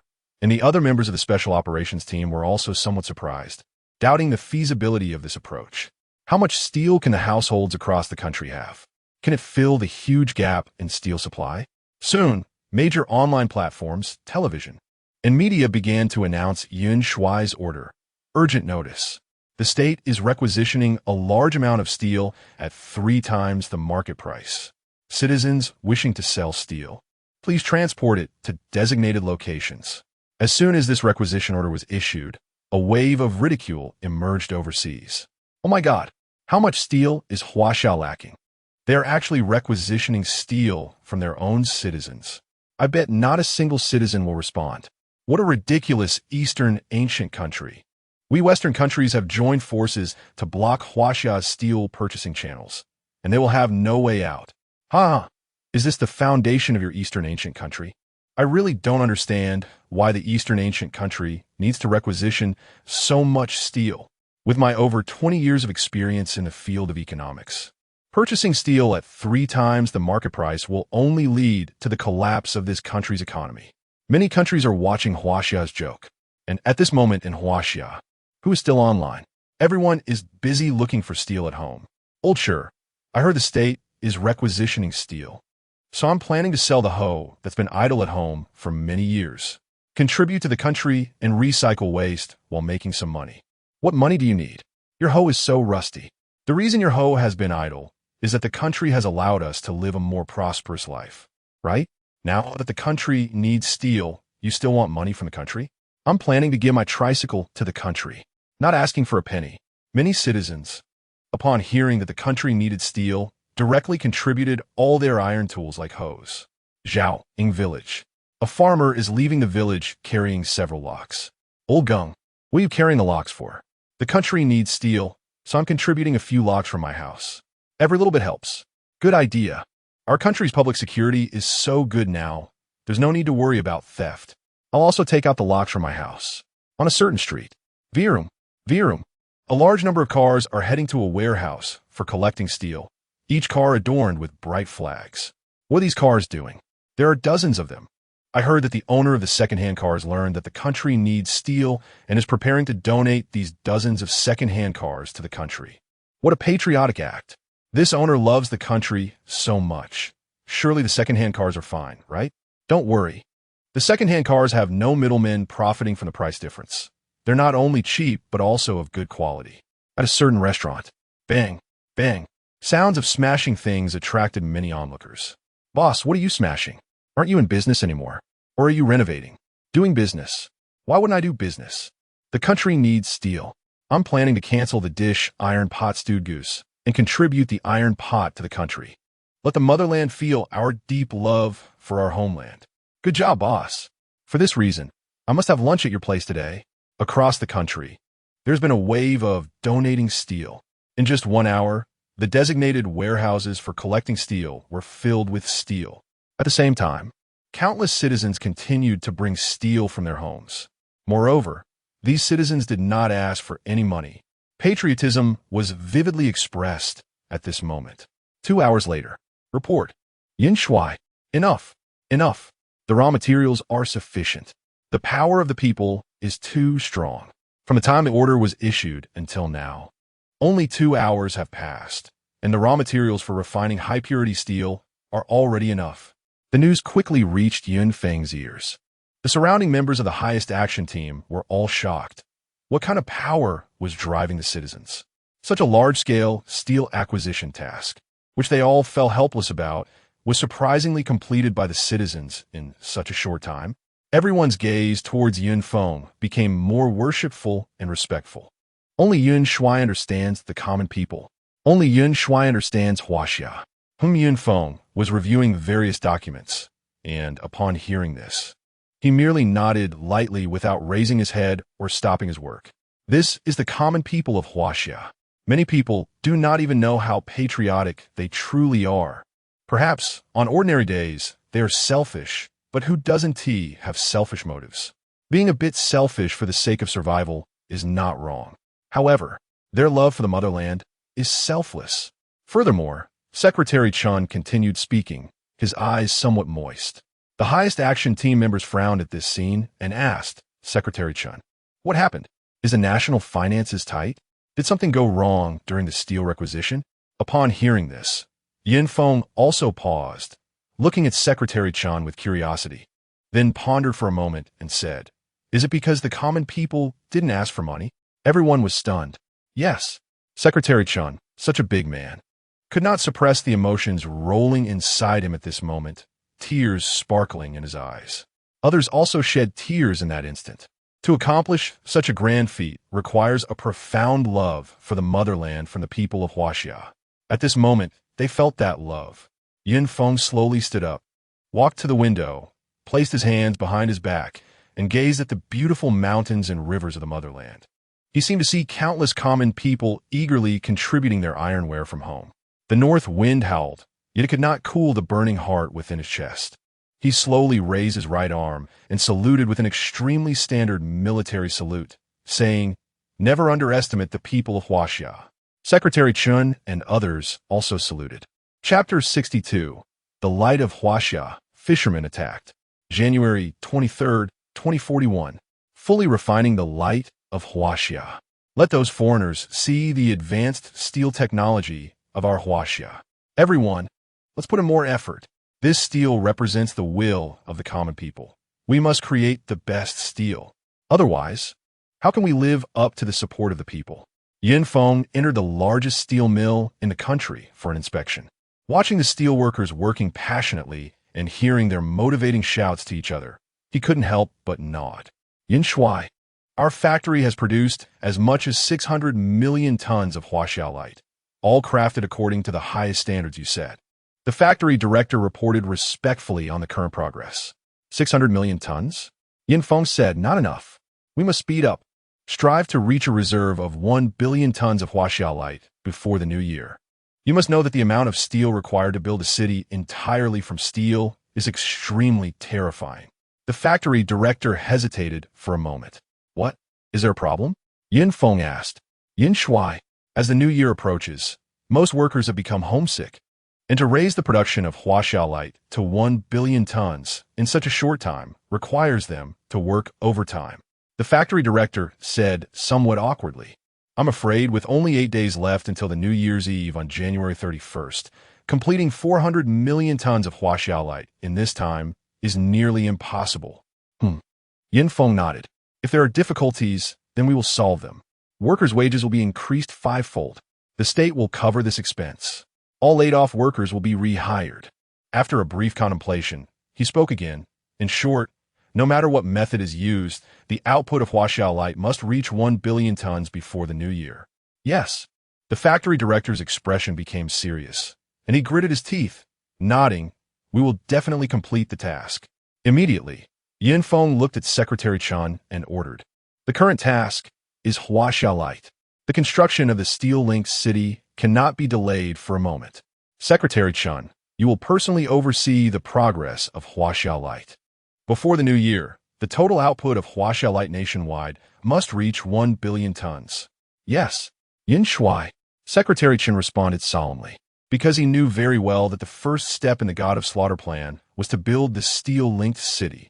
The importance of this matter was evident. Since the establishment of the highest action group in Huaxia, the collection of steel and the creation of machinery for refining Huaxia light had already begun, and workers in various factories were familiarizing themselves with the entire process. All preparations had been proceeding in an orderly manner. Now that it had reached a critical stage, how could they afford to be careless? Yin Feng nodded and said no more. It had been a little over a month since his rebirth, and there were less than 3 months left before the catastrophic earthquake that would change the fate of people around the world occurred. The tectonic plates were accelerating. Ancient beasts were starting to emerge from the ground. In such an urgent situation, how could they dare to delay even a moment? After the new year, they must begin the construction of the steel-linked city. Yin Feng thought to himself. Shortly after, Yin Feng and his party left the steel mill, preparing to return to Kyoto. At that moment, Yin Shuai, a large number of poisonous corpses fish have suddenly appeared in the city's waters. But we have already driven them back. Secretary Chun reported the latest news. Yin Feng was not surprised. Since the outbreak of the third mysterious haze incident, a large number of poisonous corpses fish had appeared, attacking marine life crazily and occasionally coming ashore to attack humans. Fortunately, he had timely sealed off the coastline, which prevented casualties from expanding. 30 minutes later, Yin Shui. Latest news. On an unnamed island in the city's waters, several fishermen are trapped. They're suspected of secretly going out to sea to fish, and the military is deploying helicopters for rescue. Secretary Chen's tone was tense. These fishermen, for the sake of their livelihood, are they really willing to risk their lives? Hasn't the country already broadcasted the third mysterious haze incident? There are always people who take chances. Yin Feng frowned slightly and then spoke. Keep a close watch on this matter. If anything happens, inform me immediately. Yes. Secretary Chen nodded in agreement. Next, Yin Shui. The special forces have landed on the unnamed island. However, they have not found those fishermen. The special forces are preparing to explore the interior of the island to rescue them. Yin Shui. The special forces suddenly came under attack. Suspected poisonous corpses. Yin Shui. The special forces found the fishermen. They are on their way back. Yin Shui. Not good. At a certain moment, Secretary Chen's expression suddenly changed as he reported. The special forces suddenly lost contact, and the helicopter was also attacked, unable to take off. The special forces on the helicopter are requesting support. What? Upon hearing this, Yin Feng frowned and immediately said, Notify Wan Jun and the others. We are heading to the unnamed island. Implement the rescue mission. Yes. Secretary Chen nodded and immediately went to handle it. On the other side, Yin Chidwa had regained her freedom, but in response to the national call. She did not return home for the holiday, but instead engaged in intense medical work. Yin Chidwa, Li Nian, you two follow Director Liu to the city immediately. 6 fishermen went out to sea privately and were attacked by poisonous corpses fish, likely suffering serious injuries. Bring 6 doses of the special medicine. Suddenly, the order was given. Yes.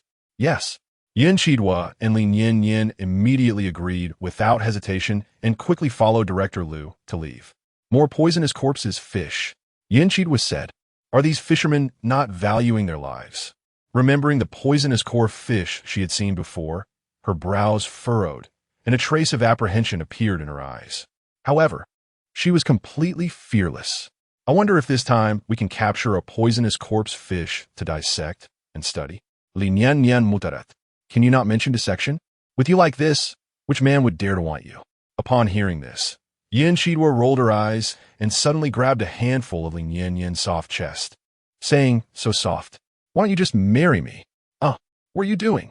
Yin Chidwa, you rogue. Li Nian immediately crossed her arms over her chest and looked at Yin Chidwa warily, her pretty face flushed with embarrassment. Nearby, a male doctor named Chui Tao saw this scene, and his eyelids jumped, feeling inexplicably dry in his throat, then silently tightened his legs. Chapter 63. Moonstick Ear Knife. Rapid Risque. Buzz. Yin Feng and the others quickly arrived over the unnamed island to complete the rescue, in addition to Su Wan Jun and others. There were several other special teams involved, totaling 54 people. 8 helicopters. Moreover, reinforcements were continuously arriving. Clearly, this matter was of great importance. Not only did they need to rescue the fishermen and the special forces who had lost contact, but they also had to prepare to encircle the poisonous corpses. These poisonous corpses represented the special medicine. Not a single poisonous corpse could be spared.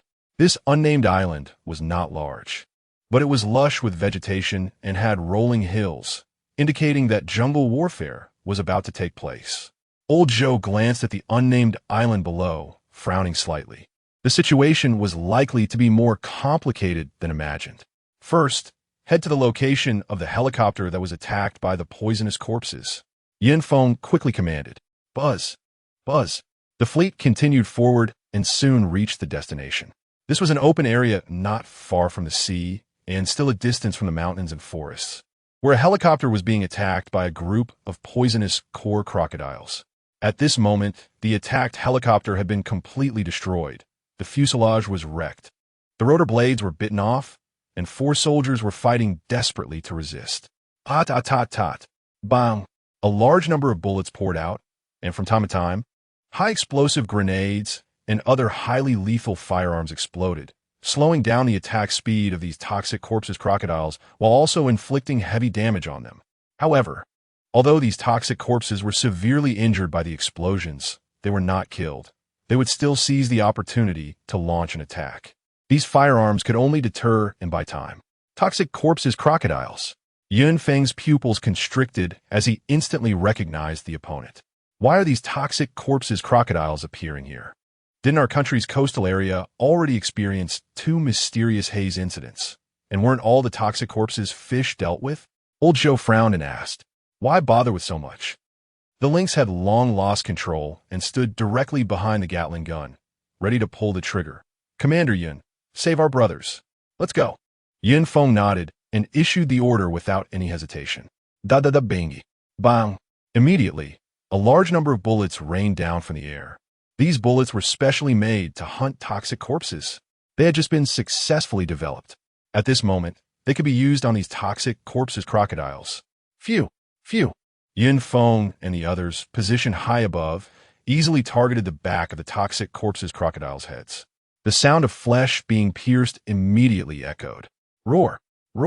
In an instant, over 20 toxic corpses crocodiles were killed. More than 20 others scattered and fled, no longer caring to continue their attack. However, did they think they could run after shooting? Do you beasts think you can escape? The lynx frantically pulled the trigger. Buzz. The machine group also kept moving, always chasing after these toxic corpses crocodiles. Phew. The entire battlefield was a one-sided massacre.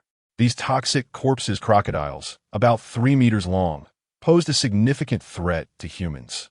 But at this moment, they were being killed and fleeing in all directions. Do not let them escape into the sea. Yun Feng saw the last 2 toxic corpses crocodiles about to jump into the sea and immediately reminded them. Bang! Su Wanjun, who had not acted until now, immediately picked up a specially made heavy sniper rifle and aimed to shoot. The entire set of actions was extremely smooth, skillful. Phew! In the next moment, one toxic corpse crocodile trembled and then lost its life. Under the great inertia, its body slid several meters on the ground before stopping. Whoosh! The last toxic corpse crocodile leaped high, about to dive into the sea. Bang! Immediately, gunfire rang out again. Subsequently, Su Wanjun confidently retracted her rifle. Phew! The toxic corpse crocodile in the air was accurately hit in the back of the head, then fell into the sea, and subsequently floated back up. Dead. Surrender. Then, Yun Feng, worried about further problems, directly issued the command. Rescue. Whoosh. Soon after, Su Wanjun and the others quickly landed. Secretary Chun, you stay on the helicopter. Continue to circle in the air. Search for trapped personnel. Yun Feng commanded. Yes. Secretary Chun nodded without any hesitation. Although he was also a military man and had undergone very strict training, he knew that compared to those special forces soldiers, his combat effectiveness was still far too lacking. He would not try to show off, but instead chose to maximize his usefulness. Whoosh! Yun Feng then also came to the ground. Commander Yun. The 4 trapped soldiers immediately saluted Yun Feng respectfully, standing straight. Yun Feng nodded and said, you just experienced a bloody battle. Go wait on the helicopter. Commander Yun. Upon hearing this, the youngest soldier immediately spoke up. We're fine. Those beasts didn't hurt us. We still have strength. We want to personally participate in the battle and rescue our comrades. Fight! The other 3 soldiers also shouted loudly. Good. Yun Feng paused, looking at these 4 fearless soldiers, and immediately said, in that case, you will follow the main force to participate in the rescue. Yes. Suddenly, the 4 soldiers' expressions changed, gripping their rifles tightly and standing straight. Get them new guns. Then proceed with the rescue according to the original plan. Yun Feng immediately issued the order. Yes. Whoosh. Then, a group of special forces split into 8 teams and quickly infiltrated the mountains and forests. The 4 soldiers were also separated and assigned to different small teams to assist in combat. Among them, the youngest soldier was in the combat team with Yun Feng and the others. Kid, what's your name? What are you good at? before they delved deeper into the forest. The lynx asked, Gvanbo, I'm good at using knives. Gvanbo replied, Oh, with your small build, can you handle close combat? Upon hearing this, the lynx raised an eyebrow, looking at Gwanbo with some suspicion, and asked, You've been using guns for your entire life. How long have you been in the army? Yin Feng also couldn't help but be a bit surprised. He clearly did not expect Guanbo to be good at using knives. Can you handle a knife? Instantly, Guanbo, feeling quite indignant, drew the tang knife from his back and said, Big guy, who do you look down on? I've been playing with knives since I was a kid. I've been at it for 13 years. Do you want to have a practice match? Oh, if you want to practice, then let's do it. Whoever backs down is a coward. The lynx immediately got fired up, drawing his long knife in a flash. However, the next moment, feeling Su Wanjuan's gaze, the lynx awkwardly sheathed his long knife and then said, I'm not a coward. This is not the time. After this mission is over, we can have a good contest. Good. Guanbo immediately responded. Guanbo, you protect Commander Yun. Su Wanjun immediately ordered. She, the lynx, Old Zhou, and the others were originally in the same team, and their cooperation was very tacit. Guanbo's participation would only disrupt that synergy. So the best arrangement was for him to protect Yin Feng. Yes, Guanbo responded again, gripping the tang knife in one hand, slightly lowering his center of gravity, with the tip of the knife down and the blade inward. Seeing this, Yin Feng couldn't help but raise an eyebrow. This stance allows for the knife to be drawn in the shortest time. This is a trained fighter. Chapter 64, Dinosaur Revival. Master of knife techniques, a true expert, reveals their skill with a single move. Whether it's just for show or a master of knife techniques can only be judged after they make a move. Yun Feng's eyes flashed, and he was quite looking forward to Guanbo's performance. In his previous life, he wore a tang knife at his waist, guarding the National Gate alone, killing hundreds of thousands of enemies, causing ancient fierce beasts to tremble in fear, and had already mastered the art of the knife to perfection. He was a true master of knife techniques. Whoosh, whoosh. As they continued to delve deeper into the mountains and forests, the surroundings grew quieter.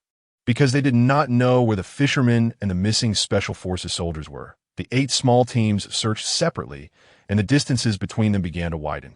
Yin Feng and the others also became more cautious, communicating entirely through gestures. But they needed to keep making noise to try to let those who had gone missing hear them. But at the same time, it would also alert the surrounding toxic corpses. Da-da-da-bangy. At a certain moment, a battle suddenly broke out not far away. Although the distance was quite far, everyone could still feel that the battle there was exceptionally fierce. Buzz, buzz. 2 helicopters provided support, delivering firepower from above. It seems that the number of toxic corpses on this nameless island is far greater than imagined. Su Wanjun said. Yin Feng nodded and said, Anything can happen in the ocean. The ocean is larger, and the number of mysterious haze incidents is greater. Moreover, since the ocean's inception, it has accumulated countless corpses, resulting in a larger number of toxic corpses appearing. Upon hearing this, the bobcat beside him asked, Yin Shuai, are you saying that if the bones of ancient creatures are shrouded in mysterious fog, there might be a chance of revival? That's right, Yin Feng nodded. But the probability is very, very small. The crowd was taken aback. Could it be that dinosaurs might also have a chance to revive? The bobcat asked in disbelief. Exactly. Yin Feng nodded again, lost in thought, and said, During the 4th mysterious fog event, large toxic corpses will appear, and even some extinct creatures may reappear in the world. By the time the 5th mysterious fog event erupts, roar, roar. At that moment, a roar sounded. Whoosh, whoosh. A large number of toxic corpses surged from all directions, starting to attack Yin Feng and the others. Be careful. Protect Yin Shuai. Take the advantageous position and hold on for reinforcements. Su Wanjun saw so many toxic corpses and instantly narrowed her beautiful eyes, issuing orders. Da-da-da. Everyone opened fire. The battle ignited in an instant. Toxic corpse fish, toxic corpse crocodiles, and other toxic corpses, some of which could not be identified as specific marine creatures.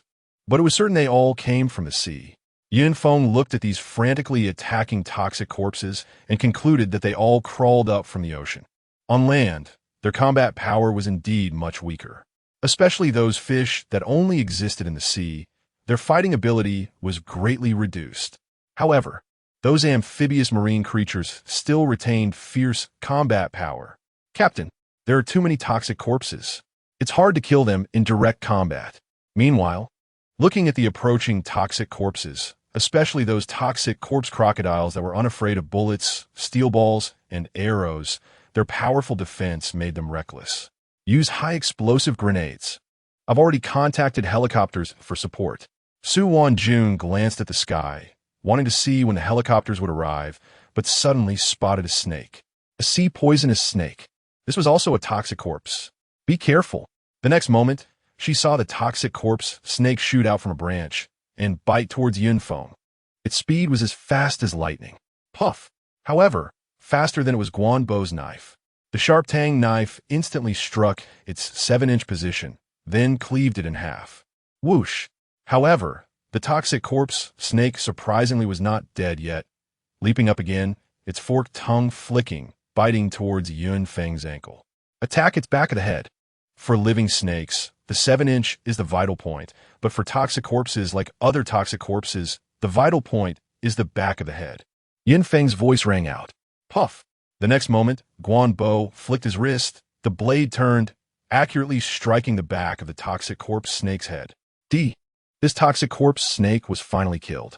Seeing Guanbo handle this toxic corpse snake so cleanly, Su Wan-jun and the others couldn't help but raise their eyebrows in surprise. They clearly did not expect this seemingly young warrior to have such strong combat power. Nice knife. Yunfeng also nodded, then shifted his gaze to Guanbo's youthful face, saying, Your knife skills are even better. He was sure that Guanbo was a skilled swordsman. Although he still had some way to go in terms of technique, his fundamentals were extremely solid, and the angles and force of his strikes were quite methodical. He must have inherited a family tradition of knife skills. In an instant, Yunfeng saw many things and confirmed that Guanbo was not lying and had a good character. You're overrating me, Yin Shui. Guanbo said, neither humble nor arrogant. It's just that I practiced a lot and become more familiar with the knife. Yunfeng nodded, not proud or impatient, but exuding strong confidence. A good seedling. If he unlocks his genetic lock later, and his talent level is higher, then his future achievements will be limitless. Get down. At that moment, Su Wan-jun's voice suddenly rang out. Then Yunfeng was knocked to the ground by Su Wan-jun, and the others all lay down. Bang! Bang! In the next moment, a large number of explosions sounded around them. Puff! Puff! The explosions instantly knocked all the toxic corpses to the ground, and fragments of iron, propelled by the terrifying energy of the explosion, shot into the surrounding toxic corpses with great force. Roar! Roar! The cries of anguish continued. Some of the unfortunate toxic corpses were shot in the back of the head and died on the spot. Kill! Just then, Su Wan-jun issued the order to attack again. Now is the best time to strike. Take advantage of their weakness and take their lives. Whoosh! Lao Zhou was the first to dash out, followed closely by the Bobcat and the other special forces. They worked together seamlessly, and even without Su Wan-jun's orders, they would rush out at the first opportunity. Puff! Puff! Immediately, Lao Zhou and the others began a massacre. Yunfeng looked at Guanbo beside him, who was eager to try, and asked, Do you want to fight? Yes. Guanbo nodded vigorously. Go ahead, Yunfeng said, with Wan-jun here. I won't be in danger. Yes. Guanbo's face lit up with joy. Then he turned and charged out. A knife hand that hasn't seen blood is always just a knife hand. Only after seeing blood. Yunfeng said lightly, Is there a possibility of becoming a master of knife skills? Chapter 65. This life I have you by my side, Puff. Puff. Watching the battle unfold, Su Wan-jun stood to Yunfeng's left and said, Yin Shui, the other small teams have all been attacked by large numbers of toxic corpses, and all 8 helicopters have gone to support them. We can only rely on ourselves. Next, should we continue forward? If we do, it will be hard to get reinforcements. There are civilians inside, and our comrades. We will not retreat without rescuing them. Yunfeng said firmly. Yes. Isu Ven Yun nodded. She could feel the tremendous change in Yunfeng. It was truly significant. For a moment, Her gaze softened slightly as she looked at Yin Feng and said, "Brother Feng, what exactly did you experience in your last life to change so much?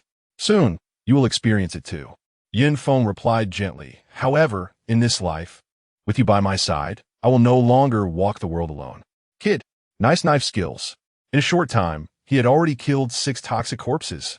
After the bobcat killed the last toxic corpse crocodile, he couldn't help but glance at Guanbo and said, "Your knife skills are very sharp." Guanbo stood with his knife withdrawn and replied, "Haha, I don't understand knife skills. All of this is honed on the battlefield." The bobcat laughed heartily.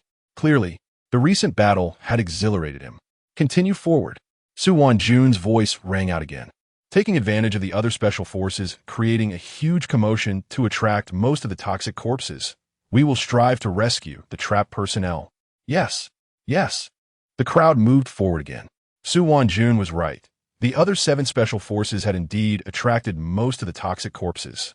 As everyone continued forward, they only encountered a few scattered toxic corpses. They were not a threat. Moreover, to avoid creating a commotion, everyone chose to use cold weapons. Whoosh! At one moment, a toxic corpse fish suddenly leaped out from the grass, biting towards Su Wanjun Puff. Without a doubt, it was sliced in half by the military knife in Su Wanjun's hand, and then another short blade flew out, embedding itself in its back of the head. Pulling out the short blade, Su Wanjun continued to advance, remaining vigilant around her. Everyone did not dare to be careless. On this deserted island, once injured, it could easily lead to trouble, especially with so many toxic corpse fish around. 10 minutes later, the group had no idea how far they had advanced. They only knew they had completely delved into the heart of the island. This batch of poisonous corpses should have cleared out all the insect beasts on the deserted island, saving us a lot of trouble, the bobcat said. Yin Shui. The other 7 Special Forces teams have also resolved their battles and are currently advancing into the central area of the deserted island from different directions, Su Wanjun reported. Yin Feng nodded, glanced at the sky, and said, "Speed up. We must rescue all the trapped personnel before dark. Every minute of delay increases the danger for them." Bang!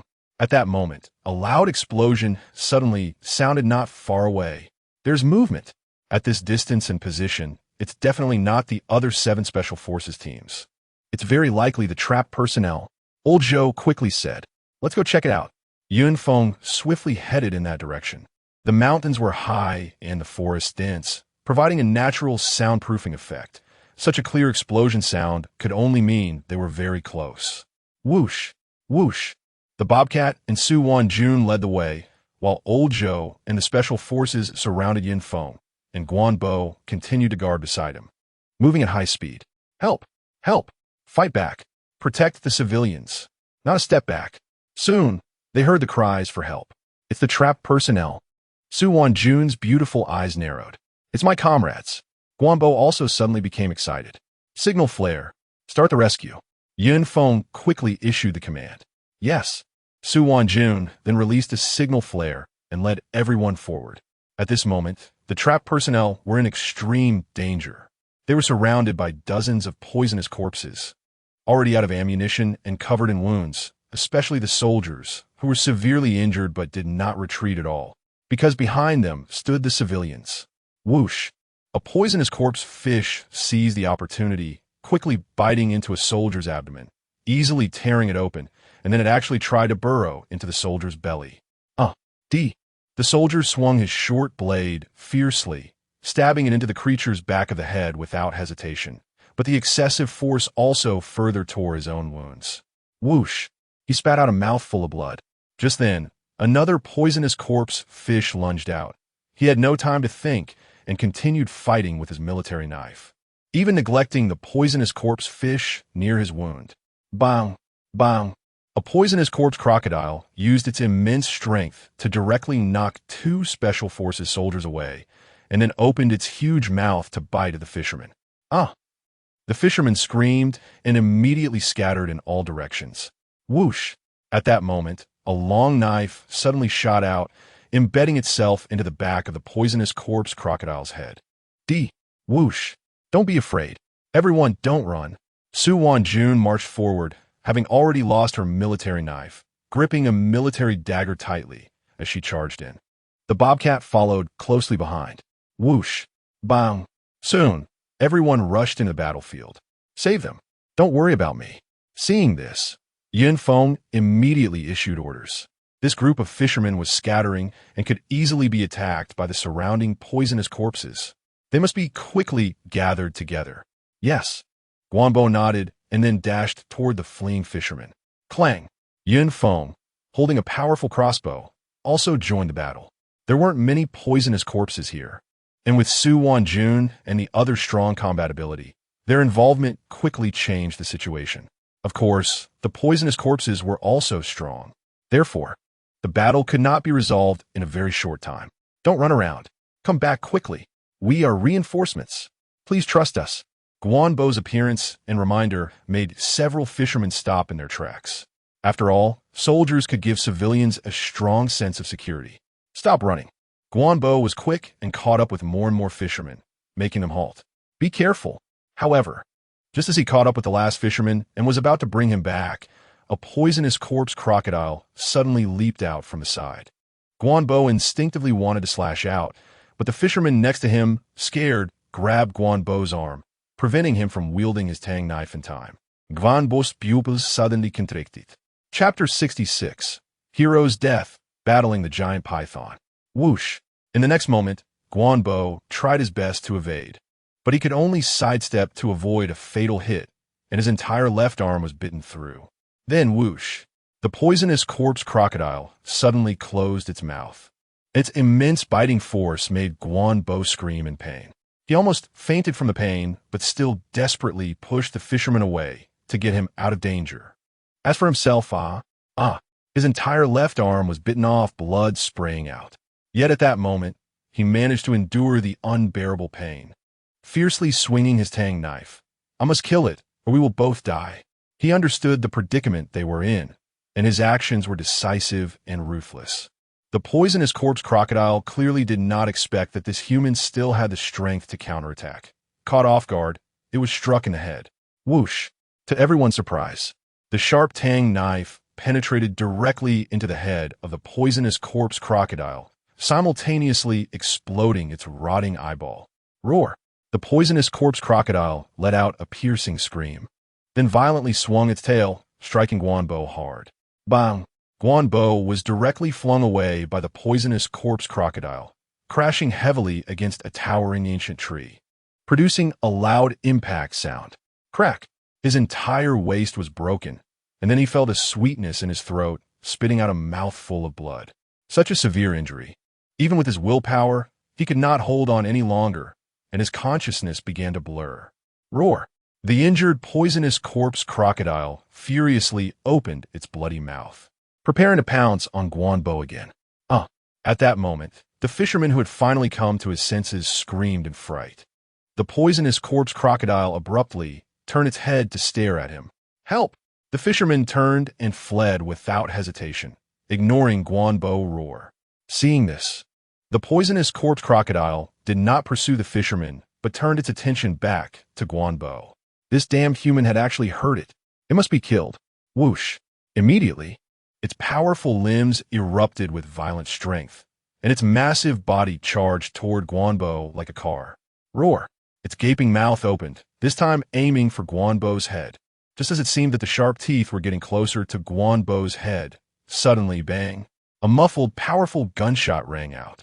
A bullet shot into the back of the poisonous corpse crocodile's head at 3 times the speed of sound. Whoosh!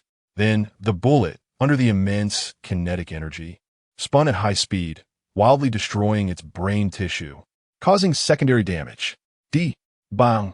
The dead poisonous corpse crocodile skidded across the ground for several meters due to inertia, stopping right in front of Guanbo Huff. Seeing this, Feng let out a huge sigh of relief. Luckily, he had temporarily kept the heavy sniper rifle that Su Wanjun had used earlier. Luckily, in his previous life, he had been through countless battles and could wield any weapon. Luckily, he acted in time. Otherwise, Guanbo would have undoubtedly died. With a poisonous corpse crocodile of such size, let alone being bitten on the head, even a hard hit would not leave him alive. Then, Yun Feng's pupils suddenly contracted. No, he shouted instinctively, aiming again and pulling the trigger. Bang! The powerful recoil of the heavy sniper rifle violently pushed Yun Feng's body. However, even though Yun Feng's movements were exceptionally skilled and swift, and even though the speed of the sniper bullet was 3 times the speed of sound, it was still too late. Gulp! A gigantic python opened its enormous mouth and directly swallowed Guanbo whole. This python had a peculiar shape, with a crown-like flesh lump on its head, a massive body, and scales of various colors covering its entire body. Its whole body was extremely rotten, except for those colorful scales, which showed no signs of decay. Puffed. The next moment, the snake's eye was hit by a sniper bullet. The bullet penetrated it and began to wreak havoc. Hiss! The enormous python writhed in pain, crashing into the towering ancient trees around it, causing them to shake violently as if they might break at any moment. No! Seeing this, Yun Feng frantically pulled the trigger, his killing intent palpable. The terrifying aura around him swept through the area, causing everyone to tremble. Bang! Bang! One by one, sniper bullets were fired, accurately hitting the flesh lump and eye socket on the top of the gigantic python's head. At the same time, Yun Feng endured the powerful recoil of the heavy sniper rifle time and time again. His body and internal organs were in excruciating pain, but he seemed oblivious, continuing to pull the trigger until he had exhausted all the bullets. Boom! Then, he threw the heavy sniper rifle to the ground and leaped out. At this moment, he boldly left the team to fight the giant python alone. Torescu Guanbo. If this continued, Guanbo would have no chance of survival. Whoosh! Whoosh! Yun Feng held his military knife slanted down, exuding unmatched might. Gripping the knife again, his momentum suddenly changed. At this moment, he was not a commanding general, nor the peak guardian of Huaxia. He was just a soldier doing everything he could to rescue his comrade. Kill! At a certain moment, he shouted fiercely and fiercely slashed at the giant python. Ding! Boom! The two sides clashed. The giant python was severely injured, its combat strength drastically reduced, while Yun Feng, filled with overwhelming killing intent and fighting spirit, moved agilely, showcasing astonishing knife skills, and surprisingly gained the upper hand in this battle. Yin Shui, after seeing this scene, Su Wanjun and the others changed their expressions and couldn't help but accelerate their attacks. Quickly resolve the battle. Protect Yin Shui. Su Wanjun shouted in a low voice, her fighting style becoming extremely fierce. Kill. Puffed. Puffed. The wildcat was even more ferocious, directly choosing to exchange injuries, ignoring the horrific injury of a large chunk of flesh torn from her right leg, and thrusting her military knife fiercely into the back of the head of the poisonous corpse crocodile in front of her. Old Joe and the other Special Forces soldiers were also fighting desperately. The battlefield quickly became incandescent. Phew, that scared me to death. Meanwhile, the fisherman saved by Guanbo gasped for breath as he escaped to the side of several companions, looking at Yun Feng, who was battling the giant python alone, with lingering fear, and said, "Thank goodness I ran fast. I would have almost died." Zhou Fan, it wasn't that you ran fast, but that the soldiers swallowed by the giant python saved you, one companion said. Oomph. Hearing this, the fisherman snorted coldly and said, "I didn't ask him to save me." How can you say that? If it weren't for these soldiers, we would have died long ago. How can we be alive now? Exactly. Zhou Fan, ever since you came back from the big city, it's like you've become a different person. You heartless guy. The other fishermen around frowned, staring discontentedly at Zhou Fan. As a soldier, you should protect the country and safeguard our citizens' safety. Zhou Fan didn't care at all about his companion's views and spoke with certainty. I pay so much tax every month. It's all for these soldiers' salaries. Why shouldn't they protect me? And he deserved to die. If he couldn't handle it, he shouldn't have acted tough. Chapter 67. There's a snake inside him. You are too heartless. From now on, don't say you know me to anyone. Damn. The surrounding fishermen directly cursed and completely distanced themselves from Zhou Fan. TCH. A bunch of useless things. Zhou Fan didn't care what these people thought. Leaning against a towering ancient tree to rest, his gaze falling on Yun Feng, Who is this person? Is he the guy who fought Peter at the airport before? It would be best if he died here too. If it weren't for this person, I wouldn't have lost my job. He harbored malicious thoughts. After he had worked hard to flatter the leaders for several years and exhausted all means and finances to climb to the position of general manager, what happened? He was directly knocked back to his original form. Moreover, due to the East Star Group leaking user privacy, he was blacklisted by major companies and no longer hired. Helpless, he could only return home and take a break for a while. He heard that someone liked to fight fish, secretly spending a lot of money to buy poisonous corpse fish, and to make big money, he encouraged these villagers to go out to sea together. Unexpectedly, they encountered this situation, almost lost his life. So damn unlucky. It's all your fault. Damn it. The more he thought about it, the angrier he became as he looked at Feng, who was becoming more courageous, and couldn't help but curse him fiercely in his heart. Just then, Feng finally found an opportunity to stab the military knife in his hand into the eye socket of the giant python. Boom! However, the giant python did not die. Instead, it slammed into Feng, who had his arms crossed over his chest. With a muffled grunt, Feng was instantly injured. After all, he was just an ordinary person now, and his defenses were too weak. Go, python. Swallow him. Zhou Fan clenched his fists tightly, hoping the python would win. Beast. At this moment, Feng completely ignored his injuries, enduring the fiery pain in his arms, picked up Guan Bo's tang knife from the ground, and once again turned the blade sharply, charging fiercely. Ding! Then, the sharp blade easily cut through the scales on the back of the python's head. Huh, so sharp. Feng was taken aback, clearly not expecting this tang knife to be so incredibly sharp. Instantly, his eyes narrowed, and he swung the long knife again. Whoosh! The giant python, feeling pain and sensing death, was frightened and fled without hesitation. Trying to run? Feng relentlessly pursued, leaping into the air in front of everyone, both hands holding the knife, fiercely stabbing into the giant python's body, and then he was taken away by the python. Yin Shuai, seeing this, Su Wanjun and the others' expressions changed again. Whoosh! Su Wanjun disregarded everything and turned to charge forward. Whoosh! Old Zhou followed closely behind, shouting, Wildcat, old. Leave this to you. Don't worry. Hurry up and save Yin Shuai. The Wildcat roared, let me kill them all. He was completely berserk. They must die. They must die. The situation on the battlefield changed too quickly. By the time Zhou Fan reacted, Feng had already been taken away by the giant python, and he could only utter malicious words. Hiss! Just then he suddenly heard a voice, his pupils dilating, his body stiffening, slowly turning his head, and then, help! He saw a sea snake, its body rotting beyond recognition, staring at him with hollow eyes. Whoosh! The next moment, the sea snake lunged out, directly burrowing into his open mouth. Ugh, ugh, ugh!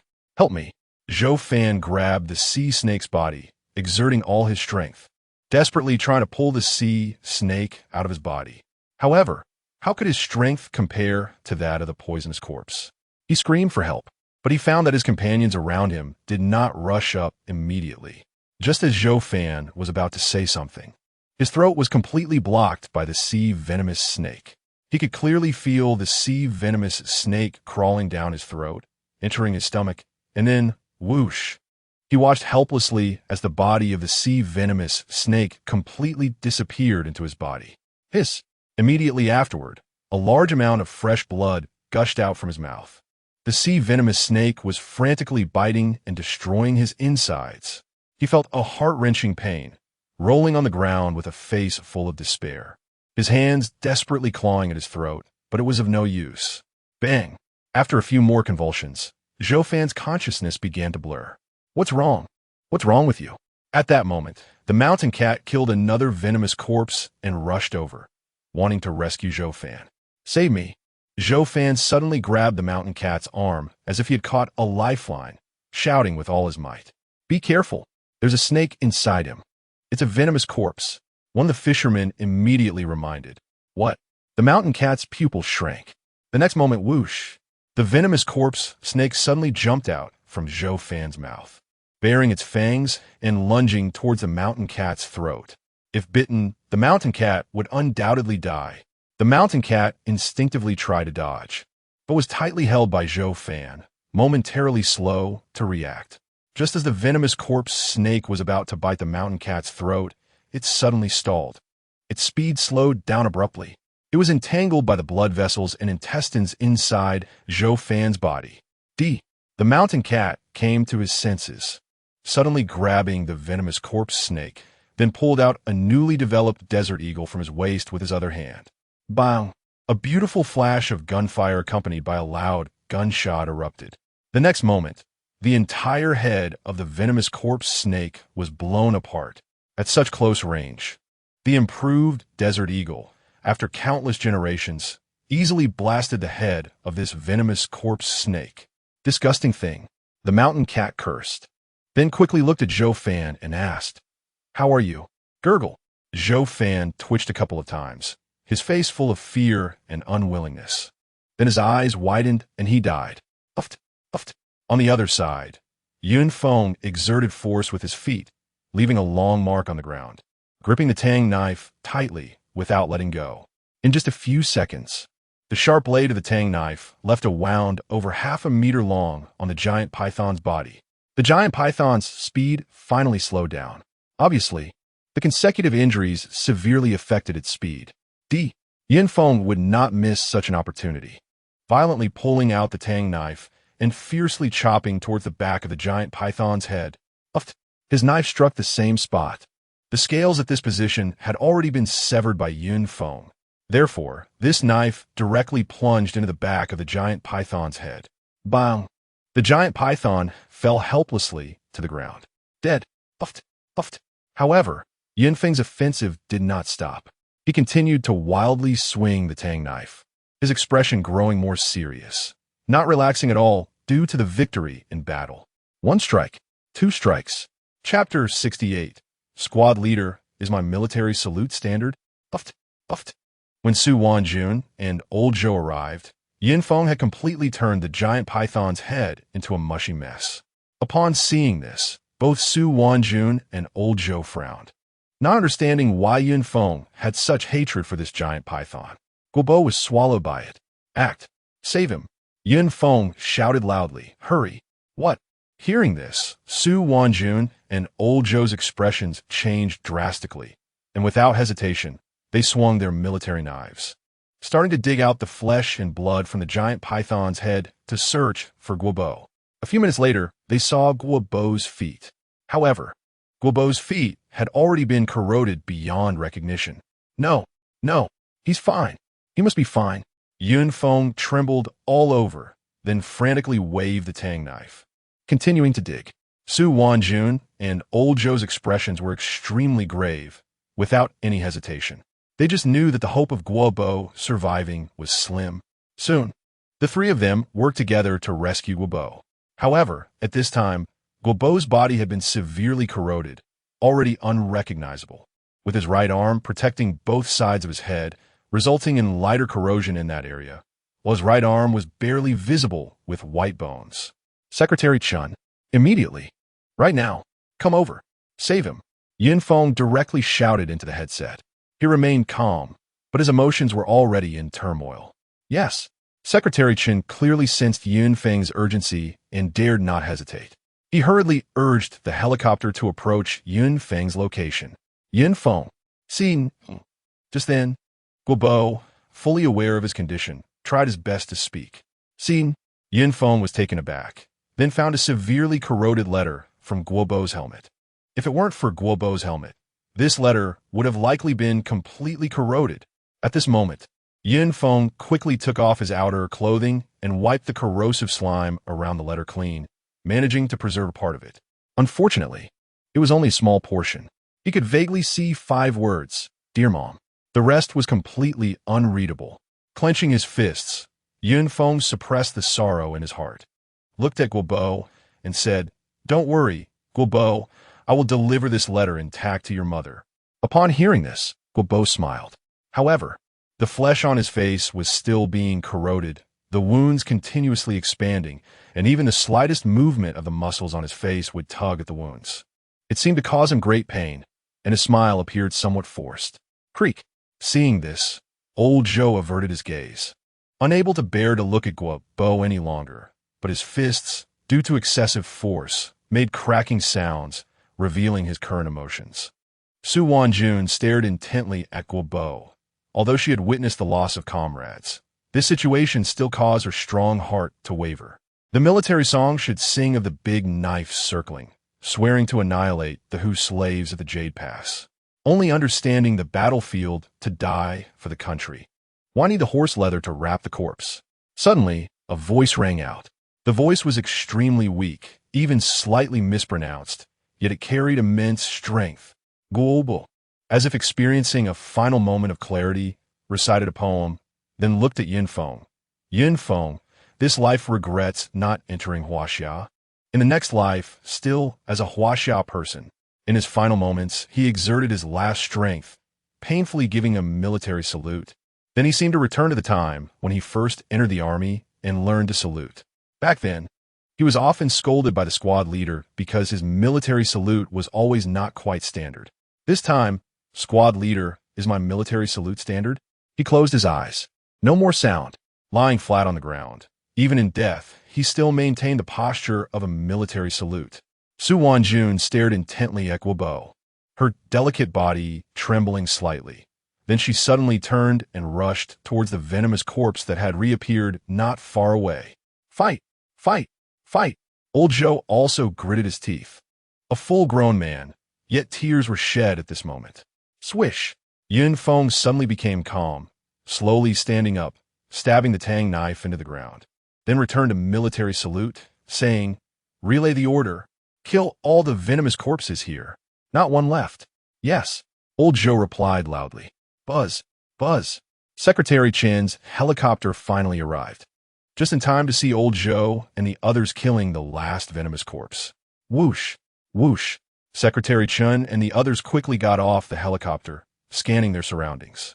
They saw the lynx, Lao Deng, the Special Forces soldiers, and the fishermen, but they did not see Yin Shuai, Su Wanjun, or Old Zhou.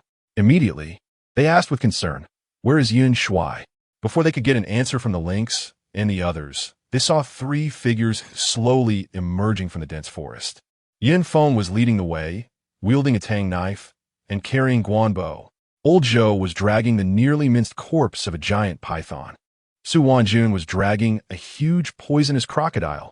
This scene had a tremendous impact on everyone. Suddenly, all eyes were on Guanbo, a corpse still in a salute position. Then, their expressions changed. Yin Shuai. Secretary Chen hesitated to speak. Guanbo. Guanbo. No. Guanbo's comrades were all emotionally shattered. The fishermen were silent and filled with guilt. Secretary Chen, please send the hero home. Under everyone's gaze, Yin Feng stepped towards Secretary Chen and spoke. What about you?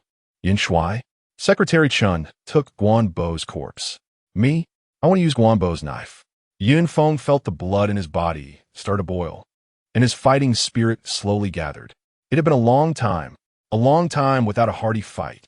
Since his rebirth, he had been busy with various matters, using his memories from his past life to help the country actively respond to the disasters that had already arrived and those that were about to come. Due to his own combat power issues, he had always been protected. Every battle had him constrained. This time, he would kill all the poisonous corpses on the entire island. As his voice fell, he shouted, "Kill! Kill!" Instantly, the surroundings erupted with furious roars. Boom! Boom! The battle began again. This time, it was not to save people, but to kill enemies. The soldiers wielded their steel knives and slaughtered freely, while the helicopter continuously opened fire, sweeping through the poisonous corpses on the island. This massacre had just begun. An hour later, the battle ended. All the poisonous corpses on the island were killed. None survived. Whoosh! Whoosh! At that moment, a large number of poisonous fish suddenly appeared around Nameless Island. Yin Shuai, the noise here is too loud, attracting all the poisonous fish from the surrounding waters. Secretary Chen reported. Yin Feng said nothing, standing high up, quietly gazing at the swarm of poisonous corpses, with the tang knife at his side. Su Wanjun, Secretary Chen, and others stood with their knives ready. At one moment, Chapter 69, bombarding Nameless Island, retreat to the helicopter. Yin Feng calmly issued orders. At the same time, let all major fleets prepare for an attack. Whoosh, whoosh. Immediately, rope ladders woven from soft ropes dropped from 8 helicopters. Everyone began to evacuate. Whoosh, whoosh. After the last Special Forces soldier left, the poisonous corpses finally lunged forward. Unfortunately, they could only pounce in a thin air. What awaited them would be the baptism of endless artillery fire. At this moment, darkness fell. Feng and the others could only rely on the faint light to vaguely see countless poisonous corpses on Nameless Island roaring to the sky. Many poisonous fish even leaped with all their strength, trying to launch an attack on them. A group of damn things. The lynx cursed angrily. Yin Shuai, give the order. Blow up these damn things. Yin Shuai, give the order. Yin Shuai, give the order. The surrounding Special Forces soldiers spoke one after another. Yin Shuai, all fleets are fully prepared. Secretary Chen's voice also rang out. Order. Bombard Nameless Island. Kill all the poisonous corpses here. Not one left. Yes. Secretary Chen immediately nodded vigorously and then contacted all the fleet commanders. Boom. Boom. In the next moment, endless shells shot from all directions around Nameless Island, landing in various corners of the island. Instantly, boom. Boom. Various corners of Nameless Island were bombarded madly by thousands of shells. In an instant, it illuminated the entire Nameless Island. Roar, roar. Then, everyone saw the scene of various marine creatures on Nameless Island being bombarded frantically. They let out heartbreaking screams. They scattered and fled, extremely disheveled and desperate. However, no one showed any pity, because these were all poisonous corpses. Damn it. Yin Shuai, can these shells kill them? The lynx immediately looked at Yin Feng and asked, do we need the brothers to deliver a finishing blow? No need. Yin Feng calmly looked at the scene of artillery fire below and said, the strength of the poisonous corpses is strong, but their weakness is at the back of the head. However, in the face of absolute power, they will still be killed. If their heads are blown off, is there any chance of survival? Buzz, buzz. At that moment, hundreds of warplanes took off from the various fleets surrounding Nameless Island. Next, they were going to conduct a second round of sweeping. After the first round of bombardment, less than 1% of the poisonous fish on the entire Nameless Island were still alive. Rocks crumbled, trees fell, and even if these poisonous fish survived, they were severely injured. Their combat power drastically reduced. Hot, hot, hot, hot. Hot, hot, hot, hot. After the aircraft swept through, a large number of Navy personnel landed, beginning the third round of slaughter. They aimed to kill all the last surviving poisonous fish. They would strictly adhere to Yin Shuai's order. Not one left. Yin Shuai, isn't this a bit wasteful? They've been blown to pieces. How can we produce this special medicine? Secretary Chen asked. Make as much as we can, no need to force it. With me here, Huaxiao 1T lacked special medicine. Yin Feng calmly issued the order. Retreat. Buzz. Buzz. Immediately, the aircraft returned to the inland. On the other side, Yin Qidua and Lin Yin were working hard to treat the fishermen, after finally finishing up just as they were about to take a break. Buzz. Buzz. They saw 8 helicopters flying in again. Prepare. There are a lot of injured on the helicopters. They need urgent treatment. At that moment, Director Liu, leading the hospital team, shouted. Yin Qidua and Lin Yin immediately tightened their nerves, forcing themselves to overcome their fatigue. Yin Qidua, if you're tired, I can help you with your work.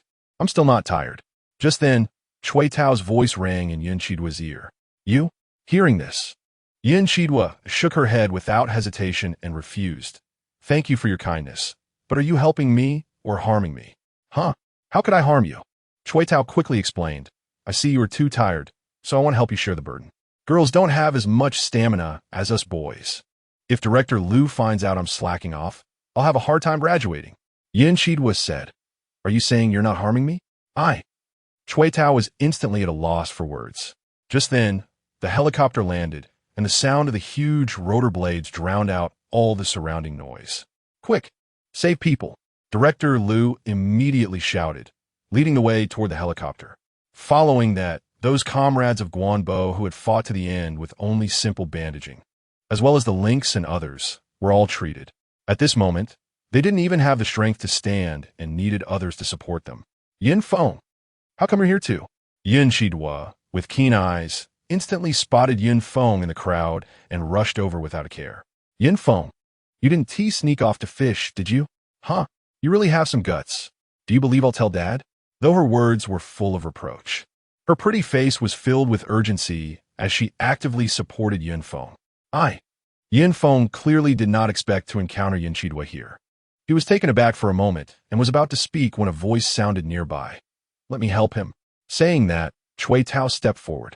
He saw Yin Chidwa having physical contact with a man without any reservations, and he felt very uncomfortable, especially when he saw the alluring and perky chest he had been coveting being severely deformed by the man in front of him.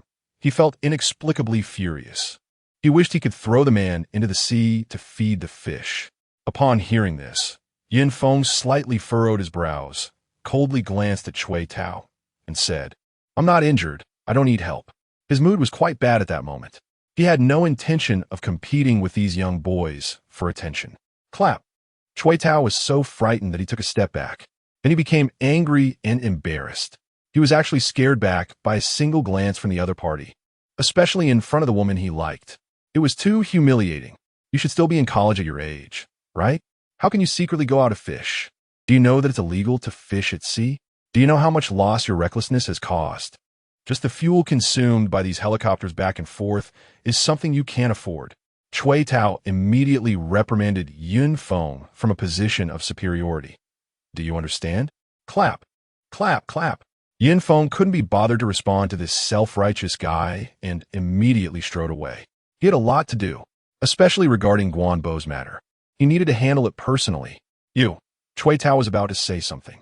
Hui Tao, what are you doing? Hurry up and help. Director Liu urged. Coming. Chui Tao answered, and then hurriedly looked at Yin Chidwa, saying, Chidwa, it's better to stay away from boys like him who only know how to show off in front of girls. Chapter 70. Sending the hero home. He went to save people, not to fish secretly.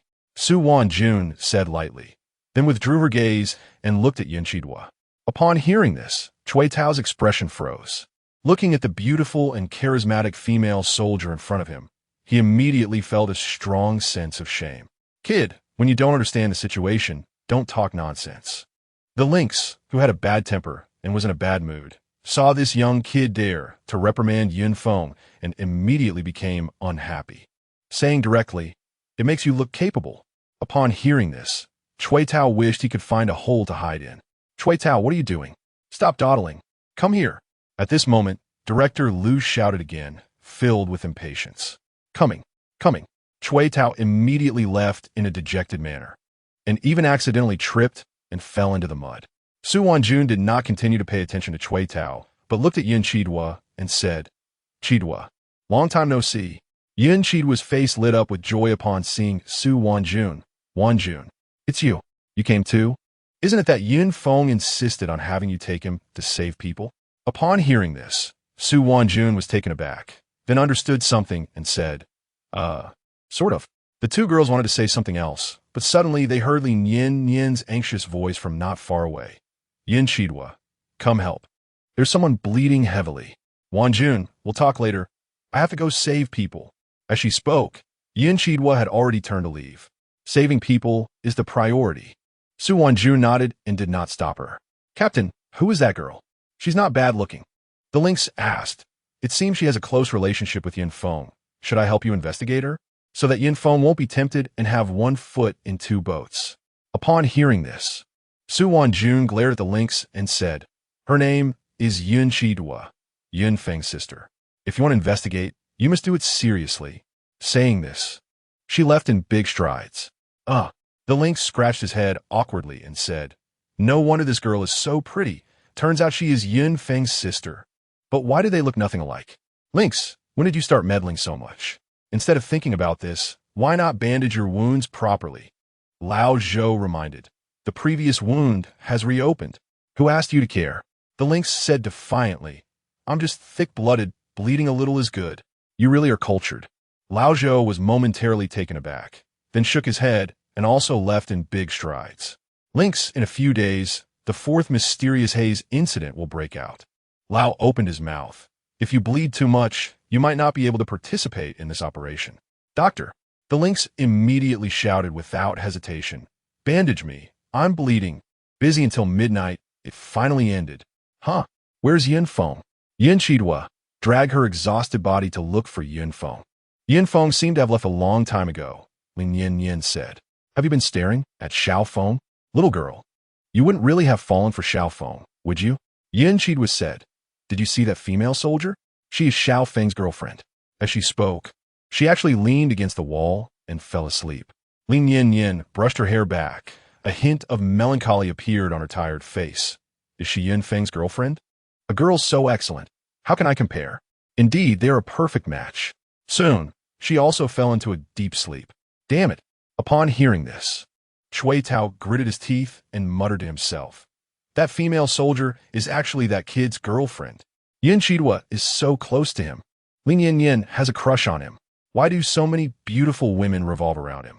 What makes him better than me? The next day, major official media outlets published obituaries, mourning the fallen hero Guanbo.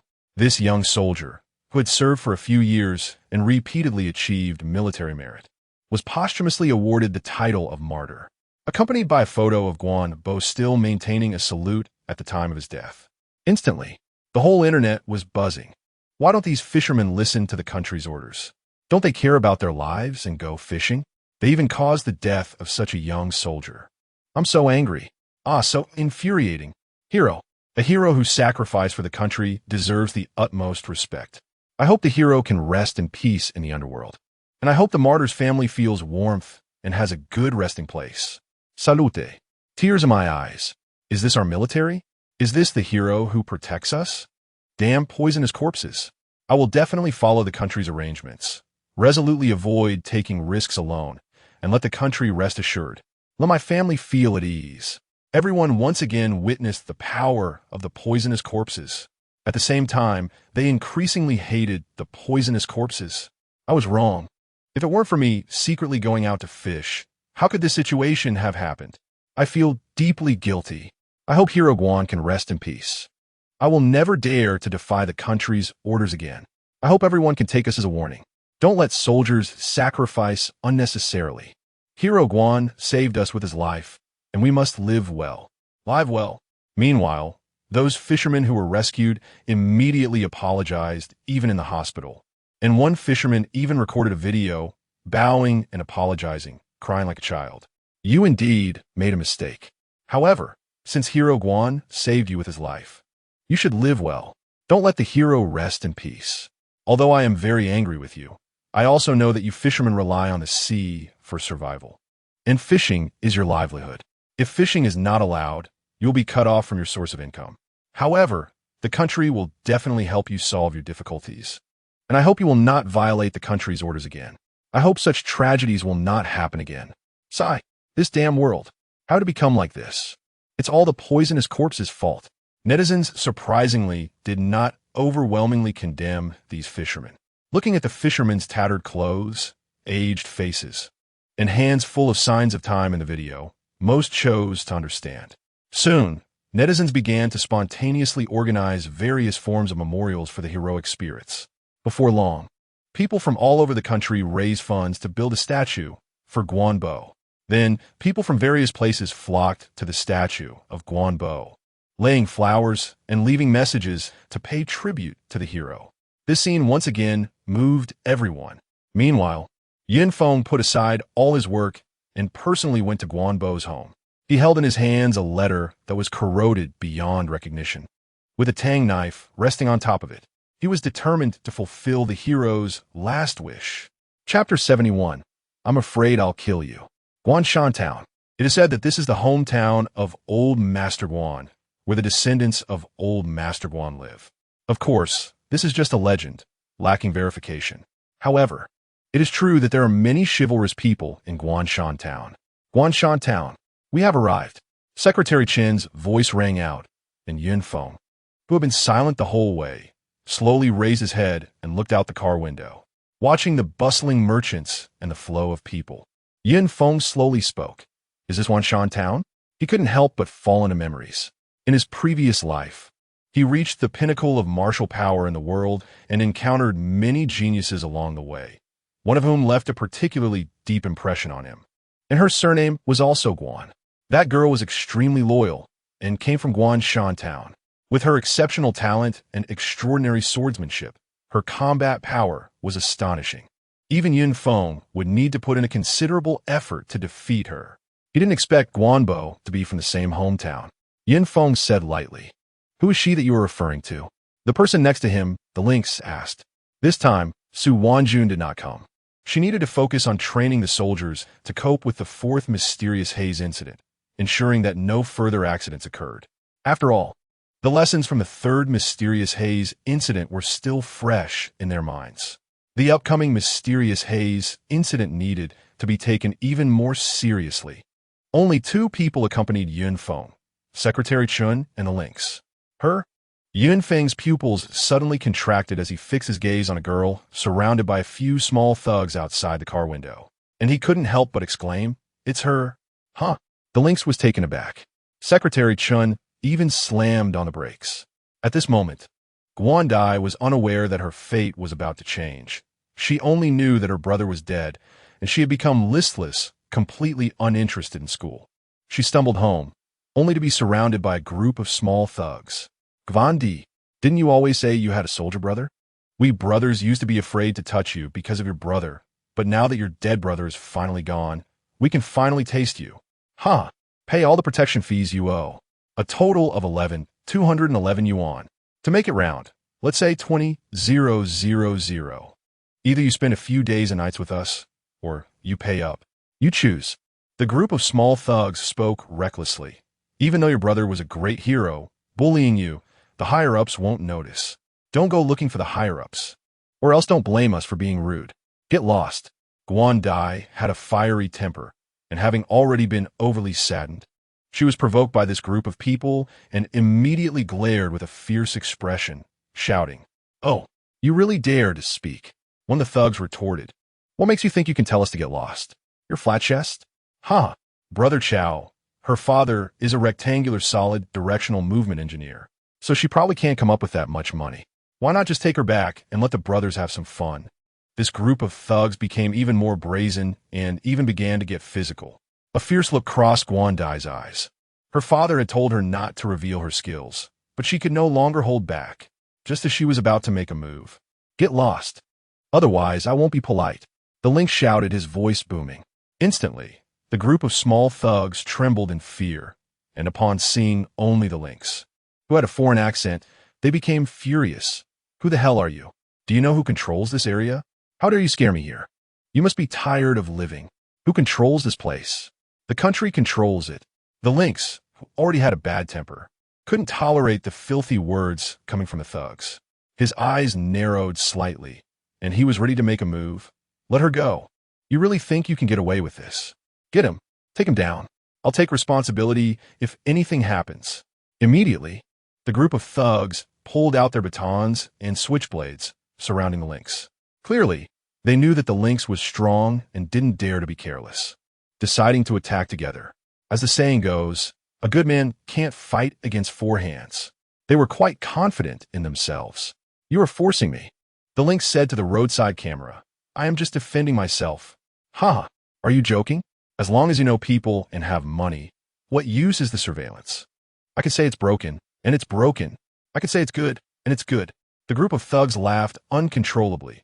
"Big guy, here's your chance. Kneel down and lick our brother's shoes clean, and you can leave in one piece. Otherwise, what are you doing?"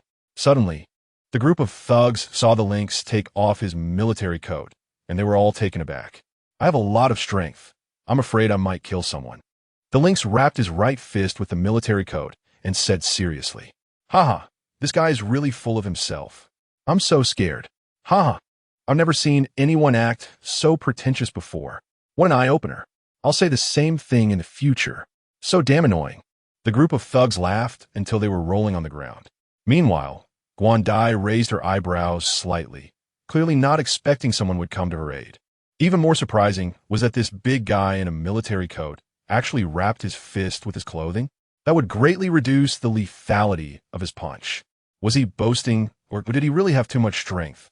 For a moment, she forgot her sadness and focused her attention on the lynx. For some reason, She sensed a similar aura to her brother from the lynx. Is this a soldier? Thinking of this, her beautiful eyes slightly narrowed. Big guy, are you done rapping? The group of thugs asked when they saw the lynx's right fist wrapped with many layers. Done. The lynx nodded seriously and said, I will avoid your vital points. I shouldn't kill anyone. Still pretending. Are you trying to push your luck? I want to see how strong you really are. Go. Instantly, the group of thugs couldn't hold back anymore and rushed forward while cursing. Bang. Suddenly, the lynx stepped forward, throwing a punch. Boom. A heavy impact sound rang out. One of the loudest thugs was hit in the right chest, his body suspended in midair, flying back several meters, crashing hard into the wall. Then he knelt on the ground, paused for a moment, and then, in front of the other thug's horrified eyes, spat out a mouthful of blood and fell to the ground, convulsing wildly. What the hell? The group of thugs was instantly terrified and retreated, no longer daring to approach the lynx. Is this even human? They looked at the lynx as if he were a monster. My strength seems to have increased again, the lynx muttered, then looked at the surrounding thugs and asked, Still want to fight? It's a bit cold today. If you're not going to fight, I still want to put my coat back on to avoid catching a cold. The group of thugs, in the next moment, they turned and ran. Wait, the lynx suddenly spoke. Chapter 72, Cowardly Bums, Proposing Marriage. Take this person away, the lynx said. Okay. The group of thugs dared not refuse and hurriedly took their companion away.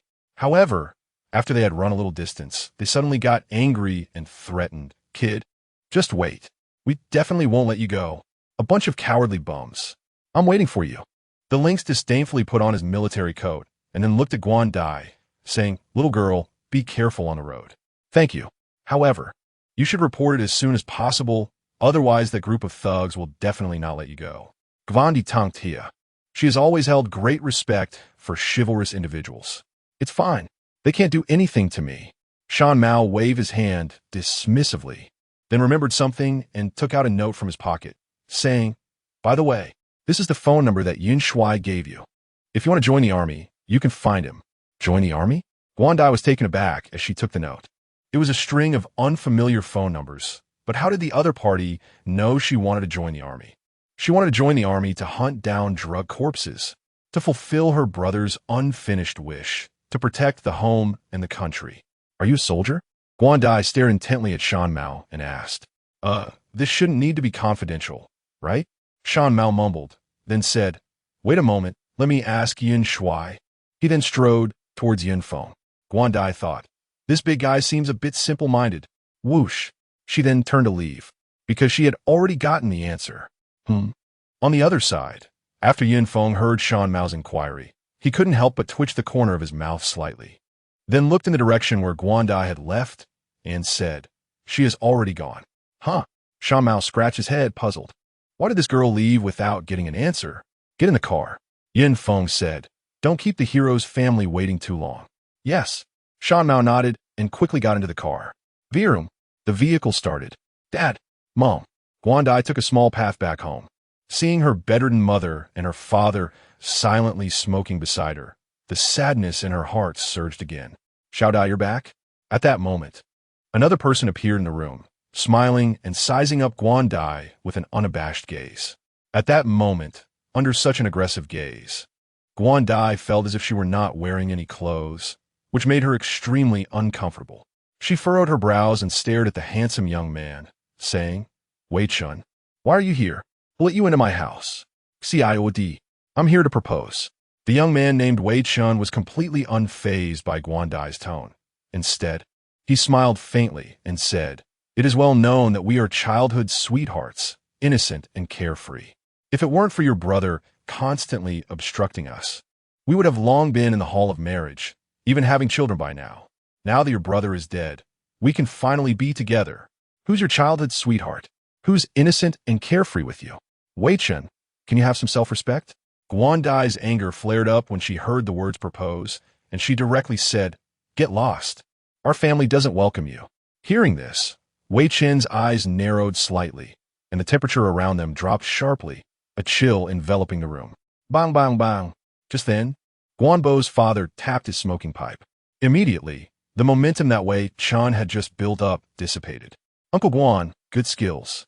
Wei Chen's expression changed. Having broken his own momentum without having to act, it was clear that Guan Dai's father's strength far exceeded his imagination. He then smiled and said, "But now we are in the mid-21st century. The role of personal strength has been greatly weakened. Having money, power, and connections is the way to survive nowadays. Without Guan Bo, who can the Guan family rely on? Why not unite the Wei and Guan families through marriage? I, Wei Chun, can ensure the safety of the Guan family. The fortunes of the children and grandchildren are determined by themselves." Guan Bo's father took a deep puff from his pipe and calmly said, "Who Xiao Dai wants to marry is up to her to decide. I can't make the decision, and you certainly can't." His words were calm, yet they carried an irresistible authority. Wei Chen's gaze darkened, and, just as he was about to say something, Guan Dai issued another eviction order. "Wei Chun, if you don't leave now, I will call the police." "Call the police?" Hearing this, Wei Chen's expression darkened, and a sinister smile crept onto his lips as he said, "In this area, it's not the Guan family that has the final say. It's my Wei family that has the final say. Xiao Dai, if you don't agree to marry me, do you believe I can make your family unable to take a single step in Guanjia town?" Guan Dai's pretty face changed. She knew Wei Chun had such power and always followed through on his threats, willing to do anything. If it were just her, she wouldn't fear threats. But she still had her parents. Bang, bang, bang. Just then, a deep and powerful voice rang out. "Excuse me, is this the Guan Bo family?" Whoosh. Everyone's gaze turned towards the door. "Who?" Guan Dai furrowed her brows, opened the door, and was taken aback when she saw Shan Mao. "It's you? It's you?" Shan Mao was also taken aback, both saying the same thing at the same time. "You go first." Shan Mao scratched his head and said, "Ladies first." Upon hearing this, Guan Dai couldn't help but laugh, looking at the big guy, feeling inexplicably better, and said, "This is the Guan Bo family. Guan Bo is my brother. Do you have something to discuss? You are Guan Bo's sister?" Shan Mao was once again taken aback, then said, "What a coincidence. You are my brother's comrade, right?" Guan Dai suddenly thought of something and asked, Shan Mao was just about to speak. "It's him." A voice suddenly rang out. "Found you here." Shan Mao and Guan Dai turned their heads to see the group of thugs from before, along with a law enforcement officer, standing in front of them. "It was you who hit someone? Come on, go to the police station with me." The law enforcement officer frowned and said directly, "They started first, and they surrounded a little girl, intending to do something wrong." Shan Mao was just about to explain. The law enforcement officer waved his hand impatiently and interrupted. "Enough. Don't waste time. Whatever the problem is, we'll talk about it at the police station. I've handled no less than 100 cases like this. What is there to explain?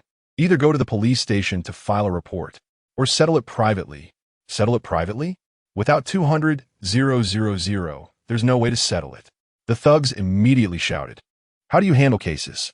Shan Mao's temper flared up, and he stared at the law enforcement officer, displeased. Guan Dai, worried that Shan Mao would clash with the police, quickly pulled him and stepped forward, saying, "Officer, you also need to go to the police station with me." However, the law enforcement officer ignored this and directly said. Watching the thug's arrogant expressions, Guan Dai instantly understood something, and Shan Mao's temper could no longer be contained. Chapter 73, A Bunch of Trash. "You threaten me? Xiao Dai, what is wrong? Is there trouble? Do you need my help?" At the same time, Wei Chun stepped forward, glanced around, and smiled at Guan Dai, saying, "In Guanshan town, I still have some connections." He planned to perform well in front of Guan Dai. This was a good opportunity. "Who the hell are you? Don't meddle in our business. Do you believe I can arrest you too?" The thugs immediately shouted. "Arrest me?" Wei Chun laughed coldly, glancing at the group of thugs with disdain, and asked, "A bunch of trash. You." Hearing this, the thugs instantly became furious. Just as they were about to speak, Wei Chun's voice rang out again. "You guys should be with Brother Xiong, right? Brother Xiong?" Hearing these two words, the thugs and a law enforcement officer were instantly intimidated. Brother Xiong? The only person in Guanshan town who could be called Brother Xiong was the man who controlled the underground forces of Guanshan town, Guan Xiong. Even the leaders of those units had to call him Brother Xiong when they met. TCH, what nonsense. Do you think someone like Brother Xiong is someone you can know? I can also claim to know the Jade Emperor. Who would believe it? Haha. The group of punks burst into laughter. Hey, hearing this, Wei Chun smiled faintly. Too lazy to continue talking with this bunch of trash, and directly dialed a phone number. Brother Xiong, long time no see. How'd you been recently? Nothing much. Just a friend accidentally hurt someone, and your subordinates want to take him back. Are you coming? No need, right? All right. After this is settled, I'll treat you to dinner. Soon, Wei Chen hung up the phone, casually glanced at the crowd, and said, Brother Xiong said he will be here in 5 minutes, so wait for him. Looks pretty convincing. I'll give you 5 minutes. For every minute over, I'll slap you once. Teach you to meddle in my business. This group of punks was extremely arrogant. The enforcer crossed his arms and stood aside, watching the scene, not planning to intervene for now. If the other party could invite Brother Xiong, he would just leave without care. If they couldn't, then they would be taken to the police station together. 5 minutes passed in the blink of an eye. Buzz, buzz. Several vans roared in, and dozens of big men got out, wielding long knives, surrounding a young man. Brother Xiong. Suddenly, the faces of the punks changed drastically, as if they had seen the king of hell, hurriedly stepping back to clear a path, while respectfully shouting, Brother Xiong. The enforcer also straightened his expression and respectfully called out, Brother Xiong. Oh, what brings young Master Wei here? The young man didn't even glance at the group and strode toward Wei Chan with a smile. Brother Xiong, I came to propose marriage. I didn't expect to run into such a situation. Seeing Brother Xiong come in person, Wei Chan felt a sense of pride, especially enjoying the way others looked at him. This feeling of being above the rules was so exhilarating. He glanced at Guan Dai, deciding to further let her experience the power of his connections. Looking at Brother Xiong, he said, Brother Xiong, this bunch of trash insisted on slapping me. I'm so scared I wouldn't dare to come to Guanshan town to drink with you again. Oh, hearing this, Brother Xiong scanned the group of punks. Slap, slap. Feeling Brother Xiong's gaze, the punks immediately began to slap themselves. Seeing this, the mountain cat frowned slightly. Guandai also felt that Wei Chun was a bit excessive. Xiao Dai, the matter is resolved. Wei Chun didn't know what Guandai was thinking and instead said, Did you see? These punks bullied you, and this big fool could only bring you more trouble, while I can make them slap themselves with just one sentence. This is the power of connections. With connections, there's nothing you can't accomplish. Bullshit. The mountain cat couldn't take it anymore and directly said, Everyone is equal before the law. You don't need to use connections. I was just acting in self-defense, and there's surveillance to prove it. Hearing this, Wei Chen laughed and glanced at the mountain cat, saying, Kid, you've never been in society, have you? Saying that proves your superficiality. The mountain cat wanted to say something, but Wei Chen was too lazy to deal with this ignorant guy and looked back at Guan Dai. Say, Xiao Dai? Avoid such friends in the future. They are no use. Those who only know how to use brute force are destined to be the lower class. Who do you think is the lower class? The mountain cat looked at Wei Chen's high and mighty demeanor and couldn't hold back any longer. Now even more furious. Say that again if you dare. Seeing this, Guan Dai hurriedly grabbed the mountain cat. Although this big guy was tall and a soldier, Wei Chen was a martial artist. If a fight broke out, this big guy would definitely not be a match. You big fool. If it weren't for Xiao Dai, you would already be kneeling on the ground begging for mercy. Wei Chen casually glanced at the mountain cat and spoke in a condescending tone.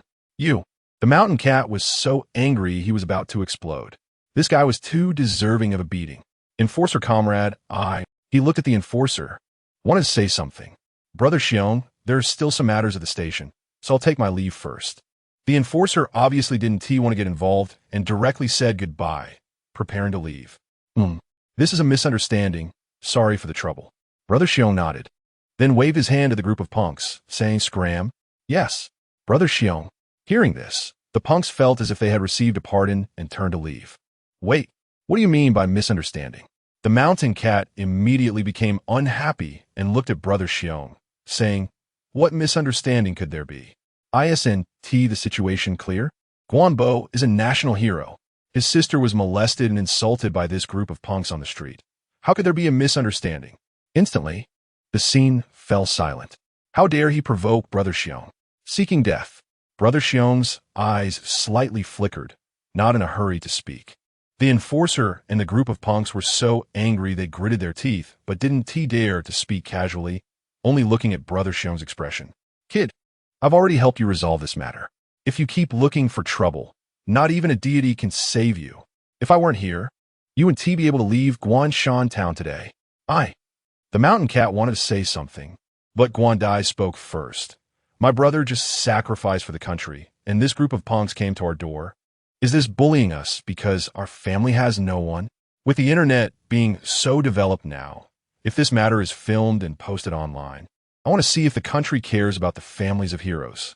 Her nature was also straightforward, and seeing the mountain cat repeatedly standing up for her, she was completely willing to go all out.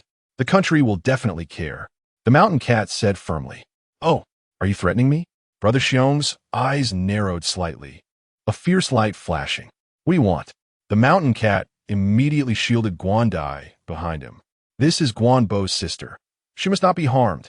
Chapter 74. You can always trust your country. Young Master Wei, you need to manage your woman well. Brother Xiong said coldly. Who is his woman? I have nothing to do with him. Guandai said. Oh, nothing to do with him? Hearing this, Brother Xiong raised an eyebrow and looked at Wei Chun. Wei Chun was immediately furious, his face darkening, and he said, Xiao Dai, stop messing around. Don't call me Xiao Dai. It sounds disgusting. You. Good. Very good. Brother Xiong, I'll want to take care of this matter. You can handle it however you want. Wei Chun said coldly. I only have one request. Guandai is the woman I have my eyes on. Not a single hair can be lost. Good. Hearing this, Brother Xiong smiled gently, appearing kind, but his eyes were filled with fierce light. Those behind him moved their limbs, grinning and preparing to act. Brother Xiong. Just then, Guanbo's father walked out from the door and looked at Brother Xiong. Can you give me a favor and let this matter go? Give you face? Brother Xiong looked at Guanbo's father and then asked lightly, What are you? Why should I give you face? Uncle Guan. Wei Chun crossed his arms and said lightly, If you agree to the marriage between me and Xiao Dai now, I can still help you plead with Brother Xiong. Otherwise, your whole family might have to accompany Guanbo. Hearing this, Guanbo's father fell silent for a moment. Dad, Guandai immediately said, There is no need to plead with him. The more you back down, the more such people will take advantage. Uncle, your son is a national hero. The country will definitely care. The mountain cat also spoke. Will the country care? Guanbo's father looked at the previous enforcer, a hint of doubt flashing in his eyes. Uncle, no matter when, the country is worth trusting. The mountain cat said firmly. Good. I trust the country. Guanbo's father nodded vigorously. At this moment, his originally slightly hunched body straightened up, and his tiger-like eyes shone with brilliance, saying, Xiao Bo is a hero of the country. How could his father be a coward? Speaking, he stared at Brother Xiong and shouted, I dare anyone to touch my daughter. I'll risk my life for her. Oomph, a family so foolish. Upon hearing this, Wei Chen sneered and took a step back, showing his attitude. Since you all want to court death, then I will fulfill your wishes. Brother Xiong waved his hand. Go. His subordinates surged forward. The battle was about to erupt. Stop. At that moment, Yin Feng stepped down from the car, holding Guanbo's family letter and a tang knife in both hands. A dignified hero of Huaxia, actually being blocked at his own door by a group of punks. The family of a true hero of Huaxia was actually being harassed and molested in the street. How could such a scene allow a hero to rest in peace? He couldn't let the hero who sacrificed for the country feel cold. Secretary Chan followed closely behind. Swish! In an instant, everyone's movements froze, and all eyes turned to them. Who are these two? They were all intimidated by the imposing presence of Yun Feng and Secretary Chan, making way. Yun Feng stepped forward to Brother Xiong and the others, coldly saying, Guanbo sacrificed for the country. He is a hero of the nation. Who dares harm his family? Hero of the nation? Brother Xiong said lightly, If I say he is, then he is. If I say he is not, then he is not. And you? Yin Feng narrowed his eyes, staring hard at Brother Xiong. That's right. Guan Xiong. Brother Xiong calmly stared at Yin Feng and said, Kid, you must be here to deliver Guanbo's relics, right? I advise you to put down the relics and scram. This is not a military camp. Mind your own business, or you might die. Are you teaching me how to do things? Yin Feng asked. You can understand it that way. Brother Xiong smiled faintly and said, The word teach is well used. I like it. Who are you? Yin Feng asked.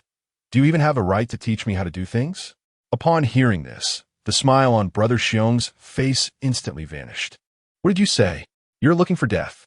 The brothers behind Brother Xiong immediately exploded in anger, cursing furiously. How dare this kid offend Brother Xiong? Is he seeking death? This group of soldiers is too impulsive. They have no idea how powerful Brother Xiong's influence is. Brother Xiong is about to get angry, and someone is going to die. Passers-by shook their heads and sighed. If Brother Xiong gets angry, even if you are the king of heaven, he can rip a hair out. Another one courting death. Wei Chun sneered, taking another step back to avoid getting splattered with blood. Kid, Brother Xiong thought he heard wrong, his face showing ferocity. Since you were a soldier, you should have heard of the newly formed Dragon Tiger Corps in the army, right? My brother Guan Fei is the battalion commander there. If I kill you, do you think with my brother's status and position, he can protect me? Guan Fei. Yin Feng raised an eyebrow, quite familiar with this person. In his previous life, Guan Fei was valiant and fought single-handedly against hundreds of ferocious beasts, buying precious time for the troops to retreat. And he left forever. Such a brave soldier actually has such a brother? He actually shelters his brother to bully the common people? If this is true, Yin Feng will definitely punish him severely. That's right. You've heard of him, right? Brother Xiong said lightly. Are you scared? It's useless to be scared, because you have already angered me. Go, beat him to death with sticks. It must be said that he was indeed extremely fierce and domineering, daring to publicly declare he would kill someone. Hit! Hit! The brothers behind Brother Xiong rushed forward. Shankat and Secretary Chun immediately stood guard beside Yin Feng, ready for battle. Guanbo's father and Guandai also tensed up, preparing to take action. Bang! Bang! Suddenly, dozens of sniper gunshots rang out. The few punks at the front were all accurately shot in the knees, collapsing to the ground, screaming in agony. The punks rushing in behind didn't stop and were all tripped and fell to the ground. Instantly, the scene was chaotic. Bang! Bang! More gunshots rang out. The originally confident Brother Xiong suddenly let out a pig-like scream as his wrists and ankles were shot, completely losing the ability to fight. Clearly, the snipers protecting Yin Feng judged that Yin Feng's safety was threatened and decisively opened fire. Gunshots. Damn, it's gunfire. My God, how dare they fire a gun in Huaxia? How bold. Brother Xiong has hit a hard wall. Brother Xiong won't be shot dead, right? This is going to be a big deal. Everyone was horrified. The surrounding pedestrians were so scared they retreated, trembling all over. The arrogant Wei Chen also changed his expression. This group of soldiers actually dared to use guns? Then he coldly snorted, as if watching a joke, looking at Yin Feng and the others. What a bunch of fools. Do you know what crime it is to use guns recklessly on the mainland? Buzz. Buzz. At this moment, a large number of fighter jets roared in. At the same time, a large number of troops surged around. A familiar scene reappeared. However, this time the troops that arrived were the Dragon Tiger Corps, closest to this location. Each one was a brave warrior of Huaxia's army. Wow. Upon seeing the army appear, the punks were immediately frightened to the point of their legs going soft, throwing their weapons on the ground, holding their heads with both hands, not daring to move. And those who were already lying on the ground even pretended to be dead, terrified of being targeted by bullets. I said, "You're not qualified to teach me how to do things." Yin Feng stared at Brother Xiong and said coldly, "And a hero of a nation cannot be insulted." At this moment, looking at Yin Feng's deep starry eyes, Brother Xiong couldn't help but tremble all over. Take them all away. Investigate and deal with them severely.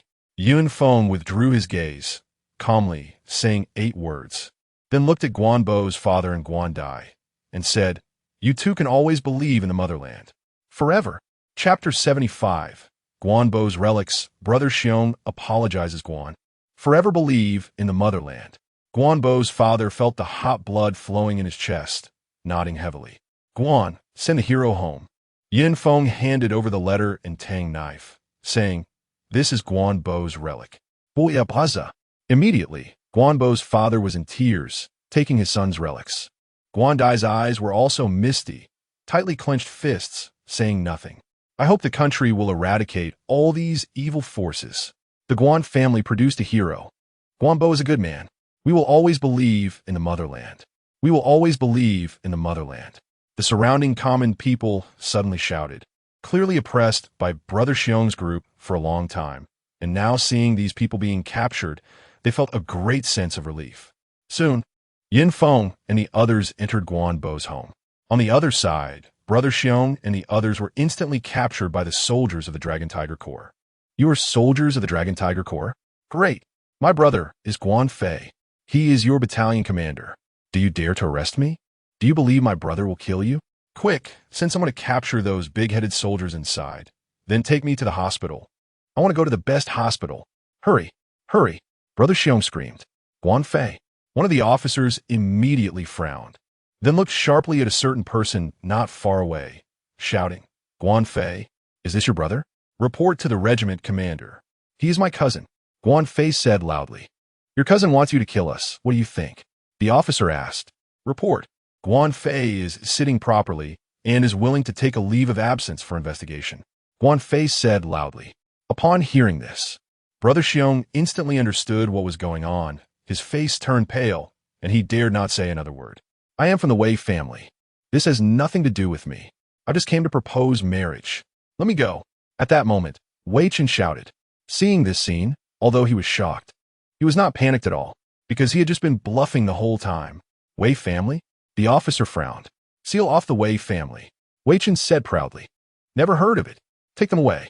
Wait for Commander Yin to deal with them. The officer waved his hand. Wei Chen still wanted to say something, but was immediately silenced by the dozens of black gun muzzles pointed at his head. He quickly became much more obedient. Going against the military was the most foolish behavior. He believed that with the Wei family's connections and background, they could easily get him out of prison, so there was no need to act tough. Then, his gaze turned to Yin Feng's back. Who exactly was this young man? How could he have the nation mobilize the Dragon Tiger Corps to protect him? Soon, the area in front of the hero's gate fell silent. An hour later, Yin Feng, Secretary Chun, and the mountain cat stood in the courtyard of Guanbo's house. With the sounds of crying from Guanbo's 3 close relatives could be heard inside. General Guan. Guan Xiong's power had also been completely uprooted. This person had been rampant in Guan Mountain Town, committing numerous crimes under the name of Guan Fei, with solid evidence. What awaited him would be the death penalty. That group of thugs had also been thrown into prison, along with that law enforcer, living off the fat of the land. Corruption and bribery, severely affecting the image of law enforcers. At the very least, he would serve more than 10 years in prison, Secretary Chen reported. The inspection team has arrived. I believe the atmosphere in Guan Mountain Town will change drastically soon. As for Wei Chun, his charges are relatively light. He probably won't serve much time in prison. And since this matter involves the ancient martial arts forces sealing off the Wei family, things are a bit complicated. General Guan, how should we handle this person? The Wei family? Yin Feng frowned and asked, which Wei family? The Wei family of the sealed city. Wei Feng, request to see General Guan. Just then, a loud voice suddenly rang out from outside the door. Wei Feng. Hearing this, information about this person instantly surfaced in Yun Feng's mind. Wei Feng, the current head of the Wei family, is also the strongest member of the Wei family, having mastered the legendary internal energy, making him a top figure in the ancient martial arts world. In the previous life, when the country was in trouble and the people were suffering, most ancient martial arts families chose to retreat from the world, completely severing communication with the outside world and uniting among themselves, showing no concern for the country or the people. In their eyes, there was only family, not country. Only a few ancient families chose to stand with the country and fight against ancient fierce beasts, dying on the battlefield, being loyal to the country. As the head of the Wei family, Wei Feng's choice was to retreat from the world. Moreover, he was a representative figure in the ancient martial arts world who strongly advocated for this retreat, preserving strength. General Guan, Wei Chun is Wei Feng's most beloved son, so Wei Feng's visit should be to plead for leniency. Secretary Chen spoke. Yin Feng nodded lightly, but did not show much reaction. In the previous life, you ignored me. In this life, I will make you unable to reach me. That was his attitude, seeing that General Guan neither agreed nor disagreed. Secretary Chen hesitated for a moment and said, General Guan, the Wei family is involved in the military, politics, and commerce, especially in the military and business. Their foundation is quite deep, and they hold considerable status in the ancient martial arts world. So, are you saying that General Guan should give Wei Feng face and let Wei Qin go? The mountain cat couldn't take it anymore and said, Secretary Chun, I didn't expect you to be so soft. I've misjudged you. Secretary Chun, what the hell are you talking about? He glared at the mountain cat and then said, my backbone is not soft. Wei Qin dared to insult Guan Bo's family, and this matter absolutely cannot be let go. He must serve time. What do you mean by that? The mountain cat asked in confusion. What I mean is, Wei Feng's identity and status are extraordinary. You must know that with the mysterious haze event expanding in scope and increasing in frequency, the ancient martial artists with strong individual combat capabilities are more suitable for hunting poison corpses. The relevant national departments have already begun negotiations with the ancient martial arts families, hoping they can contribute. At this time, Wei Feng personally came to plead. I think General Guan should meet him, Secretary Chun said. As for his plea, just don't agree. I see. I've misunderstood you. The mountain cat scratched his head and said apologetically. Secretary Chun couldn't be bothered with the mountain cat, a big brute, and looked back at General Guan. Let him wait. Yin Feng said lightly. This is... Secretary Chun completely understood General Guan's meaning and immediately stopped asking. Instead, changing the subject and continuing. General Guan. Guan Xiong has completely confessed, but he wants to come and apologize. Apologize? Yin Feng raised an eyebrow. He has had a conscience. The mountain cat was also taken aback and said, after doing so many bad things, he still has a conscience? Good. Yin Feng's eyes flashed, and he nodded. A little over 10 minutes later, creak. The courtyard gate opened, and 2 soldiers carried a stretcher on which lay Guan Xiong. Guan Di, Uncle Guan, Aunt Guan, I have come to apologize to you. Guan Xiong struggled to get off the stretcher, but unfortunately his wrists and ankles were pierced by bullets, leaving him with no strength to support himself, causing him to fall directly off the stretcher. No one went to help. He lay there, frantically banging his head against the ground, crying uncontrollably. Chapter 76. Other purposes spies active I, Guan Xiong, am not a human being. I actually despise the great hero Guan Bo. I'm a beast. No, I am even worse than a beast. Woo. Guan Bo fought desperately for the country, bravely moving forward to protect the people, while I only knew how to hide behind and seek pleasure, not realizing that what I have received was actually earned with Guan Bo's life. If it weren't for soldiers like Guan Bo, I might have already been killed by poison corpses. I even dare to threaten Guan Bo's family. I deserve to be punished. Bang, bang, bang. Saying this, he slammed his head against the ground with great force, blood flowing out. In an instant, the surrounding ground was stained blood red, and he showed no signs of stopping. Seeing Guan Xiong's demeanor, even a mountain cat thought this guy had truly repented. After all, the first person of Guan Mountain Town, whose stomp could shake the town, was now crying like a child, even bowing to admit his mistakes. This is quite sincere. Do you really know you were wrong? Just then, Guan Dai also walked out from inside, looking at the heartfelt Guan Xiong, and asked, I know I was wrong. I know I was wrong. Blood was continuously flowing from his forehead, making it so Guan Xiong couldn't even open his eyes, but this did not stop him from speaking. It seems your conscience has not completely disappeared. Our family can forgive you. You can leave now, Guan Dai said. Immediately, the 2 soldiers carrying the stretcher stepped forward to take Guan Xiong away. Wait, since you have forgiven me, could you please plead with General Guan to not execute me? I really know I was wrong. Please, Guan Xiong pleaded. You. Hearing this, Guan Dai suddenly became angry. It turns out Guan Xiong's apology was for the sake of his life. I thought you were sincerely apologizing and was planning to help you plead. I didn't expect you were just afraid of death. The mountain cat immediately shouted. Secretary Chen's expression also darkened. Guan Xiong clamoring to apologize had this ulterior motive? He felt as if he had been played by Guan Xiong. No, that's not it. I am sincerely apologizing. Also about the crimes I've committed. I can go find the victims and ask for their forgiveness one by one. As long as the victims forgive me and do not file lawsuits, these charges will not hold, and I won't have to die, right? Guan Xiong struggled desperately, unwilling to be taken away. You really think too naively, Secretary Chun said coldly. How can the victims you killed forgive you? As long as their families forgive me, it will be fine, right? Guan Xiong blurted out. Ignorant. Take him away. Secretary Chun waved his hand dismissively, ordering, Let go of me. Soon, Guan Xiong was taken away, his voice growing smaller until it disappeared. What kind of people are these? The lynx was furious, committing a capital crime and still thinking about avoiding the charges, trying every possible way to escape responsibility, without any sense of accountability. Is he even a man? Guandia. There is no need to pay attention to such people.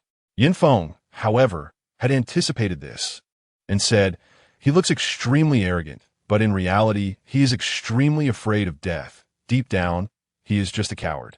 Don't worry, Yin Shuai. Guandia shook her head, showing an unusual strength. I'm not that weak.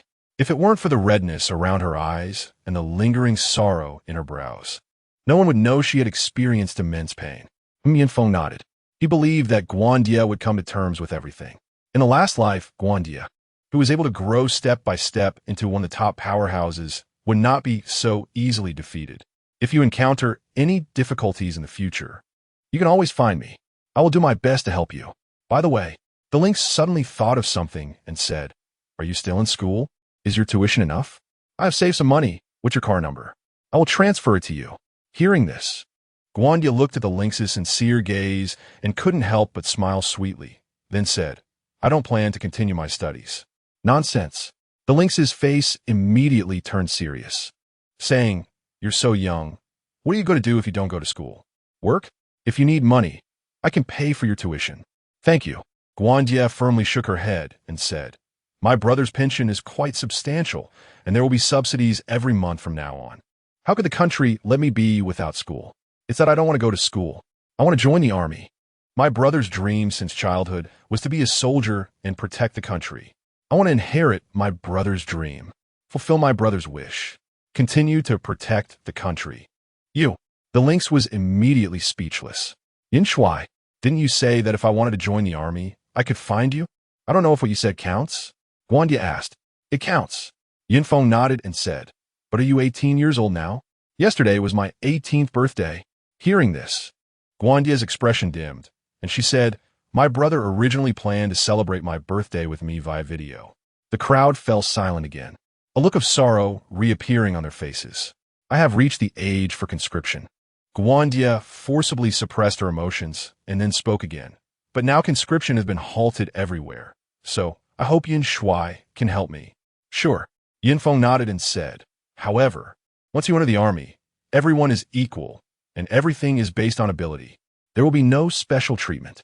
You must be prepared to endure hardships. Yes. Guandia straightened her pretty face and said, I'm not afraid of hardship. I will definitely become an outstanding soldier like my brother. Secretary Chun, you arrange it. Yin Feng nodded and commanded. Yes. Secretary Chun nodded, looking at Guandia, and said, You pack up at home and spend some time with your parents. Someone will come to pick you up in 2 days. Yes. Guandia nodded heavily. Whoosh. Then, Yin Feng once again bowed to the portrait of Guandia's brother in the hall, then turned and left. He had urgent matters to attend to and couldn't stay here for long. Secretary Chun and the lynx followed closely behind. Yin Shuai. As soon as Yin Feng left the door of Guandia's house, Wei Feng, who had been waiting outside, clasped his fists and bowed his head, saying, What is it? Yin Feng continued walking and asked, My son accidentally offended Yin Shuai. Please forgive my son. Wei Feng lowered his posture. I am very grateful. There are laws of the country. Yin Feng said, then he got into the car. Hearing this, Wei Feng frowned, a cold glint flashing in his eyes. However, he did not make any moves, because he could sense that there were at least dozens of guns aimed at him. If he made any sudden moves, he would definitely be turned into a sieve.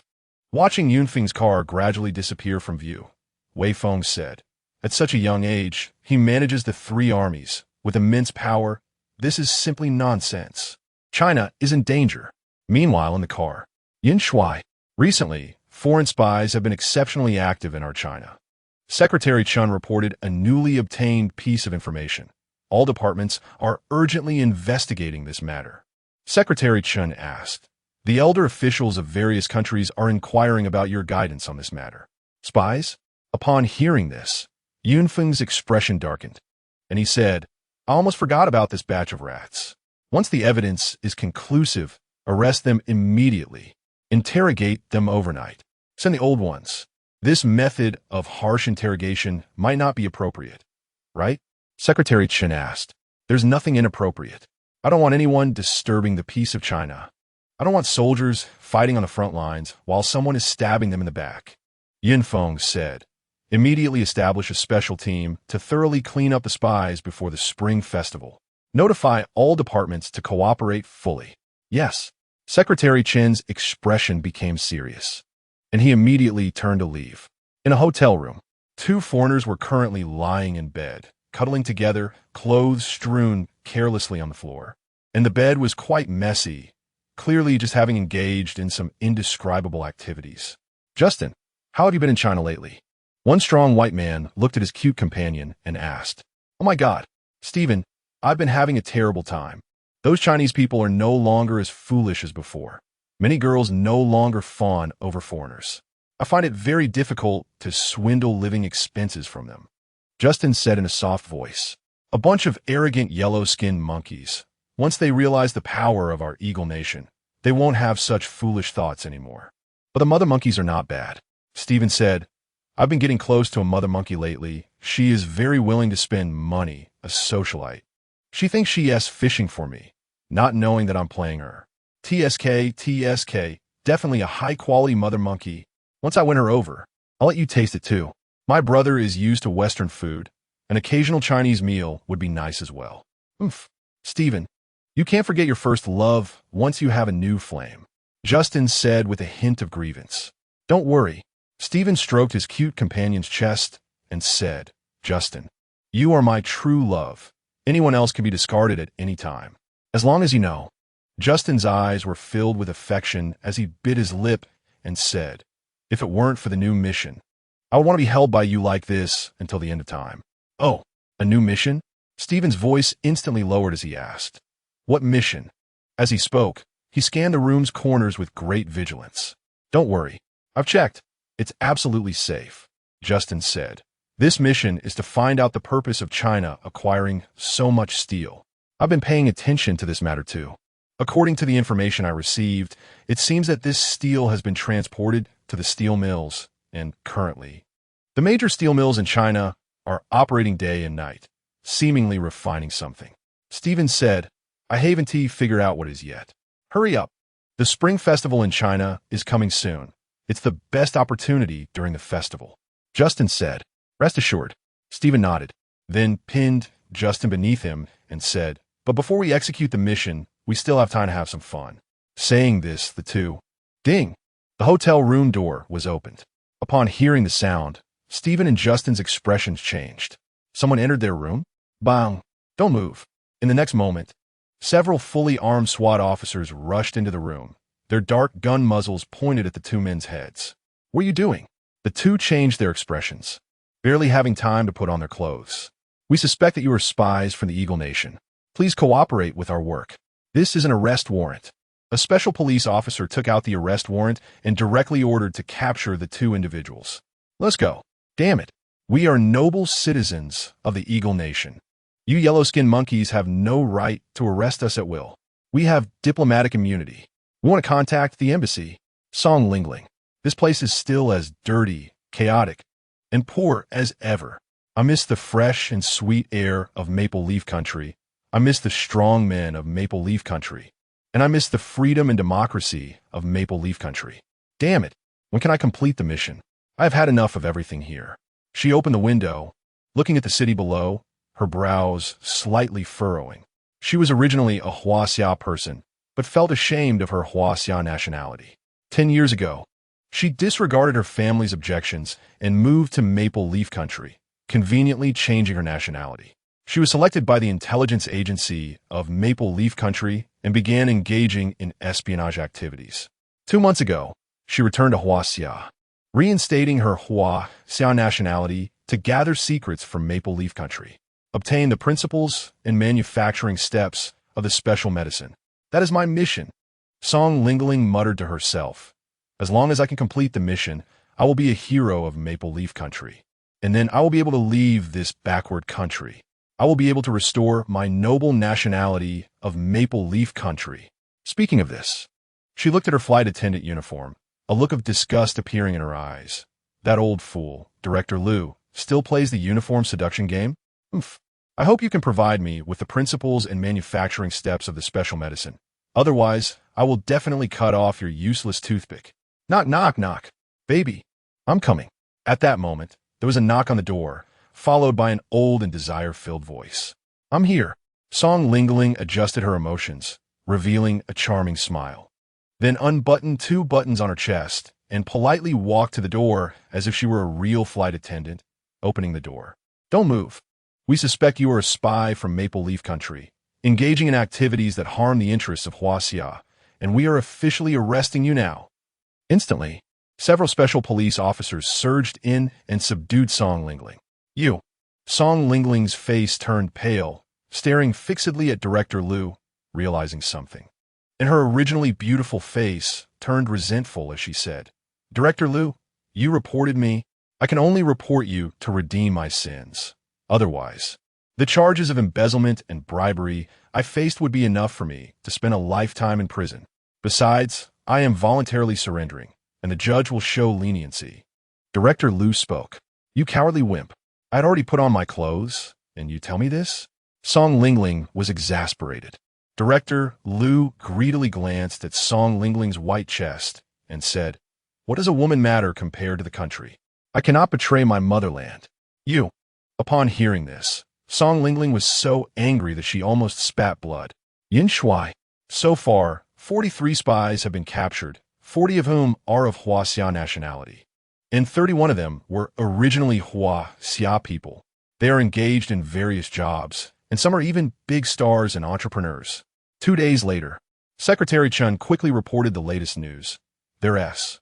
At this point, he glanced at Yin Feng, hesitating to continue. Chapter 78. Boyfriend and Girlfriend, Shadows of Espionage. Speak. Yin Feng furrowed his brows and urged. He vaguely sensed that Secretary Chen's hesitation was likely because the next matter involved him. Yes. Yin Shuai.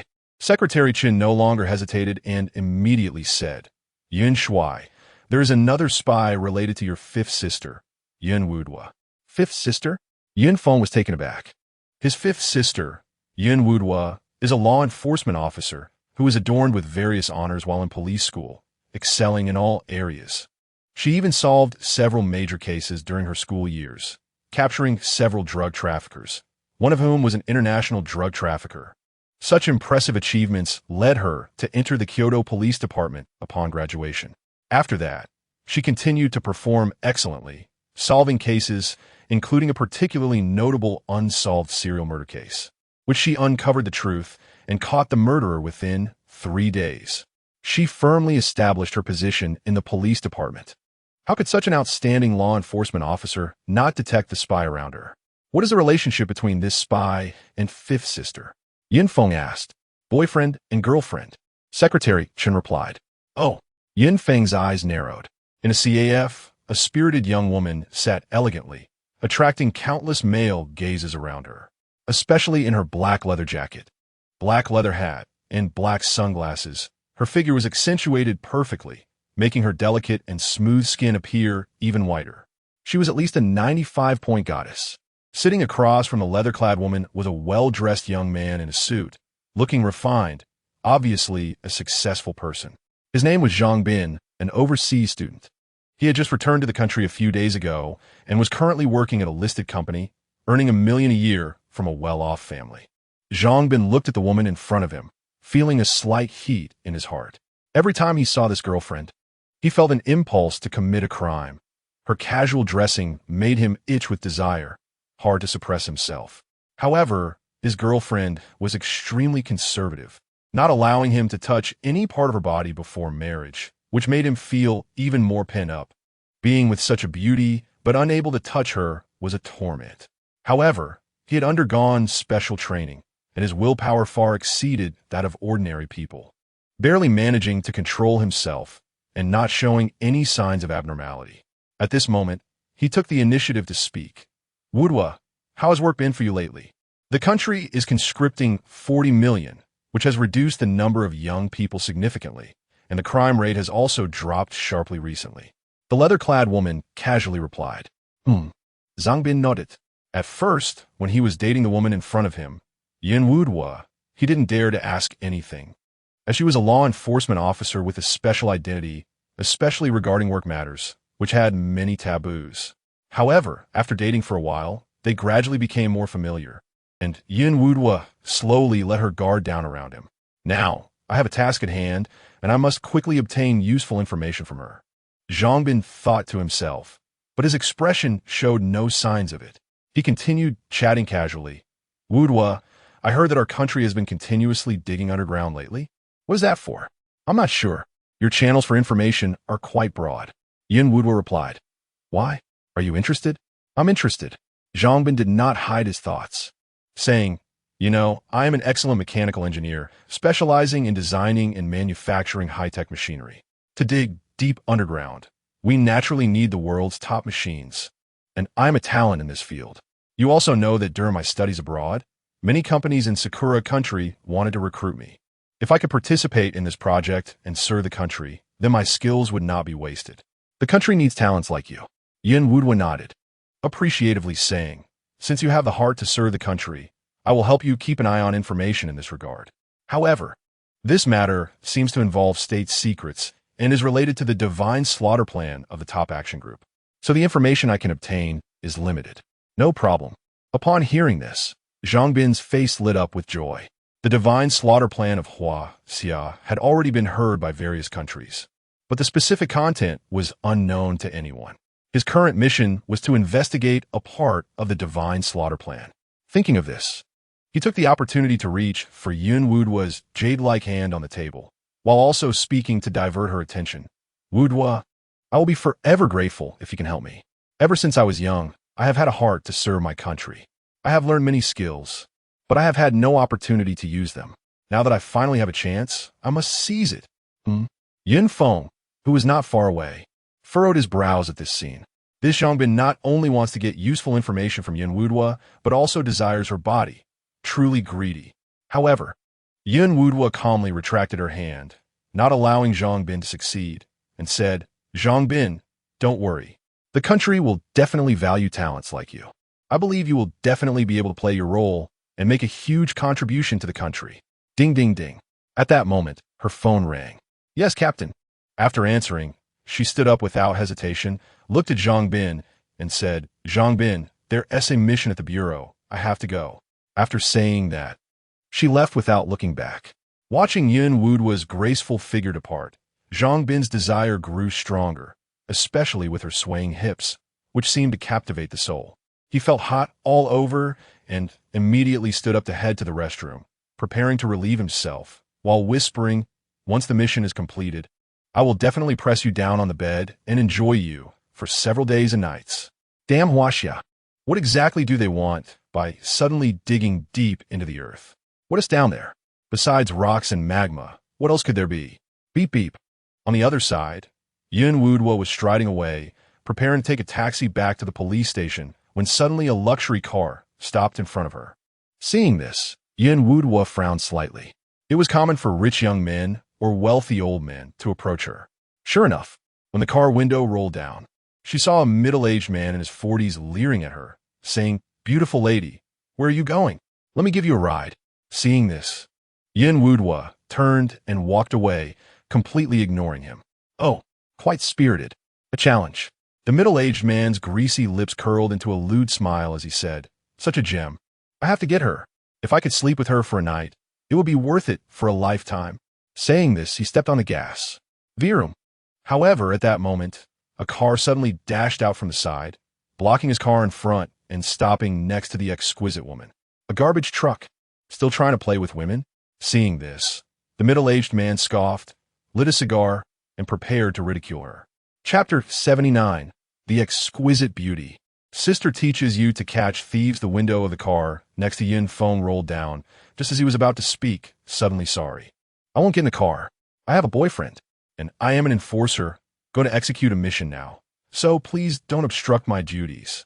Yin Wuduo said with her brows tightly knitted, without turning her head. After finishing, She was ready to leave with her long legs. A Yun Feng was taken aback. How many people had Yun Wudwa encountered that she could casually come up with 3 reasons? TSK. All because you are too cool and stylish. With a chuckle, he said, Sister Wudwa, if you say that, then I'll leave. Upon hearing this, Yun Wudwa's body froze for a moment. Then she turned around suddenly. When she saw Yun Feng, she instantly smiled.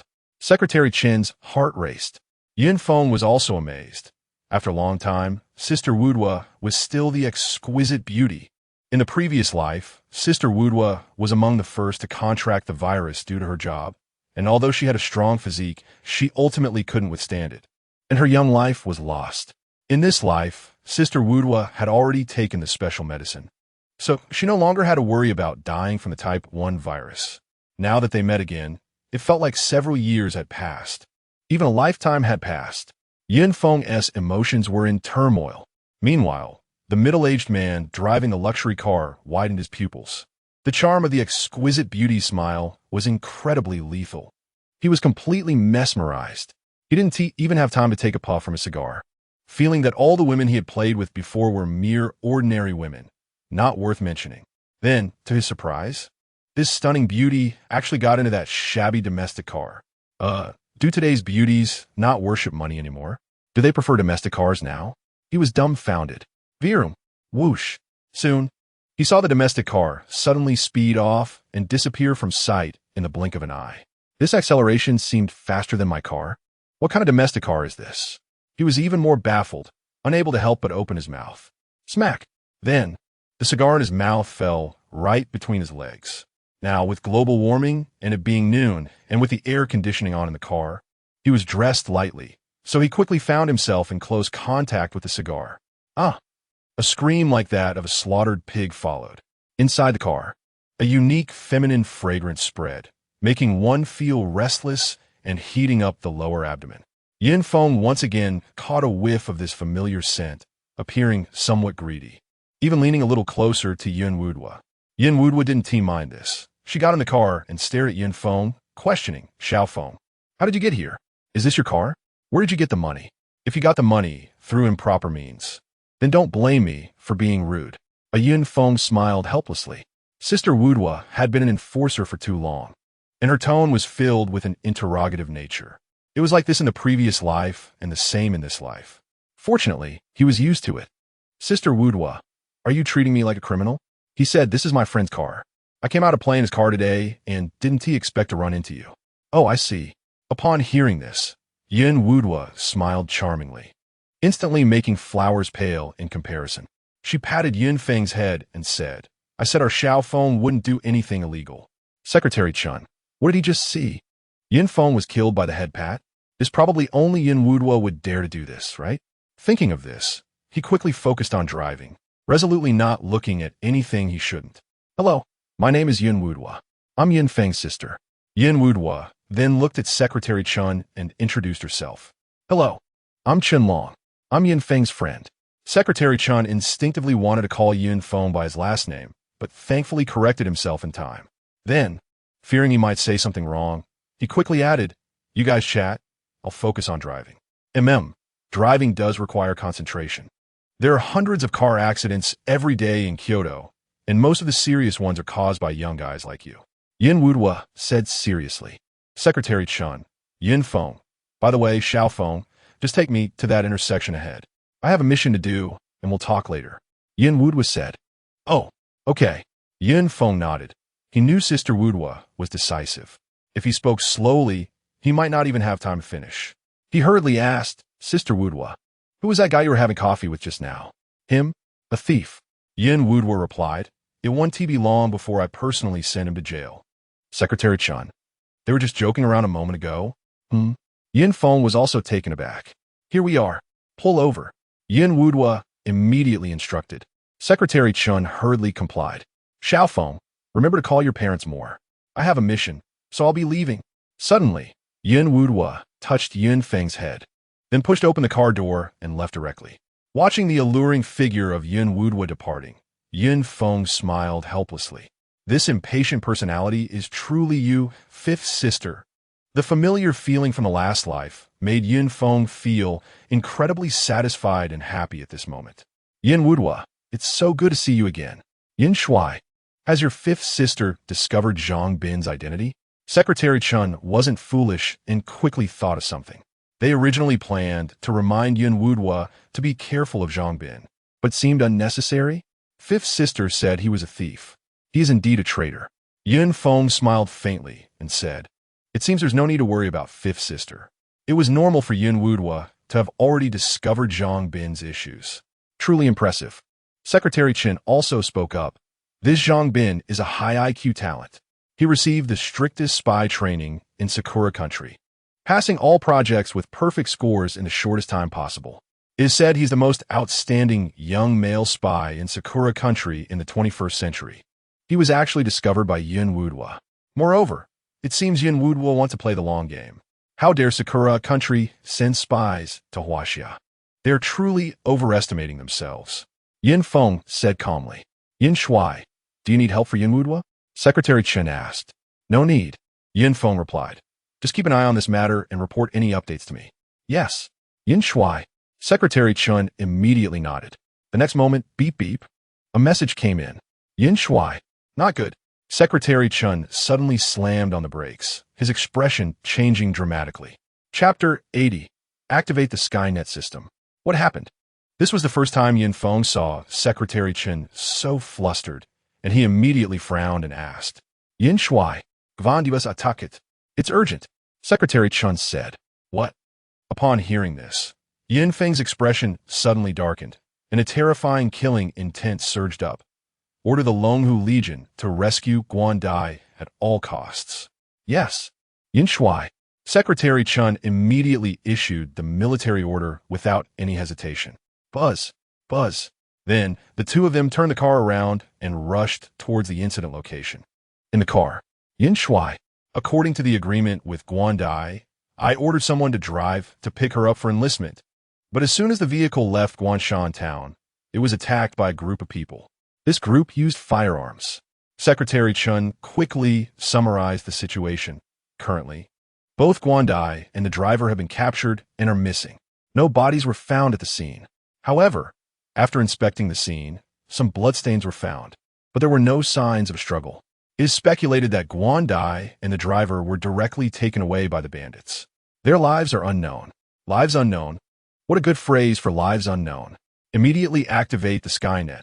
We must find Guan Dai in the shortest time possible, Yin Feng said without hesitation. Skynet? Hearing this, Secretary Chen's pupils contracted. This Skynet is a new system jointly developed by the Huaxia Law Enforcement Department, Information Department, and Security Department, taking 20 years to complete. It can integrate satellites from space, cameras spread across the country, and basic information of all Huaxia citizens to establish a huge database.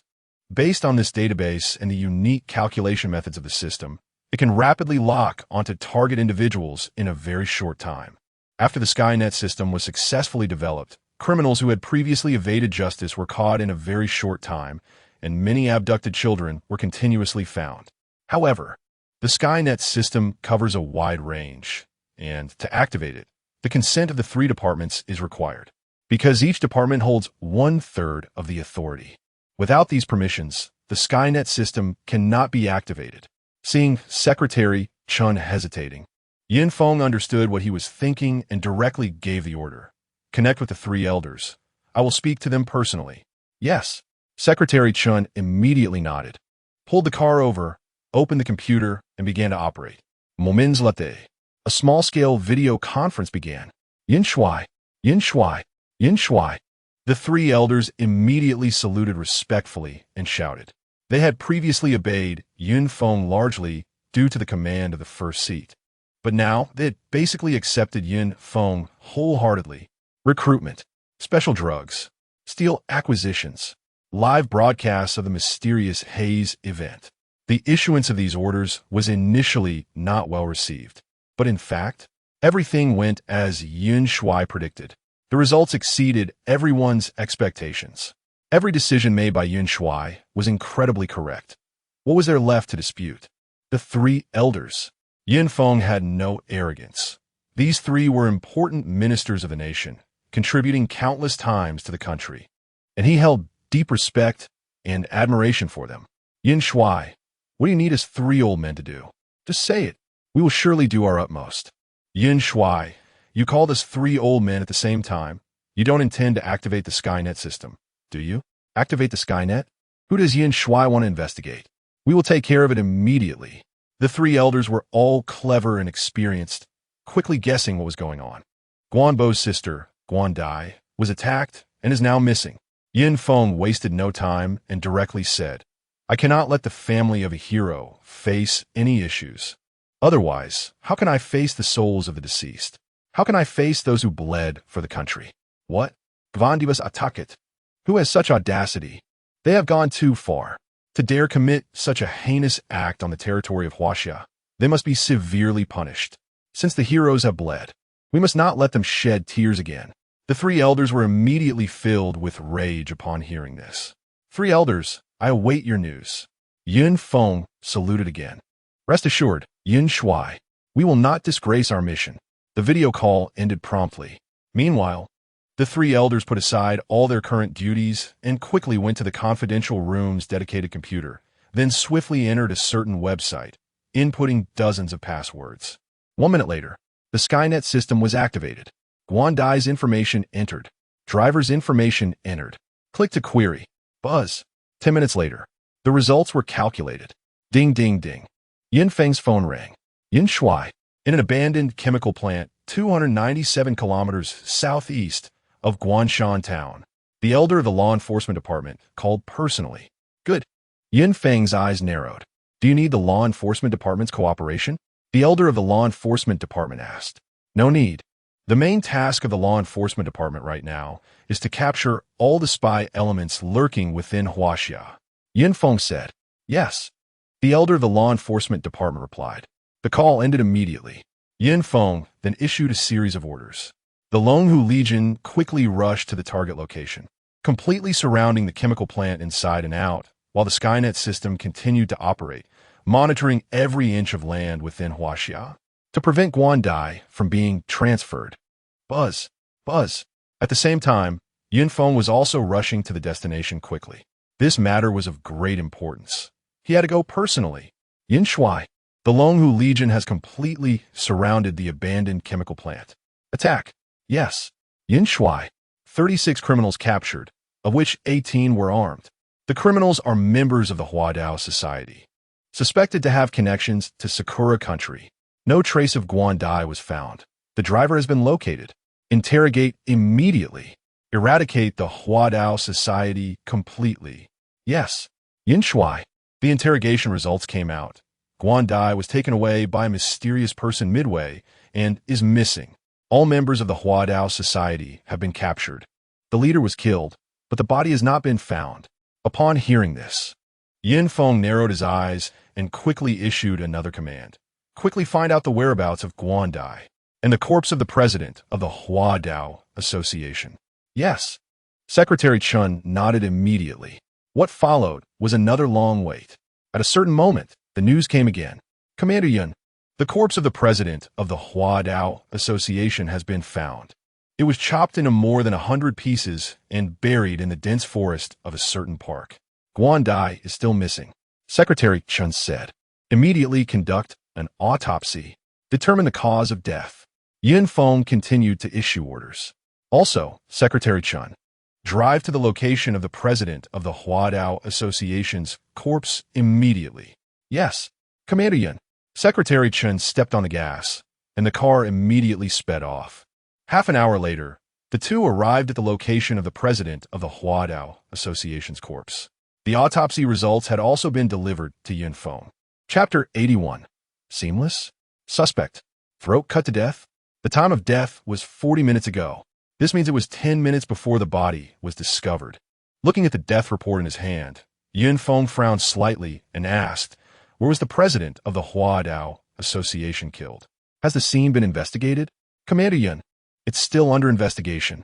Secretary Chen replied. The murderer was extremely careful and had already planned to kill in silence. Upon hearing this, Yin Feng nodded and went straight to the morgue. A moment later, Commander, Have you found anything? Secretary Chen asked. The president of the Huadao Association did not die from a throat cut. Yun Feng narrowed his eyes and said, his real cause of death was a punctured heart. How is that possible? The murderer had no bruises on them and did not suffer blunt or sharp force trauma. Secretary Chen immediately shook his head and said, in this case, how could the heart be pierced? Commander, did you misread? The forensic expert beside them frowned and looked at Yun Feng, not recognizing who he was, only knowing that her professionalism was being questioned. Oomph. She huffed coldly and said, this officer, you haven't even touched the body and only watched for a few minutes. Yet you deny my professional judgment. Isn't that too rash? Rash. Upon hearing this, Yun Feng shook his head, looking at the aloof female forensic expert, and said, I've seen too many deaths like this. If you don't believe me, you could dissect his heart. There will definitely be a wound from a sharp weapon inside, and there are no traces of any sharp weapon near the wound. What is the explanation for that? The female forensic expert sneered disdainfully and said, do you know what you're talking about? Is it possible for someone to injure the heart through the flesh? In this vast world, there are all kinds of wonders. Yun Feng did not argue with her, and, having obtained the desired result, prepared to leave. Oomph. I think you're trying to get my attention on purpose. The aloof female forensic expert crossed her arms, her sharp gaze seemingly seeing through everything. Yun Feng was taken aback and carefully examined the female forensic expert. Aloof, big breasts, long legs, very high appearance, quite charming, however, a bit too narcissistic. Shaking his head, Yun Feng turned to leave. He needed to find Guandai quickly and had no time to discuss these things with the aloof female forensic expert. Secretary Chen glanced at the female forensic expert with a strange expression. Weren't all the women around Commander Yun stunning? How could he possibly be interested in her? He hurriedly followed Yun Feng and also did not expose the aloof female forensic expert. Have I been seen through? Oomph. The female forensic expert said disdainfully. A clueless guy dares to question my professionalism. She had seen too many men use all sorts of bizarre reasons to get her attention, which annoyed her greatly. However, someone questioning her professionalism to get her attention was a first. Overestimating oneself. She scoffed and also turned to leave. Huh. Suddenly, she paused, and the scene of her first encounter with the deceased flashed in her mind. It seemed that several characteristics were somewhat strange. It seemed that these characteristics only appeared after the heart stopped. She was indeed very professional, and at this moment, upon reflection, she realized many overlooked details. Frowning as she looked in the direction Yun Feng had left, saying, I don't believe it. I won't be fooled by you. Whoosh. Immediately, she turned back to the morgue to continue the dissection and research. 10 minutes later, the deceased's heart was indeed punctured. It was suspected to have been pierced by a sharp weapon. And indeed, as the young man had just said, there are no traces of a sharp weapon at the wound site. How is this possible? The aloof female forensic expert was utterly shocked. What kind of method is this? How is it done? Unheard of. She looked in the direction Yun Feng had left, her mind filled with question marks. A strong desire for knowledge appeared on her cold, beautiful face. On the other side, Commander Yun, what killed the president of the Huadao Association? Secretary Chen was also very curious. Inner strength, Yun Feng said. What? Inner strength? Ancient martial arts forces. Is it the Wei family? Secretary Chen immediately had a suspect.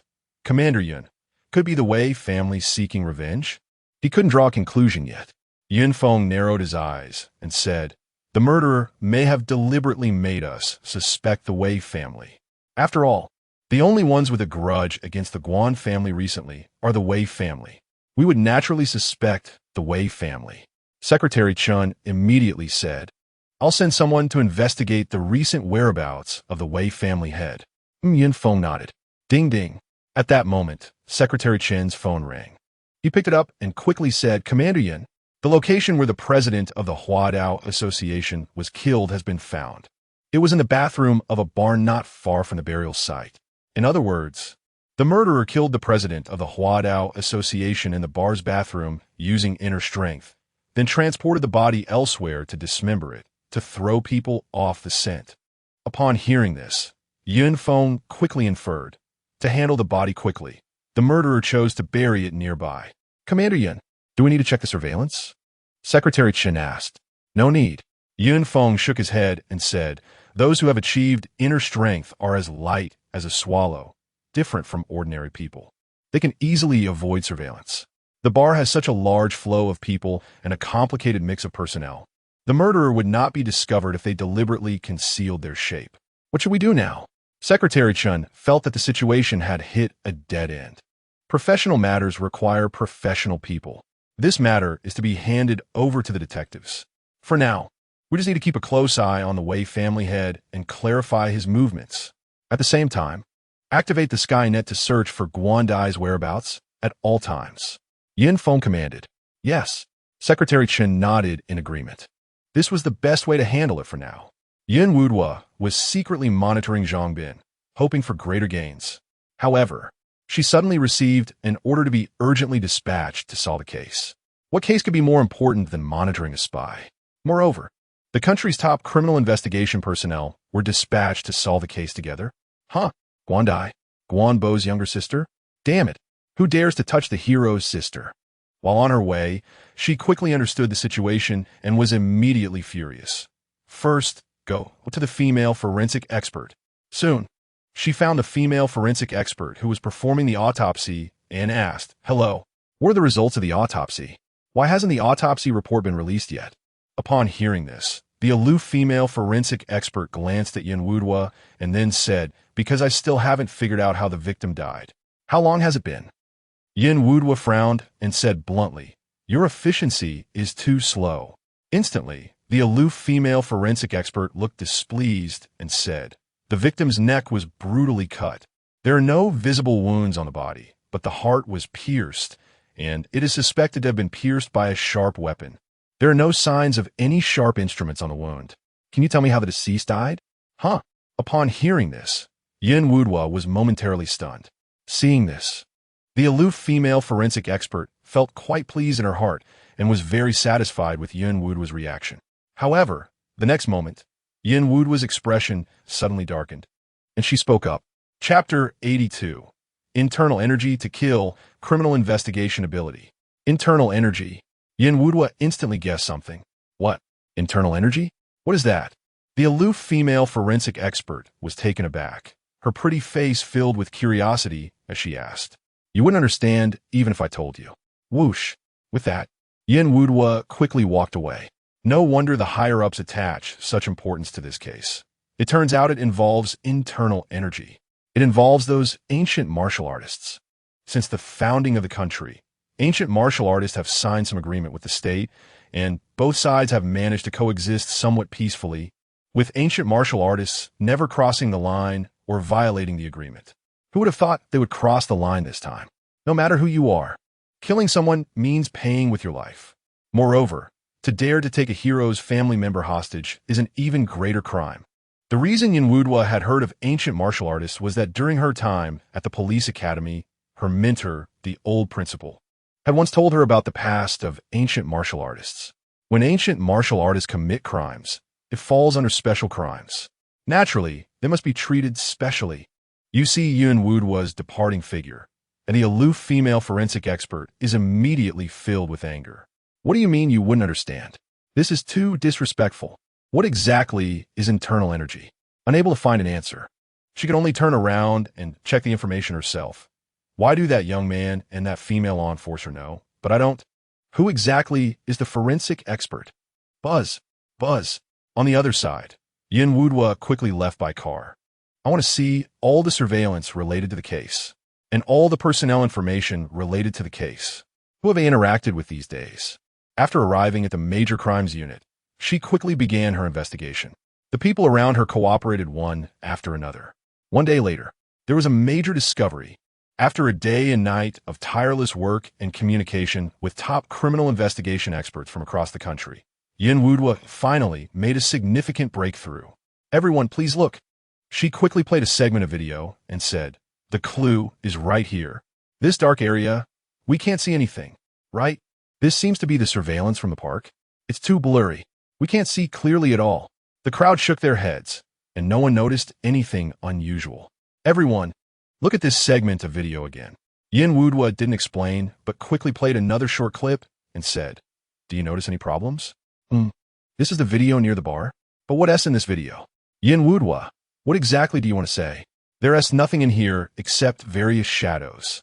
The people around shook their heads again, all showing puzzled expressions. The shadows have a problem. Just then a voice emerged.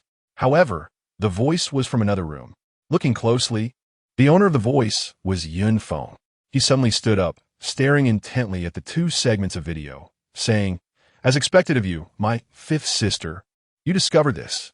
Meanwhile, on the other side, Yin Wudwa had already pulled out the video, yet no one could identify anything unusual, leaving her quite disappointed. She felt a sense of loneliness that comes with being a master. However, this was not the time to ponder such things. She immediately pressed the pause button, and both videos froze on a certain frame. Finally, wait, the shadows. Both frames have shadows. But what does that prove? It's just shadows. We can't really determine anything, right? Moreover, while the shadows in both frames are carrying something, their heights and builds are different. They can't be the same person, right? The crowd noticed the anomaly, but still couldn't grasp the key point. This is the same person. Yin Wudwa immediately spoke up. Huh? How is that possible? On what basis do you make that judgment? The lighting is so dim. There are only blurry shadows, and you can't even see the back. Nonsense. You can connect this? No one believed her, and all the gazes directed at Yin Wudwa were filled with doubt. By analyzing the lengths, sizes, and outlines of the shadows, as well as the distance of the shadow's owner from the camera and the light source, simple physical calculations can be made. Yin Wudwa quickly took out two sketches, each depicting a person carrying a suitcase, avoiding surveillance, but illuminated by light, casting long shadows. This clearly simulates the scenes in the surveillance video. Moreover, the sketches were filled with dense formulas. The final conclusion drawn was that this is the same person. Impossible. I still can't believe that such a simple calculation could determine this is the same person. Yes, I don't believe it either. Your calculations might not be accurate. The members of the Major Crimes Unit expressed their doubts. It's simple. You can go to the scene and simulate it to see if I'm right. Yin Wudwa didn't elaborate too much and directly said, "Now, based on my deduction, the owner of this shadow is 179 meters tall, has a slender physique, stands tall and straight, does not have a broad chest or large hips, and must be male. The rolling suitcase he is carrying is 22 inches in size, likely containing the victim's body. You all must immediately check all surveillance based on these two characteristics. Find all the suspects, then find the frontal photos of the suspects. After that, you can directly monitor these individuals." The crowd was taken aback. According to what Yin Wudwa said, the case is about to be solved? So simple. Everyone felt incredulous and filled with deep suspicion. Commander Yin has issued an order. Immediately act according to what Yin Wudwa said. Those who do not believe can go to the scene to simulate the scenario. At that moment, Secretary Chan appeared before everyone, issuing commands. Yes, yes. The crowd instantly became serious and immediately began to act. Yin Wudwa, Commander Yin has arranged a resting room for you. You should take a nap first. Once the suspects are confirmed, we will wake you up. Secretary Chen said. Huh? Who is Commander Yin? How does he know I want to sleep next? Yin Wudwa raised an eyebrow. That is not important, is it? Secretary Chen smiled. True. Take me there. Yin Wudwa rubbed her temples with her long fingers and then followed Secretary Chen to the resting room, beginning to sleep soundly. If she doesn't sleep, she won't be able to hold on. She won't have the energy to catch the suspect. Commander Yin, the task has been completed. Secretary Chen then turned and walked to Yin Feng's side. My fifth sister is still as confident as ever. Next will be her moment to shine. Yin Feng said, his gaze fixed on a piece of A4 paper in front of him. The paper had Yin Wudwa's sketch of the suspect's back, which seemed to resemble someone. Chapter 83. Terrifying, hiring a hitman. I hope my feeling is wrong. Otherwise, Yin Feng's eyes narrowed slightly, and the killing intent in his heart began to thicken. This silhouette looks exactly like someone he had seen in his previous life. An internal energy master from an ancient martial family. More than an hour later. Yin Wudwa is too amazing, isn't she? Everything turned out just as she calculated. We simulated it on-site, completely, as Yin Wudwa said. She is terrifying. Even the height is spot on, exactly 179 meters. Terrifying. No wonder she is regarded as the future hope of the Chinese criminal investigation team. I'm impressed. From now on in my mind, Yin Wudwa is the #1 in criminal investigation. The group of law enforcement officers who were originally skeptical of Yin Wudwa returned to the major crime unit, their faces filled with shock as they began to speak. Shoo, keep it down. Yin Wudwa is resting. She hasn't slept in a day and night. At that moment, the leader of the major crime unit lowered his voice and said, "Since you've verified your findings, hurry up and get back to work. Check all the surveillance footage for anyone matching the physical description provided by Yin Wudwa. If there's no one near the bar and park involved in the case, then expand the search area. The movements of internal energy practitioners are extremely fast, and they can cover a large area in a short time. So don't judge by common sense." Yes. Upon hearing this, everyone lowered their voices and quickly immersed themselves in the tedious and monotonous work. After more than an hour, thanks to the efforts of all members of the major crime unit, Yin Shui, we have news from the major crime unit. We have identified 2 suspects. Here are their frontal photos. Secretary Chun immediately came to Yin Feng, who was reviewing documents, and reported. Oh, hearing this, Yin Feng raised an eyebrow and turned his gaze towards the 2 individuals. When he looked at one of the photos, his pupils suddenly constricted. Yin Shui, there's more news. Secretary Chun continued. The head of the Wei family, Wei Feng, was attending a banquet far from the crime scene during the attack on Guandai and the murder of the Huadao Society president. In recent days, Wei Feng has been busy with family affairs and has shown no abnormalities. It's him. Yin Feng seemed to ignore Secretary Chen's words and pointed directly at one of the photos. Lin Hu. Him? His name is Lin Hu? Isn't he called Lin Bao? Secretary Chen frowned, shaking his head, and said, "Wait. Yin Shui, do you know this person?" "That's right." Yin Feng blurted out. Lin Hu is one of the top 10 peak experts of the Lin family, known as the Tiger of the Lin family.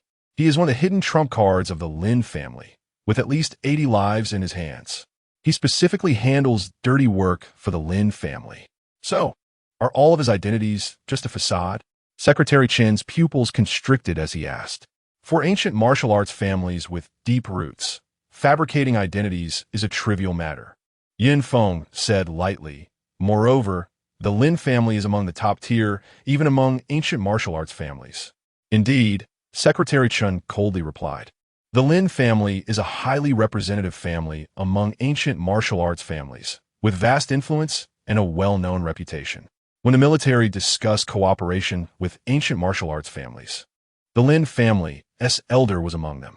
I never expected that someone from a Lin family would reach out to the family of a national hero. Clearly, the situation was more complicated than imagined. The forces involved were immensely powerful. More critically, at this juncture, if they fell out with the Lin family, it would essentially mean that cooperation with ancient martial arts families would be nearly impossible. Immediately initiate a Skynet investigation on these 2. Yin Feng ordered at the same time. Lock down their current precise locations. Yes. Secretary Chun quickly issued the command. He clearly understood that with the new year approaching, if the situation was not resolved, how could they explain it to the Guan family? How could they justify it to Guan Bo, who sacrificed himself for the country? Should they let Guan Bo's father and his ailing mother lose 2 children during the new year? That would be too cruel. Therefore, they must find Guandai as soon as possible. Just 10 minutes later, Yin Shui. We have already locked down the precise locations of these 2. We can execute the arrest operation at any time. Secretary Chun spoke again. Notify the Longhu Corps to act immediately. We must capture the suspects as quickly as possible. Tell them that the suspects are internal energy experts, with combat strength even greater than that of the poisonous corpses. Prepare accordingly. At the same time, Yin Feng squinted his eyes and said, "Strictly seal off the information. Once the capture is complete, let the elder conduct the interrogation immediately. We must obtain results in the shortest time possible to prevent the real mastermind from fleeing upon hearing the news." Yin Shui, do you suspect that the person who kidnapped Guandai and the one who killed the president of the Huadao Society are not the same person? Secretary Chen instantly understood Yin Shui's meaning, and his pupils slightly constricted. That's right, Yin Feng said lightly. This incident should be a hired murder case.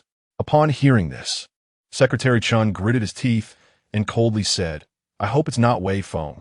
20 minutes later, the Longhu Corps, already on high alert, quickly mobilized, demonstrating the military's unique efficiency, successfully capturing the suspects.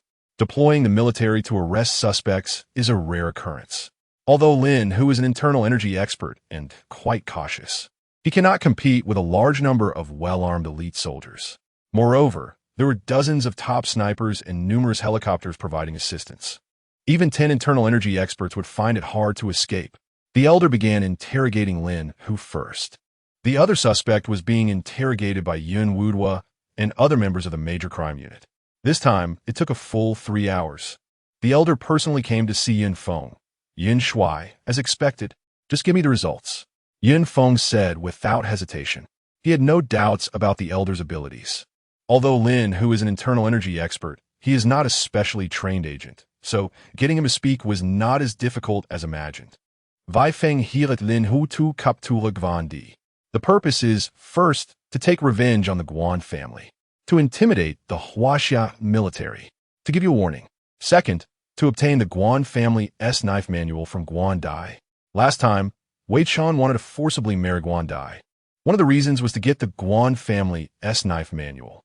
The elder said, the Lin family is unaware of this. It is a collaboration between Lin, Hu, and Wei Feng. It really is Wei Feng. How dare he act against Guan Dai? He has no regard for the country. No regard for Yun Shuai. Secretary Chun was immediately furious. Yun Shuai, give the order. The elder also looked at Yun Feng with anger in his eyes. Issue the order. Yun Feng's gaze was like a knife as he coldly commanded. Arrest Wei Feng immediately. Yun Feng decisively ordered. If delayed, it might alert Wei Feng, and he could escape, making things difficult. After all, capturing an experienced internal energy expert is extremely challenging. Yes. Secretary Chun immediately responded. Buzz, buzz. With the order issued, the Longhu Corps mobilized again. In a mountainous area outside the city, the terrain here is peculiar, possessing the fortune of the dragon. The ancestors of the Wei family specifically sought out experts to calculate that building a residence here would be extremely auspicious. History has proven that the Wei family, after hundreds of years, though not immensely wealthy, has remained resilient, with deep roots, establishing itself as a prominent family in the ancient martial arts world. At this moment, the Wei family was extremely busy, with various family members returning from all over the country as the spring festival approached, making this the most lively time for the Wei family. Wei Ming greets the head of the family. The Wei group is currently stable, with annual profits reaching a new high. Wei Hung greets the head of the family. The leaders of Feng City asked me to send their regards to you. They will come to pay their respects on the first day of the new year. Wei Lin. The pillars of the Wei family were all returning to pay their respects to the head of the family, Wei Feng. Each of them was a renowned figure in the outside world, absolutely significant, with an imposing presence, but at this moment, they were exceptionally respectful and cautious in front of the head of the family. Seeing this, Wei Feng nodded in satisfaction. Nowadays, the Wei family is thriving. Their fortunes are good, and the old man can be considered to have neither merit nor fault, living up to their ancestors. Looking at the prosperous scene of the Wei family, he couldn't help but feel a sense of comfort. However, when he remembered that his beloved son, Wei Chun, was currently imprisoned in a large jail, his expression darkened and his heart filled with anger. The senior members of the Wei family, sitting below, noticed the family head's expression and immediately spoke up, saying, "Don't worry, family head. We have already mobilized our connections to put pressure on the high-level officials of Huaxia. Before the Spring Festival, Wei Chun will definitely be released." Yin Feng, a mere child who hasn't even matured. What does he understand? The strategy of the Huaxia high-level officials has always been to win over ancient martial families. Yet he shows no regard at all? Arrogant and ignorant. It's truly ridiculous to think they can handle this with mere tricks. Dealing with the poison corpses requires our ancient martial practitioners to take action. Which of those so-called kings of soldiers can compare to the experts of our ancient martial family? It's laughable. Hearing everyone's words, Wei Feng nodded, his expression slightly relaxed. He thought, this is just a small warning to show you the power of the ancient martial family. I hope you can be more sensible. In his view, with Yun Feng's abilities, he would never uncover the true culprit behind the scenes, only able to suspect. This feeling of suspicion without evidence was enough to intimidate this little brat Yun Feng. Moreover, even if Yun Feng found evidence, so what? Did he dare to move against me? Does he really think the Wei family is easy to bully? With that thought, Wei Feng completely relaxed, feeling at ease. Buzz! Buzz! At that moment, the sound of helicopters suddenly echoed in the sky. Huh? Wei Feng frowned. What's going on? Passing by? No, wait. His expression changed drastically as he suddenly stood up. At least 20 helicopters. What's happening? Wei Ming and the other senior members of the Wei family also stood up, their faces extremely grim. As the year-end approached, such a commotion was extremely unfavorable for the Wei family's fortunes next year. Especially with so many helicopters hovering over the Wei family, it signified that the Wei family would face a disaster. We need an explanation. I want to see who is so bold as to hover helicopters over my Wei family. Seeking death. The senior members of the Wei family spoke up one after another. Family head. Not good. A military force has entered the mountains and surrounded our Wei family. Soon, a scout reported. It should be known that an ancient martial family, like the Wei family, generally sets up sentries around the main residence to alert them to any unusual movements. Yet now, they only discovered the military surrounding the Wei family at this moment. What does this indicate? It indicates that the Thunder Tiger core surprise attack capabilities are exceptionally outstanding. No wonder they are the elite of Huaxia's military. Although they have just been formed, their displayed combat power is already terrifying. Have the sentries all died? The enemy is at our doorstep, and we only just found out? A bunch of useless trash. The senior members of the Wei family were even more furious. At this moment, no one would worry about what fate the Wei family would face next. Because the Wei family has a deep foundation, the Wei family has the confidence not to fear anything. Tat, tat, tat. At that moment, the Thunder Tiger Corps had already broken through the door, and a large number of soldiers had entered the Wei family residence. What is happening? What gives these soldiers the audacity to invade my Wei family? How outrageous! Who is your commander? Do you know where this is? Be careful not to damage a tile. Your lives won't be enough to pay for it. What has happened? Could it be because of Wei Chun? That shouldn't be the case. Wei Chun has already been captured, right? What more does the state want? Don't go too far. This is the territory of my Wei family. The airspace above is also under my Wei family's control.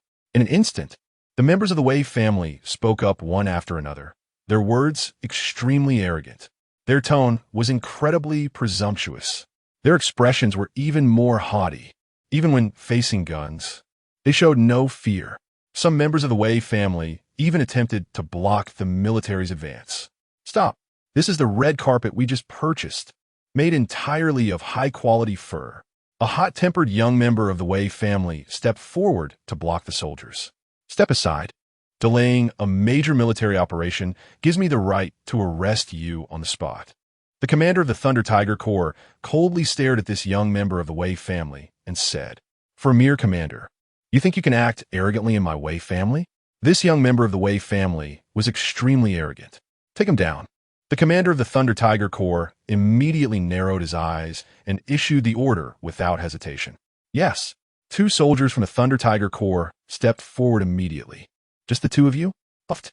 This young member of the Wei family didn't retreat, but instead advanced, suddenly throwing a punch with impressive speed. It was clear that he was a martial artist and quite skilled. The 2 soldiers from the Thunder Tiger Corps immediately crossed their arms to brace against the punch. Then both took a step back. Evidently, they hadn't expected the opponent to dare resist, and to strike so fiercely. Is this all you've got?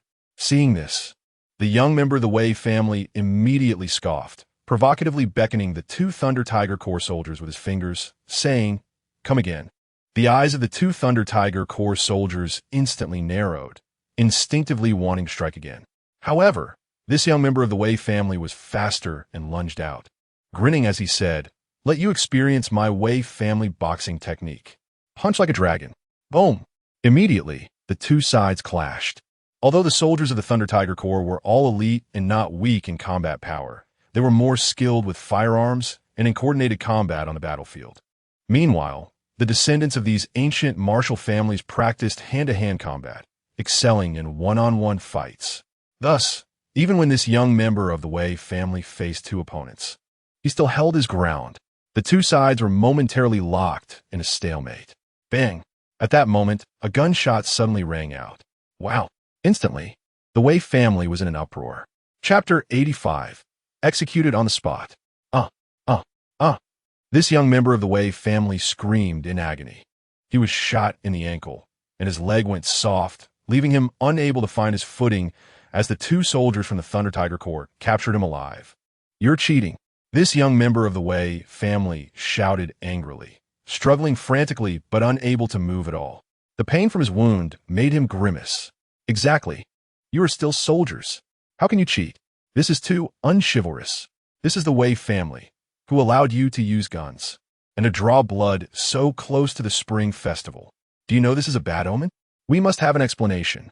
The surrounding members of the Wei family were immediately furious, shouting in unison.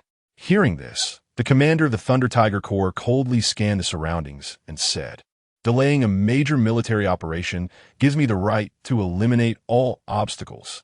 That shot was to the ankle. If anyone obstructs again, I will execute them on the spot. You dare.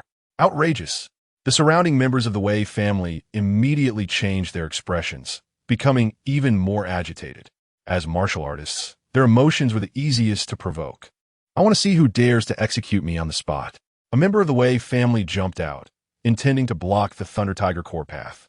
Swish! The commander of the Thunder Tiger Corps immediately made a hand gesture.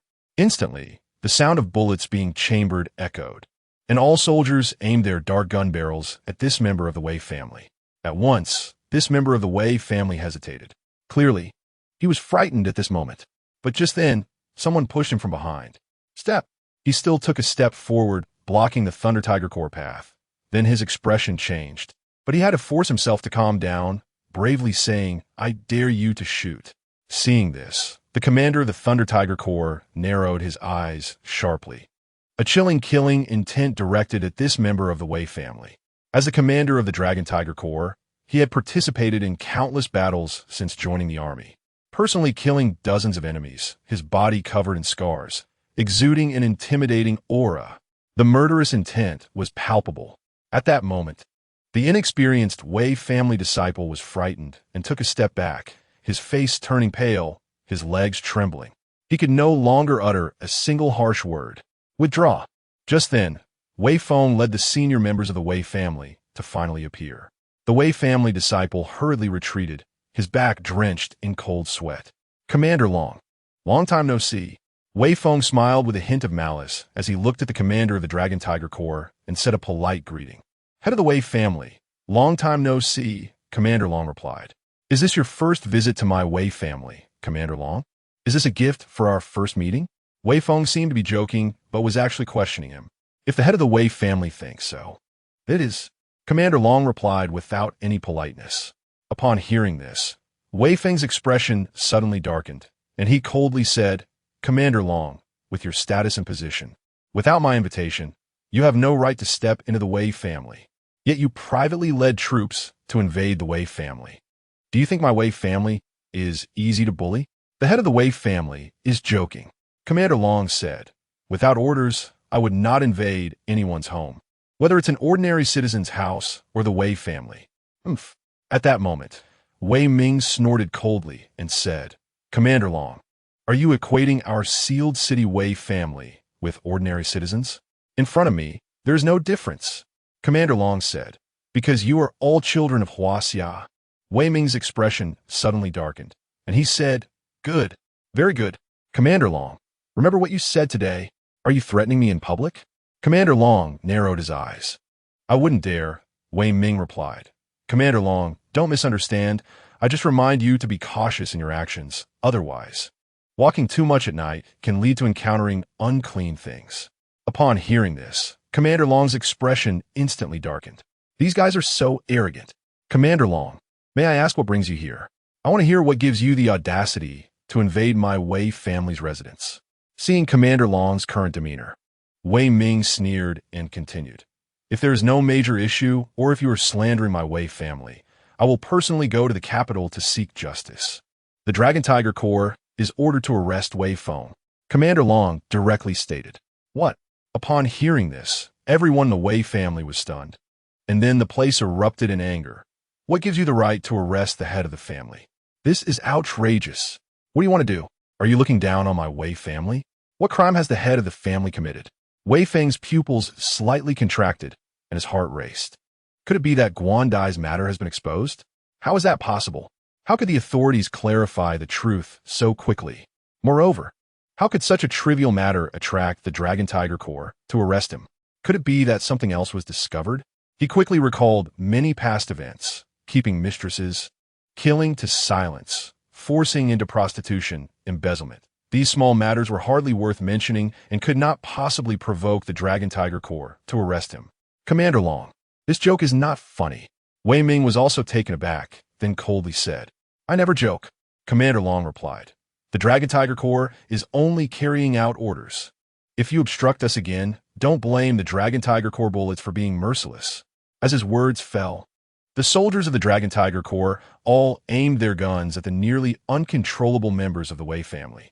The situation instantly became tense, and battle was about to break out. And once the shooting started, there would undoubtedly be heavy casualties. Carrying out orders? Whose orders are you following? Wei Ming asked. I want to see who dares to give the order to arrest the head of the family. Mine. At that moment, a voice rang out. Everyone's gaze turned towards the entrance. The soldiers immediately parted to the sides. Yun Feng stepped into the Wei family, standing in front of Commander Long, staring at Wei Ming and asking, I, Yun Feng, as the head of Huaxia's highest action team, hereby issue the arrest order. Do you have any objections? Upon hearing this, Wei Ming snorted coldly, staring at Yun Feng, and said, So you are Yun Feng. I remember you. Yun Feng calmly withdrew his gaze. Too lazy to bother with this person. There are too many people who remember him. He does not care about one more. Wei Feng, Lin, who has already been captured. Do you still not plead guilty? He looked at Wei Feng and said, Do you know what crime it is to ambush military vehicles and privately imprison the families of heroes? The death penalty. Lin who? Upon hearing this, Wei Feng's expression changed, thinking of Guandai, who had been beaten to the brink of death in the basement, and his heart sank even more. However, he still tried to argue. I don't know what you're talking about. Yun Feng, don't slander me. Slander?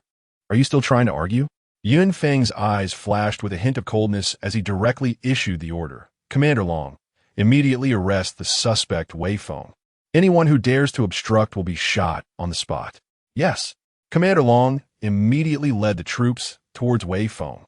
Wei Feng looked at Yun Feng's calm, yet murderous gaze, and even he, who was extremely deep in thought, could not help but feel a tremor in his heart.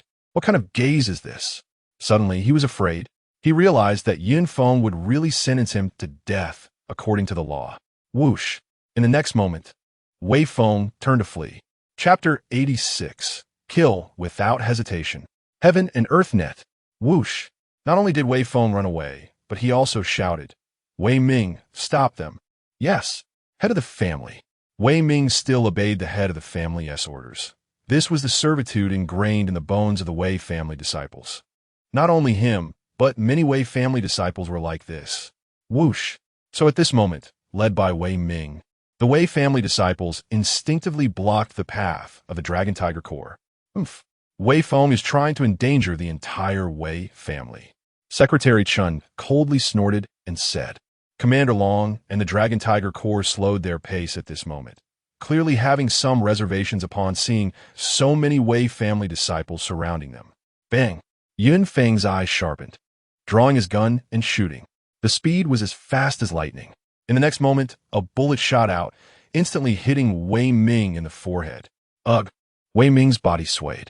The once strong man now felt his strength and vitality quickly draining away, as if his soul were falling into an endless abyss.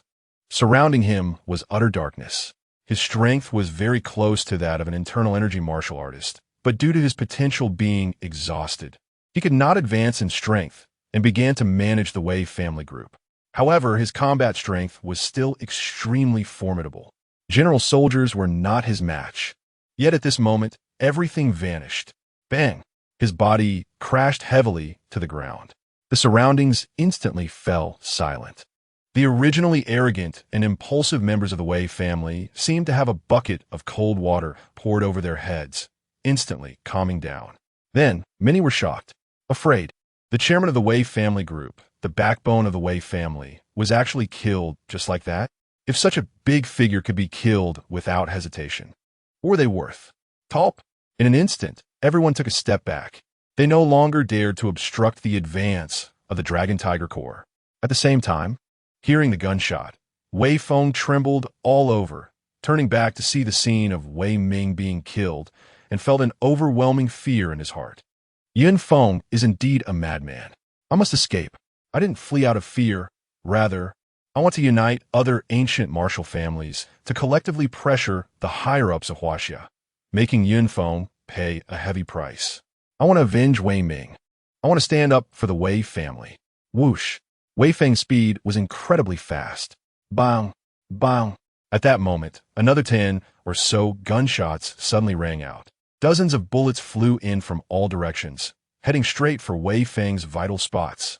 Oomph! At the moment death approached, Wei Feng's potential erupted. His speed increased significantly. And since he had already anticipated this, he only received a gunshot wound to his thigh, then disappeared in an instant. Chase! Seeing this, Yun Feng narrowed his eyes and instantly gave the command. We absolutely cannot let him escape. No need to leave any survivors. Upon hearing this, the expressions of the Wei family members changed again. Yes, the commander of the Dragon and Tiger Legion wasted no time and led the troops to pursue. Secretary Chun, send people to thoroughly investigate the Wei family. Guandai must be right here. Yun Feng issued another command. Yes. Secretary Chun wasted no time and immediately instructed the surrounding troops to thoroughly investigate the Wei family. Then everyone squat down. To prevent the Wei family members from harming Commander Yun, Secretary Chun ordered the Wei family members. Hearing this, the Wei family members exchanged glances. One person squatted down, hugging his head. 2 people squatted down, hugging their heads.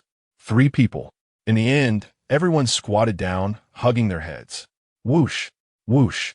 Meanwhile, Wei Feng, relying on his familiarity with the Wei family residents and his own strength, quickly shook off the pursuing Dragon and Tiger Legion. However, the helicopter above continued to follow him. It even occasionally shot at him. He could only use the buildings to shield himself from the helicopter's pilot's line of sight, but that slowed him down. The injury to his leg made him even slower. The situation began to turn against him. So many soldiers outside the city wall. Soon, just as he managed to reach the top of the Wei family's wall and prepare to climb over, he saw countless black gun muzzles pointed at him. Whoosh! He hurriedly leaped down from the wall. Da-da-da-bangy. Immediately, the arriving helicopter began firing at him. Among the gunfire, there were also sounds of sniper rifles. Damn it! This truly is a net closing in. Continuing like this is not a solution. Although the Wei family is large, it cannot withstand this scale of encirclement.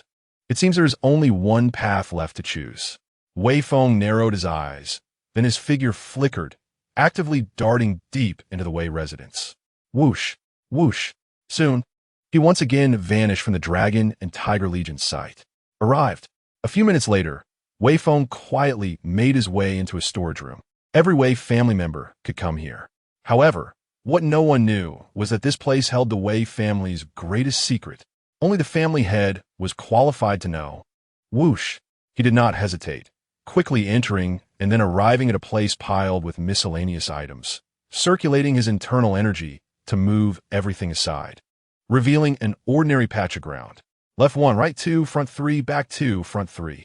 The da-da he silently recited while stepping in a specific pattern, with each step's distance and force being significant. After several seconds, crack, a barely audible sound suddenly came from beneath the ground. Then, in the next moment, the area around where he stood began to slowly descend. A secret passage, a secret passage that the Wei family can only use in times of life and death. Unexpectedly, It was activated at this moment. Wei Feng's face darkened. Once this secret passage is exposed, it will reveal many secrets of the Wei family. Because there are the incriminating evidence of all the Wei family members here. This is also one of the means the Wei family uses to control them. Here lies the true foundation of the Wei family. Soon, after descending to a depth of more than 10 meters, he stopped descending. And in front of him was a tunnel. Whoosh! Without hesitation, he entered the tunnel. Crack! The ground that had just sunk began to rise again. Whoosh! Whoosh! Wei Feng continued forward for several dozen meters and saw a stone chamber filled with gold, jewels, antiques, and more. Under the illumination of several fist-sized night pearls embedded around. The gold shimmered with a dazzling light, making one feel a bit dizzy. I hope this place won't be discovered. At this moment, he couldn't take anything with him, only bringing some cash from here for emergencies. But the incriminating evidence of the Wei family members. I can take it or destroy it. He cast his gaze toward another stone chamber. This stone chamber was blocked by a massive stone door, which could only move up and down, requiring tremendous strength to lift. Even he needed to circulate his internal energy to do it, as long as the Wei family isn't sealed off. Everything here belongs to the Wei family. Even if the state discovers this place, they wouldn't dare to take the things here casually. Thinking of this, he strode toward this stone chamber, extending his hands and circulating his internal energy. Just then, Wong Wong Wong. Chapter 87. I want to catch 'em myself. Military dogs. Hearing the barking from the entrance, Wei Feng's expression suddenly changed. Military dogs are best at tracking people by scent. Damn it, they even brought military dogs? His heart sank to the bottom. Here, there is a tunnel. Quick, I must find a way to open it before the entrance closes. High explosive grenades. Explosives. Use every means to open this place. Yes, relying on his incredible hearing. After hearing these words, Wei Feng completely abandoned any hope and hurriedly plunged his hands in the ground, beginning to circulate his internal energy and exert force. Rumble. The massive stone door began to slowly rise. At this moment, Wei Feng's face turned red, exerting all his strength, completely ignoring the injury to his leg. Gush. Gush without internal energy, sealing the wound. It began to tear open, and blood started to pour out wildly. Wong Wong Wong. Immediately, the barking from the entrance became more urgent and excited. Just give me 3 more seconds, and the massive stone door will be lifted to a height I can enter. Wei Feng knew time was of the essence, but the wound on his thigh made it impossible for him to exert force as usual, especially with the rapid loss of blood, making his condition worse, which further delayed time. 3, 2, bang, bang. In the next moment, an extremely terrifying explosion suddenly erupted from the entrance. The entire ground trembled violently at that moment. Boom! Crack! Following that, the mechanism of the tunnel was destroyed by the terrifying force. We can get in. Hurry! Hurry in! Wei Feng must be inside. We must not let him escape. Bang! Bang! A large number of soldiers began to leap down, directly falling at the entrance of the tunnel. Damn it! Seeing this, Wei Feng gritted his teeth in anger, but had no choice but to give up on opening the massive stone door. There's no time left. Even if he could get in now, what would it matter? Once he let go, the massive stone door would fall, and when he wanted to come out, he would still need to open the stone door from the inside. That would waste even more time. Right now, there's no time. Boom! He let go of his hands, and the massive stone door fell heavily. Dust flew everywhere. Whoosh! Wei Feng glanced helplessly at the massive stone door. He knew that not being able to open the stone door meant something, but as long as he lived, the Wei family would have a chance to rise again. I will definitely be able to revive the Wei family. After saying this, Wei Feng decisively turned and left, disappearing at the other end of the tunnel. Soon, the soldiers of the Dragon and Tiger Legion rushed into the stone chamber. Then, when these warriors saw so many treasures in the stone chamber, they were also taken aback. The stone chamber was as large as a basketball court, filled with a dense array of rare treasures, shining brilliantly under the illumination of the luminous pearl. However, this group of warriors showed no signs of greed, only anger. Endless anger. How much wealth had the Wei family plundered from the people? Wei Feng must not be spared. Quickly pursue him. At the same time, inform the ground troops to immediately search the surrounding mountains and forests. Wei Feng must have escaped. Instantly, the soldiers of the Dragon and Tiger Legion pursued without hesitation. Report. Commander Yun, we have discovered the Wei family's secret passage. A soldier from the Dragon and Tiger Legion reported. Secret passage? Yun Feng frowned sharply, instantly thinking of something, and immediately issued an order. Expand the search area. Tell General Huang to send another division over. We must catch Wei Feng. Additionally, interrogate all the Wei family's children. Find out where the secret passage leads. Yes. Secretary Chun immediately conveyed Commander Yun's orders. Clearly, everyone felt a weight in their hearts at this moment, because no one had expected that the Wei family had a secret passage, nor that Wei Feng could escape so cleverly, surrounded by mountains and forests. Once a master of internal strength entered, it would become even more difficult to capture him. Buzz, buzz. Immediately, helicopters began flying in all directions, searching for Wei Feng's whereabouts from the sky. Step, step, step. A large number of soldiers also surged toward the Wei residence. Report. Commander Yun, a large number of treasures have been found in the secret passage, valued at hundreds of billions. Soon, a soldier from the Dragon and Tiger Legion rushed over. This was the first time he reported the situation ambiguously. Because there were too many treasures, their value was so high that it was impossible to estimate. Yin Feng nodded, not surprised at all. The Wei family was deeply rooted, and he wouldn't be surprised if they had hundreds of billions or even thousands of billions in assets. Report. Commander Yun, a secret chamber has been found. Blocked by a giant stone door, we are currently trying to open it. Immediately, another soldier from the Dragon and Tiger Legion ran over to report the latest situation. Oh, no need to rush to open it. Be careful of traps. Yun Feng said. Ensure the safety of the soldiers. Secret passage? Secret chamber? What did our Wei family have these things? What are they talking about? Is this true? We have lived in the Wei family for decades. Why have we never heard of it? Alas, the Wei family members were equally surprised, not looking like they were faking. Hearing this, Secretary Chun frowned slightly. Listening to these people meant that it would be impossible to learn about the secret passage from them, and thus impossible to know where Wei Feng had escaped to. However, Yun Feng remained calm. He had not held out much hope for these people. The previous interrogation was just a try. If there was any gain, that would be best. If not, it was normal. Report. Commander Yun, we have found Guandai. She is severely injured. Just then, the news that Yun Feng was most concerned about finally arrived. Where? Take me to see her. Yun Feng left without hesitation. 5 minutes later, Yun Feng saw Guandai in a basement. At this moment, the iron chains on Guandai's limbs had been removed. Her body was covered in wounds.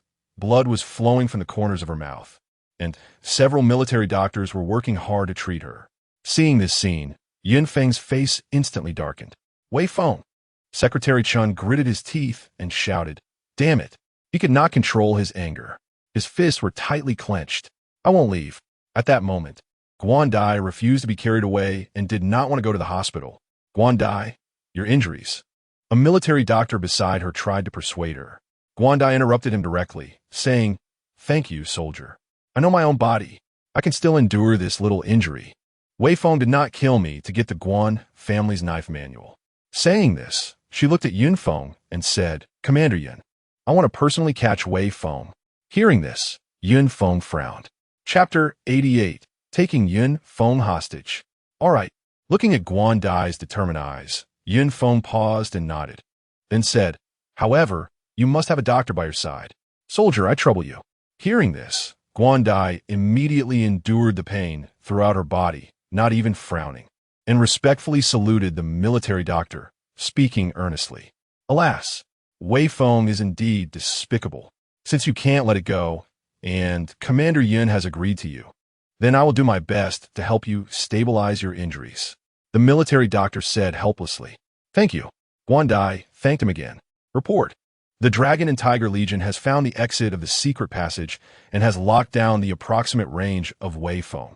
Just then, a soldier from the Dragon and Tiger Legion came striding over to report the latest situation. Let us go. Yin Feng turned and left. Secretary Chen, Gvan Di, and the military doctor followed. Buzz. Soon, the three of them boarded a helicopter and flew away from the Wei family residence, participating in the search for Wei Feng. 10 minutes later, Commander Yun, we have found traces of Wei Feng. He is currently using military dogs for further investigation. 15 minutes later, Commander Yun, we have further narrowed down Wei Feng's activity range. 20 minutes later, Commander Yun, Wei Feng has disappeared into a small river, losing his scent. After Secretary Chun conveyed the latest news, he couldn't help but frown and said, Commander Yun, Wei Feng has vanished. Hearing this, Yun Feng scanned the small river below the helicopter and said, Wei Feng is indeed cunning, knowing to use the water flow to wash away his scent, making it impossible for the military dogs to accurately capture his position. What do we do now? Secretary Chen asked. If Wei Feng escapes the encirclement, the consequences would be unimaginable. He knows he is facing the death penalty and will surely act recklessly, even injuring or killing the soldiers of the Dragon and Tiger Legion. At that time, the casualties in the Dragon and Tiger Legion will likely be severe. A desperate criminal is the most frightening. Moreover, this desperate criminal is a master of internal strength. This is even more terrifying. No. Just then, Guandai suddenly shook her head. What do you mean? Secretary Chen frowned, not understanding Guandai's gesture. Do you disagree with my statement? Although Wei Feng is a desperate criminal, he is not an ordinary one. Guandai said, he will definitely seek a glimmer of hope in a desperate situation. He won't recklessly harm the soldiers of the Dragon and Tiger Legion until the last moment. Doing so would only increase his own consumption and expose him faster. After all, making a move will leave flaws. That's right, Yin Feng said lightly. Wei Feng is willing to sacrifice Wei Ming and other members of the Wei family to buy time for himself, which indicates what? This indicates that he is extremely afraid of death. So, he is even less likely to act recklessly. Guandai said, once he makes a move, it will definitely be a life-and-death strike, giving him a chance to fight for a way out. But what chance does he have now? Secretary Chen frowned and asked. There is.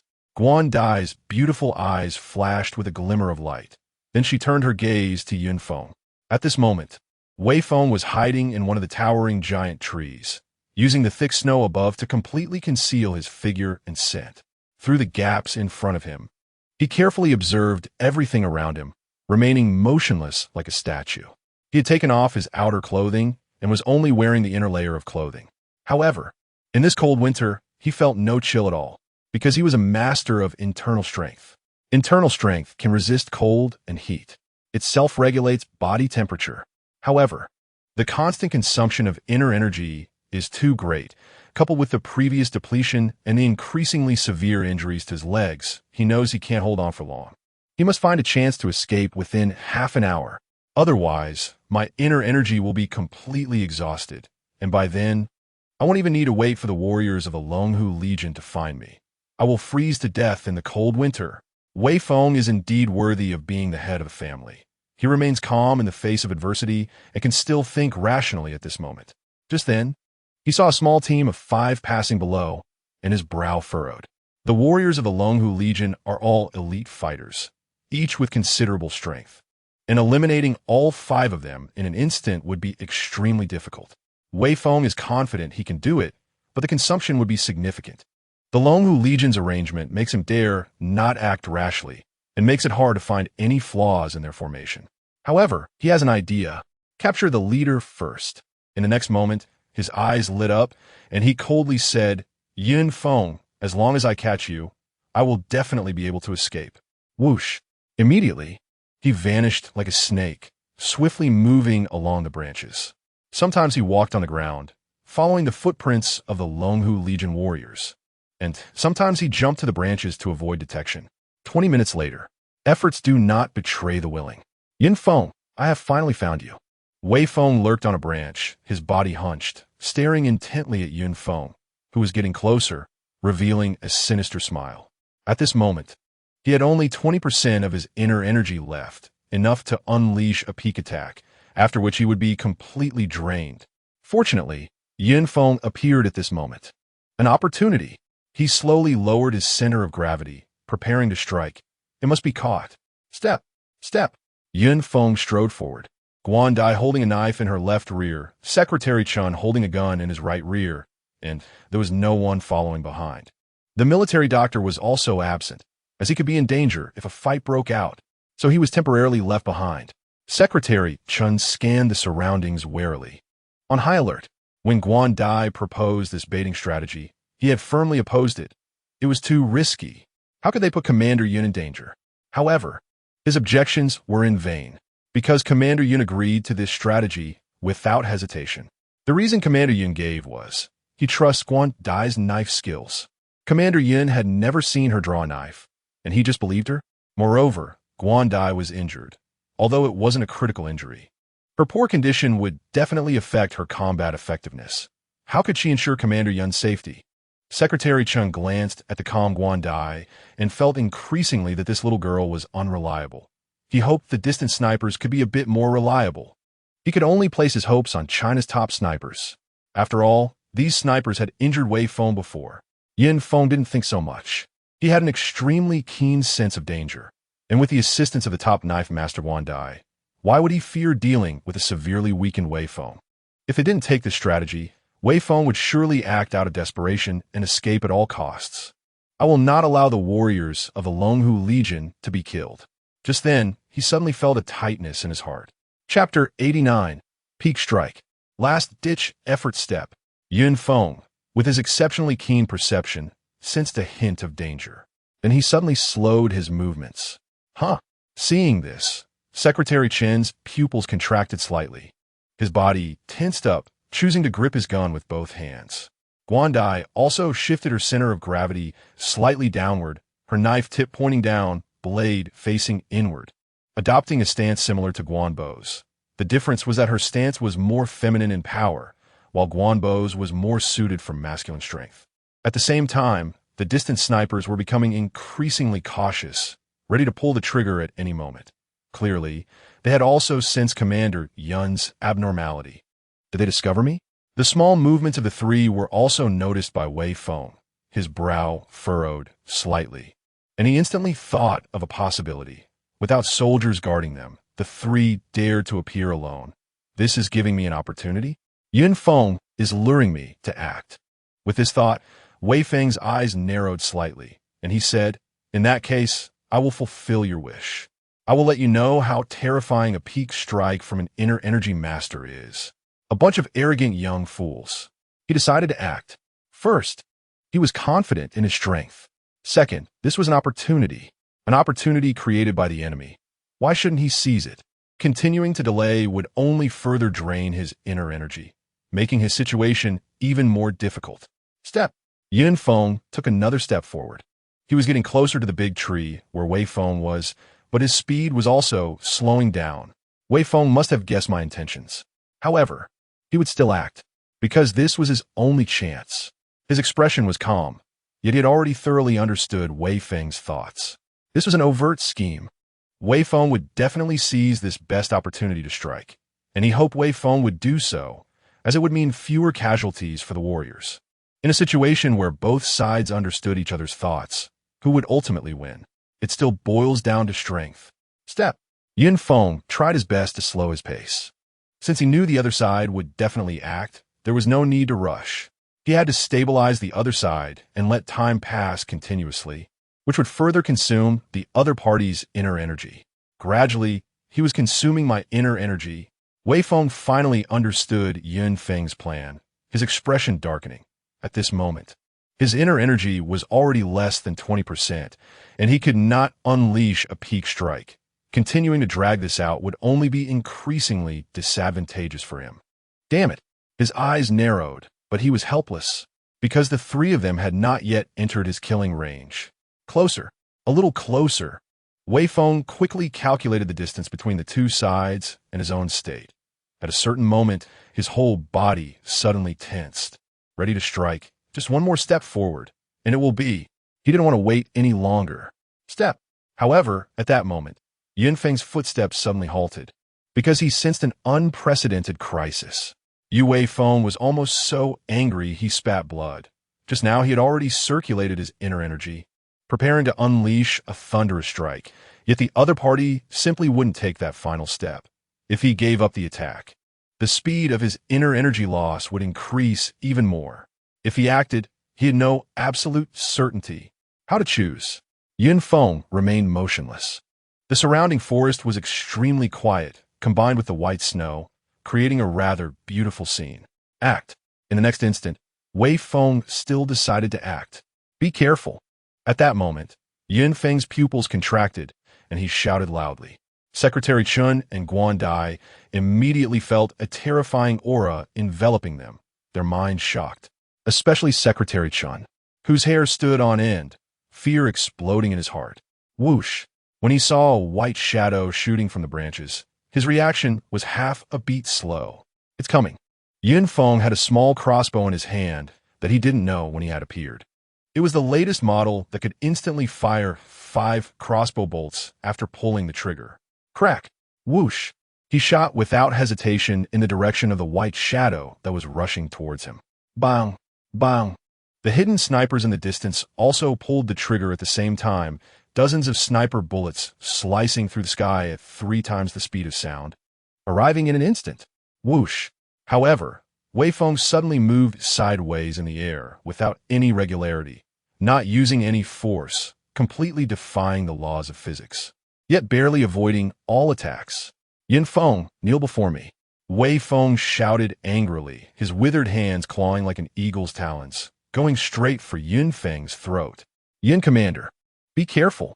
Seeing this scene, Secretary Chen's face changed dramatically, and he exclaimed in surprise. At this moment, he finally broke free from the shock and fear, trying his best to rush forward to block this deadly strike for Commander. However, his speed was too slow. The snipers around them didn't have time to pull the trigger again. Faced with a master of internal energy, they only had one chance to shoot. Now, who can save you? Feng saw the dawn of victory. Although his internal energy was greatly consumed by the half-meter lateral movement just now, the power of this peak strike was still significantly reduced, but he believed it was enough. However, at this moment, he saw Feng's expression was incredibly calm, his starry eyes as deep as a tranquil well, showing no fear or shock, only wisdom and composure. How is this possible? Why is he so calm? Could it be that all of this was within his calculations? Whoosh! Just as he was about to seize Feng's throat, Dai, who had been standing still, suddenly drew her knife. She perfectly illustrated the saying, as still as a virgin, as swift as a hare. This strike was as fast as lightning. She exerted all her strength for this strike. This knife was also her peak attack. Puffed, puffed. To fully unleash this strike, she pushed her body's strength to the limit, causing her wound to suddenly burst open at that moment. Flesh rolled, blood gushed out, re-dyeing the surrounding bandages red. You sensed the threat of death, and Feng's expression changed. The Dai he had originally looked down upon unexpectedly unleashed a terrifying strike that threatened him at this moment, completely out of his expectations and disrupting his plans. Trading life for life? No, I can't die. I must not die. At this moment, Feng, who had the opportunity to kill Feng, felt fear in his heart. He was unwilling to leave this prosperous world. He suddenly reversed his attack, then bang. His right hand slammed hard against the blade of the Tang knife in Dai's hand. The tremendous force caused the Tang knife to bend slightly at that moment, and Dai's tiger mouth burst open, her body being sent flying backward, skidding more than a meter across the snowy ground. Blood stained the snow along the way. Clearly, Feng's strike was immensely powerful. It should be noted that Feng changing his attack mid-combat was a major taboo, which would further weaken his assault. What was the result? Even without directly hitting Dai's body, he still sent her flying. This shows how terrifying his strength was. Feng. In the next moment, Feng reversed his attack, wanting to seize Feng again. Unfortunately, it was too late. Bang! A bullet accurately hit his neck. The high-speed rotating bullet instantly tore through his skin, flesh, blood vessels, and other internal tissues of his neck, causing his strength to dissipate at that moment. Ugh, ugh, ugh. Feng stared dead at Feng, his eyes revealing despair and unwillingness. Who? Secretary Chun gasped for breath. He finally fired that shot. He fulfilled his duty. He did not let Yin Commander get hurt. You are strong, but the law of the country will never be absent. Yin Feng calmly stared at Wei Feng and said, anyone and any force that dares to despise the law of the country will not escape its punishment. Go die. Suddenly, Wei Feng's face twisted in rage. A last burst of strength erupted from within him, and he triggered the mechanism hidden in his sleeve. Chapter 90. The Wei family goes to prison. The Lin family apologizes. No. Seeing this, Secretary Chen's face changed drastically, and he exclaimed again. At this moment, he simply didn't have time to pull the trigger again. Yin Commander is in danger. Just then, the tip of a tang knife pierced through Wei Feng's heart, emitting a chilling gleam in this icy world. Blood gathered at the tip of the knife and then dripped down. The blade itself remained unstained, shining as before. Bang! Bang! The next moment, the sound of the sniper rifle rang out again. Bang! Bang! D! How dare you harm Yin Commander? Damn it! In extreme tension, Secretary Chen frantically pulled the trigger, emptying all the bullets in his handgun. Uft! So many bullets penetrated Wei Feng's vital areas in a very short time, and his life force was completely extinguished. Bang! The next moment, the once proud head of the Wei family knelt before Yin Feng, his head bowed, completely lifeless. Blood quickly stained the surrounding snow. It was also at this moment that snow began to fall from the sky. Coughed. Bang! Guandai spat out a mouthful of blood and then fainted again. Having just exerted all her strength to throw the tang knife from her hand had already worsened her injuries. Military doctor, quick, save her! Secretary Chen shouted immediately. If it weren't for Guandai, just now, Yin Commander would have been in danger. It was too thrilling. At the same time, he looked at the girl lying in the snow, covered in blood, and felt a deep respect. She is indeed the sister of a hero. The combat power she displayed in that battle was incredibly strong. Who? Watching Guandai being treated quickly by the military doctor, Secretary Chen began to breathe heavily. Sweating profusely in the middle of winter, especially with his entire back soaked in cold sweat, his clothes sticking to him. Guandai's knife skills were indeed superior. At this moment, Yin Feng seemed completely unconcerned about the danger of the recent battle, even commenting on Guandai's earlier strike. Compared to Guanbo, Guandai's mastery of the knife was higher. Having seen blood this time, and facing a master of internal energy head-on, her growth would surely be even more rapid. Her combat power would definitely reach new heights. The future is promising. Yin Commander, you. Secretary Chen smiled helplessly, suddenly unable to find any words. This is the leader of the highest action team in Huaxia, calm and unflappable, everything under control. Even when facing such perilous situations, he remained composed, quick-witted, and completely unaffected. Since I chose to trust her, then she will definitely be able to do it. From beginning to end, I never doubted it. Yin Feng knew what Secretary Chen was thinking and said. Hearing this, Secretary Chen looked confused. On what basis does Yin Commander trust Guandai? Suddenly, he received a certain message, his pupils narrowing, and quickly reported. Yin Commander, the Longhu army has opened the stone door of the Wei family's secret passage. Inside, there is actually evidence of the Wei family's children breaking the law. The Wei family actually retains such things? What does Wei Feng want to do? This is one of Wei Feng's means of controlling the Wei family. Yin Feng thought of something and spoke. To control the Wei family's disciples through such means? How despicable. The most important thing is the hearts of the people. Secretary Chen shook his head, clearly disagreeing with Wei Feng's actions. Yin Feng did not respond, his gaze falling on the kneeling Wei Feng, and calmly said, You have destroyed the Wei family by yourself. Send the order. In the next moment, he suddenly commanded, Immediately conduct a thorough investigation of the Wei family. Arrest all those who have broken the law and interrogate them. Dispose of them according to the law. Absolutely no leniency. Yes. Secretary Chen immediately stood straight and replied loudly. 1 hour later, all the Wei family's disciples were arrested. A case was filed for investigation. Due to sufficient evidence, the case was quickly settled. 2 hours later, all the Wei family's disciples confessed to their crimes and were imprisoned. The Wei family was truly rotten to the core. Disciples of the Wei family aged 14 and above actually committed crimes. There was even a 12-year-old boy who molested a female teacher. Oof. They deserve to be arrested. Secretary Chun said angrily, extremely furious. This has completely refreshed his worldview. Is there any criminal evidence against Wei Chun? Yin Feng looked at a list in his hand, which listed the treasures in the Wei family's secret room. Seeing the prominent numbers on it, he squinted and asked lightly, Wei Chun, it seems there is no evidence of his crime. Could it be that he hasn't broken the law? How is that possible? Secretary Chun shook his head. He couldn't believe that Wei Chun hadn't broken the law. It must have been destroyed by Wei Feng. Or Wei Feng simply didn't leave any evidence of Wei Chun's wrongdoing. He spoke again. Investigate. Have Yin Wuduo look into it. Yin Feng commanded. Understood. Secretary Chen nodded and turned to convey the order. The treasures in the secret room are worth over 200 billion, adding the money and items within the Wei residence and the Wei family's properties in various locations. The total valuation might exceed 300 billion, perhaps even more.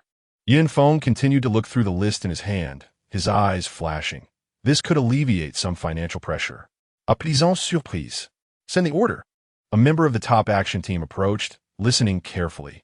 Sell all the treasures. Turn them all into weapons. Protective armor, warplanes, and so on. Anything that can be consumed in battle. Yin Feng continued. Understood. The member of the top action team turned and left. Report. Guan Dai's condition is stable. Report. The Longhu Legion has withdrawn from the Wei family. The case is now under the jurisdiction of the Law Enforcement Department. Report. Listening to various reports, Yin Feng knew that this incident was about to come to an end. At the same time, the news of Yin Feng personally leading the Longhu Legion to destroy the Wei family and imprisoning almost all of its descendants quickly spread through the upper echelons of China and the ancient martial arts community. Gvanbo. Rest assured, Guan Dai will be fine. At this moment, Yin Feng had no time to care about the external turmoil. He was gazing into the distance, calmly paying his respects. You can rest in peace. Report. Commander Yin, the elder of the Lin family has come in person to sincerely apologize to you. The next moment, Secretary Chun strode forward and spoke. The Lin family? Yin Feng's eyebrows moved. One of the four most powerful families among the ancient martial arts families. Secretary Chun explained, Commander Yin, the elder of the Lin family is already here, waiting at the door. Let him in. Yin Feng nodded. Soon, an elderly figure appeared, wearing a gray robe that gave off a very gloomy feeling. This person was the elder of the Lin family, Lin Xiao. Lin Xiao. I pay my respects to Commander Yin. Lin Xiao clasped his fists. Yin Feng.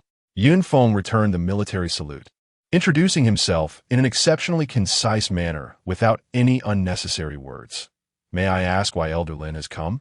Feeling the terrifying aura around Yin Feng, a flicker of different color passed through Lin Xiao's murky eyes. No wonder he is the leader of the top action team in China.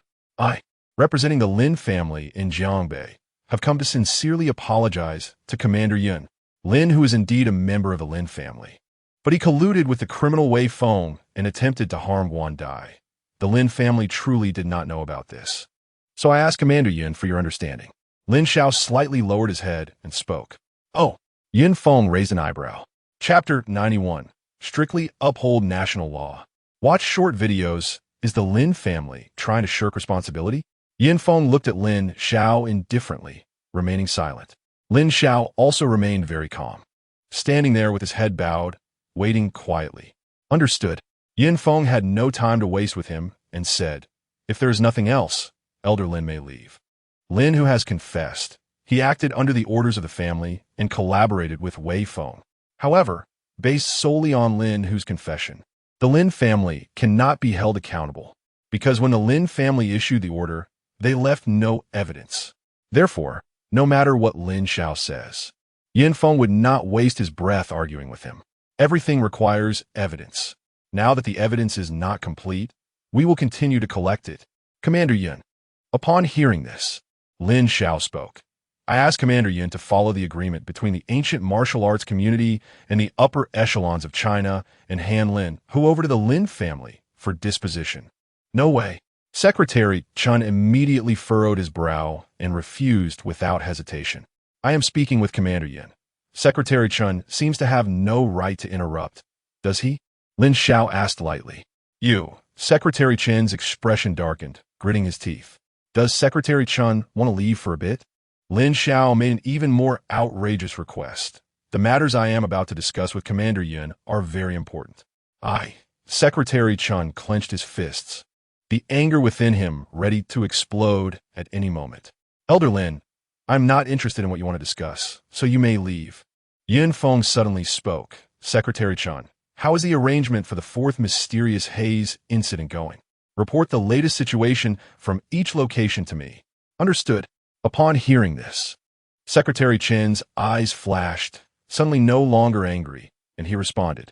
Meanwhile, a subtle glimmer of murderous intent flickered in Lin Zhao's eyes, and he calmly said, Commander Yun, your attitude determines too many things. If you openly violate the agreement between both parties, many matters will lose their rules. The situation may become severely uncontrollable. At that time, if something occurs that you do not wish to see, it would not be good. Is Elder Lin threatening me? Yin Feng glanced at Lin Xiao lightly. Instantly, Lin Xiao felt as if he had fallen into an ice cave, as if he were being stared at by the Grim Reaper. Even he couldn't help but feel a jolt in his heart, his whole body tensing up. I do not dare. However, this time Lin Xiao did not avoid Yin Feng's gaze but chose to meet it directly, saying, I am merely stating a fact. I see no agreement, only national law. Whoever violates the law, I will capture. Lin, who is no exception. You, Lin Xiao. Yin Feng's expression was calm, also stating a fact. No exceptions. Show him out. After finishing, he turned and continued handling official business, no longer paying attention to Lin Xiao. He was completely unconcerned about Lin Zhao's self-righteous threats, so he didn't feel the need to give the other party any face. In his previous life, even without the incident with Lin Hu, the Lin family and most ancient martial arts families chose to stay out of it. Moreover, in this life, with him, Yin Feng, present, there was no need for the ancient martial arts families to offer assistance. Please leave. Secretary Chan extended a hand, signaling that Lin Xiao could leave. Big figure Lin. Farewell. Upon hearing this, Lin Xiao suddenly narrowed his eyes, deeply looking at Yun Feng's back, then glanced at Secretary Chan before turning to leave. Commander Yun, the destruction of the Wei family will surely provoke hostility from the ancient martial arts families, and now we have offended the Lin family. It will be completely impossible to gain the support of the ancient martial arts families in the future. Once Lin Xiao left, Secretary Chen spoke. The current strategy of China is to strive for all possible forces, unite all possible strengths, and jointly resist disasters. The alliance of the ancient martial arts families is a very powerful force. Are we to violate national law just to gain their support? Yun Feng countered. Are we to constantly compromise with them just to gain their support? This, Secretary Chun shook his head. This obviously also contradicts his philosophy. Such a force only cares about their family and not the country. The more we compromise, the more arrogant they become. Yin Feng said lightly, the emperor violates the law, equal to the common people. In my view, fairness is 100 times more important than these ancient martial arts families. Yes, upon hearing this, Secretary Chun completely agreed with Commander Yun's viewpoint, with no objections. Get to work. Yun Feng glanced at the time. The new year was approaching, but he had no time to go home. This incident with the ancient martial arts families had delayed a lot of time, resulting in many matters piling up for Yun Feng. He needed to resolve them as quickly as possible. Moreover, the soldiers were training hard and had not gone home for the new year. The steelworkers are fully committed to creating the light of Huaxia, and they haven't even gone home for the new year. Even the medical staff are on high alert, staying at their posts. As the leader of the Supreme Action Group of Huaxia, how could he receive special treatment? Several hours later, a report. Secretary Chun entered Yun Feng's office again and said, Yun Feng, the ancient martial arts family alliance has officially rejected our invitation and chosen to live in seclusion. Yun Feng nodded slightly, not surprised at all, and then handed a stack of documents to Secretary Chun, saying, take this to process. Yes. Secretary Chun took it and then left. The light of Huaxia is finally about to be successfully forged. Yun Feng rubbed his temples and let out a slight sigh of relief, saying, "Next. We need to start the full construction of the Iron Chains City. Once completed, the defense system against disasters will be initially established." Although he was very tired, everything was proceeding according to plan, which made him very gratified. Lost in thought, he leaned back in his chair and fell asleep again. Buzz. At a certain moment, his phone rang with a new message. Yun Feng, who was resting, was startled awake and glanced at the time. He had actually slept for over an hour. It seemed he needed to quickly unlock his genetic lock to enhance his strength. Otherwise, his stamina and energy were the same as an ordinary person, which couldn't support high-intensity work. Yun Feng said, to prevent any accidents, he personally attended to everything and hadn't had a proper rest. It was all relying on willpower to hold on. Picking up his phone, he saw that Lao Wang had tagged everyone in the roommate group. What was this guy saying again? Opening the chat group, Yun Feng couldn't help but raise the corner of his mouth. Lao Wang, brothers, I've finished training. I have 2 hours of free time. I'm contacting you guys right away. How about it? Don't I love you all? Huang Xiaoshui. Life in the military is too exhausting. I don't even have time to see my girlfriend.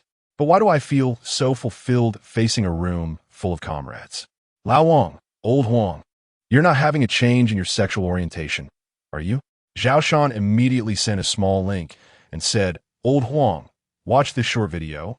It can help you straighten up, revive your masculine spirit. Yun Feng accidentally clicked on the link. Chapter 92. Video content, a Red Sea. Zhao Shan is the most honest and upright in the dorm group, so Yun Feng believed that what he sent wouldn't be some random link. The next moment, dozens of videos appeared on the phone screen, and Yun Feng raised his eyebrows, casually clicking on one. In the video, large schools of fish were floating on the surface of the sea. It was a sight that seemed endless. It was the Type 1 virus. Yun Feng instantly made a guess. The Type 1 virus can cause tremendous harm not only to humans, but also can irreversibly damage the bodies of other organisms. The ocean may be vast, but mysterious haze incidents are even more numerous.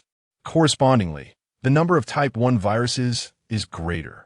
Naturally, this will lead to a massive death of fish. By the time the 4th mysterious haze incident breaks out, the Type 1 virus will completely sweep through every corner of the globe. Of course, excluding Huaxia. At that time, humanity will fully witness the terror of the Type 1 virus. Yun Feng squinted his eyes. The global population will drastically decrease by more than half. In his previous life, after becoming the peak guardian of Huaxia, he had access to many confidential documents, one of which recorded, on the eve of the 4th mysterious haze incident, the number of cases of death due to the Type 1 virus reached tens of millions.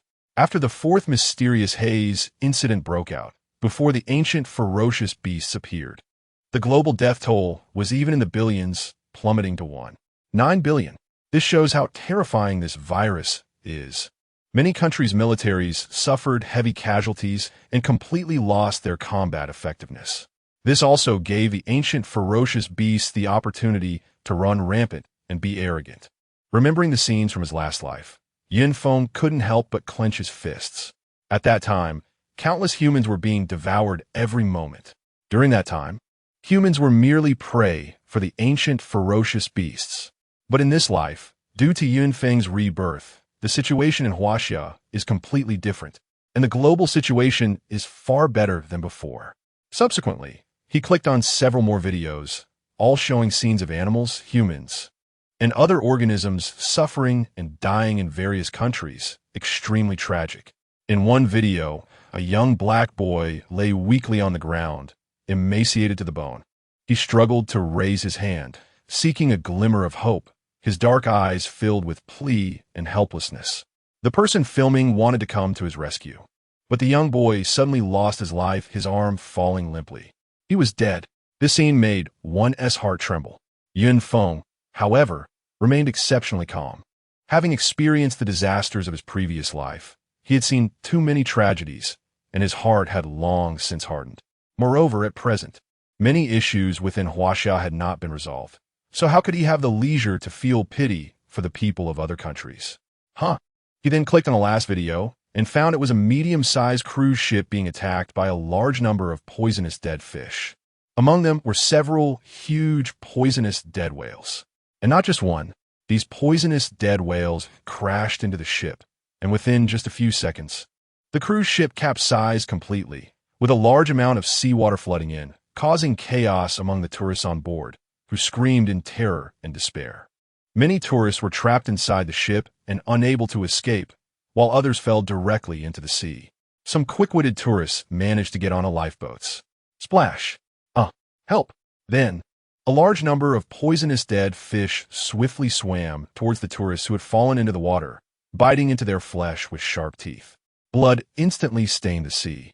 One strong foreign man frantically swung his fist to hit the poisonous dead fish biting him. He grabbed one of them, but found it was incredibly strong, and he couldn't hold on. The poisonous dead fish broke free from his grip and bit him on the nose. FCK. FCK. The foreign man cursed wildly, desperately struggling, but unfortunately, his body was already covered with poisonous dead fish. He experienced what it meant to be devoured by thousands of fish. In just 3 seconds, his screams abruptly stopped. His throat was bitten through, his body was covered in wounds, large chunks of flesh were consumed, and even his organs were completely gone, leaving only a skeletal frame. Similar scenes occurred in every corner of the sea area. As for those on the lifeboats, they were just dying a little later than those in the water. A large number of poisonous dead fish leaped out of the sea, turning the people on the lifeboats into live targets. They were bitten by these poisonous dead fish, and only a few agile ones could dodge or use sticks and iron objects to hit the poisonous dead fish away. On one of the lifeboats, a blonde girl, beautiful and well-proportioned, filmed this video herself. At that moment, her boyfriend was too busy to care for her, and she was soon bitten on the chest by one of the poisonous dead fish. She exerted all her strength, grabbing the poisonous dead fish and yanking hard, trying to pull it off her. Then splash! The poisonous dead fish was pulled away, but a large chunk of flesh came off with it, exposing her insides. She screamed and begged for help. Unfortunately, no one responded to her. Not only that, but the smell of her blood quickly attracted a large number of poisonous dead fish. Whoosh! Whoosh! Dozens of poisonous dead fish surged out, biting into her body. She screamed and struggled as the lifeboat accelerated suddenly, nearly falling overboard if not for her boyfriend catching her just in time. Then, she saw a companion who had fallen from the lifeboat being quickly devoured by the poisonous corpse fish, instantly terrifying her to the core. And she screamed frantically, "Pull me up! Pull me up!" Just then, several poisonous corpse fish leaped out and bit her on the back. Fortunately, her boyfriend was strong enough to pull her back up just in time. Although her body was covered in wounds, she was grateful to be alive. Oh my God, what have I experienced? My God, is this hell? Can fish really eat humans? Are humans still at the top of the food chain? Are we still the dominators of this planet? How could this happen? She endured the pain in her body, looking at the blood-red sea behind her and the other tourists still struggling, becoming increasingly terrified, her voice trembling. This is the carnival of the poisonous corpse fish. This is the flesh feast of the poisonous corpse fish. Humanity is experiencing the terror of the poisonous corpse fish for the first time. Moments later, she saw that the once lively sea was now eerily silent. There was no more movement. Everything felt like a dream. Only their lifeboat had escaped. Look, the poisonous corpse fish are coming. Run. Damn it. They absolutely cannot catch up with us. No. Everyone on the lifeboat was tense and terrified. They understood their fate if caught. Phew. Luckily, the lifeboat was fast enough to shake off the school of poisonous corpse fish, allowing everyone to breathe a sigh of relief. However, at that moment, a poisonous corpse whale suddenly leaped out of the water, opening its massive mouth and swallowing the entire lifeboat whole. The video abruptly cut off. No one survived. Feng turned off the video, his brow slightly furrowed. Although he had seen life and death many times in his previous life, witnessing the scene again still felt uncomfortable. After all, he was not a cold-blooded animal. At this moment, the group was silent. No one was chatting. Clearly, everyone was still immersed in the shock brought by the video. Feng calmed his emotions and sent a message first. For humanity, this is the apocalypse. It requires everyone to contribute to combat the impending disaster. Zhao Shan. Do we have hope to win as humans? Yin Feng, yes. Old Wang, yes. Our country has suddenly drafted 40 million soldiers, sealed the coastline, and taken a series of actions like purchasing steel to respond to the upcoming disaster. I believe in our motherland. Huang Xiaoshui. I suddenly feel that training is not tiring. Facing such terrifying monsters, how can we survive without a strong physique? I need to train. I'm off to train, brothers. Old Wang. I'm going to train too. Feng Yi. Shan Yi. Even though you haven't joined the army, you need to strengthen your exercise. Only a strong body can overcome disasters. Zhao Shan, don't worry. I've already gone to my dad's construction company. This winter break, my 6-pack abs will turn into an 8-pack. Yin Feng, good. Zhao Shan, sigh. The draft didn't give any advance notice. I missed the last draft and don't know when the next one will be. I want to serve the motherland like Old Wang and Old Huang. Yin Feng, you don't have to be a soldier to serve the motherland. Your family's construction company can also contribute. Zhao Shan, stop joking. Old San, you're just trying to make me laugh. How can a construction company serve the motherland? Yin Feng smiled faintly, not explaining. Once the total amount of Huaxiao light reaches 10 billion tons, long-distance transportation will be needed to send it to the construction site of the steel chain city. Building the steel chain city is an extremely complicated and time-consuming task. Zhao Shan's family construction company is quite large, with many heavy trucks, as well as many highly skilled engineers and experienced construction teams. So they will definitely be able to help. Then, he closed the chat software and opened the forum. Chapter 93. Yin Feng's Parents, New Year's Eve. God, have those sea fish gone mad? Why are they eating people? Is the video just now a sci-fi movie? But the filming looked too real. Why didn't the country inform us of the danger in time? My parents are on that cruise ship. If the country had warned us, I would never have allowed my parents to go on a cruise vacation. I want to protest. Damn it. The ocean isn't safe either. The Noah's Ark plan is probably going to be stranded. Major forums abroad crashed due to too many messages being sent. Meanwhile, within Huaxia, the video was spreading rapidly. The internet began to brew. Orders were given. Verify the authenticity of the video source. Once confirmed real, it will be broadcast directly on the central channel. Yin Feng thought for a moment and issued the order directly. Yes. Secretary Chun complied. Then, an urgent news break was announced. An incident of a cruise ship being attacked occurred in a certain sea area, and all personnel on board were reported dead, with preliminary estimates of casualties reaching up to 1,000. It was during the news broadcast time, and every household was watching. Upon hearing this news, everyone was shocked. In the Yin family, Yin Feng's father, Yin Fan, and his mother, Gao Cuifeng, were also watching. The situation abroad is becoming increasingly dangerous. Alas, so many disasters. Gua Cuifeng clenched her fists tightly, worriedly saying, I wonder how Xiao Feng and his siblings are doing right now. They must be safe in our country. Yin Fan frowned and said, if you miss them, just call them. These little rascals haven't called. Not one of them has come home for the new year. They really need to be taught a lesson. The country needs them. Let them be busy. Gua Cuifeng spoke. Although she wanted her children by her side, she was more practical and knew what to choose at this time. You're just being stubborn. You want to see them, but one T say it, keeping it bottled up inside. Yin Fan pierced through his wife's thoughts with a word. Oomph. I admit I miss them. What about you? You miss them even more, right? Don't think I don't know you've been looking at the family photo. You've even secretly looked at the pictures of the 7 girls. Gua Cuifeng snorted and retorted. Nonsense. I haven tea. Yin Fan insisted. Whether they want to come back or not, would I miss them? They don't even want their old dad. Why would I miss them? Just keep being stubborn. Gua Cuifeng found it amusing. Then, the TV started playing the video. At that moment, all of Huaxia became much quieter. Every household was glued to the video, their minds shaken beyond measure. Although major live streaming platforms had previously broadcast the mysterious haze incident, not every citizen had watched the live streams, and not everyone had scrolled through the short videos. Even if they did, many were skeptical. However, at this moment, they witnessed the scene of the poisonous corpse fish eating humans on the central channel, and the originally doubtful citizens completely believed it.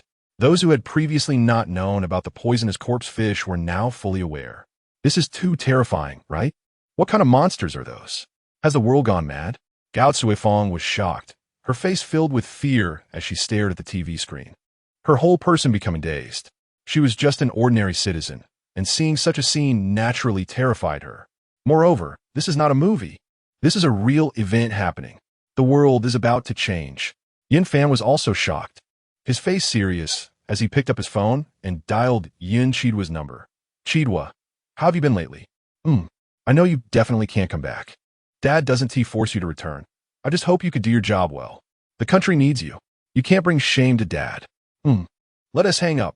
Hello, Wudwa. Are you tired lately? You need to take care of yourself. Be safe. Your job has certain dangers. You must be careful. I know you can't come back for the new year. Your work is special. This, both your mom and I can understand.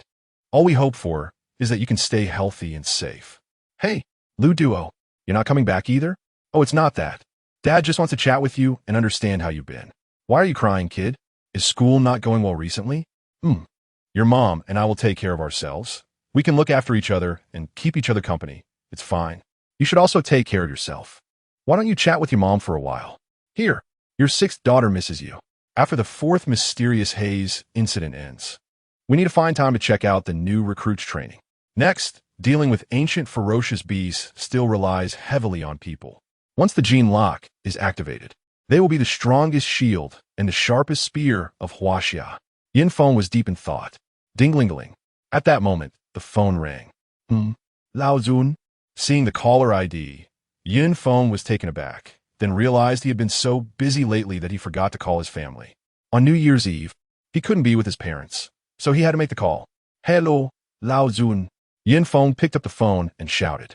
Did you just call me Lao Yin? You're being so rude. Where have you been, you brat? Do you know what tomorrow is? Why aren't you home yet? Your mom misses you. Yin Fan said.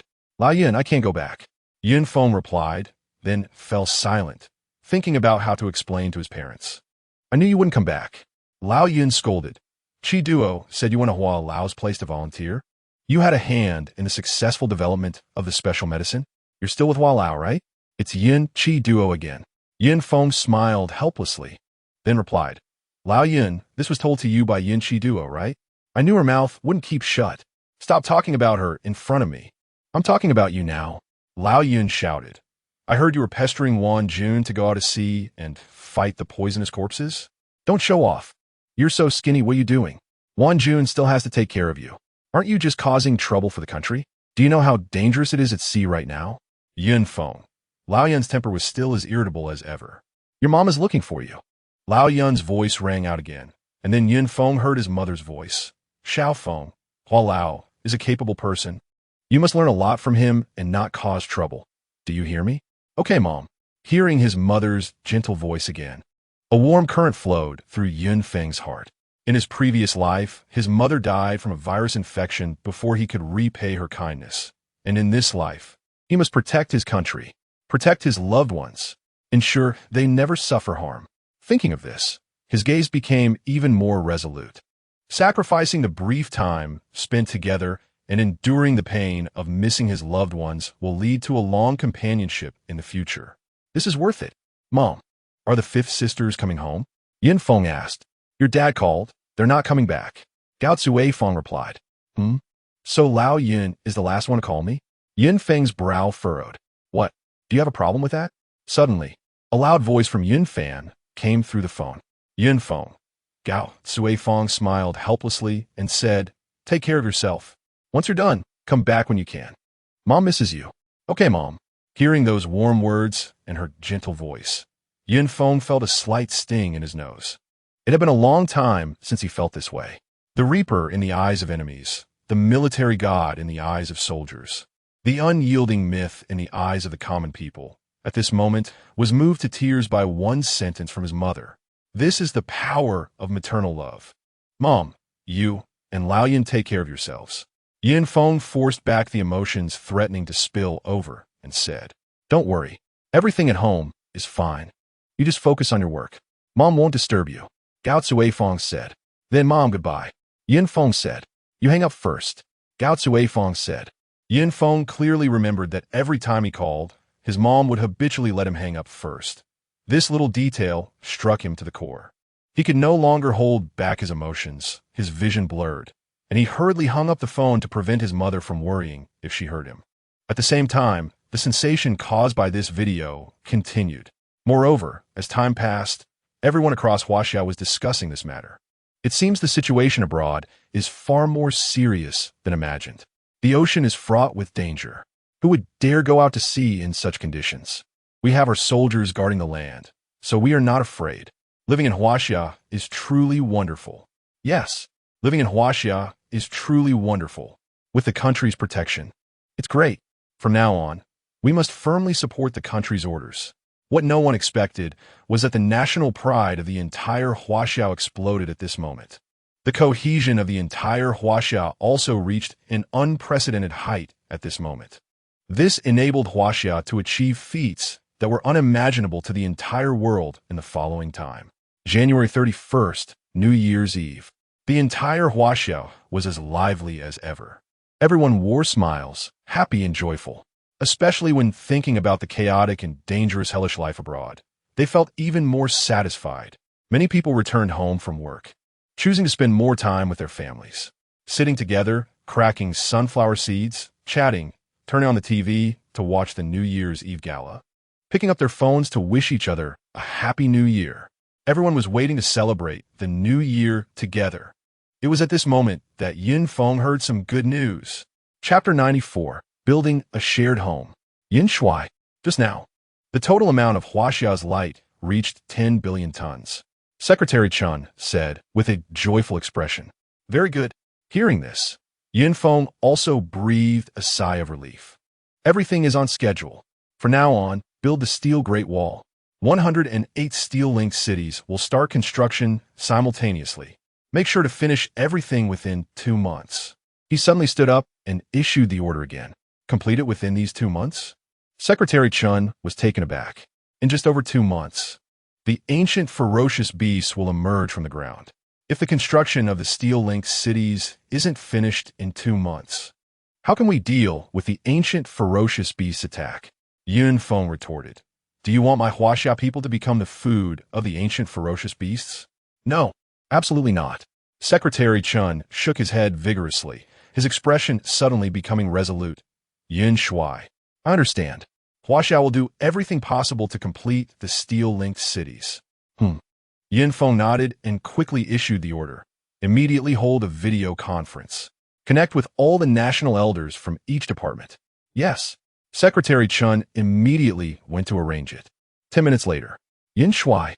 Yin Shui. In the video, the national elders from various departments all bowed respectfully. Feng returned the gesture and said, Thank you for your hard work, everyone. A great disaster is about to come. Time is of the essence. This little hardship is nothing. Yin Shui, I heard you've been working day and night, sleeping when tired, working when awake. Your schedule is completely messed up. This can't do. You must take care of your health. If your body collapses, it would be the biggest loss for Huaxia. Exactly. Whatever orders Yin Shui has, just give them. We old bones can still manage. The national elders looked at Yin Feng's tired face and were immediately filled with concern.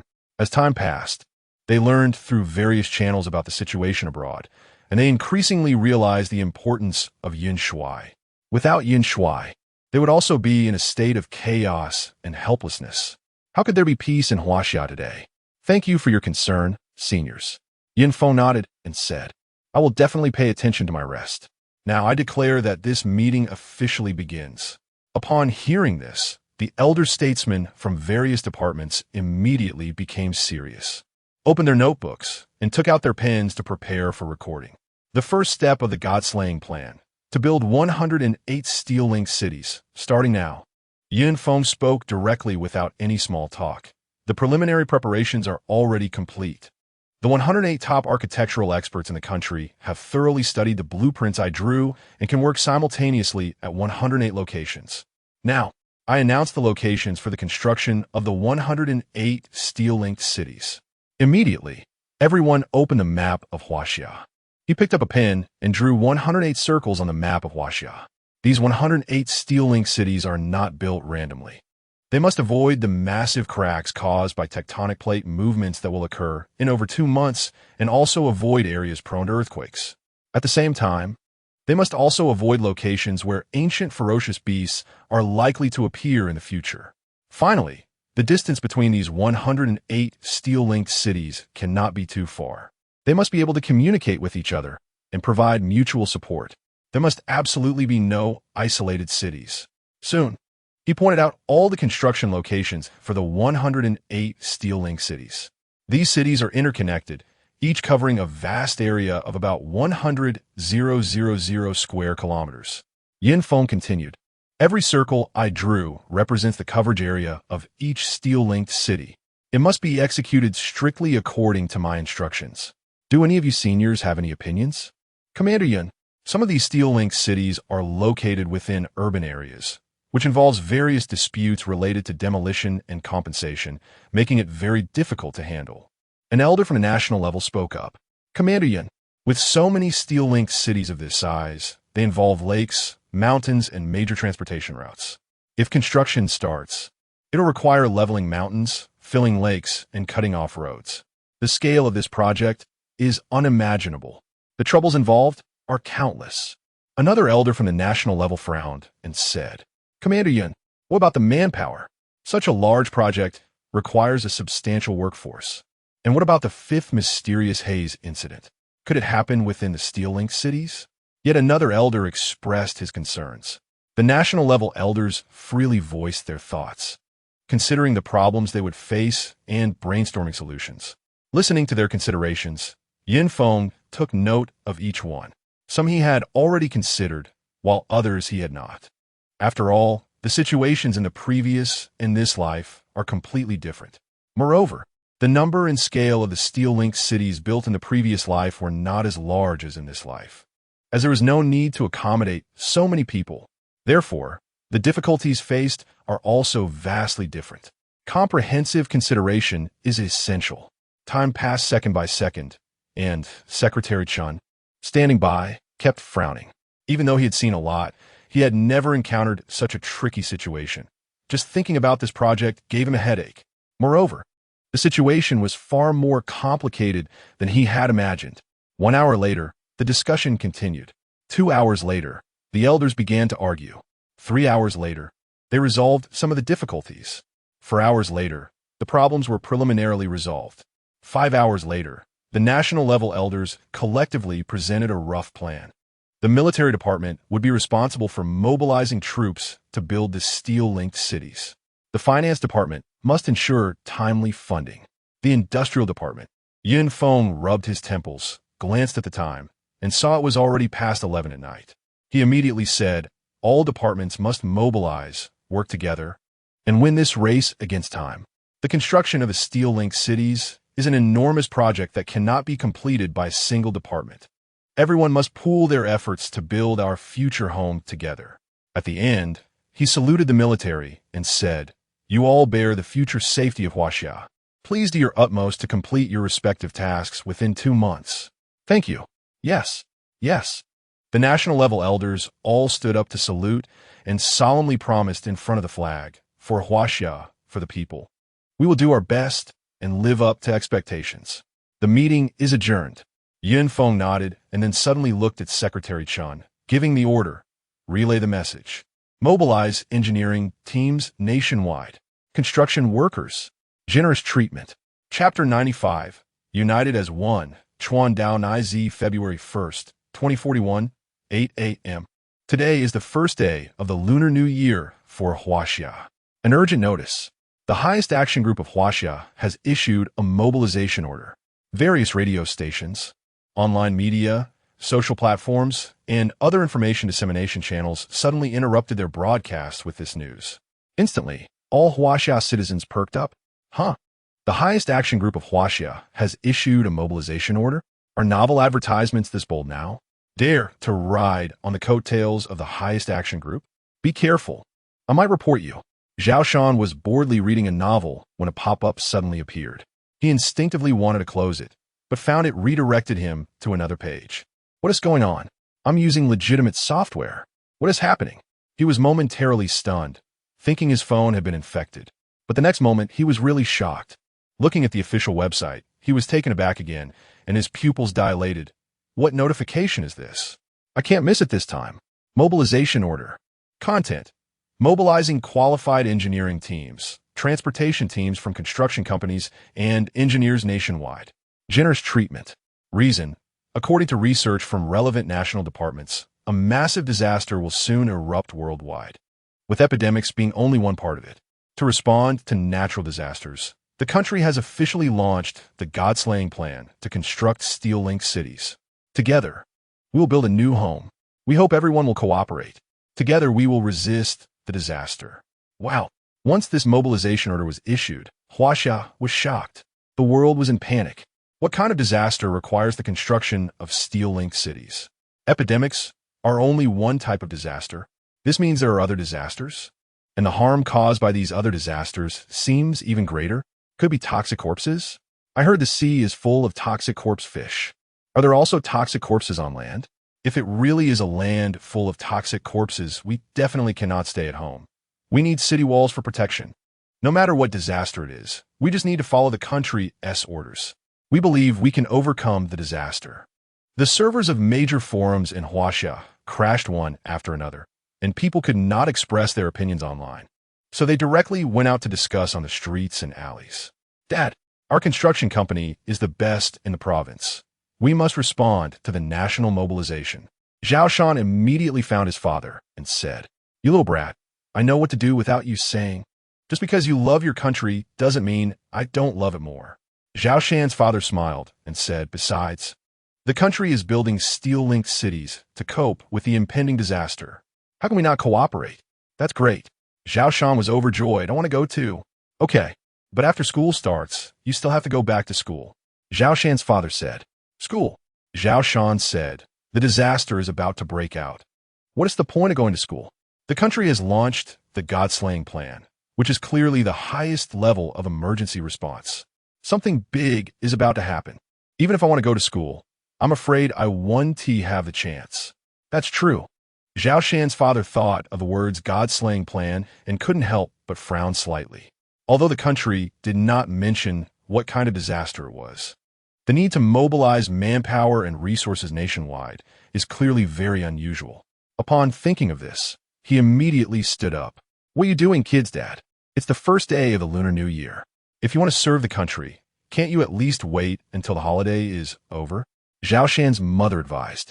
"What holiday? The country needs us, and we should rush to help at the first opportunity." Zhao Shan's father replied as he put on his clothes and headed out. Watching his father's sturdy and upright figure, Zhao Shan suddenly felt a surge of admiration. "This is my old man. So powerful, so manly." "Mom," Zhao Shan shouted. "What?" Zhao Shan's mother asked. "You married a good man. You're really lucky," Zhao Shan said.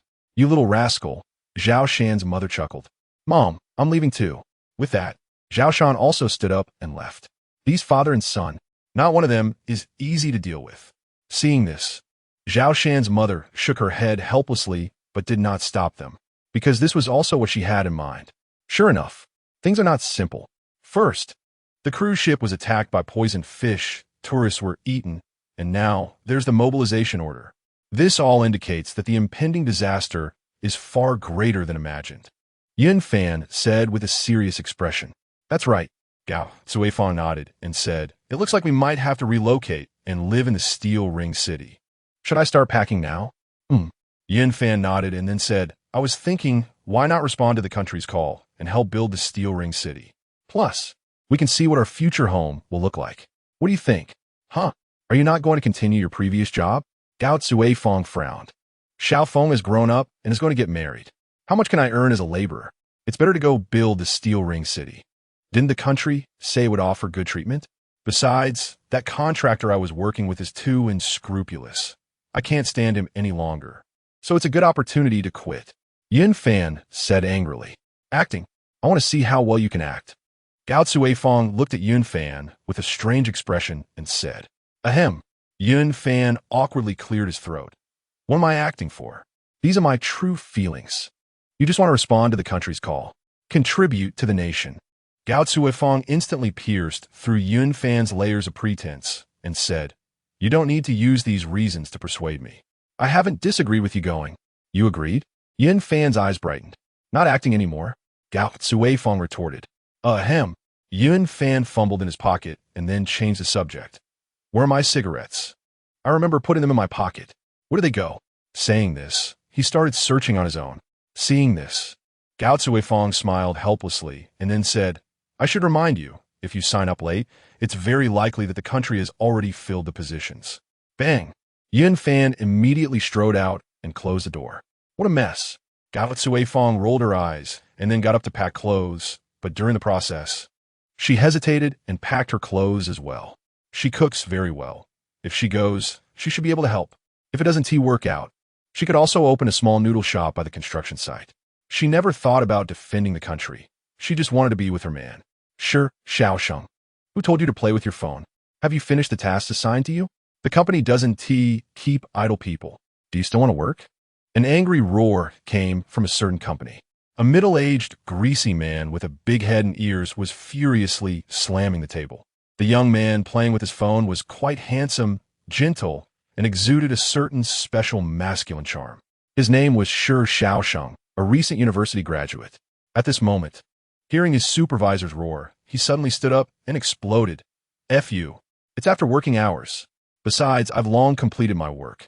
This is all the work of the manager's mistress. You, to curry favor with the manager, have assigned her work to me. Little do you know, the manager has long been in a romantic relationship with your wife in the office, working overtime day and night, and still having to endure your insults. I've had enough. Now I'm quitting. With that, Shi Xiaosheng strode out, leaving his colleagues and supervisor in shock. If it weren't for being too poor, who would care about this lousy job? Now I want to respond to the country's mobilization and help build the Steel Ring City, this miracle of the 21st century. Shi Xiaosheng ran wildly, fearing he would be too late to sign up. Similar scenes were happening in various corners of Huaxia. The people of the country were responding to the national call. United as one, in just 1 hour, the teams of engineers and transporters needed by the country were completely mobilized. Such efficiency once again demonstrated what Huaxia speed means to the world. Huaxia truly is a magical country. I can no longer express my feelings in words. Once this so-called Steel Ring City is completed, it will be the greatest miracle of the 21st century. I genuinely envy it. I now feel that in my own country. The air is filled with the smell of blood and viruses, and I desperately hope to enter Huaxia. I also want to enter Huaxia, obtain Huaxia nationality. Huaxia citizens not only receive free vaccinations of special medicines, but also have such a strong and people-oriented national protection, so they don't need to worry about their safety at all. Isn't that too happy? In no time, the direction of discussions and forums worldwide has shifted. A wave of desire to enter Huaxia is gradually forming. Citizens from various countries are trying to enter Huaxia through various channels. For example, smuggling. Unfortunately, they're destined to fail. Huaxia has stationed hundreds of thousands of troops at the borders. How could that be just for show? Yin Shui. The transport speed of Huaxia's light is far beyond imagination. Yin Shui. The construction work of the Steel Ring City has officially started. Yin Shui. The people of a nation are donating money and goods. They want to contribute to the construction of the Steel Ring City. In the following days, Secretary Chun continuously reported the latest progress. Overall, the construction of the Steel Ring City is progressing smoothly with the joint efforts of various departments across the country. Yin Shui, your order to play the video of the poisoned fish attacking the cruise ship on New Year's Eve was simply brilliant. Secretary Chen looked at the current construction progress and exclaimed, "This has given everyone in the country a huge sense of crisis." Then, you issued the mobilization order. It gave the people a sense of honor and participation in building a home and resisting disaster. So this directly led to the current construction progress of the Steel Ring City being much faster than originally planned. Now, he finally understands why Yun Shui issued this series of orders. This is too far-sighted. The cohesion of Huaxia far exceeds what the world imagines. Yun Feng shook his head lightly and said without taking credit, "The people are willing to trust the motherland, willing to contribute to the construction of the country. It has nothing to do with me." Then soldiers, civilians, military and civilians as one, working together to build a home. This slogan quickly resonated in various corners of Huaxia. Meanwhile, some infiltrators within Huaxia also began to act, wanting to take this opportunity to further understand the Steel Ring City, to obtain the schematics of the Steel Ring City, to clarify the details of the God Slaughter plan. Zhang Bin was one of them. Today, he was going to greet the head of the intelligence department from Sakura Country, who was also his teacher, Kawashima Naoko. Chapter 96. A Big Fish. Want to meet Wanjun? Yin Shuai. It seems that there are great gains on the side of Yin Wudua. Meanwhile, Secretary Chen also received the latest news and reported to Yin Feng. Oh, hearing this, Yin Feng raised an eyebrow and asked, "What big news? Did we catch a big fish?" That's right. The international student named Zhang Bin will soon meet with a department head from the Sakura Country's intelligence agency, Kawashima Naoko. Kawashima Naoko is Zhang Bin's superior, and the two have a direct line of communication. Secretary Chen said, "This woman has been lurking for a long time and has not been discovered. Our intelligence department knows very little about her." Yin Feng speculated, is Kawashima Naoko's actions related to the Iron Chain City? According to the information he received, many foreign spies wanted to leverage the Iron Chain City's construction project to gain a deeper understanding of the God-slaying plan. I don't know. Secretary Chen shook his head. The other party's choice to meet Zhang Bin must have a deep scheme behind it. Yin Feng pondered for a moment and then said, "Leave this matter to Yin Wudua. I trust her abilities. Keep a close eye on the news from that side, and if there are any updates, inform me immediately." The fourth mysterious smog incident is set to erupt tomorrow, and he has no time to focus on other matters. Based on his memory, this mysterious smog incident will cover a larger area, last longer, and involve more toxic corpses and soldiers. They must be fully prepared. They must give it unprecedented attention. Yes. Secretary Chen immediately nodded. Following that, updates about Zhang Bin's incident were continuously reported. The meeting location for both parties has suddenly changed. Personnel deployed by the Kyoto police are quickly relocating to the next location, and all listening devices have been rendered useless. Report. Zhang Bin has met with the other party at a women's clothing store in a shopping mall. Report. Yin Wudua decided not to capture the two, for now, based on lip reading. Oh. Upon hearing this, Yin Feng paused his actions and asked, "Why? What did Yin Wudua hear?" Chief Yin. Secretary Chen immediately opened a document and read aloud. According to the information provided by Yin Wudua, the person meeting with Zhang Bin is not the real Kawashima Naoko. It is Kawashima Naoko's deputy. Weren't they supposed to have a direct line of communication?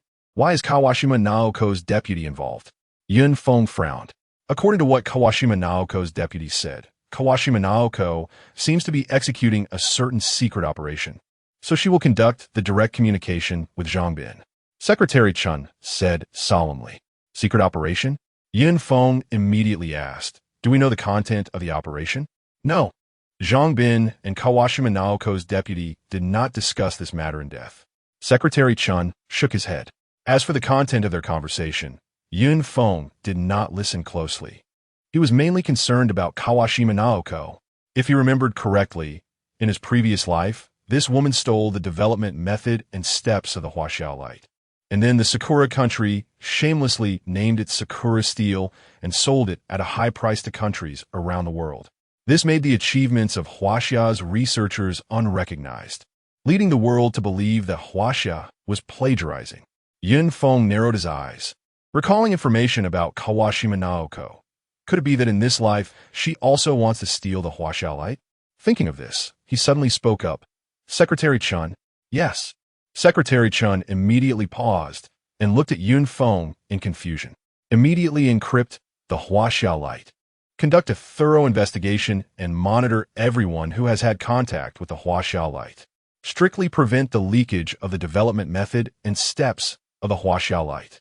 Yin Feng issued the order. How could the glory of Huaxia be stolen by other countries? Yes. Secretary Chen did not understand why Yin Feng suddenly issued this order, but he still took it seriously. After all, there are indeed many people involved with the Huaxiao Light, and with the construction of the Iron Chain City underway. It is indeed easy for the development method and steps of the Huaxiao Light to be leaked. Since his rebirth, many things have changed.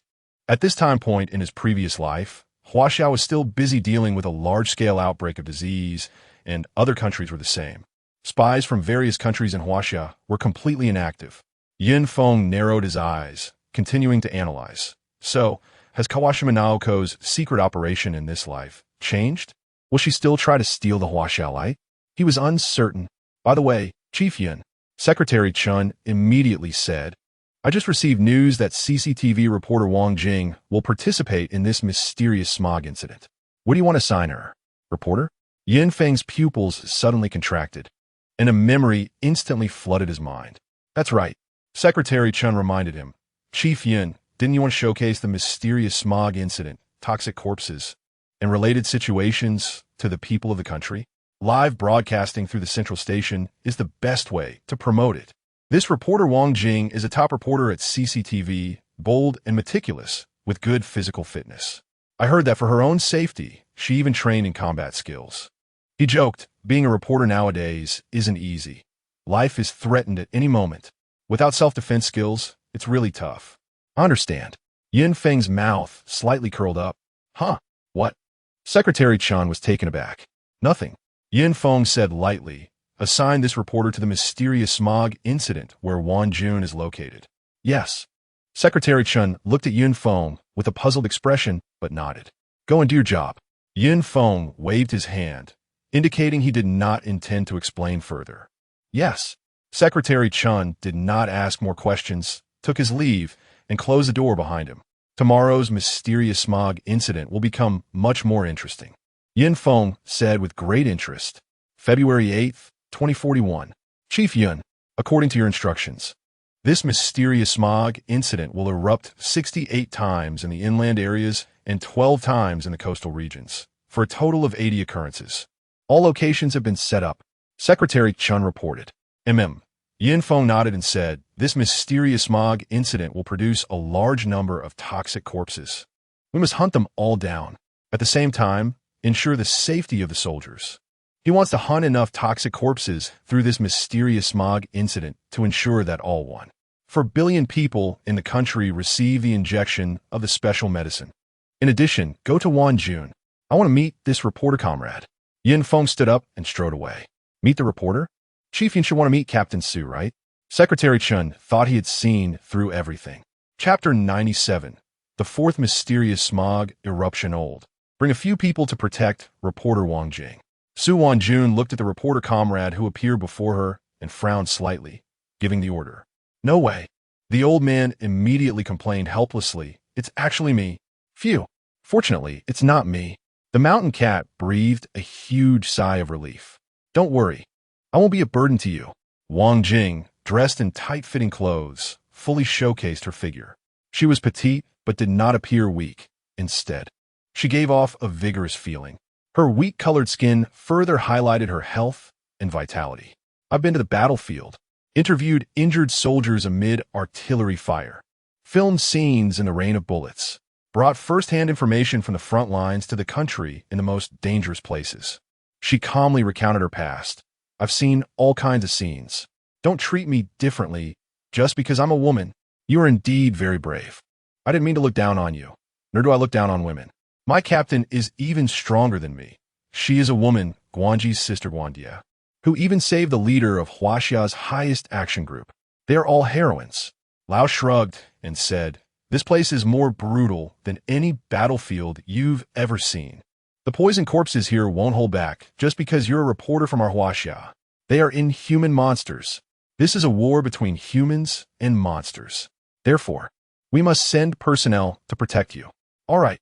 Su Wanjun spoke up. According to the information provided by Commander Yin, there will be giant poison corpses appearing during the mysterious haze incident that is about to erupt here. There may even be extinct species. The danger level is extremely high. Lao, you must ensure the safety of the reporter. Yes. Lao immediately became serious. Since they couldn't change the outcome, they could only complete the mission perfectly. Commander Yin knows so much. Wang Jing's eyes flickered, and she immediately asked, excuse me, Captain Su, how does Commander Yin know all this?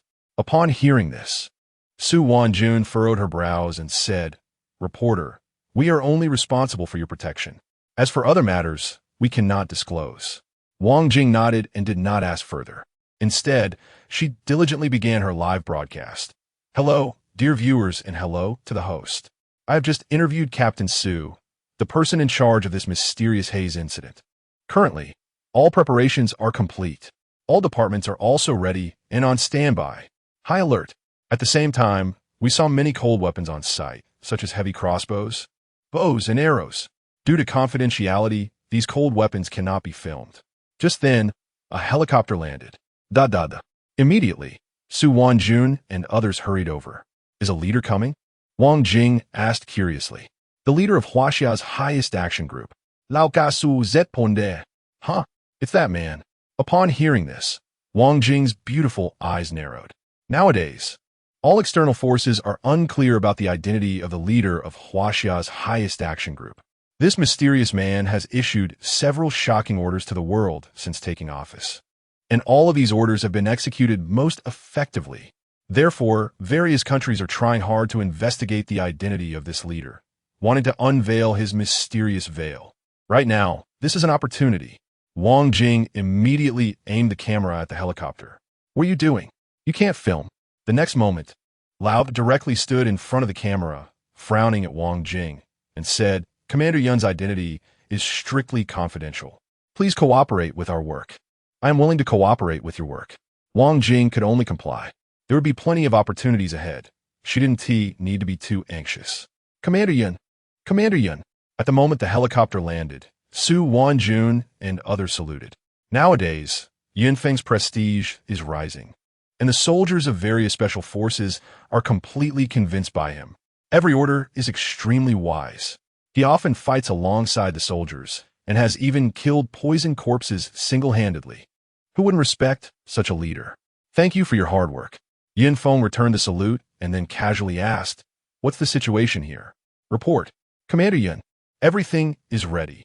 We are just waiting for the mysterious haze incident to erupt in 15 minutes. Su Wanjun immediately said, Yin Feng nodded. Then his gaze fell on Wang Jing, and he said, You're the reporter, right? At this moment, Wang Jing was momentarily stunned. What is going on? The leader of Huaxia's highest action group, with power second only to the elder of Huaxia, is actually this young. How is that possible? Everyone thought that the leader of Huaxia's highest action group was a meritorious general, or even possibly the elder of Huaxia. But what was the reality? No wonder intelligence personnel from various countries have been unable to ascertain the identity of the leader of Huaxia's highest action group, because all along, their suspects were wrong. In an instant, Wang Jing thought of many things. Reporter, thank you for your hard work. Yun Feng approached and spoke first. It's not hard work. This is my job. I'm just fulfilling my responsibilities. Wang Jing quickly regained her composure, adjusted her emotions, and exhibited the qualities of a professional reporter. She introduced herself. Commander Yin, my name is Wang Jing. Nice to meet you. However, Yin Feng had no intention of introducing himself, only extending his hand to shake hers. And then he changed the subject, saying, I just heard Captain Su say that Lao is responsible for your safety. Lao's abilities are quite good. Combined with the various weapons newly developed by Huaxia, plus their rich combat experience, there should be no problem.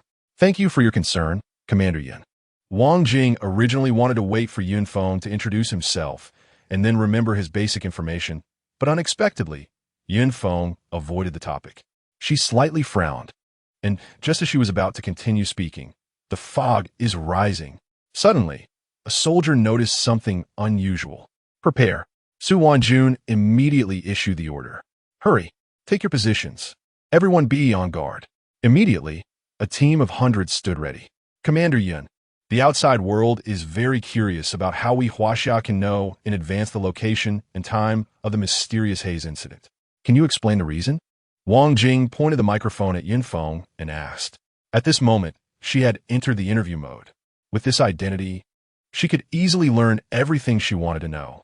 Chapter 98. Large poison corpses appear, taking advantage of the chaos to kill Commander Yun. Eastern ancient civilization contains great wisdom. Yin Feng said lightly, I study ancient cryptography, and then I learned the location and time of the mysterious haze incident. Of course, this is limited to the mysterious haze incidents within Huaxia. Beside him, Secretary Chen asked, Is Commander Yun serious? Ancient cryptography? Eastern ancient civilization? Upon hearing this, Wang Jing quickly took notes and continued her earnest interview. Excuse me, Commander Yun, why is our country able to develop special drugs so quickly? Yin Feng also replied seriously. Because our country's medical level is already among the top in the world. Moreover, with a national treasure like Hualao, developing special drugs is not difficult. Wang Jing. Excuse me, Commander Yun, can these cold weapons kill poison corpses? Yun Feng. Poison corpses are not as terrifying as imagined. They also have weaknesses. Hot weapons and cold weapons need to cooperate to better kill poison corpses. Wang Jing. Poison corpses also have weaknesses? Yin Feng, of course. The weakness of poison corpses is at the back of the head. As long as you hit that spot, you can kill them. Wang Jing. The weakness of poison corpses is at the back of the head? Yin Feng, that's right. The two engaged in a question and answer, and time passed second by second. For things that could be said, Yin Feng went into detail, using this opportunity to introduce the mysterious haze incident and poison corpses more thoroughly to the people of the country. For things that could not be said, Yin Feng would be vague or find some excuse. Soon the haze thickened. Be careful. The poison corpses are about to appear. A voice sounded. Everyone tensed up, prepared for battle. Bang! Roar! Boom! The battle erupted in an instant. Moreover, what surprised everyone was that at the start of the battle, the commotion was so great. Roar! Minutes later, a poison corpse dog suddenly sprang out. Be careful. Open fire. Bang! Bang! Crossbow. Shoot! Puff! Puff! The soldiers tightened their expressions, then executed the orders in an orderly manner. They first attacked the poison corpse dog's limbs, rendering it unable to move, then waited for the right moment to shoot its back of the head, killing it. The entire process was very smooth and quick, taking only 3 seconds. Seeing such an efficient combat mode, Wang Jing's beautiful eyes slightly narrowed, and a hint of admiration flashed in her eyes. When foreign armies face the attack of poisonous corpses, the combat method they adopt is to weave a firepower net for shooting